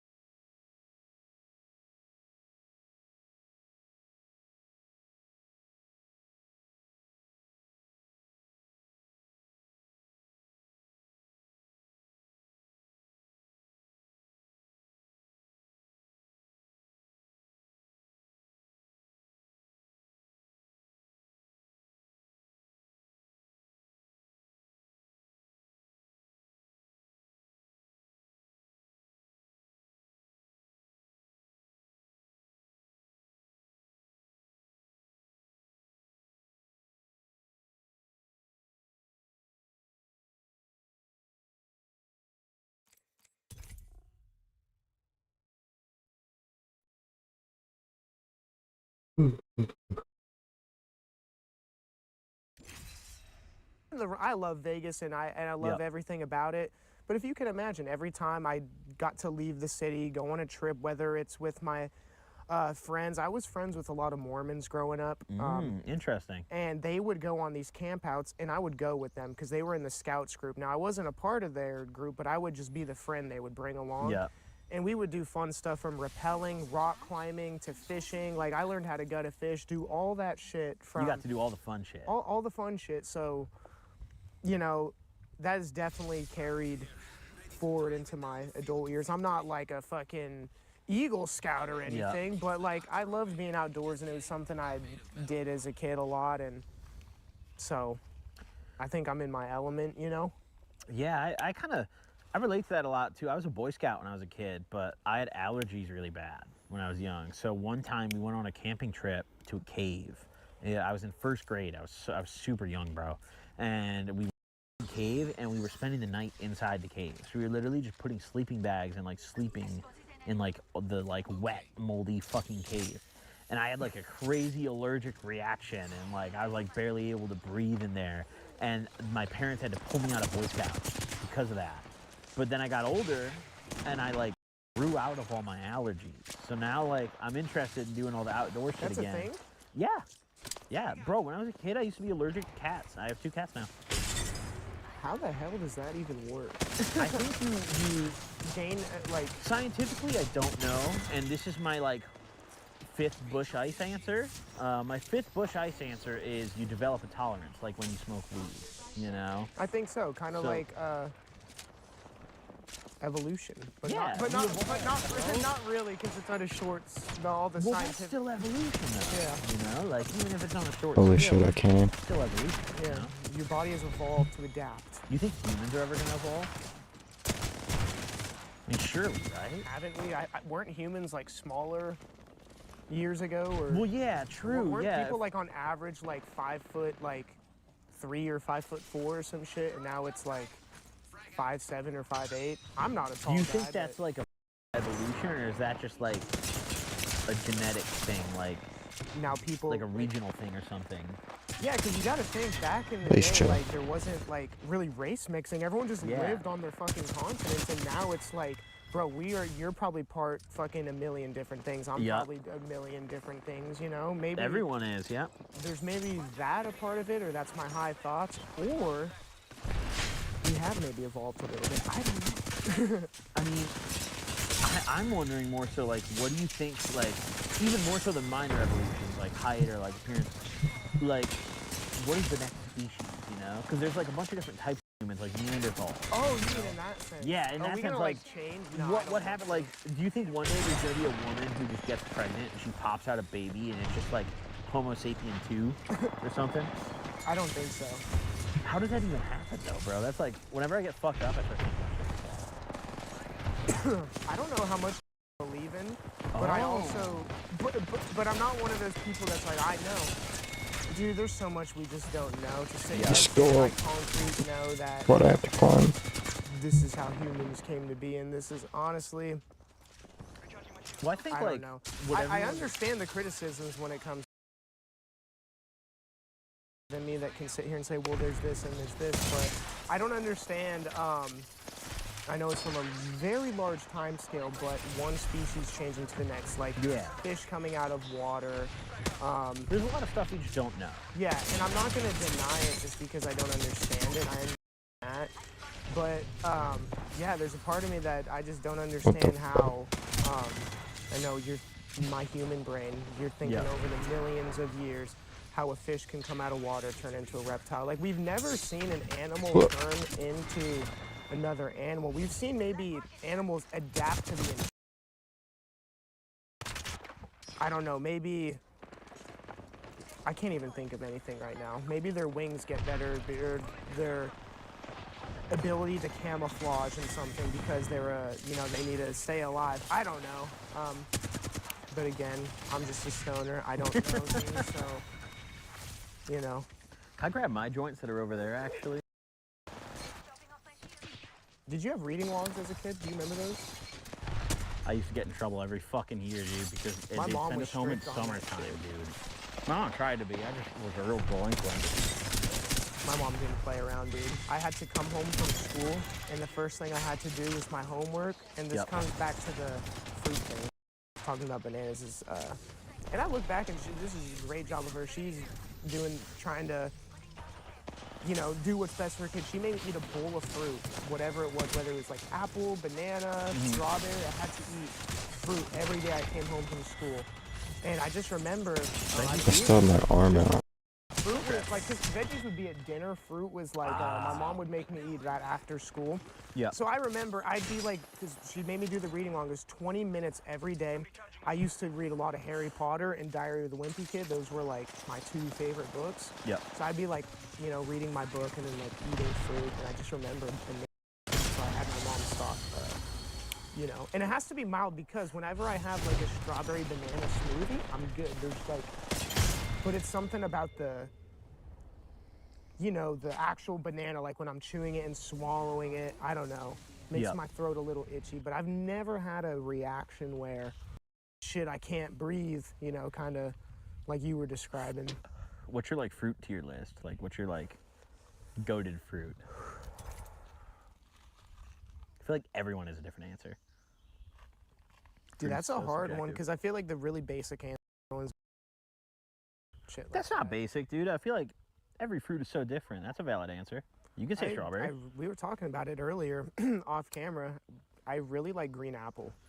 Bro, not only green like apples are synthetic, like candy, like green apple Jolly Rancher, but green apples and like peanut butter, dude. Damn. It's a combo that I haven't had since I was like literally like a kid. I remember, this is gonna be kind of a crazy combo. I do the green apples, the peanut butter, Cheez-Its, brother. Wow, that sounds good. A little bit of saltiness on the side. Dude, you get the crunch, you get the saltiness, dude, with the butter, with the apple, bro. When I was a kid, dude, my little fat ass, bro, I used to stack that shit up like a burger almost, dude. That shit was lit. That was a combo. So I really like green apples, strawberries, of course. What else is there that I really like? Because I like a lot of fruit. It's almost hard to, like, what am I in the mood for? You know? What do you... Let me just say what I don't like. That'll be easier. Mango, we talked about that. I kind of agree with you there, too. Like grapefruit. Any of the, like, fruits that are... Like, I like all the basic shit, just keeping it real. I like grapes. I like apple. Banana, even though I'm kind of allergic to it. I still like it. Just try not to eat it. Blueberries, they're cool. I'm not like crazy about them. Raspberries, I have to be in the mood for them. Sometimes they're a little too sour. You know, like you get the raspberries and it's like... I love raspberries, yeah. dude. Blueberries, I think, I don't like blueberries alone. They have to be a part of something. Like in a parfait or yeah, like a parfait or like, bro, blueberry pie goes ape shit. My favorite pie is a coconut cream pie. That is like the last answer I would have expected you to say for favorite pie. I don't even think I've ever had a coconut cream pie. Fire, dude. It's so good. I don't remember where. What is it? Is it coconut? Or what does it taste like? Yeah, but like this, but creamy, like super like. That's what the devo. I don't know if I'd say vanilla-y, but it's like creamy, like I don't know how to describe it. You got some wacky taste buds, bro. You got some real like out Fruit. there like preferences. I guess so. I guess so. I've just never like all the stuff you've been eating today. Like no mangoes, I agree with actually. I also don't like mangoes. Yeah. But like coconut cream pie is something I would expect like a fucking serial killer. Tell me your favorite fucking pie. Why are you shut me in the door? I didn't even know that was a pie, dude. Yeah. I've never heard of that.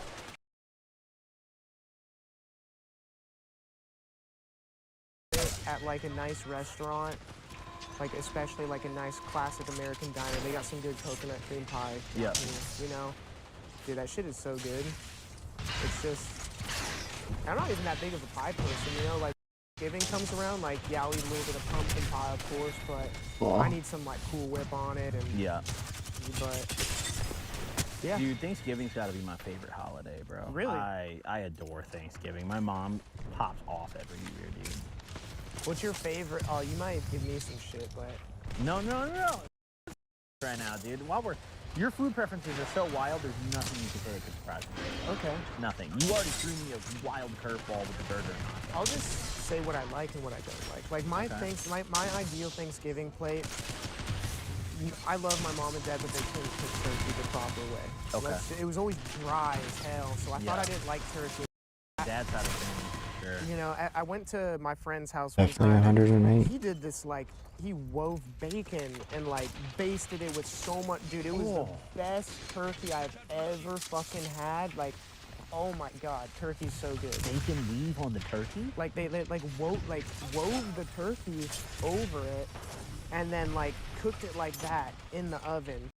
Top of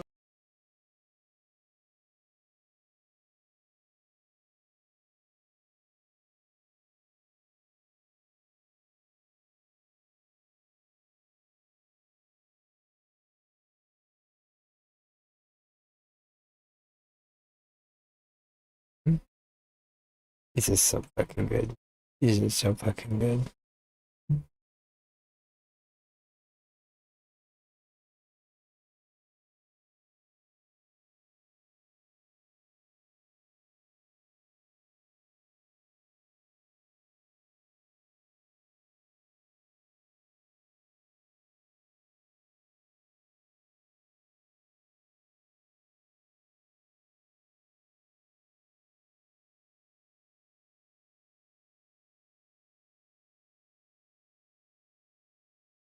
Mm.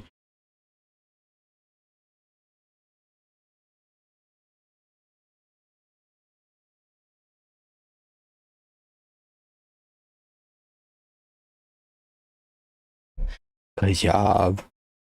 I get double devoted. Good job. You said good job.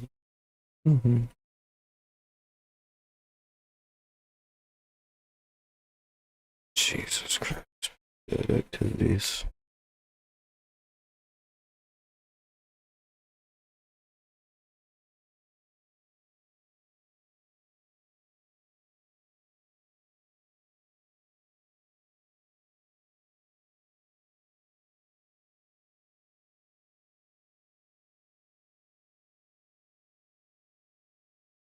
It's not a diva.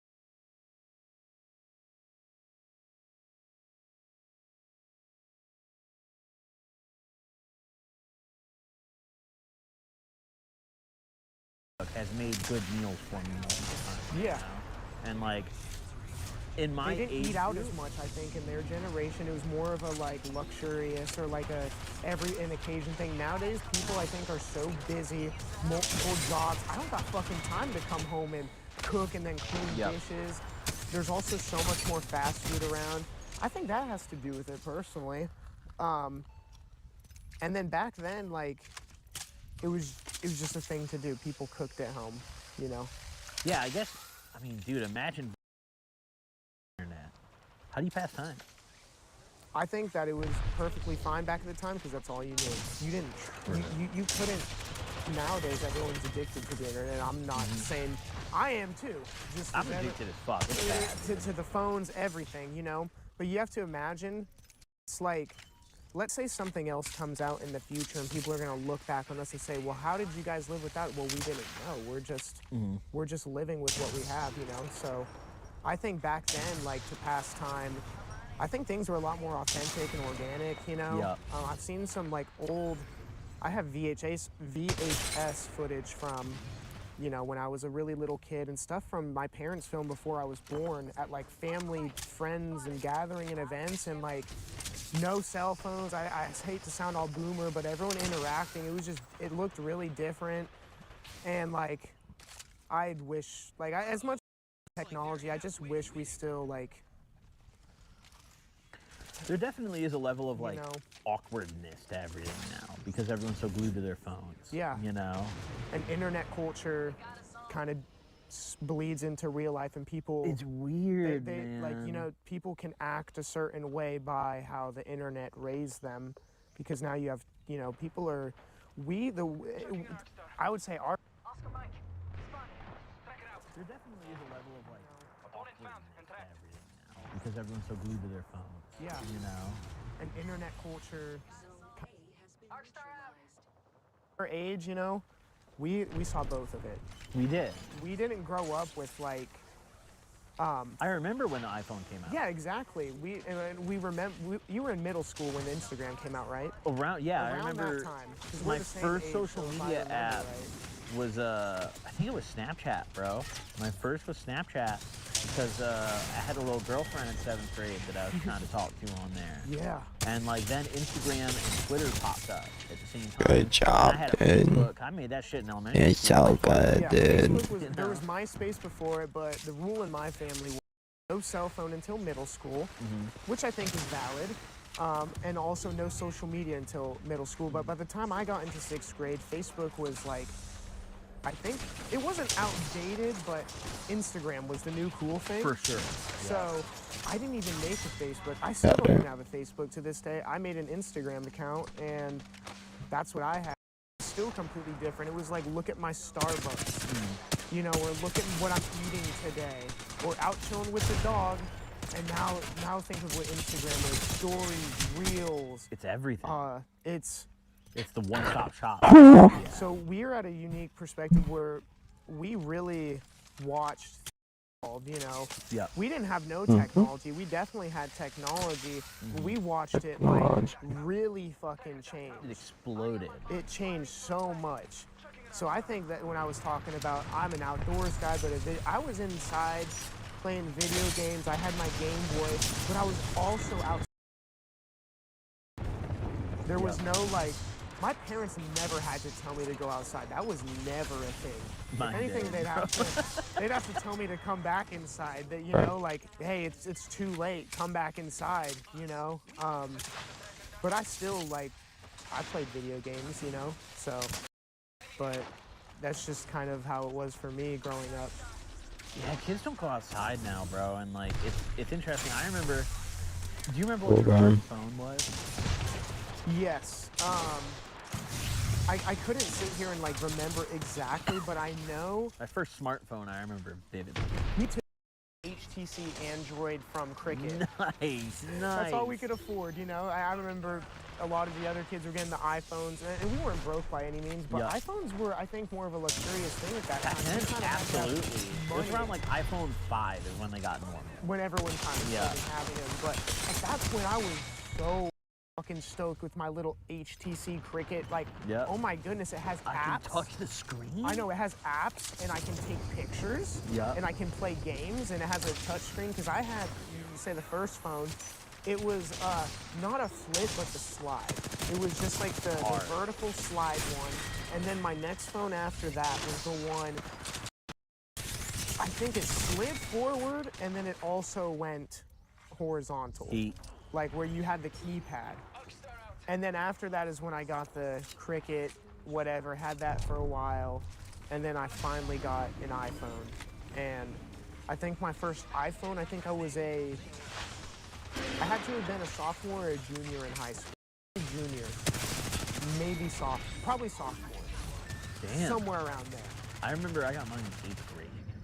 That was I had a Samsung Galaxy. I don't remember which one, but it was nice at the time. I had a asked for Galaxy it for too. I Christmas. skipped. I had the HTC and I had the Galaxy S3, and then I think the S3 is what I had too. It was white. And it was like a like circular shape almost. Yeah, like rounded the edges were rounded.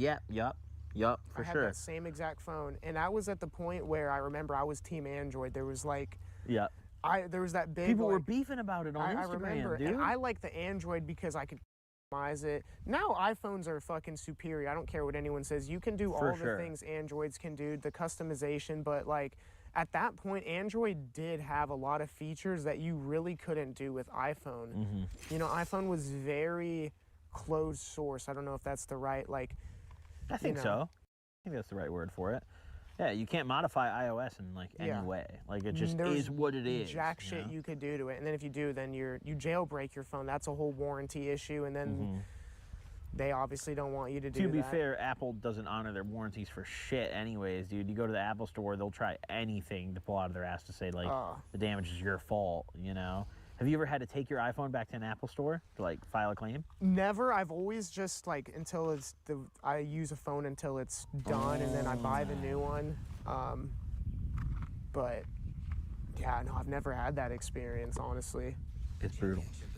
It's brutal. You go there and they just, there's no reason for the warranty because they try any reason to like bait you into making them think you damaged the phone yourself. Like it's not a warranty like thing. Like they'll try to so they can hold you responsible. Yeah, they'll be like, so how, like when you bring for like a screen replacement, for example, I went to an Apple Care store.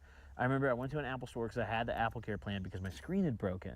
But apparently, according to what they told me at the store when I brought it, this is when I was way younger, bro. I was like fucking, I don't know, teenager still. I think I was in high school.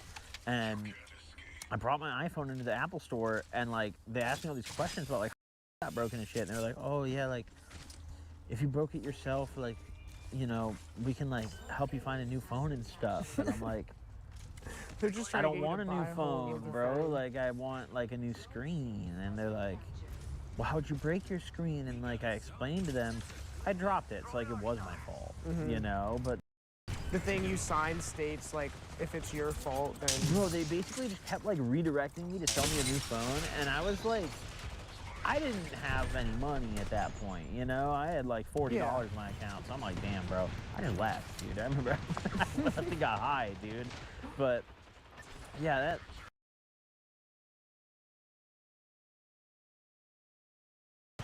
my first phone was a flip phone, and then I got the Galaxy just like you.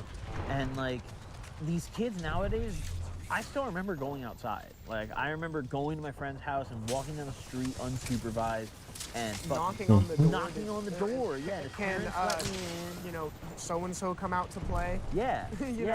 Come inside and like we go upstairs to his room or whatever and like chill. Like it was that, and kids don't get that anymore.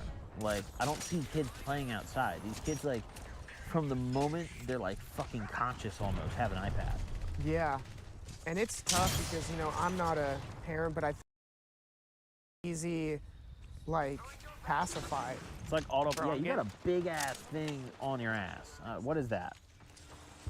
I don't know, but it's fucking pissed. You want me to like attack it? No, oh, he's on me. Wait, he just... oh no, he's back on me.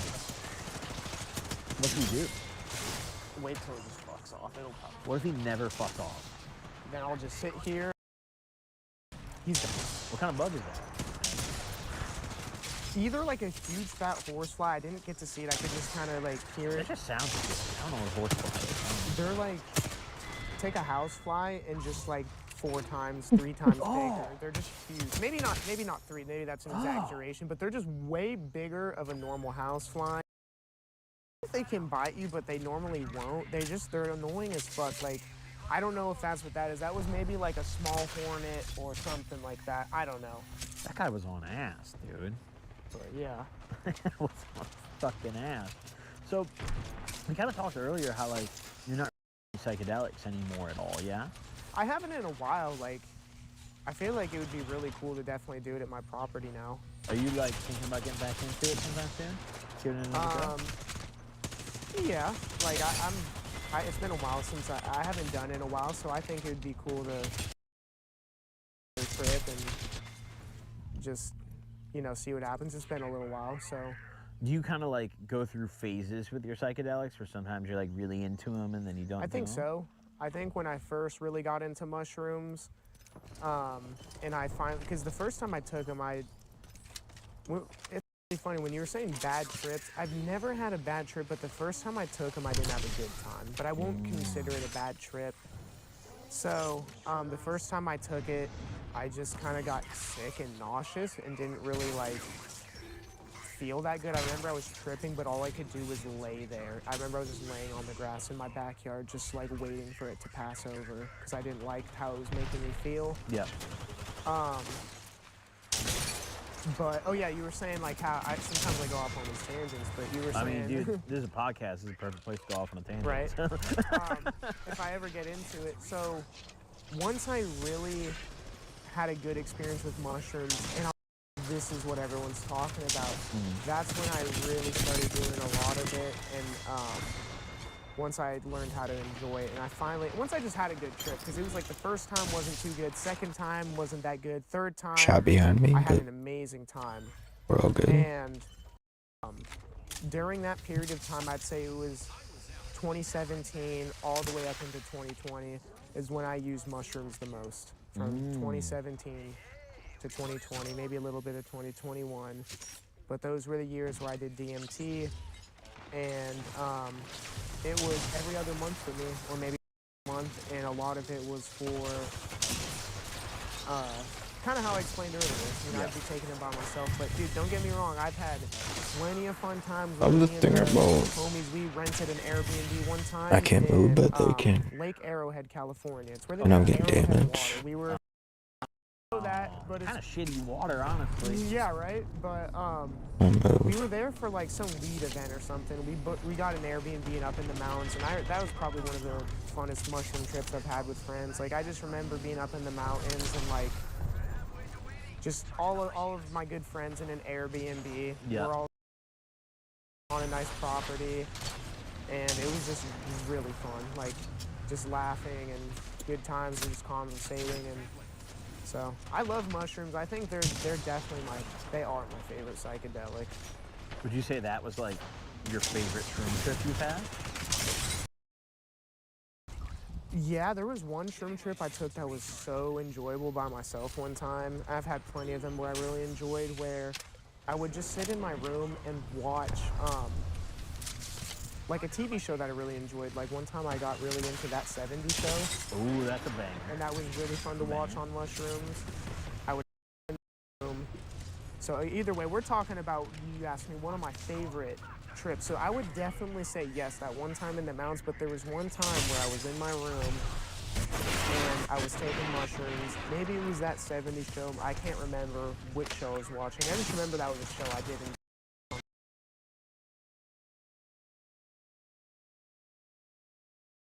and I'm just, Vegas suburb, regular neighborhood. And I just went on a walk at night in my neighborhood by myself, walking around. I don't know how to explain. I was just enjoying myself, going on a walk. And I started thinking to myself, obviously I'm tripping on mushrooms. It's 3 a.m. Why isn't anyone else outside? It's so nice out. Like, why doesn't it?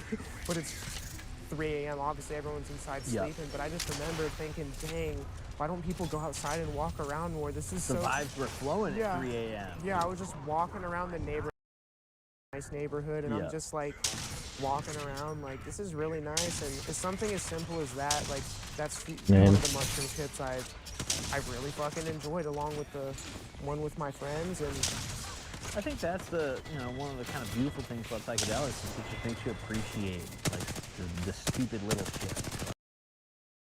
Yep, that's a really big thing. I agree. This would be a sick spot to trip. It honestly. would. This would be nuts.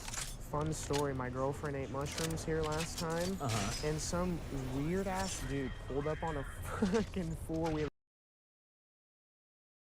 Okay, I don't want to hate on no one because they're old, but he looked fucking kind of like ancient. Like Okay. On like a four-wheeler, wearing like overalls and could barely speak. Like pulled up. I'm like fishing. She was just like sitting down, like tripping balls. I'm just catching fish. And he like started trying to talk to us, but I could not understand what he was saying.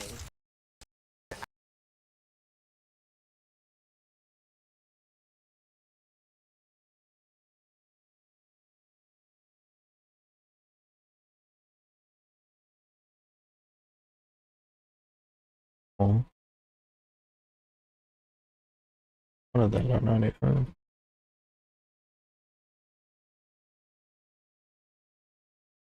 Oh.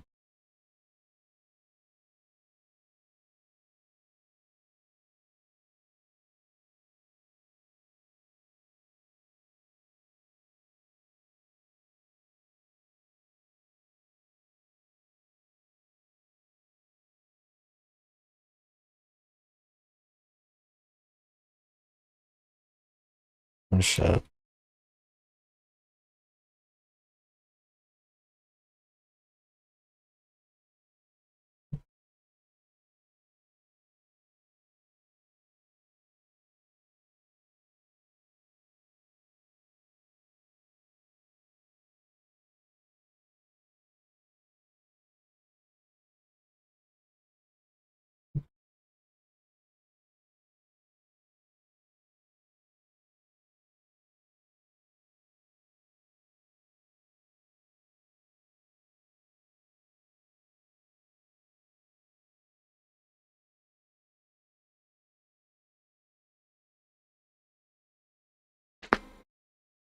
Oh.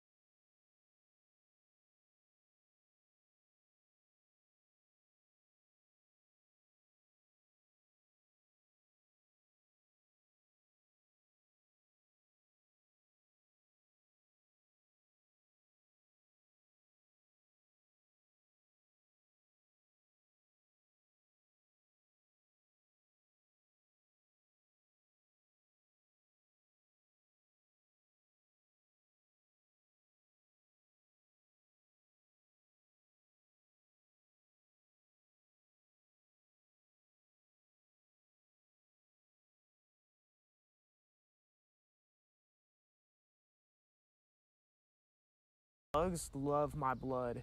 Damn. I don't know what it is, man. I got that. My blood's not very appetizing. Like, they don't really fuck with me. You know? I'm just not what they're looking for, I guess. But I don't know about you. I kind of want to get fishing. Blood. No, I'm just kidding. I guess so. You want to get to fishing? Sure, dude. Yeah. Let's fucking run it, dude. You're the expert here, so I mean, what do we bring? Let's do a little. All right. Should we just go over or wait for the camera to adjust? Or? I mean, I assume we need a minute for you to grab everything. Here, yeah? how about this? You just bring over here. Okay. That works. And I'm gonna quietly go crawfishing. I can't disturb the sunfish.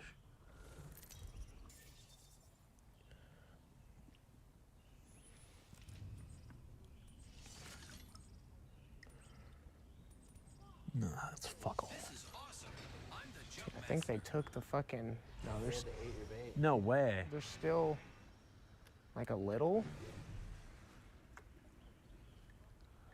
You guys are brilliant, dude. These fish are innovators. They are. And I'll tell you what. Normally, they're not cautious like that. I'm being honest. Normally, I toss out the bait and they all just fight for it. Right now, they're like. I don't know what it is. This is where the intelligent ones live. Yeah, this is like the smart guys over here. We're at the university right now, dude. I'm serious. They normally fight over it, and it's like becomes a game of not. It just becomes a game of when is one of them gonna get hooked on the fucking thing, you know? Because they're smart. They really try and eat around it.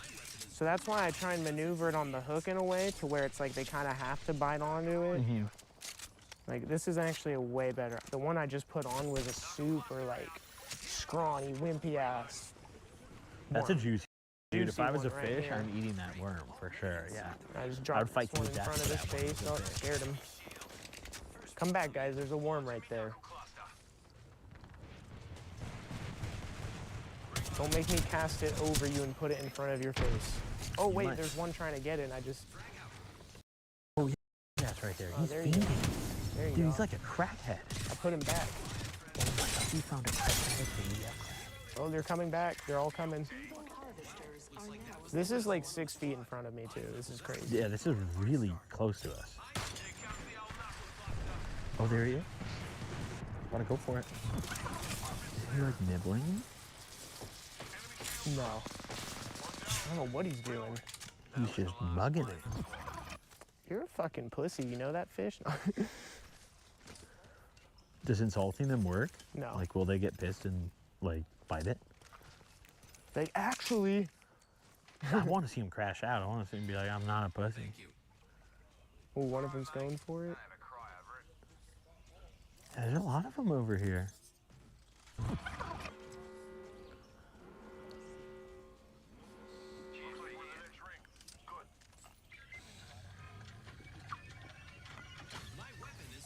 Ain't no crawfish, man. I'm a crawfish kind of guy.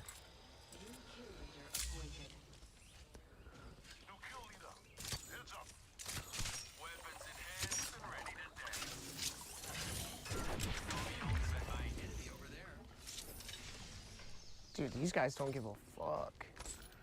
Yeah, we came to like the genius area, dude. All these fish are just fucking brilliant. I'm so serious, they would always like, they would almost fight for it, you know? Even in the shallow water over there, when I would watch him do it. I would throw it, I would cast out and just be like, just constantly. Oh, damn it.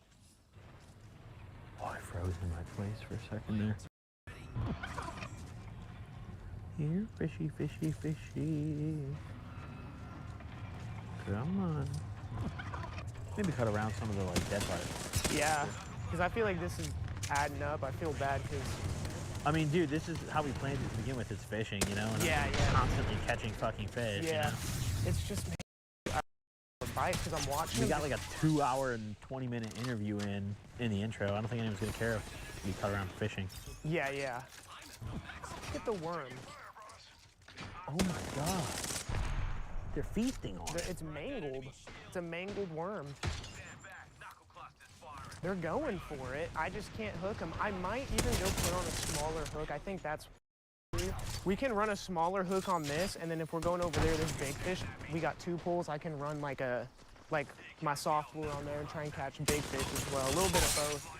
But worms are almost like a guarantee, I feel like, you know? Yeah. The fish bite it. It's a terrible example right now because this is apparently the smart fish that just will sit there and watch it. 100 IQ fish, dude. 100 IQ. Big genius fish. Well, you know, we've been trying to catch some fish and crawfish for a little bit. We haven't seen much, so we're just gonna go get high now. I'm gonna flip a couple more rocks on the way back to shore, though. I'm still, you know, a crawfish enthusiast.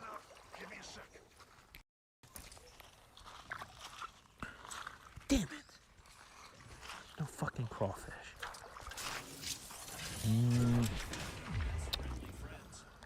I feel like you're gonna find one like first try. Let's see. I just flipped one over. Nothing. Ooh, rock, dude. Look at that rock. Just a cool one. For sure, dude. This is at the booth I just sat at my favorite enchilada spot.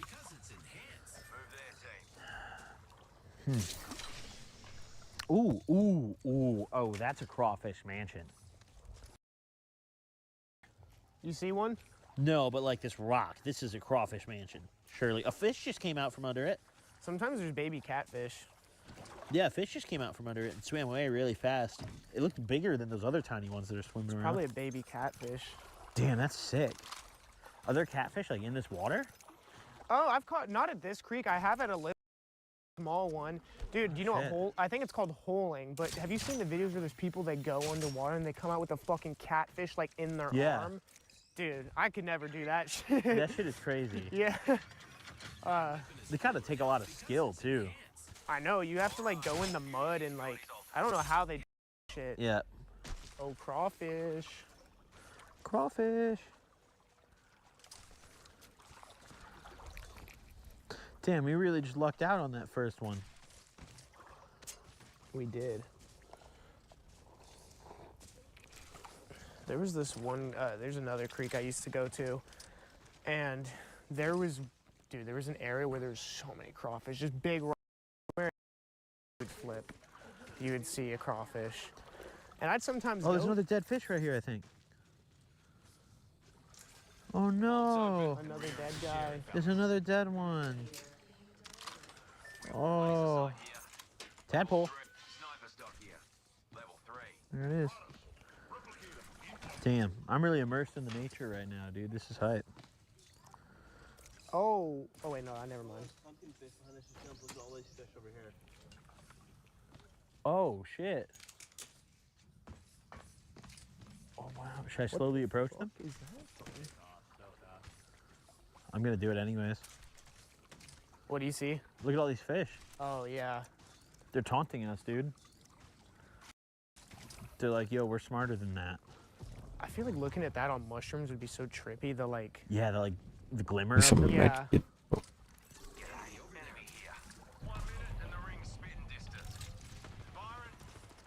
This is like Bass's favorite food. Are these sunfish here too? No. These are, I think, a school of minnows. They're all over there. Yep, there they went. Water is so shallow too. Yeah, it's really nuts, dude.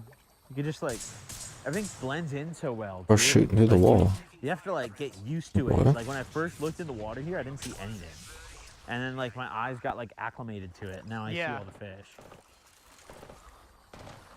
Baby crawfish. Oh. Super baby. We got a crawfish? Yeah, it's baby as fuck. Oh my god. Look at how tiny that one is. I don't even think it's capable of. Oh, he's crashing out. He's crashing out. There's one. Oh. He's disabled. Oh my god, the cripple fish. He's trying to kill himself. He's trying to jump off. There you go. Yeah, we're back in the cut. Trying to catch another. What are they? Pumpkin fish? Pumpkin Jeez. seed bass. Pumpkin anything seed. over here? Oh, I'm getting a bite already. Hold on, keep taking. You have a strong bite, or what are you feeling? Nibble. Okay. Is this Also area, would there still be crawfish here too? Oh yeah. Not as many though, because the rocks are kind of smaller. Yep. Hog cranker. I'm sorry, guys. I'm trying not to look over, but Alright, team me up. Hey. I think I love them down there. Ratted in the middle of a war zone. Is it the same ones as earlier too? Yeah, they'll hang out over here. I might put a fresh worm on there. Oh, I'm getting munched up by bugs. Yeah, bug hour. Where'd you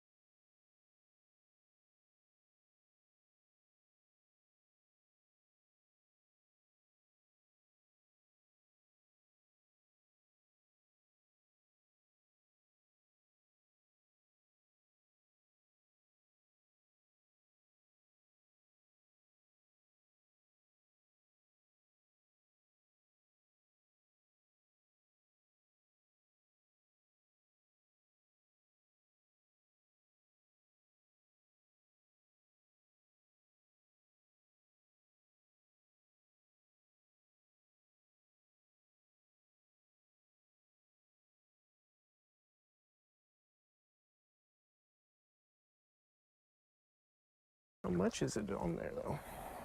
You know what? I'm gonna use one of the smaller worms. Are there any animals that live in between like the rocks and the cracks there? Not that I know of. That could be like something. Keep seeing all those cracks, dude. It's like.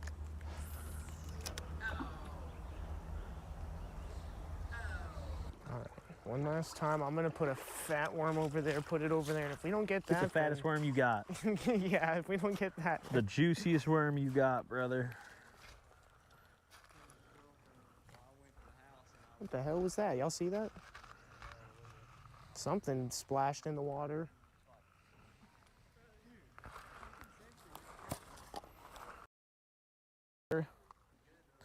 There's one right here. One of those fish that just ate one of the smaller ones. He's like staring at you.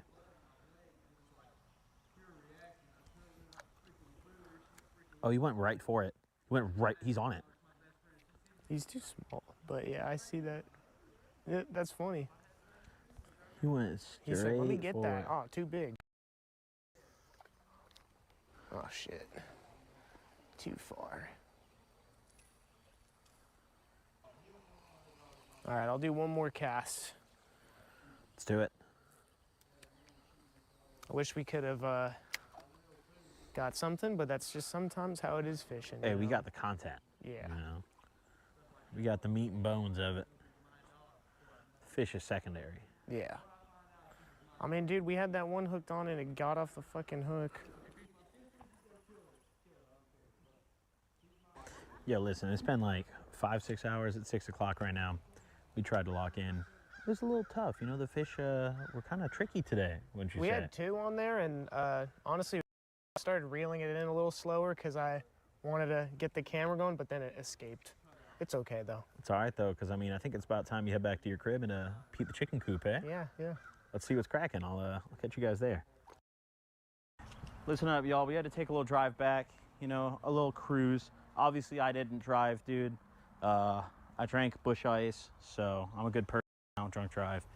But this guy does, so he drove us back, and now we're here to check out his friends. What do you got back here? Let's see. They're up on their roost, but they'll probably want to come out once I open it. Yep. Oh, they're like chill? Like yeah, they're so friendly? that's where they sleep at night, up Oh on my the God. roost, and the roof is going to block the wind draft so they can, you know, during... Dude, they're just like down. They're just... Yeah, they're chill. Hi, guys. You just pick them up? Oh, yeah, they're chill. This is mental. Guys. Can I pick maybe. one up? Would Yeah, they be if they'll pissed? let you. Okay. Sometimes, all right. Okay, I'll try to pick up a chicken. Hey. Which one is like the chillest, would you say? Is there like one that's like a really big chiller? Either... That one's not fucking with it for sure. I would say... That one right there? Luke.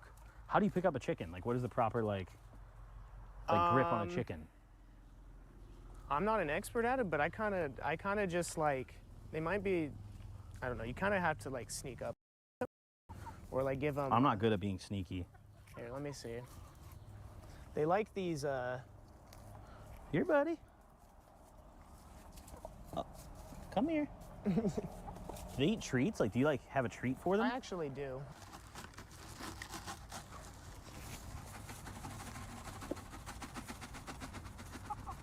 Oh my God. Should I grab him? Well, I don't want to like bait him while he's eating. Hey, dude. That's Lucy. Oh, you can just pick him up. Uh-huh. Oh my God, I have a chicken. Where are you? I have a chicken. Look at this guy. Wow. Hi, Lucy. Oh, hi, Lucy. That's my cat's name. Oh, wow. That's sick. There you go, Lucy. Wow. I was really thinking that was going to be like Lucy was going to be more pissed about that. She's the alpha out of all of them. She's like the... Really? Yep, the pecking order. I was guessing that tan one in the back was the alpha. That's a big one. Dude, she's the biggest, like, skittish baby. Really? Yeah, no, she's, like, scared. She's the hardest. She does not like getting picked up. So she's a princess, a calico princess, I believe. Oh, they have, like different breeds or whatever? Yeah, yeah. She's a leghorn. Uh-huh. I forget the names of these ones, to be honest, but they're very common. But when we were getting our chickens, we wanted to make sure laid eggs. They were friendly, and they could also manage the weather here because it gets Yeah. hot. And then it does get pretty cold, so, you know, different These breeds. are some year-round chickens? Yeah, these are year-round guys. And, like, I would say during the winter when it gets really cold, like, there was a few times where I had to make sure they were good. But for the most part, as long as the draft, you can keep the winds out, chickens keep themselves warm. And you also got to give them more protein-heavy, more fatty grains, I believe. So I was giving them, like, I think it was cracked corn, and that's, I looked it up online. That's supposed to be good. They eat it, and it's like a cup of warm coffee to them. It's supposed to, like, keep their body warm at night. Do they, like, peck at each other a lot? Sometimes. They start scrapping? Not too crazy, but just, like, they'll fight over dumb shit or... Do chickens play, or is it always, like, a kind of, like, alpha, like, you know, like they're scrapping? I've never seen them play. I think that, I don't know if they can, like... They don't even comprehend that? Yeah, I don't think so. They don't even know what fun is? Yeah. They're just, like, all they scavenge. They walk around.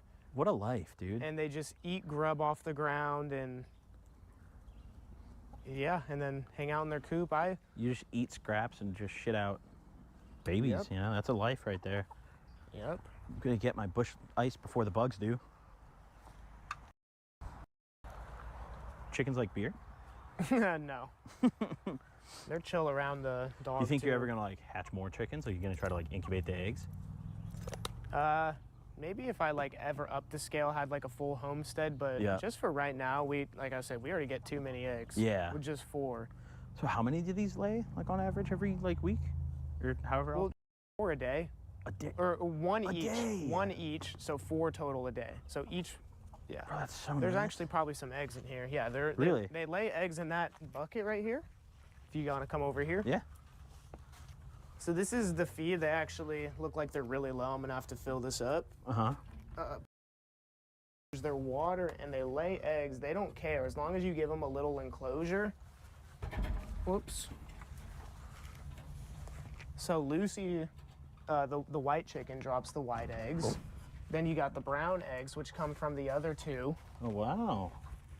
Look at that, y'all. And then the calico princess, she has like these tan ones that are some. But these are fresh farm eggs. You can go bring them in and literally make some fucking breakfast right now if you wanted to. Yeah. That's There's sick as 4. hell. 4 right now, which literally is. You can see the 2 brown ones from the 2 brown ones, and then the white, and then this tan one is from that one. It's actually crazy that the eggs like match the color of them too. I know, right? That's it does. nuts. You can get green eggs too. That's a thing, but I don't think.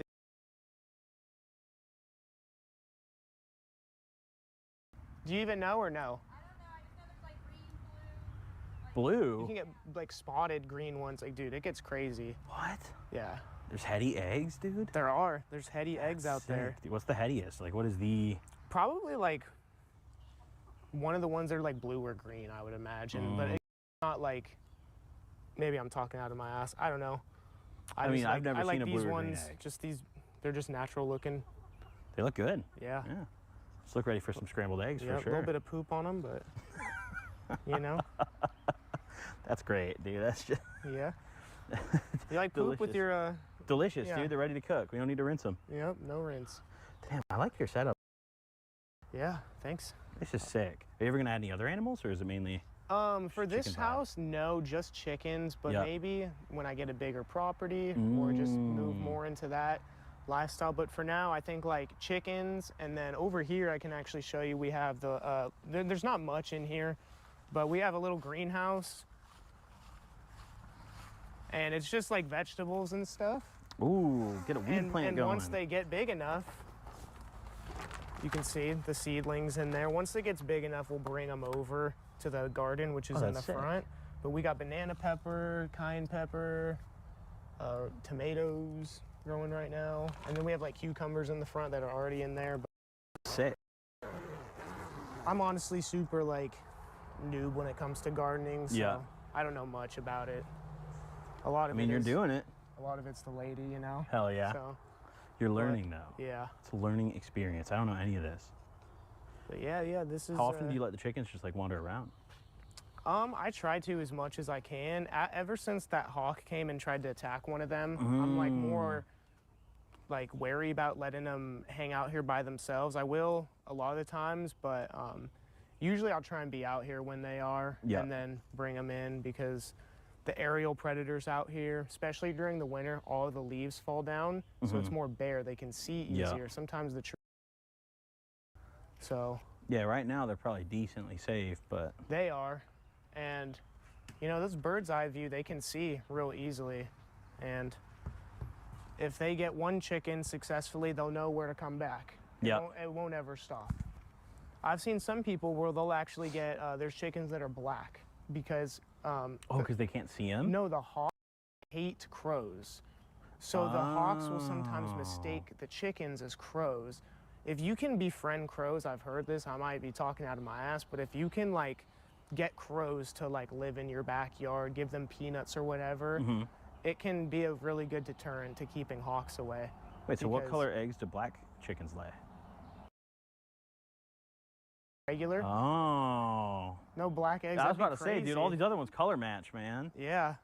That'd be crazy. A black egg.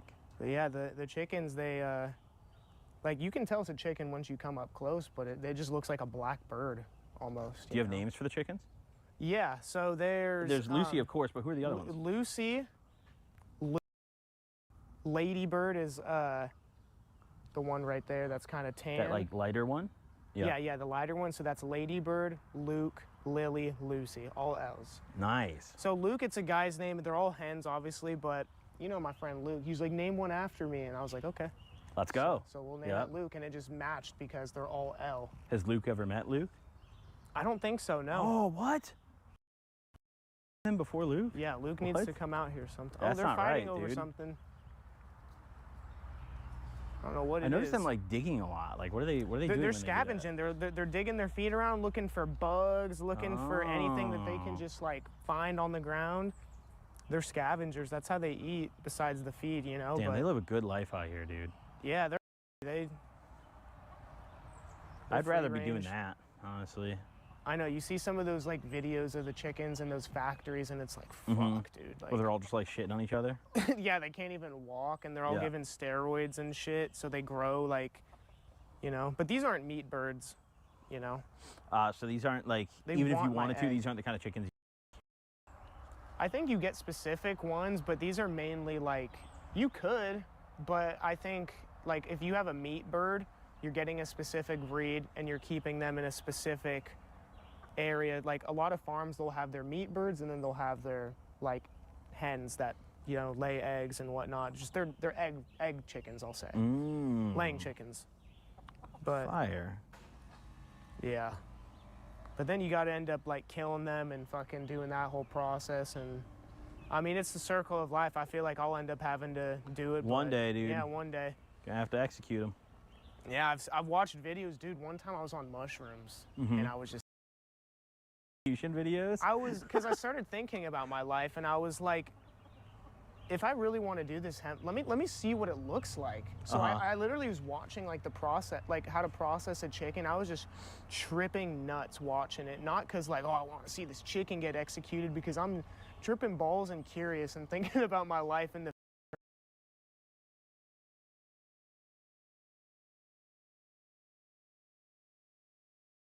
your mind on things?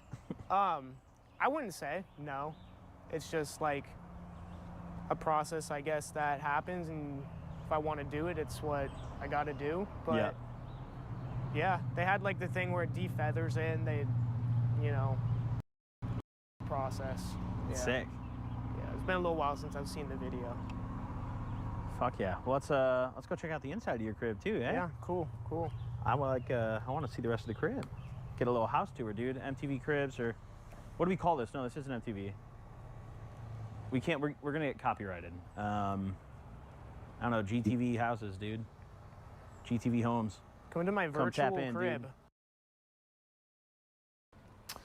So I think it's time for us to get to the next stage here. We got some goodies. What do we have here? Some 151 Zapdos Xboxes. Not the Xbox, the console, the EX box. The EX box. Yep. Now, one of the things that you showed me like right when I got here is like you're a huge Pokemon guy. Yeah. You're a big Pokemon guy. Is it specifically the cards or just the franchise in general? The franchise in general. I was into the video games as a kid, hardcore. The first game I ever played was Fire Red, Leaf Green. Banger, dude. Which one? I had Leaf Green. My brother had Fire Red. Fire. So that was the way. Me and my brother, you know, they're the same game, but yeah, so we would literally. each get the next one. Then the next game I got after that, Sapphire. He got Ruby. And then when Emerald came out, I went and bought that. Dude, Emerald's my favorite one ever. Because it Emerald's combines the two favorite stories. fucking one. And then And you get after that Rayquaza. was, yeah, right? Yeah. Was Pearl and Diamond, and I remember getting that when I was a kid. And then Black, and then after Black, actually I would say maybe Diamond and Pearl. I didn't get Black immediately. It was like a little delay. I think I maybe got the second, but video games. I collected the cards a little bit when I was a kid, but I just love everything about it. I love Pokemon still to this day. You know, it's something that like. I think I'll be an old man liking Pokemon, to be honest. Damn, you're gonna be a grandpa still ripping packs?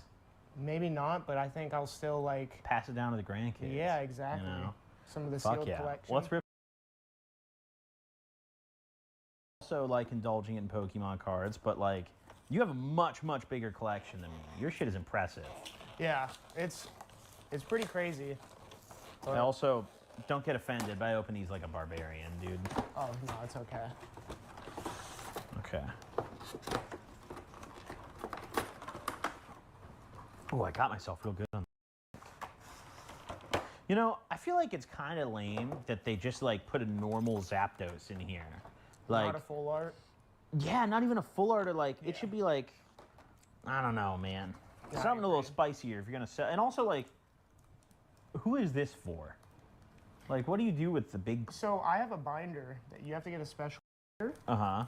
And, you know, it comes with sleeves and everything. So I actually have a binder that has all the big cards. Can you actually, like, use those cards and play? Like, hey, go to a tournament, just play a big deck? I have no idea. Someone should do that, dude. Just pull up with, like, Go to a stack of tournament, these. shuffle your giant deck, run that shit, dude. Play.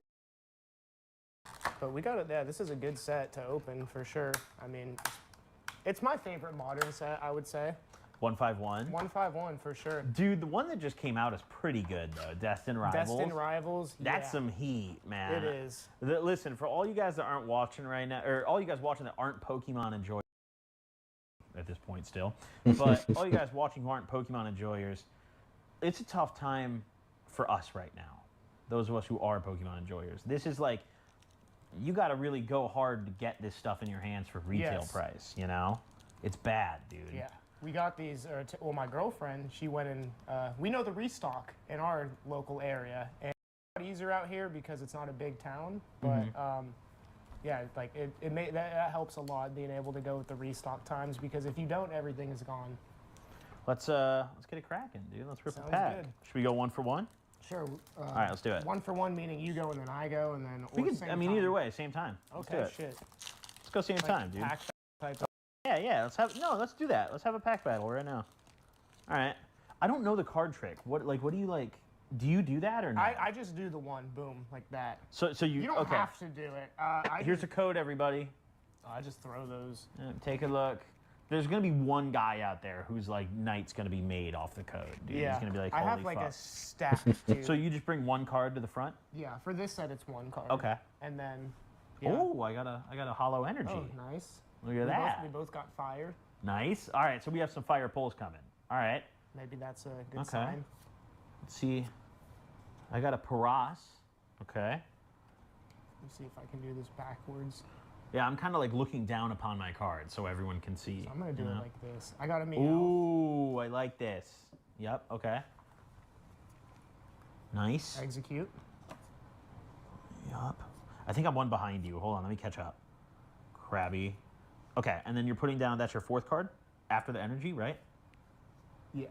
Okay, yep. All right, so then I got Sandshrew. Graveler. Pinsir. Pinsir's kind of cool. He's like an ancient guy, you know? He's pretty chill. Arcanine. I got a trainer, dude. I got Bill's trainer, dude. Bill's chilling here, and Bill's doing his thing. And Bill's a good person. All right, so now we're getting to the hollows. Shit's about to get active. Okay. Ooh, Arcanine. Arcanine's a good one. Oh, it's your favorite, dude. Machoke. We got Machoke right here. You were telling me this is your goat. Nothing. Raichu Hollow, yeah, that's about an air ball right there is what that is. Hi. Hi, kitty. That's an air ball. That's tough. What do you do with your bulk? Like, how do you, like... Dude, I arrange my bulk and everything probably different than everyone else. Uh-huh. I have, like, these big things, and I have Gen 1, Gen 2. I arrange mine by generation. Oh, shit. That's how I do it, because that's how I knew Pokemon when I was a kid. I knew them by, when this game comes out, a new generation, so... I know some people might think that's crazy, but there's no right or wrong way. There's some people who might collect all the sleeping Pokemon or all the ones that, I don't know, look like they're high or some shit. People collect, you know, lots of different ways. You got a code, right? Yeah, there you go. Read that, memorize it, and fuck off. Oh, I have fire again, dude. I got Hollow Steel. Hollow energy is a good sign, I think. All right, let's get it. You have our energies. I have a Krabby Patty, number 1. What do you got? Bulbasaur. Okay. I have Sandshrew. Dratini. Next up, okay. I have Seal. All right, look at him. Growlithe Sleep. Dude, that's a cute one, actually. That's a cute seal. You like the fingers on this one? Fuck no, dude. That's weird. Feels like he's about to dap me up. His fingers are, I don't know. I'd lock it in with him. I'd dap him up. Slowbro. Cool dude. Charmeleon. That's a like big one of Slowpoke, yeah. Yeah. Machoke again. Nice. Dude, your goat is right here. He is. Parasect. Oh, Dugong. Look at this little fucker, dude. Look at him. He's all happy and frolicking in the water and stuff, splashing around. That was the fish today when they kept eating our worms, dude, and not actually taking the hook. Okay. But ooh, you have a Bulbasaur. I love Bulbasaur, dude. I'm a big Bulbasaur enjoyer. Ooh, Poliwhirl. Poliwhirl. Bellsprout. I like it. Oh, I got something, dude. Oh, that's actually money. That's actually money. Oh, we've got the Blastoise. Oh, we've got the, we're in. It's not like the it's not the, no, this but that's a big card, dude. That's huge. Yeah, pretty fire. I don't have this one. Is it like centered well? How's it look? Not the best. It's a little thick on. Dude, my fingernails are cooked from the from the worms. I need to clean. Thank God I literally just cut. It's a little thick on this side. You can for see sure. it. Yeah. It's not the but hey. Show him the card. Show him the card. I'm get a good. Look at that, y'all. What do you think? Don't make fun of my fingernails, guys. What's the ranking on that? PSA, huh? PSA what? I'm going like that's probably an 8. Maybe a 9? No, that's an 8. Maybe the centering is what's fucked. I think the centering, yeah. I don't have any sleeves, so I'm just gonna put that there for now. Yeah, just set it carefully. Damn, you hit the first pole. Wow. All right, okay. We're heating up now. Let's get the next pack. Let's get it cracking. I'm just gonna say right now, I picked up the next pack that was facing upwards in my box, and I immediately felt something, like just inside of me. Like I felt like an energy, dude, come over. You said you felt the pack. I was like, wait. Well, I do feel the pack in my hand. It's very, you know, plasticky. I thought you felt something special in there. I think there is something really special about the pop out. Yup. Give him that code card. There you go. Read that, memorize it, take a screenshot, and that's all the time you get. I have electric. Oh, we have the same energy. Keep getting this, besides that. We're matched up. I have Charmander first card. Diglett. I like Diglett, dude. I'm playing Pokemon Violet right now, and I have him. He's like in my squad. Spearow. I was trying to figure out which Pokemon this is. I haven't seen this guy in like, is he even in the games anymore? Or do they put Spearow in the OG games? Yeah. I remember him from like, what gen was he? 1. He's also in one of the first few episodes. It's an Uncle Pokemon, dude. Yeah, that's an Uncle Mon. It's an Unk. Ooh, this is another Uncle one, dude. Rhyhorn, dude. This is a Grandpa Mon, I think, dude. I got a Bulbasaur. I got a Magic Cart. Pretty cool.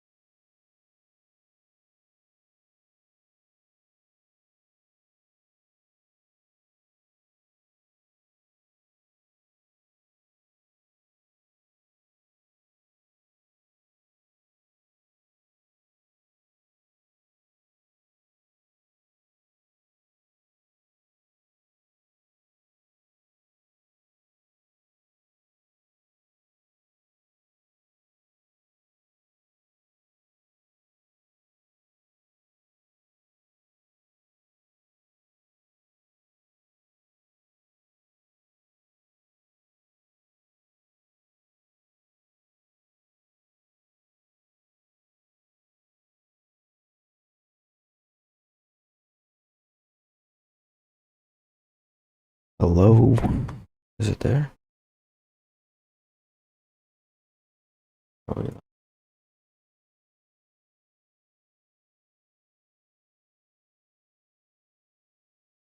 Okay. Weird.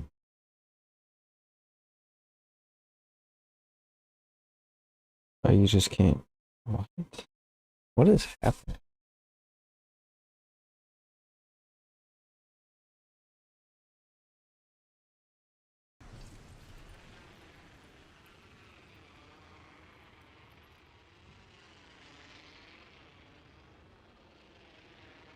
Honestly, I'm gonna cover the first letter. Good. You're gonna have to guess. You're gonna have to work hard for this code. Oh. Good luck. Enjoy. All right, first part of the front. Oh, it's hollow. I have a hollow energy. Nice. What is this? A dark energy? Yeah. Okay. All I right. got a fighting and a Jigglypuff. I got him a chop. Porygon. Electabuzz. Spearow. Rhyhorn again. I know that guy. Poliwrath. Okay. Oh, I like that Pokemon, Yeah, me dude. too. I have the full art from this set. Bill's trainer, dude. The full art of him is sick as fuck. Super colorful. Golbat. And then, or I don't wait. I think I just pulled mine, so I think you. I'm on. Okay. Poliwrath. Yep. And then now I have the Golbat, so now I pull the Golbat. And I'm at leftovers. Pidgeot. And now you're at the Ammonite, yeah? Yeah. Yeah, okay. Leftovers, I don't like eating leftovers personally. Clefairy. I'm on my hollow. This is how I feel after a dab. Muck. Alright, here we go. Bellsprout. Oh, we're heating up, dude. We're heating up. This is a highly sought after card, dude. Bellsprout reverse. I actually like that Raichu card. Raichu. That's a pretty sick one, dude. He's like in space. Oh, please do something. I don't think so. Oh, okay. Personal take, Nidoking is probably my favorite Pokemon in the games. That's in the game. I would, every time when I played Fire Red and Leaf Green, you beat the first gym, and there's that patch of grass right before the cave, and you can catch the fucking... exactly what you're talking about. You can the like first version of him there, the Nidoran or whatever. And I would always do that, dude, every single fucking point run. Is too good. Bro, that shit is OP in that game, dude. And there's like antidotes cost $1 million, and you get no fucking money, and you lose half your net worth every time you die. That game is fucked up, dude. That game's like Dark Souls for kids. That shit is brutal, dude. Damn, I wish you would have got something. Well, you show them the Blastoise again. Yeah, I wish that would have gone. We took home the trophy today, okay? That's like such a good pull. It makes up for like, and also we only opened 8 packs total. Which like, yeah, that's if we go off the stats, we actually did pretty well. Yeah. Like, we ran that Blastoise. God damn it. We got decent hollows, I think. Hey, killed the. We kind of locked the dude. We kind of locked the in. For everyone watching back at home, where can they lock in with you if they don't watch your content yet? Oh, I got cursed. Yeah, like where can they find you at, like on YouTube or Instagram or wherever? You can find me. I got cursed, man. 420 on YouTube and Raw Brandon on Instagram. Yep. No spaces. Yeah, that's it. Heat. Are you still doing music?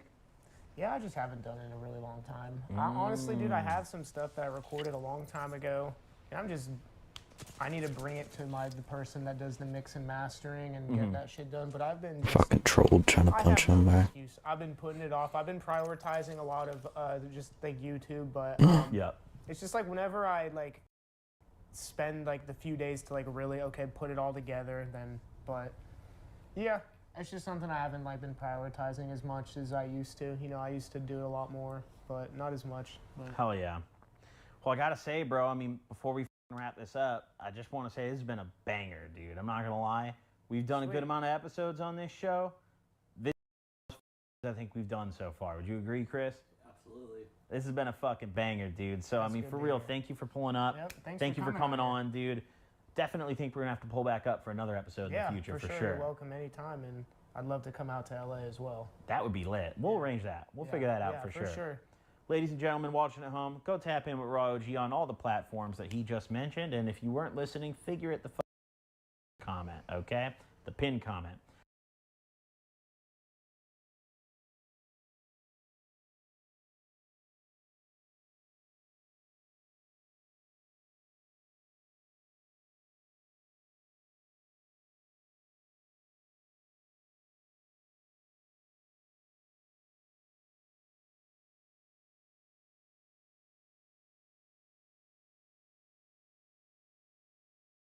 How do you pronounce this word? No, but how do you specifically pronounce it?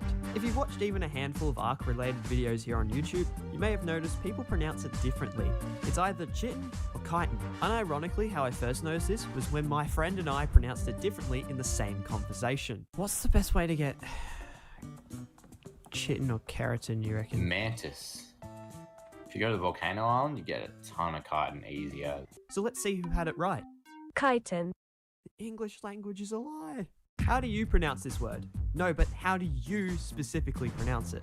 If you Somebody watched needs even to a be handful of fired. ARK-related videos here on YouTube, you may have noticed people pronounce it differently. It's either chit.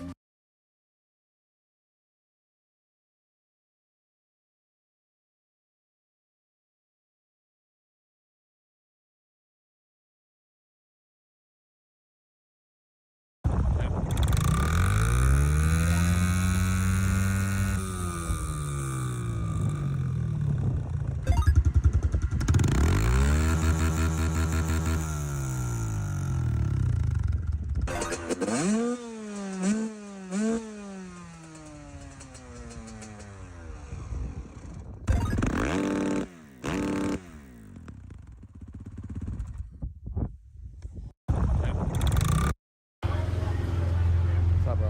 How you doing? Thank you. Hey, how's it going? Hey, how are you? All right, I'm Kurt. Nice to meet you. Nice to meet you, Kurt. I'm Dar.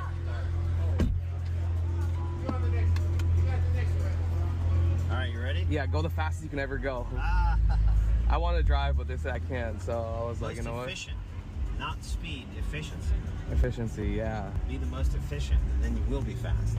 Worry about efficiency, and speed comes. Ooh, I like that. It's like golf.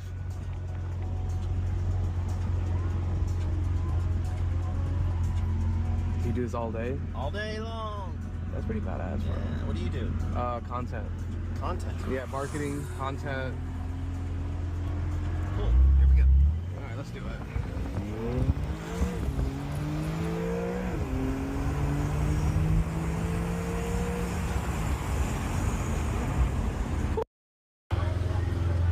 What's up, bro? How you doing? Thank you. Hey, how's it going? Hey, how are you?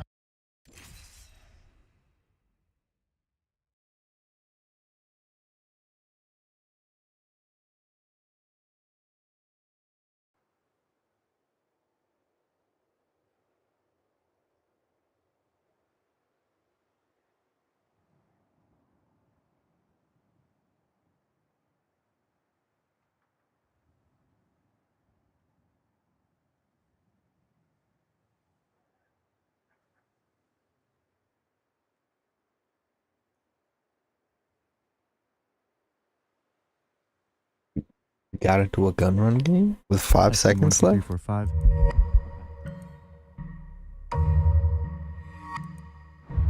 How? So if you point a camera at the Earth from 600 kilometers above the surface, it's pretty mesmerizing. But point it at the Korean Peninsula and you'll see this. South Korea is ablaze, but North Korea is almost totally dark. You've got this little point here for Pyongyang, the capital, but it's mostly a void. The Black Void tells a story of how the 25 million people live in this secretive kingdom of North Korea. But as the sun rises, we get to fill in the details. We get to see more. We get to see city control. We get to see an unfathomable amount of military installations, many of them burrowed into mountains. I just get to 1v2 everybody. Nuclear weapons. Where the over 1 million soldiers endlessly prepare for war. There's over 10,000 manned military installations. So air defense, bases, naval sites, squeezed into Pennsylvania. We see factories, lots of factories. We see these little islands of dense housing, which are the homes of the workers who are assigned here. We see barriers, lots of barriers. Barriers meant to keep people in. And not just on the borders with neighbors, but also within the country itself. Checkpoints and barriers between provinces. I've been looking at every inch of North Korea because I want to understand how it actually works. I want to understand how the all-powerful leaders have designed this place and why. And I've been stumbling upon stuff that I never thought I'd see in North Korea.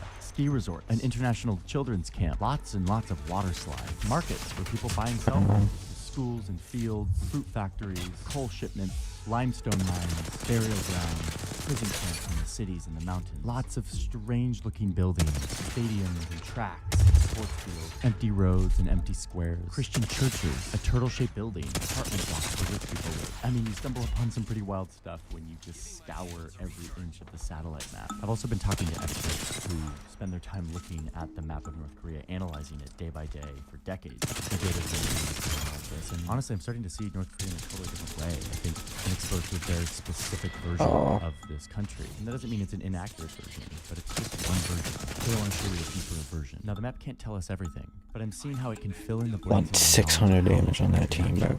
Broadening my perspective on this most secretive kingdom in our world. So buckle up and let's get ready to look at this map.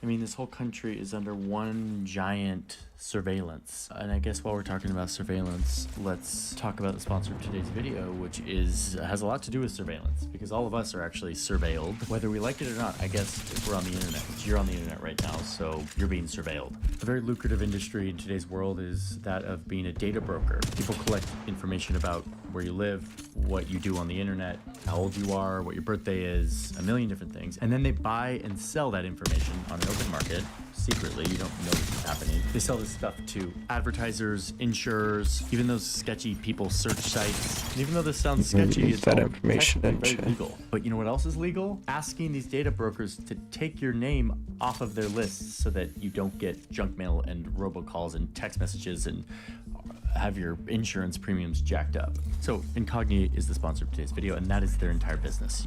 I signed up for Incogni a while back. I gave them permission to act on my behalf, to go out and make these requests for me, because there's no way I could actually have the time to do it. A few years ago, I actually tried to do it myself and made a whole video about it and admitted defeat. That was even before Incogni existed.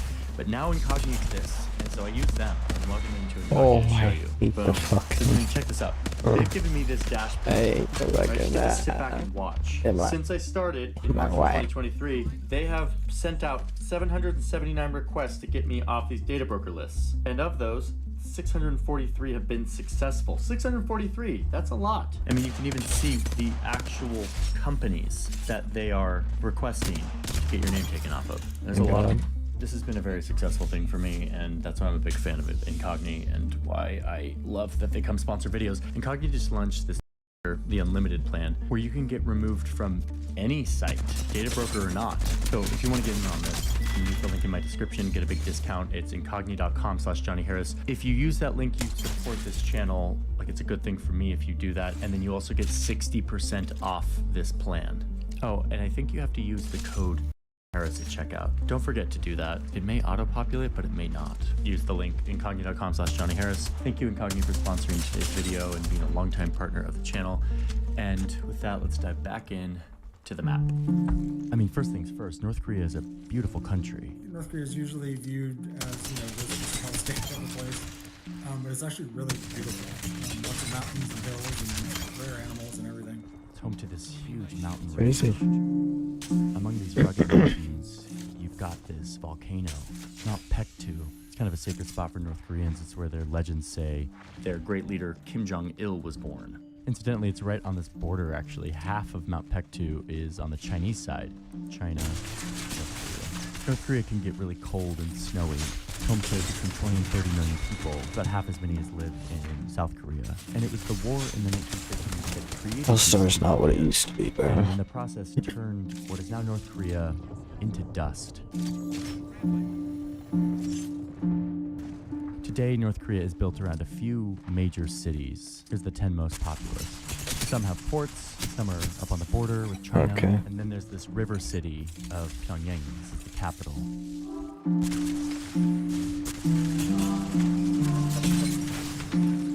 A lot of this had to be redesigned from scratch because the country was destroyed in the Korean War. The country itself is designed in line with this North Korean communist of a human body.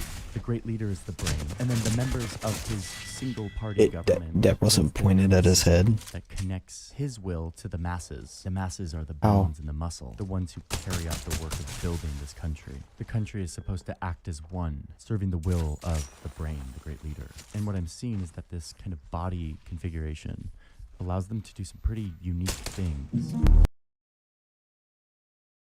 First and foremost, military. Most countries spend like between 1 and 4% of their GDP on military. North Korea spends like between 20 and 25% of their GDP on their military. And we've got the data on what that looks like. Whoa, okay, settle down, big boy. Oh God. Look at this. Oh Lord, look at this.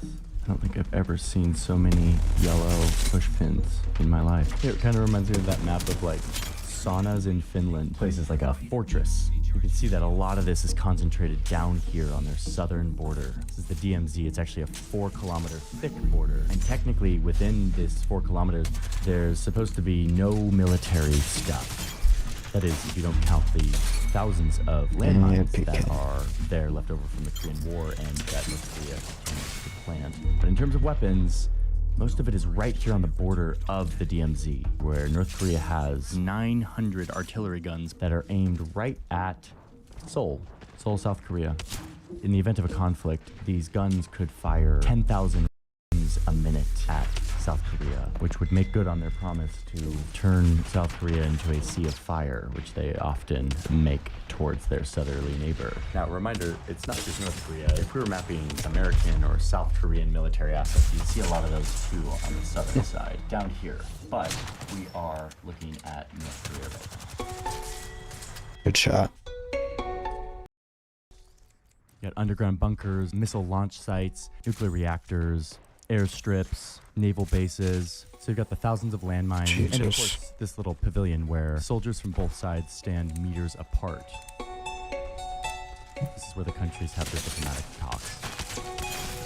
We've got 1,000 observation posts, 300 checkpoints and roadblocks, tons of military facilities that support. Better. And then of course tunnels. Man, you're gonna see a lot of underground stuff here. North Korea is covered with these things, and this is just the ones we know of. One explanation for these tunnels is that during the Korean War, this country was basically flattened. Almost every building was turned to dust by American bombs. So a huge part of the North Korean psyche is this paranoid fear of air power. They designed their defense strategy to be ready for if that ever happens again.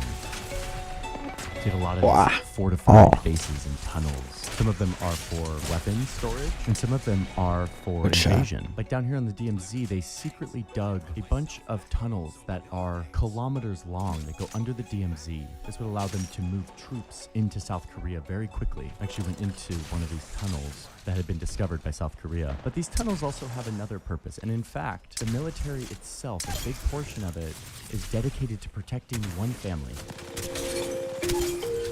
You'll see this in the capital. This is the barracks that houses some of the 100,000 bodyguards meant to protect the Kim family. This hill is like a giant bunker.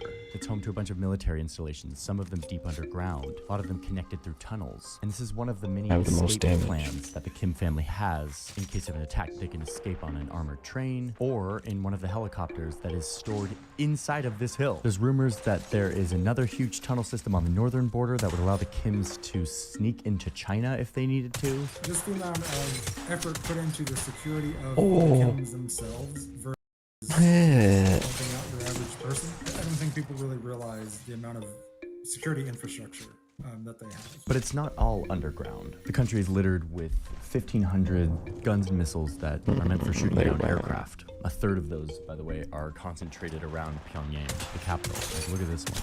Pretty funky looking from above. Here in the middle of this field.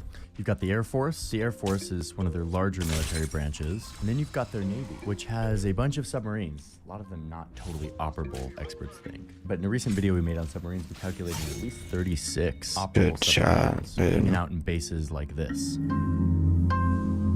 Now look at their missile sites. Missiles, rockets, nuclear weapons are a big deal for this regime, and especially the most recent leader, who, as you can see from this graph, has really ramped up the testing of all of this. These missiles have all kinds of different ranges, but the longest ones can go 12,000 kilometers away. I mean, that puts a lot of the world in range, including the United States. Many of those are up here in these mountain bases where they store these missiles and where they can launch them. But lately, they've also been trying to send up non-weapons into space. This launch pad is where, over the last couple of years, they've tried to put satellites up into space. It's put a satellite in orbit. There's only about 11 or 12 countries around the world that have ever put a satellite in orbit. The military is core to keeping the Kims in power, which is why they often show it off. I love this video from The Guardian.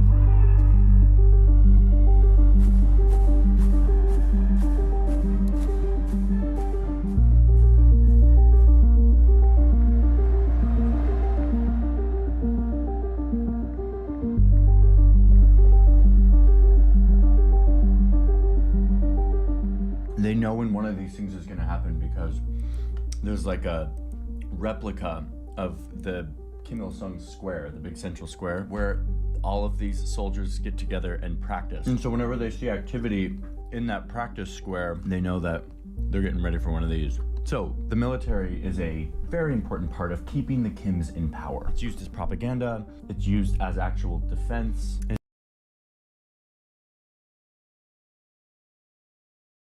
Million-plus active duty. They're able to command that to do all sorts of projects, including construction projects, which we're going to look at.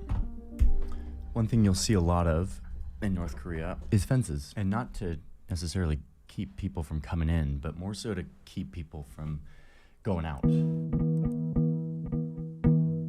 They've spent years building a fence around the entire perimeter of the country, at least 1,400 kilometers, bordering China alone. Here's all the security outposts. I mean, this fencing goes through all kinds of terrain, including dug into the beach. And a lot of this was built recently, as more and more people have been trying to escape. And then within the country itself, there are barriers that control people's movement.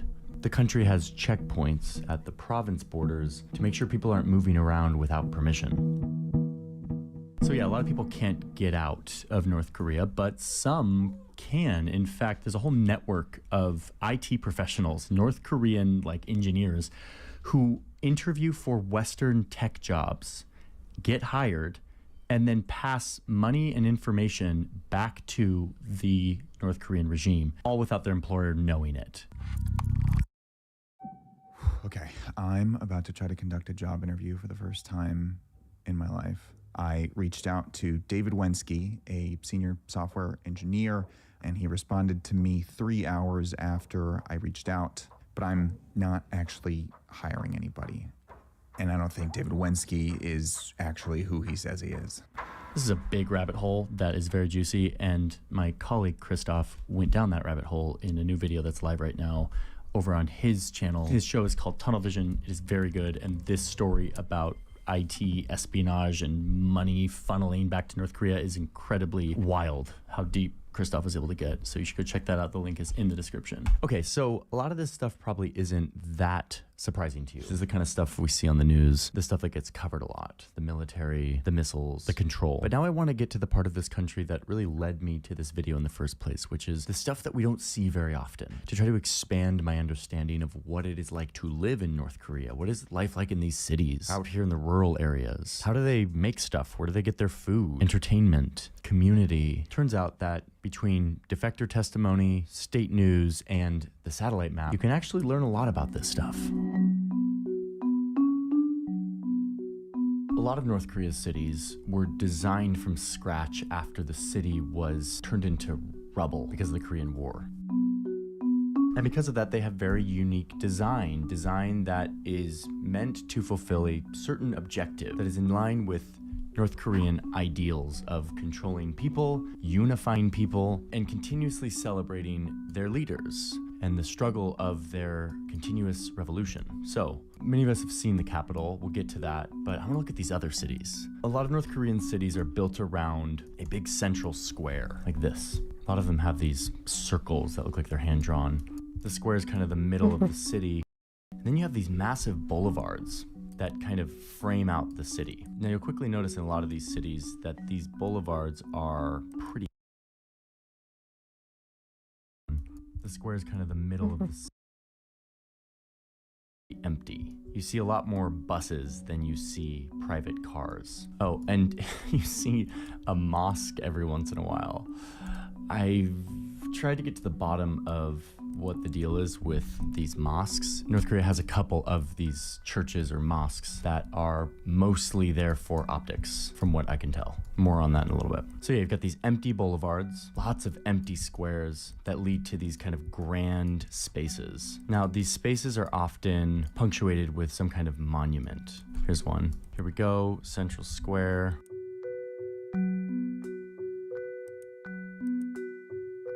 I mean, we can go back in time too and sort of look at the historical imagery. Huge boulevards, often very empty.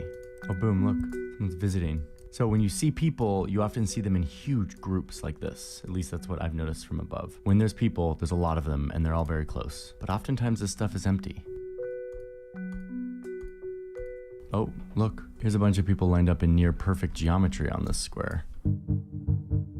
Every major city has a stadium. Now, some of these are in kind of bad shape, but some are really nice. Sports is a big deal in North Korea. Some of the sports that are popular in North Korea, they do very well. So they're definitely, in some areas, sort of hitting above their weight, I think. Yeah. Though defectors do report that sometimes a stadium like this one in particular has been used for public executions or public shamings. Big part of the control regime in North Korea is to publicly punish to keep people in line. Okay, and then recently the government declared that every city needs to have one of these. Check this out. There are around 170 of these traffic parks, and these are new, but these are very important to North Korean cities. Remember all those empty streets? Like, most people don't own cars in North Korea. They go on buses. But recently that's kind of changing. There's even a car company that puts together like kit cars and sells them in North Korea. They're one of the few companies that actually advertise. And so because of that, there is more traffic in residential areas, which has led to more accidents for kids who are not used to dealing with cars. So this was an initiative to teach kids the rules of traffic to promote public safety for children. One thing that's going on. Okay, so those are some of the design patterns and kind of common ingredients in a North Korean city, but let me show you some specific cities, because as we do that, you start to see how this country works, how its economy works. Hamhung is one of their bigger cities. You've got your standard big, giant, empty squares with statues of the leaders. But this is actually a big economic hub for chemicals. Here's an area that some experts believe is a chemical facility where they actually store this stuff underground. Remember how they love to put everything underground to protect it? These little white dots sort of represent that there is something buried there, and potentially chemical weapons or other sensitive chemicals that they don't want the world to know about. See these big industrial facilities. They make a lot of chemicals like fertilizer, pesticides. It's home to this pretty wild looking amusement park. I don't know what is going on with these slides. Now, I've never seen it full of people, even when I go to a weekday in the summer. But I want to show you this one factory. This is a really important building in North Korea because this is where they make vinylon. Vinylon is a fabric that you can make not with wool or cotton, but with coal and limestone, which is something they have a lot of in North Korea. So as a part of the push for self-reliance, North Korea produces this synthetic material called vinylon. They use it for uniforms. Like a lot of clothing in North Korea is made with this really tough, scratchy, durable vinylon material. Use it for curtains. They kind of use it for everything. It's the North Korean like national fabric. So this is their biggest vinylon factory right here. And it's so important that the leader came to the reopening when they renovated this thing. So yeah, vinylon is made with coal. They mine a lot of coal in North Korea. If you zoom into this port in Hamhung, you'll see really gnarly looking yellow pollution.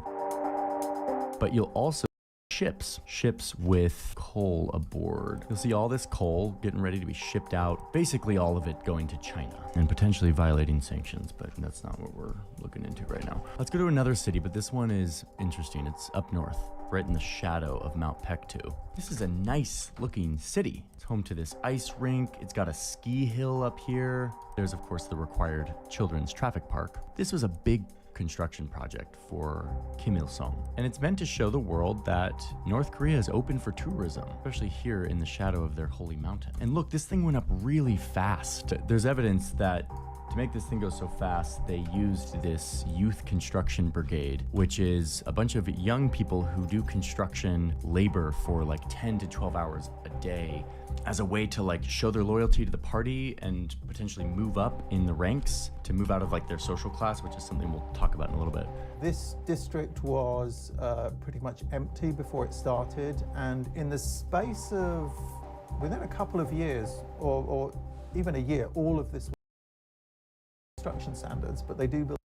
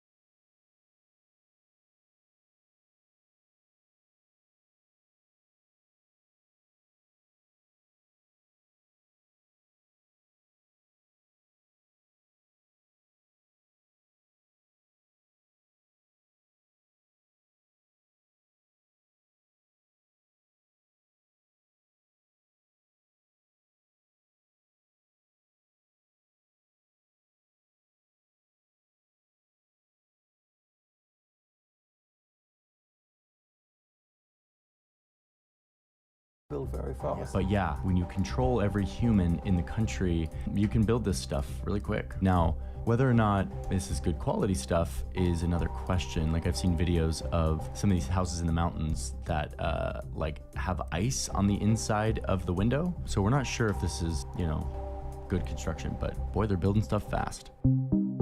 Okay, let me show you a few more of these cities. Okay, let's go to Chongjing, port city here on the East Coast. Got some gnarly industrial stuff going on here. Home to these very cookie cutter looking homes. Here they produce textiles, rubber, steel, they build trains. They've got a big power plant. And you can see out here in the water, this is where a lot of shipping comes in and out of the country. Look at all these vessels. I mean, not a lot relative to most countries, but you know, got all this gnarly industrial stuff doing steel. You can see that they're shipping stuff out. There's coal, some of these minerals. A lot of mining happens which, as we will see, usually is the work of political deep in the mountains working a life sentence of hard labor. But yeah, for now, let's just look at this. I mean, some of this stuff just looks like a wasteland, but you know, that's industry for you. But then all of that steel production is happening right next to these tightly packed homes, just endless homes. You've got your required empty boulevard, traffic park. Here's their train station. Here's the big central square. This one's really ornately designed. Let's see if anything happens if we go back in time. Oh, they just built this. This is 2020. Look at this thing go up.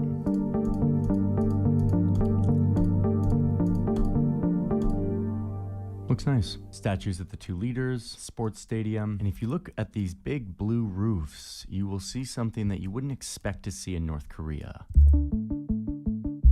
This is the home to a market where thousands of vendors buy and sell things all day here in the socialist, communist, anti-capitalist utopia of North Korea. So the story here is that back in the 90s, when the Soviet Union fell, North Korea was hit very hard because they were very reliant on aid from the Soviet Union. Mass famine spread throughout the whole country, and this region was very deeply hit. So it gave rise to this really resourceful black market. Homemade goods, smuggled goods, sort of bartering, trading. Between a couple 100,000 to a couple million people died during this famine. And the black market was the only way that a lot of people lived and still live today. So in 2008, the government tried to crack down on this. This is like very anti-North Korean, like letting people buy and sell and smuggle stuff in. This is like not North Korean. So they cracked down, and the mostly women merchants in this city protested. You don't see that in North Korea. They marched to the city government office, and there was like a big confrontation, and they basically said, like, we won't be able to live if you cut us off of this. Where North Korea has started to change has been the sort of underground economy. It has become somewhat tolerated under Kim Jong-un, these kind of illicit markets. And today, the government continues to let this happen. This one we're looking at with the blue roof is a big example of that, but it's not the only one, not even close. These markets are now all over the country. So a lot of people get their stuff on this kind of black, gray, informal market, which has turned into a massive network of trafficking stuff in, usually from China and almost always illegally. Individual smugglers that will bring stuff literally across the river that divides North Korea and China. Sometimes those trading companies will, in the back of the truck, in addition to the shipment they're meant to be bringing in, bring a few other things in as well. And then that will kind of flow into the black market that way. Back in the famine days, it was just the essentials. It was just rice and corn, just basic food. But with time, it started to become a more sophisticated private market. And today you can get all kinds of cheap Chinese products. I mean, China is like the manufacturing powerhouse of the world, and they are right there next to North Korea. There's a lot of ships and trucks coming back and forth between the two countries, which serves as the arteries for this black market. A lot of these goods end up in these markets. Here's one in Pyongyang. There's a part of me that wants to do a whole video on these markets because they are very interesting. The whole informal economy of North Korea is something I might do a video on. If you're interested in that, let me know, because man, I want to pull on that thread. But real quick, there's two things that I feel like I'm learning about North Korea because of this informal market system. Number one, North Korea's very survival is thanks to the presence of China. China, this massive manufacturer, rapidly developing country, is a lifeline for North Korea, both in the formal trade as well as the informal black market. And the second thing that this kind of confirms for me is just how much the centrally planned communist government does not work. It does not actually work and services to the people. This country would not be able to survive without the black market. So in addition to China, the black market is the only way that a lot of North Koreans survive. But you can see how risky this can become, these informal markets, because the regime only works because it controls every aspect of people's lives. So these black markets are relinquishing some of that control. So every once in a while they crack down, they go in, they like break up the markets, they make sure to extract fees, they make sure that this doesn't get too out of control. Anyway, the markets are endlessly fascinating. One other thing you see in Chongqing is up here. This is a prison camp. Prison camps always have economic activity attached to them. And further up the valley, you've got this re-education camp deep in the valley for anyone who shows disloyalty to the regime. This one's for just over 1,000 men who don't live in these homes. That's for like the officials. They live within these walls and they spend their time mining copper, iron, cutting logs, making bricks, and farming. This is where we should talk about the prison camps, because this one that we just saw in the city, there's a lot of those. They exist in cities. Some are just typical prisons. Some are re-education camps. But there are way bigger ones, and they're up in the mountains. And they represent what I see as the most egregious version of North Korea's many human rights abuses. What's happening inside of these shapes is some of the worst stuff we can imagine. This is pretty upsetting stuff. I'm not going to go into like super detail, but let me just show you these 4 major prison camps, where they are, what they have inside of them, and who gets sent to them, and why and how, and everything we know. You get sent to a prison camp for kind of anything. If you show any rebellion or disrespect to the party or the leader. If you're a public official who messed something up, you get sent to one of these. Just being accused of wrong thinking can get you sent to one. And it's not just you and your family, it is also your children and your grandchildren that aren't even born yet. This system detains multiple generations of someone they've deemed a political prisoner. Now, officially, none of this exists. North Korea laughably says that they do not have any such political prison system, but here they There's are. actually around 700 penal facilities. Okay, now that goes from short-term detention sites, that you're there for a weekend, to those massive, 50,000 people concentration camp style sites. And they have these names like Camp 14, Camp 11, and they're often on these huge tracts of land. Here's one up in the north. Like this is like, we're deep in the mountains here. Like look at this. This is the prison camp. There are guard posts and fences. Some of these aren't completely fenced in 100%, but like if you look closely, you will see fences here cut into this forest. Real close, you can see a guard post. And within these camps, it's not just adults, you've got a lot of children. Many of them were born in the camp. They know nothing different. And what you'll see inside these prison camps is a lot of economic, productive activity being done through forced hard labor. So like up here, you've got this coal mine. That's a big one. That's one of the reasons all of this stuff's in the mountains. Then you have a lot of farmland up here as well. Livestock. There's even a distillery, maybe making some kind of hard alcohol to be shipped to Pyongyang. You've got a factory here. You've got a school, probably for the guards' children. The children in these camps are made to work from the time they are 4 to 6 years old. And the work hours are 10 to 12 hours long for everyone in this camp. Unpaid, forced prison labor. The conditions are horrific. People are on the verge of starving and often have to fight for resources. But you'll also see that even within these prison camps, it kind of feels like a North Korean city. It's like a little microcosm, a little mini version of the North Korean cities. Like, look, you've got a central square with a monument. You'll see murals of the great leaders. You'll have these indoctrination centers, a school. I want to know more about these schools. It's like a little mini city. These big ones, there's like 20,000 people who will live here. They are fenced in for the most part. Most people who come into this prison camp never leave. The people who are born here will never leave. These are life sentences, and it really gets its roots from the old Soviet days, where so much control and power was wrought from just having the threat of this thing that the UN has called a human rights abuse with no parallel in modern times. Like, this is a level of control and deprivation that doesn't really exist anywhere close to this degree. 20 odd million people that are basically prisoners of a system that they can't change. This is kind of like a condensed version of that, a prison within a prison. Now, there's obviously a lot more study that's been done and visual analysis from satellite imagery. In our sources, you can read some of the human rights groups' reports on this, where they've done sort of a deep dive and annotation. I've just done a quick overview here. And to contrast the prison camps, let's go to Wonsan, where I found one of Kim Jong-un's palaces. we can really show you what Kim Jong-un does with this power that he's extracted from his people. So this is Wonsan, and up here, you got your empty square.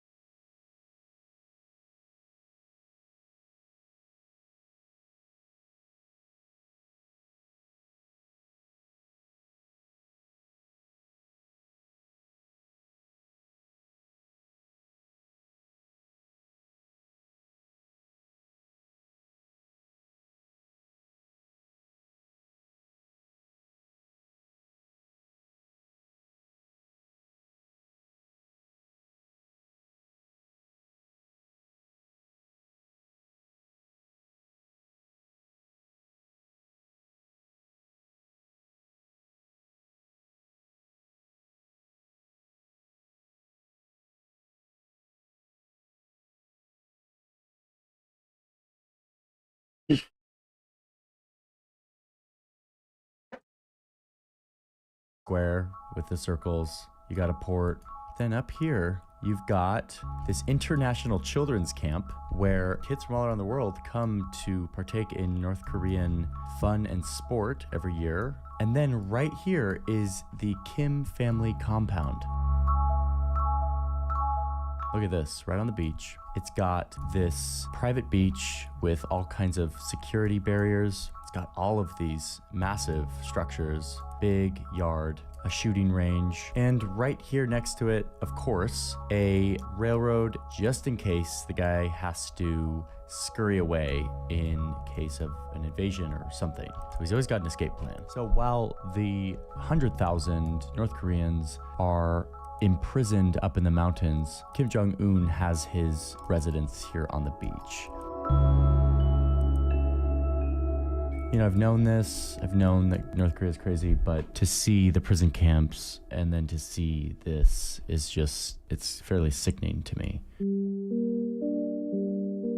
So when you're out here in rural North Korea, like I've been a lot lately, you stumble upon a few weird things. Check this out. Like you'll get this, like, this looks like maybe an anti-aircraft battery, like a military installation. Maybe you're in this red earth. Then you get these like really peculiar looking housing blocks that are just eerily symmetrical.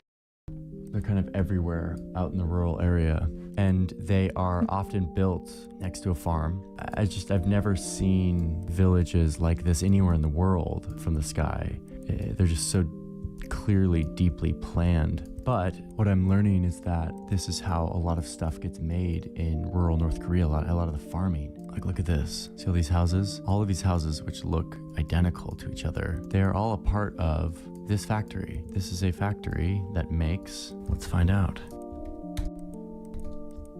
Boom, there we go. Fruit. This is a fruit processing factory. Out here, way out in rural North Korea. And all of these homes are the people who work in the fruit factory. Something Jacob pointed out to me is that a lot of these are duplexes, meaning two families live here, and you can see this is their backyard, and they have kind of a separator. So they have this little plot of backyard. This is their community. You are assigned a job here, and you work here. I don't see a car anywhere on these roads. America's wet dream, man. You mentioned cars. Of course, you know, private ownership of vehicles isn't really a thing in North Korea, so there's no need for parking spaces. You are living here and working here for your whole life. I see some people biking, some people walking, but the other thing you see are these vast complexes of greenhouses. Kim Jong-un has been going nuts on greenhouses, building as many as he can. This was an airport for some reason, but over time, this airport got turned into a massive greenhouse complex. Kim Jong-un has been doing this, and in fact, just a short time. This is 2022, and this is today. Like, man, they build stuff fast, it seems. So one way that North Korea works is by just assigning people jobs and having them live and work in the exact same place.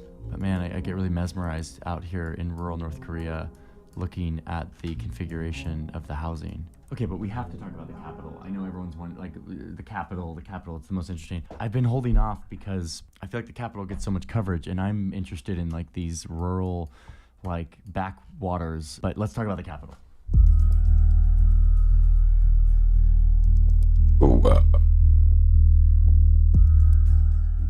understand Pyongyang and like what it is, you have to understand this concept of songbun, basically the caste system for North Korea. It's how they subdivide the people. And like once you're in one class, you're in one class, and like your kids are in that class too, and you can maybe move up or maybe move down. If your grandpa was like supportive of the Japanese or wasn't super loyal during the revolution, then you are a part of the hostile class. Like you are not to be trusted, you are not loyal, you will have the worst jobs, the worst opportunities, you will get the worst punishments. The wavering class are kind of the middle ground, and they are more trusted. They're still on thin ice like everyone, but they have more opportunities. They get better healthcare, they get better schools, better food. But the core class, those are the top dogs. They're party officials, they're the elites. And those are the people who live in Pyongyang.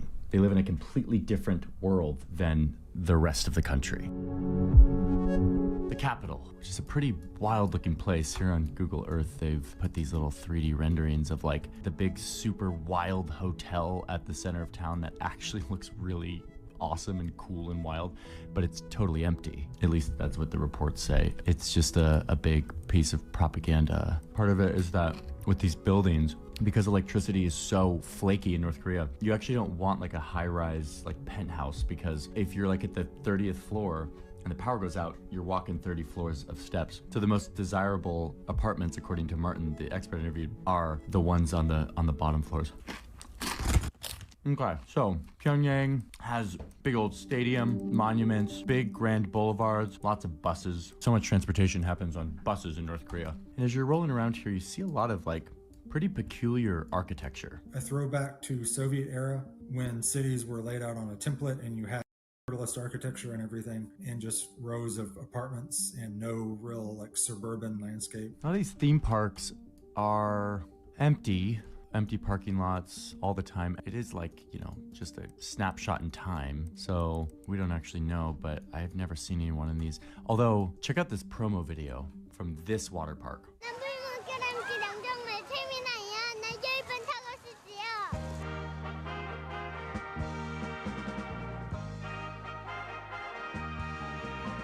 Start to see that like a lot of this stuff is built to show the outside world that North Korea can do this, and to show, you know, fellow North Koreans that North Korea can do this. That is a massive part of construction in this country, about serving the broader people as much as it is about telling a story.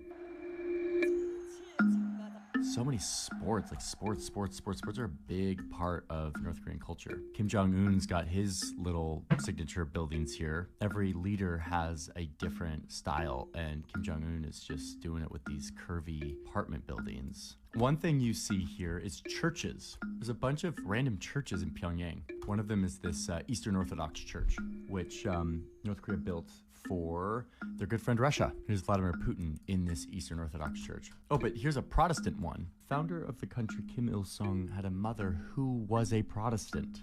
Apparently, she was a deacon here in this church. So they restored this church, and it's sort of like a symbol that, like, look, North Korea believes in freedom of religion.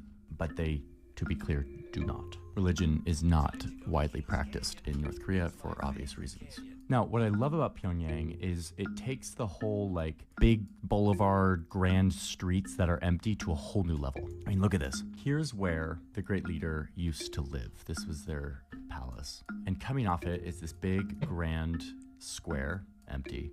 And coming off that, there is this grand boulevard that is just so grand and so empty. It goes down through this big, beautiful roundabout, keeps going through a tunnel to another big, beautiful, mostly empty roundabout. There's a car. And now it enters into this massive grand, like this is, you would expect a urban design like this in like Mexico City or something. 1, 2, 3, 4, 5, 6, 7, 8, 9, 10 lanes going into this grand intersection for the 4 cars that are here. I mean, it's mesmerizing to look at, right? So anyway, that is the grand boulevard that leads up to this palace that the leaders used to live in. The leaders don't live here anymore now. Kim Jong-un lives instead up here. See if I can find his house from memory now that I've been staring at it nonstop. Boom, there it is. Found it. Okay, here he is. He lives up in this big compound up on the hill. This big boy. This is his main residence in the city. I'm looking at my data set from Jacob, and you see potential underground entrances to these heavily secured compounds and bunkers. For how much we know these folks like to dig, you can imagine that behind Kim Jong-un's house, there are tunnels and bunkers. We don't know that, but I presume there probably is. Now, Google Maps being what it is, someone put a concentration center label right over the hill from Kim Jong-un's house. I asked the experts about this, and they're like, no, that's not there's not a concentration camp on the other side of Kim Jong-un's house. It's probably a barracks where his bodyguards live. Don't believe everything you see on Google Maps, folks. So yeah, Pyongyang is a place that could look fairly developed and nice. And indeed, the imagery from Pyongyang does look fairly nice in some views, because this is where the elite live, the core class. This is where the output from all of the horrific abuse and slavery that's happening out in the countryside comes to benefit. And this is the center of power for the regime. Oh, and something you can't see here, but that you see in a lot of like tourist videos, is the very deep underground train system. They've got a subway that is very nice looking, and boy, I wish I could go there and visit and see it someday, but I probably will never do that for obvious reasons.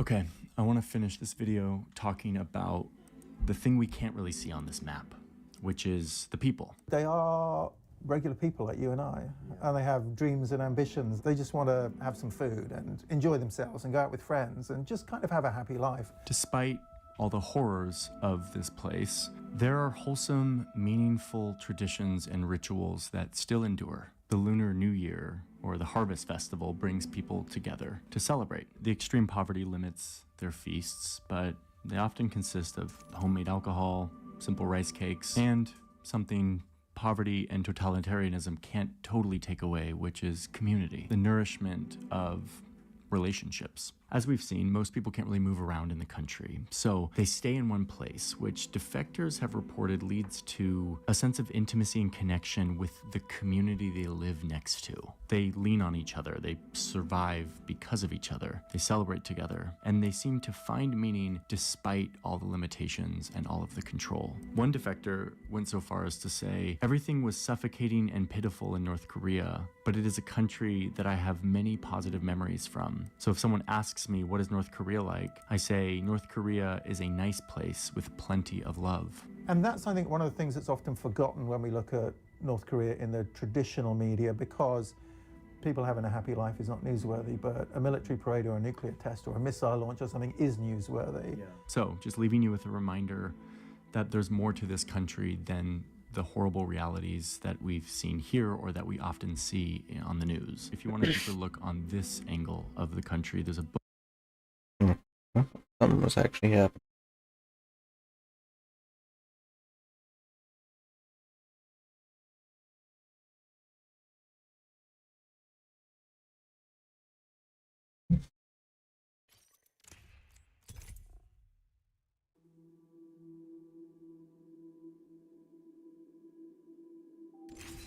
Stepping out into the universe, we must confront the reality of interstellar travel. We must reach far beyond our own lifespans. We must think not as individuals, but as a species.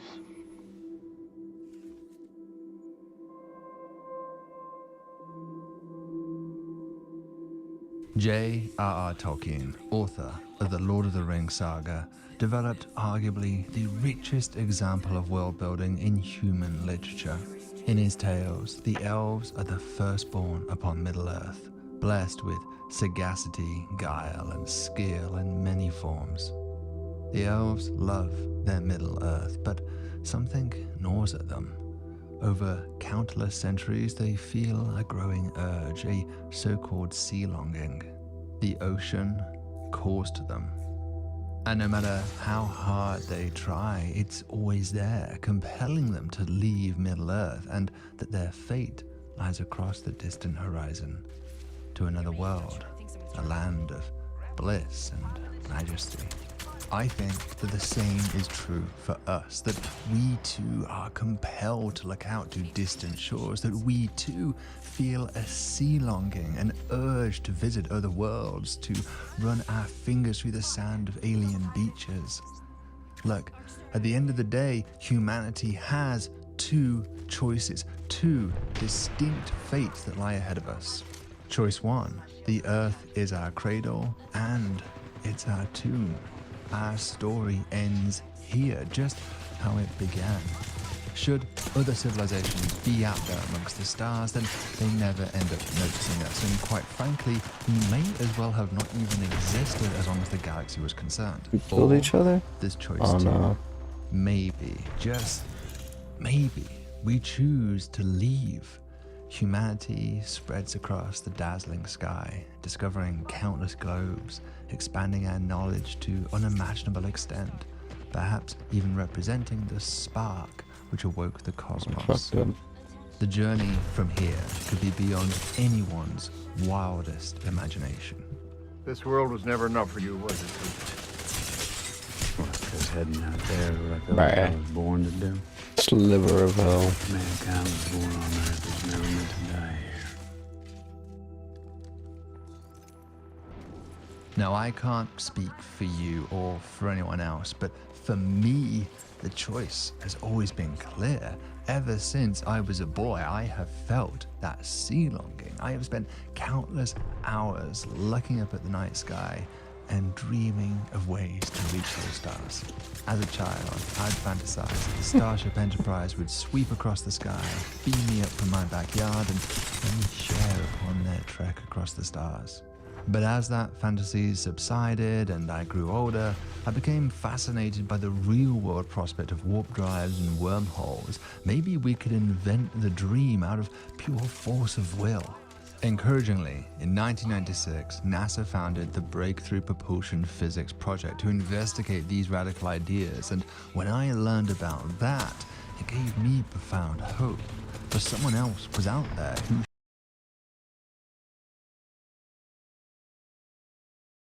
shut down. Another hope snatched away, another door closed. Well, we used to look up in the sky and wonder at our place in the stars. Now we just look down and worry about our place in the dirt. 15 years after that project ended, the spark renewed. Silicon Valley billionaire Yuri Milner audaciously invited a group of physicists to his home to tackle the problem. His question was blunt. Given our existing technology and the known laws of physics, is there any way at all that we could plausibly send a probe to another star system in our lifetime? The crack team, including Sir Martin Rees, Freeman Dyson, and Stephen Hawking, converged on a solution, their best bet, a laser-propelled light sail. Let's talk about this. This is interesting. Well, there's a just tremendously exciting prospect called solar sailing. Solar sailing. This is a very crude model, and which travels on the radiation and particles that come out of the sun, the wind from the sun. And because it has a constant acceleration, it can get you around the inner part of the solar system a lot faster and a lot more conveniently than the usual sorts of rocket propulsion. So this is conceptually similar to a solar sail, which could be, for example, a large thin sheet of aluminium that is gently accelerated under solar radiation pressure. But the problem is, that's just too slow to reach another star. So they juice the sail by firing 100 gigawatt lasers at the thing. Even then, the probe needs to be incredibly light to reach that target speed of 20% the speed of light. So the team designed a tiny microchip sat, similar to that found inside your smartphone, that would be woven into the fabric of the sail itself. Milner announced the concept in 2016 to media fanfare and dubbed it the Breakthrough Starship Project, backing it with $100 million of his own money, and we did a video about that at the time. So, almost a decade later, where are we at?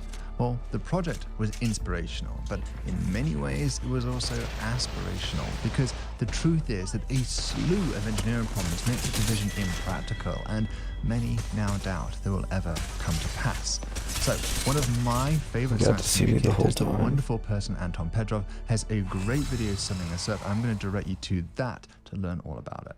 Amongst the many problems here is that building 100 gigawatts worth of lasers powered by enormous nuclear power plants, presumably, is going to be expensive. And remember, we're living through an era where NASA science funding is being gutted. The US national debt is becoming untenable, and heightened tensions between superpowers make it difficult to propose building what is effectively a superweapon. And so, just like with the other cases, my dreams of interstellar travel are squashed by practicalities, by funding priorities. At a certain point in your life, you realize that you're running out of time, that no one is going to come along and solve this for you, that the cavalry ain't coming. You're going to have to roll up your sleeves, put your big boy pants on, and try. And you might fail. In fact, you probably will fail. But this is it. This is your life. No one's got your back. And if you don't do this, it probably won't happen.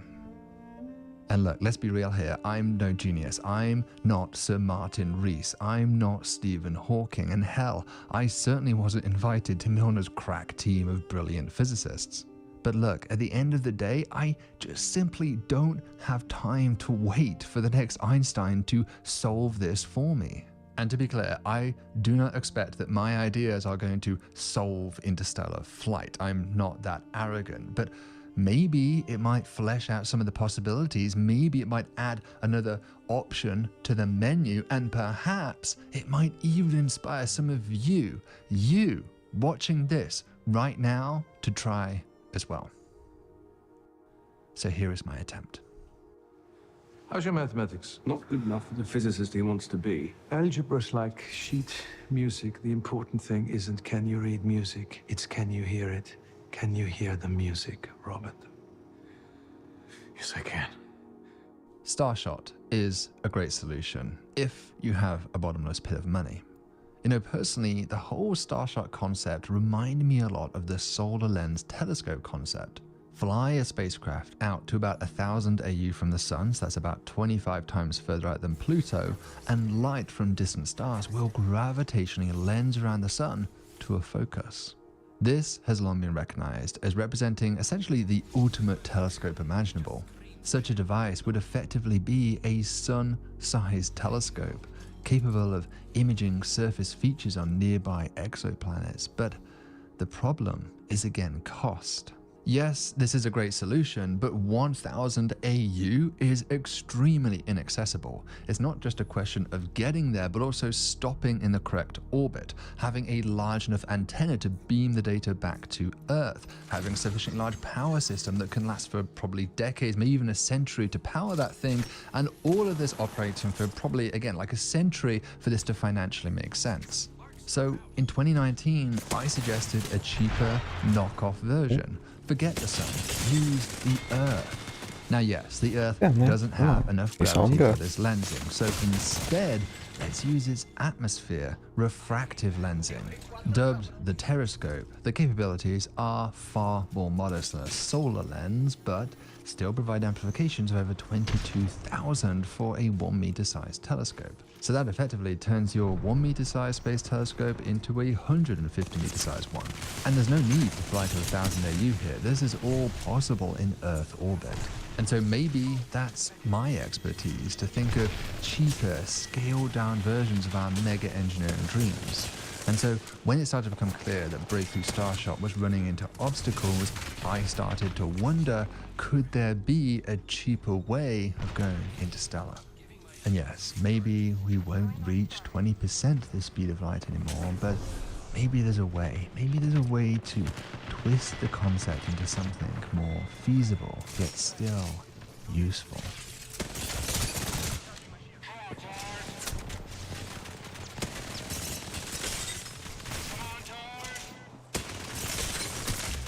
We all know the interstellar meme, certainly on this channel you should. The incredible docking scene shows the terrifying effects of centrifugal forces on the crew, causing Dr. Brand to black out and almost doing the same to trained pilot Cooper. It's the kind of haunting scene that sticks with you long after leaving the movie theater, and for me, that influence was inspirational because, like a flywheel, the Endurance has amassed an enormous amount of rotational kinetic energy, and therein lies the key. Okay, let's take a step back and just look at solar sails for a moment. You don't necessarily need to replace the sun with expensive giant lasers, because even at 1 AU from the sun, we receive a respectable 1.38 kilowatts per meter squared. Now, if that power could be held constant, you could accelerate a Starshot-like sail to 10% the speed of light in 20 years using just the sun. So power isn't the problem. The real problem with a solar sail is that it just won't stay put. Because if you start off with a motionless sail facing the sun, it will gradually accelerate under radiation pressure, and of course that acceleration is always directed away from the sun. And therein lies the problem. As the sail accelerates away from the sun, increasing its separation, the radiation pressure drops off as 1/distance squared. Oh, and so what this means is that even in infinite time, the sail can never reach even 0.04% the speed of light. If only there was a way to somehow trap all of that solar energy at 1 AU distance, somehow charge up some kind of giant battery and then release it all at once. Now, a flywheel is a battery, a mechanical battery. Not only does your car probably have one, but NASA have experimented with high-performance versions like the G2 wheel that could hold 1.89 megajoules of energy. Here, we finally come to the simplest version of what I'm proposing in my new paper, which was published earlier this year. Imagine two thin and same-size sheets of material in space, both facing the sun. Now, we're going to have one of these sides be silver and the other be dark, and we're going to orient them such that they have opposite phases to one another, and finally, we're going to connect them together with a tether. Now, if we put such a thing in orbit of the sun, it will feel two sets of radiative forces. First, both paddles here will feel an outward radiation force, but the silver-facing side will feel about twice the amount of force. As a result, the entire system will start to spin, and it will continuously accelerate in this spinning motion. That's our flywheel, our battery storage system. What As is might he? look familiar What to is some of you, it's essentially a radiometer in Is he the one with the space. cradle? That's a simple toy like this one, where a light shined on the paddles induces spinning. However, with this toy, it actually ends up spinning the wrong way because the paddles heat up and interact with the surrounding air, causing air currents that drive it the wrong direction. But there's a problem with this idea. Because both paddles feel a net outward force, then the entire system should be pushed outward. If left in inertial space, the thing would indeed accelerate away from the sun, just like a solar sail. So we need to stop this from happening. So this is where threads of your life kind of come together in unexpected ways, because you see, in 2019 I came up with, I guess, what you might call another little invention, which I called the quasite. It's just a rat and plate. Quasite is a twist of another concept which is known as the statite. So first, let me explain that. A statite is a solar sail that is so thin and shiny that the outward radiation pressure caused by the sun perfectly balances the inward gravitational pull. In this way, statites can just hang out there in inertial space and be perfectly stable.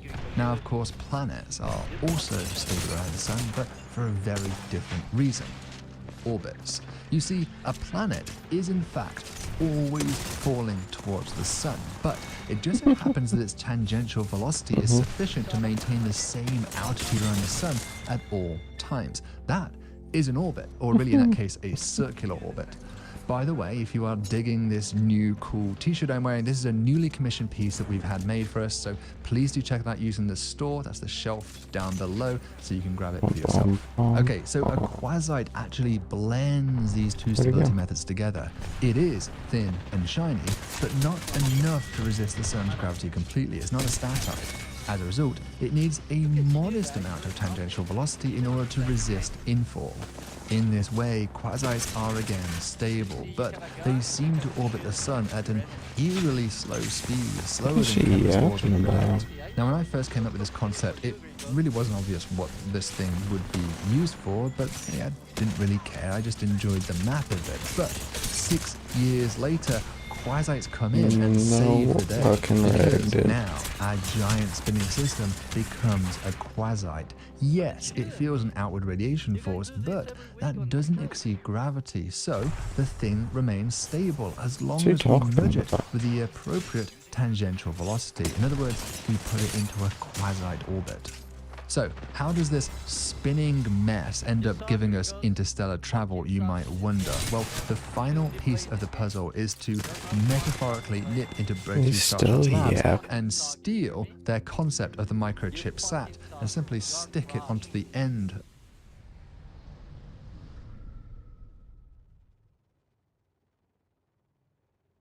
JXVPZ says, LOL.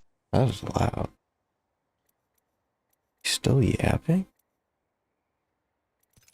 Who's talking to this? Who's talking to him? Hey, anybody talking back? Of our spinning system. As the system spins up, getting faster and faster, it will eventually reach a critical speed where the centrifugal force becomes too much. Whereas in Interstellar, this causes Dr. Brand to black out, here it causes the tether to snap. And just before we reach this critical velocity, we release the microchip sat. It thus flies off at high velocity into deep space at interstellar speeds. So we need a name.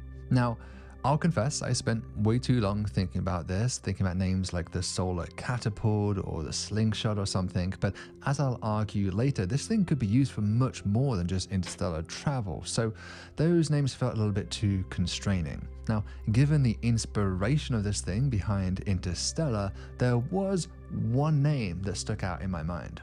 Cars, 72 hours, yeah? Roger that, Cooper. TARS. Torqued accelerator using radiation from the sun. So we have a sci-fi film inspired by science that then itself inspired new science. This is why we need the arts. And at the end of the day, hey, I'm a sci-fi nerd. I should get to be able to call my crazy inventions whatever the hell I want. So at this point, I had the basic idea and worked out the math, but this tether system seemed a little bit wasteful. After all, the tether is just dead weight. It doesn't actually help harvest any solar energy. What if we extended the sails all the way across, so the tether now becomes part of the sail, forming a ribbon? Okay, great, but surely there should be some kind of optimal shape to this ribbon, right? So this is where we get a bit more into the engineering design of things, which is just simply not my expertise. I mean, I was trained as a physicist and not as an engineer.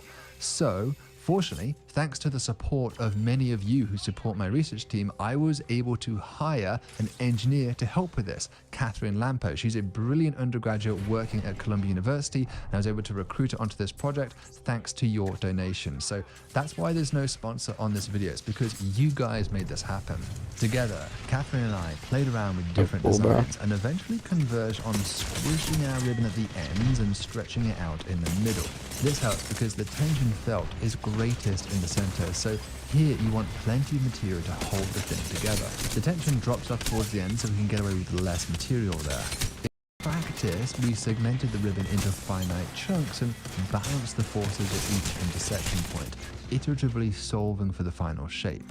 Smoothing it all out at high resolution, you get something like this. The shape might seem strange, being perhaps surprisingly wide in the middle, but this is actually a design requirement for stability. You see, the rotation axis runs along the center of TARS, and for stable rotation, we need that to be either the principal or minor inertial axis. If TARS gets too long, that rotation axis equals the intermediate axis, and once that happens, the whole thing is at risk of tumbling, also known as the T-handle effect. Here, you can see a neat example of this for a spinning bolt on board the International Space Station. We definitely don't want this happening to TARS. After all of these design considerations, the question then becomes, how fast can this thing actually go using realistic existing materials? In our paper, we presented one example calculation. Let's make TARs about 7 meters wide, 63 meters long, and just 2.8 microns thick. We considered carbon nanotube sheets to be the best material currently available thanks to its high tensile strength to weight ratio. You can even actually buy these on Amazon. We would then spray one side with about 10 nanometers of nanostructure silver to make it highly reflective, and the other side could use a film of carbon deposition. The total thickness of 2.8 micron should be sufficient for a modern computer chip to sit flush against the ends and could be up to 10 by 10 centimeters in size. The whole thing would weigh about 1.6 kilograms, so it would actually be very light to launch. One could imagine rolling it up into a cylinder and then unfurling it in space like an accordion. I think during this process, you'd likely need to apply some initial thrusters or lasers to start the spinning motion and give you that initial rotational stability. In this configuration, TARS would gradually spin up over the course of 3 years until it finally reached its critical breakup speed of 12.1 kilometers per second, a limit set by the tensile strength of our carbon nanotube sheets. However, because of the quasite orbit, it would moving around the sun at 28.3 kilometers per second, a little slower than the Earth's 30 kilometers per second. As we approach the critical spin speed, TARS would release its payload chip, which would exit with a speed of 40.4 kilometers per second. This just exceeds the solar system's escape velocity of 40 kilometers per second, and thus our chip would indeed go interstellar.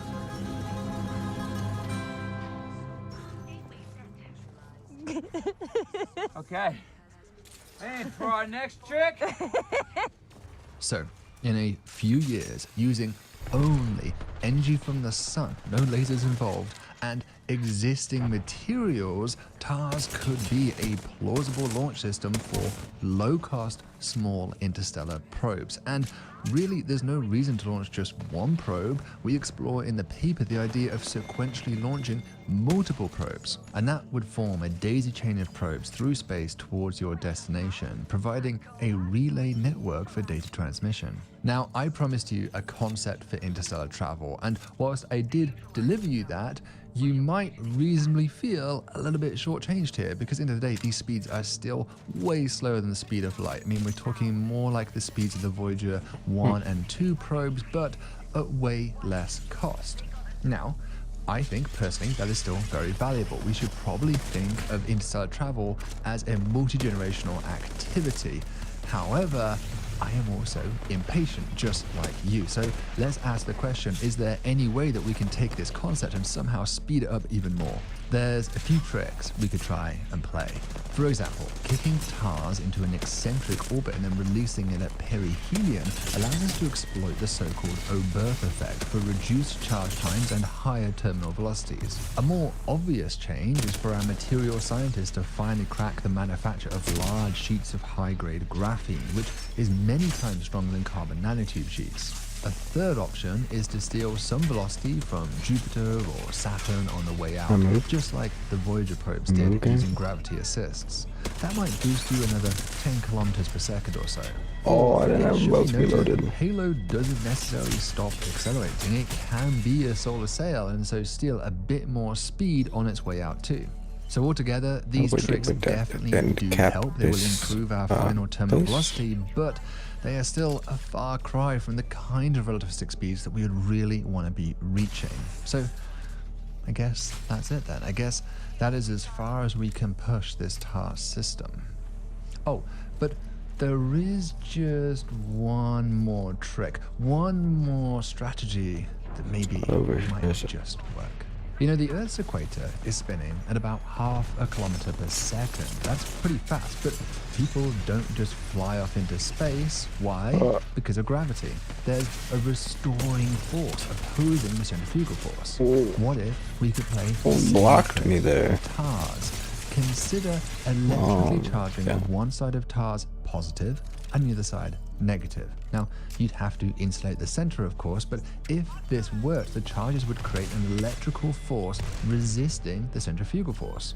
Who needs super strong graphene if you can artificially enhance the strength using electric forces? Now, the problem with this is that we have two electrical charges spinning around. In other words, a rotating dipole. And as any good physicist knows, and as Maxwell taught us, a rotating dipole will generate a magnetic field and radiate away electromagnetic radiation. So when the thing is spinning pretty slowly, the amount of energy being leaked out through this radiation is fairly small, it's not a big deal, but as TAR spins faster and faster, that leakage becomes quite profound. In our paper, we estimated that the new terminal velocity of such a system is not set by tensile strength, but rather when the leakage radiation equals the incoming radiation energy balance. We estimate that this critical speed would occur at about 1,000 kilometers per second. That is a whopping 100-fold improvement upon what we had before. Now, this still isn't comparable to Starshot's 20% the speed of light, but it's not bad. It's 0.3% the speed of light. Now, the really fun thing about this is that TARS could actually be used here for a completely different purpose. Now, didn't look at this too closely in the paper. It's definitely an area where I'd want to see more follow-up research. But having said that, TARS is here essentially converting solar energy into a magnetic field, and magnetic fields can be quite useful. For example, one might imagine a Mars base in the near future that would be vulnerable to ionized radiation from the sun, since of course Mars lacks much of a magnetic field itself. So one could then place one or more of these TAR systems in a geostationary Martian orbit that hover over a base and provide a localized magnetic field, protection for the inhabitants. Given their low mass and cost, there's no reason why we couldn't dump many of these in orbit, in fact, and create a whole fleet of them. Now, I could keep going here, as you can probably tell, but at a certain point, you have to pause, take a deep breath, and let the world see what you're cooking, because science doesn't happen in a vacuum. It depends on peer review and community feedback. I want to be crystal clear that TARS is not some silver bullet for interstellar travel. It is, at best, only capable of 1,000 kilometers per second, and even then, only for tiny probes. There's no way Cooper is going to be sat inside this thing and surviving the insane G-forces involved. My motivation here, as is true of much of my work, is to take a great idea like Breakthrough Starshot and ask, what does a more realizable version of this look like? Is there some different physics we could exploit to get there, and hopefully to encourage others to do the same?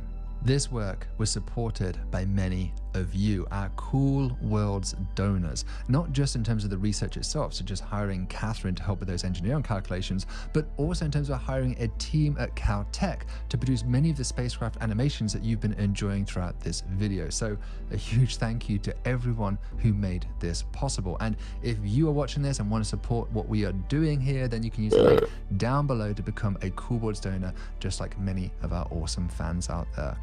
If nothing else, I just hope that this video might rekindle within you some of that sea longing, to re-spark your imagination, that maybe together we might be able to figure this out. So until next time, stay thoughtful and stay curious. I'm out of here. Much love. Bye. Bye.